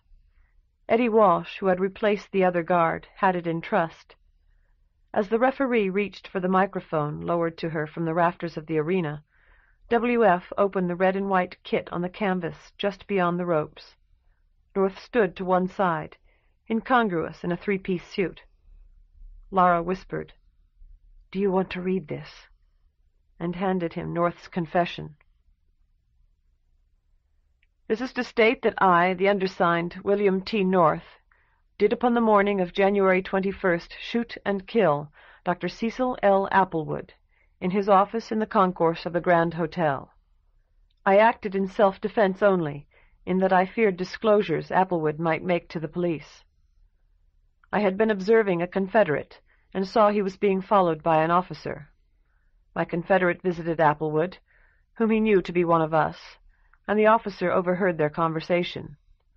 When they had gone, I entered Applewood's office and shot him twice in the chest, knowing that he was not the man to withstand a sustained interrogation.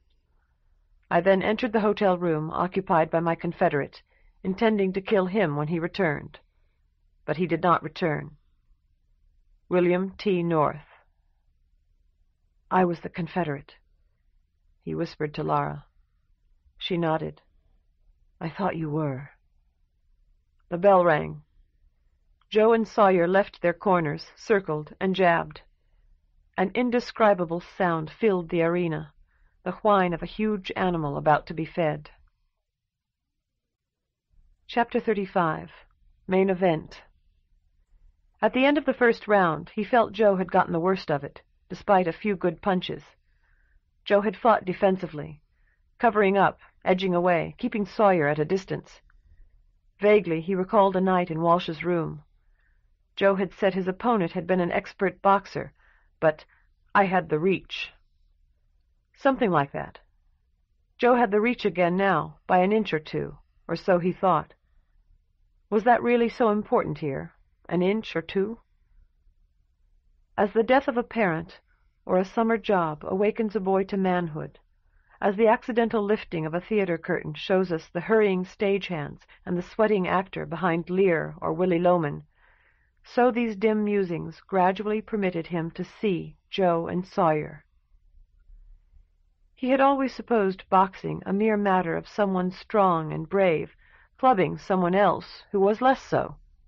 Thus had his schoolyard defeats been, or thus he had judged them. It was not true. Joe and Sawyer played a game as complex as chess, and played it with the unequal pieces awarded each by birth and time. The bell rang, and the fighters rose at once. For half a minute both appeared to faint and circle as before. Quickly the dragon closed, wrapping Joe in golden scales. They were so near he could hear the smack-smack of their punches through the roar of the audience. Yet he could not see, did not see what had happened. They separated, circling as before. There were fiery splotches on Joe's chest. Sawyer's head was shaking as if the champion sought to clear it. Lara freed her breath in a deep sigh. "I thought that was it," she said. He asked what she meant, but she only shook her head like Sawyer. The fighters closed again toe-to-toe, and this time he had a better view. Sawyer's head was bent over fists, pounding like pistons. Joe's head and shoulders held Sawyer away, while Joe's muscled forearms absorbed the blows. As they separated, one of those arms flew out, driving a brown-gloved fist where Sawyer's chin met the collarbone. Now it was the champion who was backing off and jabbing, while Joe advanced with little bobbing steps, swaying to right and left as Sawyer tried to circle. "Look at him weave!" Walsh shouted to Lara. "God, ain't he beautiful!" The bell rang. Joe rejoined W.F. in the corner, and three things happened at once. Walsh sprang from his seat and rushed to Joe's corner. W.F. yelled, "Water!" to North, and North flourished both hands, somewhat like a stage magician, somewhat like a small girl fastidiously wiping her soiled fingers on her pinafore. This last caused a blue-black automatic to appear in each hand.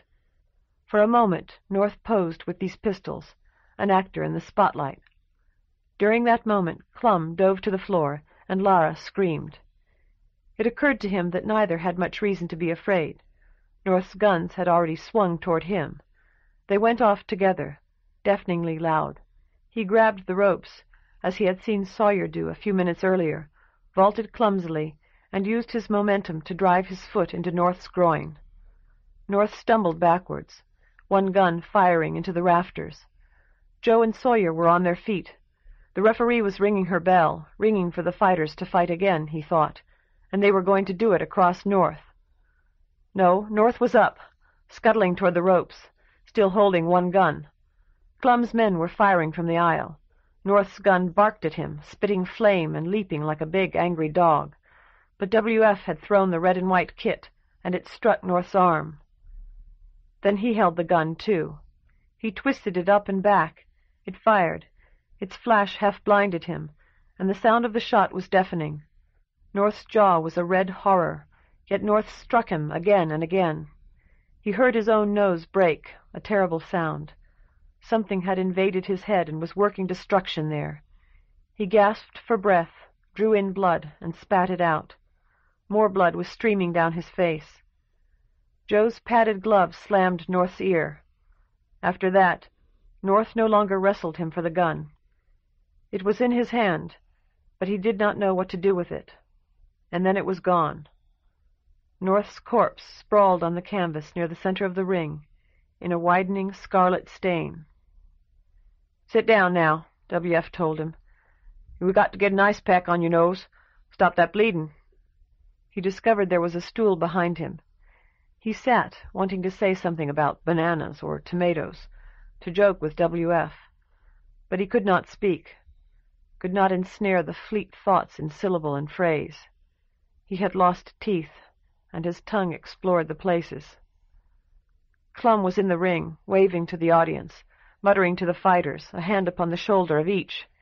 Each was a head taller than Clum. Joe squatted in front of him. "You okay?" The ice pack was on his face, but he managed to nod. "That was a brave thing you done." The words were muffled, slurred by Joe's mouthpiece. The bell rang once, sharply. Clum had struck it with the case of an old-fashioned pocket watch. "Gotta go," Joe mumbled. But you're a real champ. Hold still, W.F. told him. Clum said, This fight, it is to take their minds off it. You will make this a long round, yeah? Because perhaps at the end they are nervous once more. Clum was talking to the referee, not to him. A hard-faced man he recognized as one of Clum's bodyguards asked, Where's his other gun?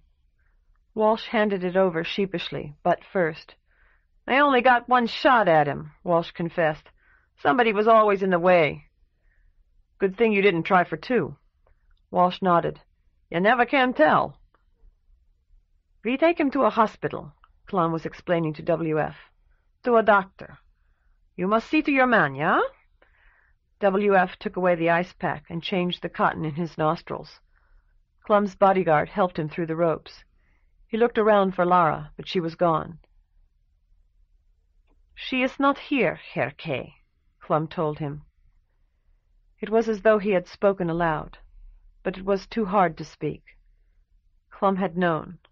Clum had read his thought, or at least had read his expression, and noticed the direction of his eyes. For the first time it struck him that one did not become a cabinet officer by chance, that the sleepy old man with the dyed mustache probably possessed extraordinary abilities. The bodyguard asked if he could walk. He walks, Clum declared. He is a tough one. A Rausbold, yeah? The pain of his broken nose was like fire on his face. He wondered vaguely whether he had been hurt anywhere else. Those teeth, of course. That was drowned in the other pain. Outside, several hundred men were milling around the arena. North is dead. North's dead. In there, they just killed Bill North. He caught the words everywhere. He could not tell who had spoken them, because everyone was speaking them. A man of about his own age wept without shame, sallow cheeks flooded with tears. Clum's guards had their guns out, in one case a strange-looking gun with a long, curved magazine. He decided it was probably a machine pistol. 3 black cars, one an enormous limousine, stood at the curb. He rides with me, Clum told somebody. You need not come. A uniformed driver with a gun opened the rear door. Clum got in first, sliding across the wide leather seat to make room for him. The door clicked softly behind him. We speak in private, Rudy, Clum said, and a thick sheet of glass slid from the back of the front seat to the roof. A moment later, the limousine pulled smoothly away from the curb. One of the sedans was ahead of it, and he suspected the other was behind it, but he did not bother to turn his head to see. You have saved my life, Clum said. I shall reward you, if I can. I have some money, and I am not without authority in this place. No, he said. He managed to shake his head a little. From his pocket, Tina announced, He needs your help, Papa. Then he shall have it, whatever I can give. He said, I want to find Laura. The old man sighed. So do we all, Herr K. She's your daughter, your stepdaughter. She's a grown woman, my stepdaughter. She goes where she wants. Sometimes she tells me because she loves me, such is her way. More often not. I will help if I can, but I cannot say to you her apartment is here. She is in that hotel. No, he said. That's not right. What is it you mean, Herr K.? Clum leaned back in the corner, eyes sleepier than ever. Laura says she's your stepdaughter, and you say she's your stepdaughter. But she can't be, not really. So you know. She's the goddess. Clum opened one eye wide. She told you that? He tried to think back. I figured it out. She admitted it. She knows I know. Yes, Herr K., she is the goddess. He understood then, and could not understand why he had not understood before. Then you're her lover, or one of her lovers, or you were. Yes, Herr K. Clum's eye had shut again. Now both eyes opened. Long ago, when I was younger than you. But she is still fond of me, nicht wahr? I hold her hand, she holds mine. Perhaps we kiss when nobody sees. That is all. Do you envy an old man so much, Herr K.? No, he said. I assist her when I can. For her I perform certain little services. She does not require them, but she knows it makes me happy to do these things. At times she assists me, as she saved me tonight. She brought you, Herr K., and without you I should lie dead at this moment. He waved that aside. I want to ask you about her, but I don't know what to ask. She is very beautiful, always. She believes she can hide her beauty when she chooses. But she is wrong in that. It is only that sometimes it is open, this beauty. The beauty of one who knows herself to be beautiful, yeah? Other times the closed beauty of one who does not know. And then we must look. If we begin by saying, why is that woman not beautiful? We never see it. But if we search, you know, I think. Yes, Laura Masterman. Mr. Clum, once while I was in the hospital I tried to call my apartment, and you answered. Clum nodded sleepily. I answered, and you hung up your telephone. You wished to know how such a thing could happen. Yes, sir. It is so simple. She thought you might call. Sometimes one can, from here to there or the other way. So we arranged that such calls should ring at my desk. A special instrument, you understand. She told me of you, and that I was to assist you, should you ask for my assistance. You did not. And another time I got another man. One of my agents, Clum explained. I am very much at my desk, but not always. When I am gone, another must answer my calls. Sometimes we must act at once. Then he asked for me, in my name. He wanted to know where I was. Lara knew where I was. She sent flowers. But we did not, nor did we know that Laura knew. She does not know everything, you see, though she knows so much. Nor does she tell me a tenth what she knows. Perhaps she only sends you her flowers as an experiment. If the florist had said, there is no one there with such a name, she would have known that you were elsewhere. We, too, often make such experiments. That United was a good guess she made, yeah? Visitors are often brought there. It was the word Fanny had used. He asked, Am I a dangerous visitor or a harmless one, Mr. Clum? Clum chuckled softly. Harmless, very much so, exactly like me. But Herr North, he is a dangerous visitor, you see, and so we must question all visitors somewhat. You become the responsibility of one of my subordinates. She will keep you from harm, and it might be some day Laura comes for you. One more thing, sir. I told you about the other man who answered the phone in my apartment. Yeah? I saw him on TV one time.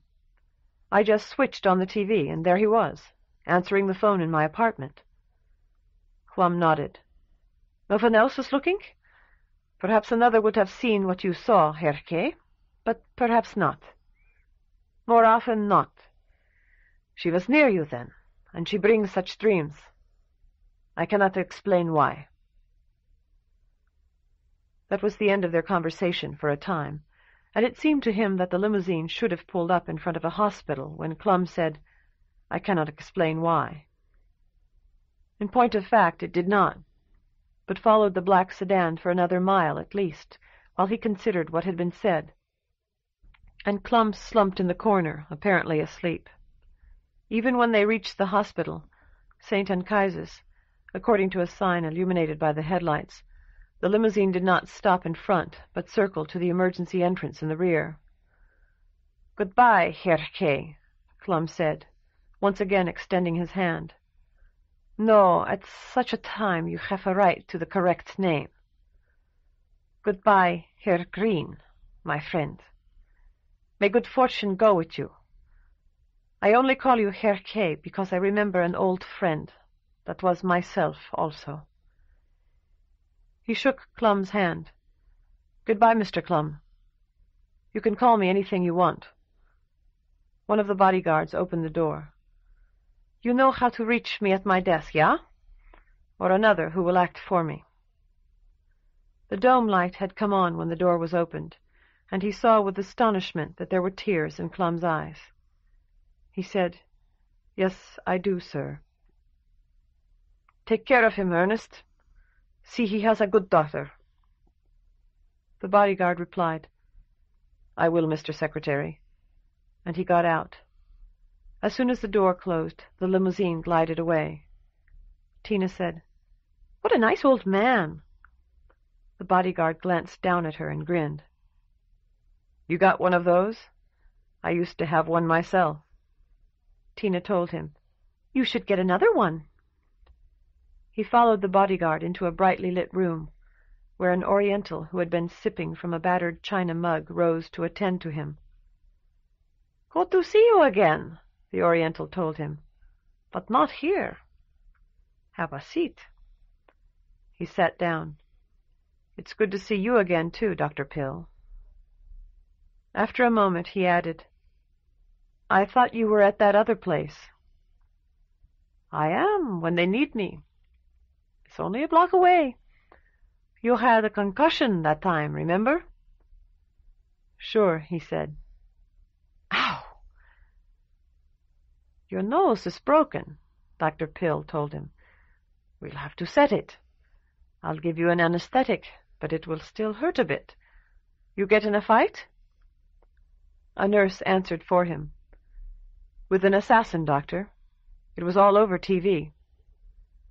Still examining his nose, Dr. Pill nodded. "Really?" The bodyguard asked, "Can you keep him overnight, Doc? Somebody will come by to get him in the morning." "Certainly."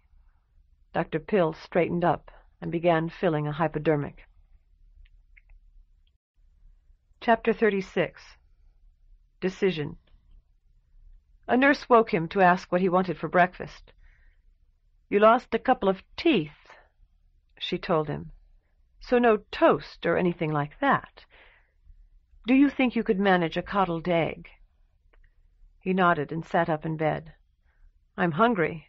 Guess I missed dinner last night." She grinned. "That would explain it." When she was gone, he looked around the room. It was bigger than the one he had occupied at United, much smaller than the open ward in which he had slept with 9 other patients in the psychiatric wing of some hospital whose name he could not quite remember. Like his room at United, it held a locker, but this locker was unlocked. His jacket, his trousers, and his overcoat hung inside. His shoes were at the bottom. He recalled that he had not had his overcoat when he had been in the limousine with Clum. Someone had brought it. He peeked into the breast pocket of his jacket, and Tina said, "Hello." "Good morning," and stretched. "Good morning." He held out his hand, and she climbed into it. "Back in the hospital," he said. "Were you in the hospital before?" "Yes, but you were asleep. I've been in hospitals a lot." The nurse came in with his tray. "Those are against our regulations," she said. "I'm sorry," he told her. "I didn't know. I really should take it and lock it up. But you're going to be discharged today anyhow, so it's really not worth all the trouble. Just don't let anybody else see it." "I'll hide," Tina promised. "What would you like to drink? We've got coffee, tea, and milk." He asked whether he could have both tea and milk, and she nodded and brought them in, managing to get a cup, a little hot water pot, and the glass of milk all on his tray. "The tea's for you," he told Tina when the nurse had gone. He put the tea bag into the pot and sprinkled salt from an old-fashioned glass salt cellar into the cup. "Goody!"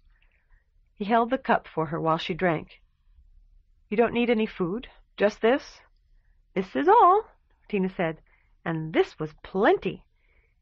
Eat your egg so you'll grow up strong." With a napkin to protect his fingers, he unscrewed the top of the white porcelain dish. "Don't you have to go to school today?" "I don't think so," he said. There was a soft roll on his tray as well. He tore it in small pieces and mixed the pieces with the egg, adding pepper and the pat of butter. "Somebody's coming for me, but I don't think it's to take me to school." "Where are they going to take you?" "I don't know," he said. After a moment he added, "I'm not sure I'll even go." About an hour after the nurse took his tray, she returned with a wheelchair. "I'm afraid you've got to ride in this," she said. "Regulations." He looked around for Tina. "It's under the sheet. You'll be back in an hour or so." He hesitated, then said, "All right. Where are we going?" "To see the dentist." He stared curiously as she wheeled him to the elevator. The hospital seemed merely a hospital like any other, a little less modern than the ones he recalled seeing on TV. Perhaps they all were. The dentist was a large woman who gave the impression of disliking him, and the nurse equally. "Open wide," she told him, and when he complied, leaned so close it seemed she was trying to thrust her head into his mouth. "One came out clean, and one left a piece of root." She turned to the nurse. "This will be a local. You can go if you want." The nurse shook her head. The dentist shot something into his gum, after which he and the nurse spent a quarter of an hour in the outer office, waiting for it to take effect. "If I'd gone," the nurse said, "she'd have had you out like a candle." He nodded, wishing she had. He had never liked having his teeth worked on, and saw nothing wrong with being out like a light. There was a stack of magazines. As he leafed through one, it struck him that he had read almost nothing here. Tina would rebuke him if she knew. Thinking of it made him feel guilty, and he studied the magazine with more care. It seemed very similar to those of his own world up until page 40, which showed Lara sitting with a pink drink in a tropical garden. Lara's hair was gold, her skin bronze. "Marcella Masters relaxes at home before beginning work on Atlantis," read the caption. He tore the page out, folded it, and put it in the pocket of his pajama shirt. The nurse seemed scandalized, but did not protest. After that he flipped through magazines energetically until the dentist summoned him back to her chair, but he found nothing more. Fanny was waiting for them when they returned to his room. She showed the nurse her badge and a letter, at which the nurse appeared impressed. "He's all yours, Sergeant, if you want him." Fanny grinned at him. "I do." The nurse opened his locker and glanced inside. "I'll have to get his laundry. It shouldn't take long." "Okay," Fanny told her. To him she said, "You look pretty damned awful with all that tape on your face." He told her he felt all right. The nurse said, "He's lost a couple of teeth, too, Sergeant. In a week or so he should see a dentist about getting a bridge. In 2 or 3 days a doctor should check his nose. You can take him to Dr. Pill's office, or bring him here. Dr. Pill set his nose last night." Fanny said, "Okay." When the nurse had gone, Fanny said, "You went back to wherever it is you come from, didn't you? That time in the restaurant?" He nodded. "I didn't mean to, but I did. And I couldn't get back. Well, once I did. But it only lasted a few minutes. Then I found Lara again and followed her. I think she let me. And here I am." "I hope you stay here," Fanny told him. "I'm responsible for you now, and I'll catch hell if I lose you. Do you have to sit in that thing?" "No," he said. He stood to show her, then sat beside her on the bed. That reminded him of Tina. He reached beneath a sheet and pulled her out. She said, "Hey, they're not supposed to see me here." He told her, "It doesn't matter. We're leaving." Fanny sighed. "You'll throw that thing away when you've been with me for a week or 2. He wanted to shake his head, but he did not. "You don't die, do you?" Fanny whispered. "They don't die where you come from. We can do it over and over, as often as we want to." Her dark eyes made him uncomfortable, so that this time he did shake his head, thinking of Lara. The nurse returned with a bundle wrapped in brown paper and tied with string. She handed it to him, and she and Fanny left his room, shutting the door behind them. He broke the string, unwrapped the bundle, and unfolded his shirt on the bed. The laundry had bleached out the bloodstains, leaving the shirt as white as it had been when it was new. He took Lara's picture from the pocket of his pajamas and put it into the pocket of the shirt. Tina asked, "Are we going with that lady?" "For a while," he told her. "I don't like her," Tina said. "I do," he told her. "But not enough." He pulled off the pajama top and tossed it onto the bed. "Now turn around and shut your eyes." She did, and he untied the cord of his pajama bottoms and let them drop to the floor. When he had buttoned the clean shirt, he permitted her to look again. "You should have waited till you had your pants on," Tina lectured him. "Are you going to let those ladies come back in now?" "I'm wearing jockey shorts," he explained. "Besides, the shirt tail covers me." He carried his trousers to the window, where the light was better. They were dotted with dried blood, rusty and stiff. "I wish they'd sent these to the cleaner," he said. His wallet was in the hip pocket, still holding money that would be useless here. Bills that could buy things were in the double pocket of the overcoat, though his gloves seemed to have fallen out. The map was in the other pocket. He put the scarlet thread that held Mr. Shung's charm about his neck and thrust the charm inside his undershirt, then knotted his blood-smeared tie as neatly as if he were going to work at the store. When he was fully dressed, and Tina had been stowed in his jacket pocket and cautioned to keep quiet, he opened the door. "I'm afraid you have to ride in my chair again," the nurse told him. "We can't let you walk until a doctor says you can walk." He sat down obediently, and she pushed him as before, this time with Fanny walking beside them. Fanny signed him out at the main desk. "You won't need your coat," she told him. "It's beautiful outside." He folded the coat over his arm. She was right. A spring breeze stroked his cheek as soon as they had left the hospital smells behind them. Jonquils and stone tubs waved to them from both sides of the walk leading to the street. "You're not too steady on your pins, are you?" He was holding on to the rail as he went down the steps. "I'm fine," he said. "We can take a cab. They gave me expense money. I can walk." He was looking up and down the street. It was hauntingly familiar. "And I think we'll have to. Do you see any cabs?" Fanny shook her head. "You didn't bring your car?" "No," she said. They had started down the street. "You're thinking of that time I was at the Grand. But that wasn't really my car." "How did you get to the hospital?" "On the trolley," Fanny said. "Then we can ride the trolley back. Is there a stop around here?" "A stop?" "Where the trolley stops and you get on." Fanny shook her head again, making her tight black curls bounce in the sunshine. "Is that how you do it, where you come from? Here we just flag them down." "What are you staring at?" It was a shop window, the window of a narrow little store that sold sheet music.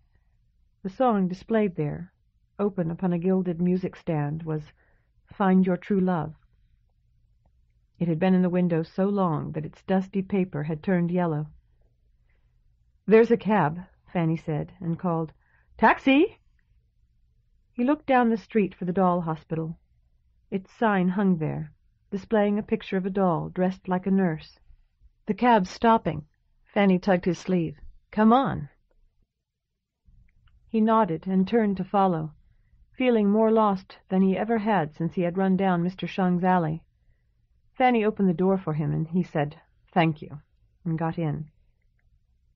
"Where to, sir?" The driver was a man, a bit younger than he was, and surprisingly clean. Fanny was walking around the rear of the cab. He considered the matter. "Where are you and the lady going, sir?" Casually he reached across the seat and depressed the lock button. "To the railway station," he said, rolling up the window. "But she's not coming." "Like that, huh?" The driver grinned as he put the cab in gear. "Yes," he said, "like that." He turned to look at Fanny, left standing in the street. He felt that she should have drawn her gun, or at least shaken her fist at them. She did neither, and there was something achingly forlorn about her small, dark figure. "We're out of that hospital, aren't we?" It was Tina, thrusting her head past the lapel of his jacket. "Yes," he told her. "Where are we going?" "To Manea." He spoke softly, so that the driver would not overhear him. The driver might be questioned by the police. "Lovely country, they tell me," the driver remarked. "Close to Overwood." "I didn't think that you heard me," he said. "Yes, I know it must be." They passed a fountain, and its splashing recalled Clum, the tears in Clum's eyes. Clum had followed the letter of the law. But suddenly he knew that no one would question the driver or pursue them. Fanny might be reprimanded, but there would be no investigation, no all-points bulletin. Not far away the whistle of a steam locomotive blew, echoing and re-echoing among the surrounding buildings. He smiled. It blew again, singing of lovers' meetings in distant places. Tina looked out from her vantage point beside his necktie. "Woo-wee!" Tina said. "A woo-wee! A woo!"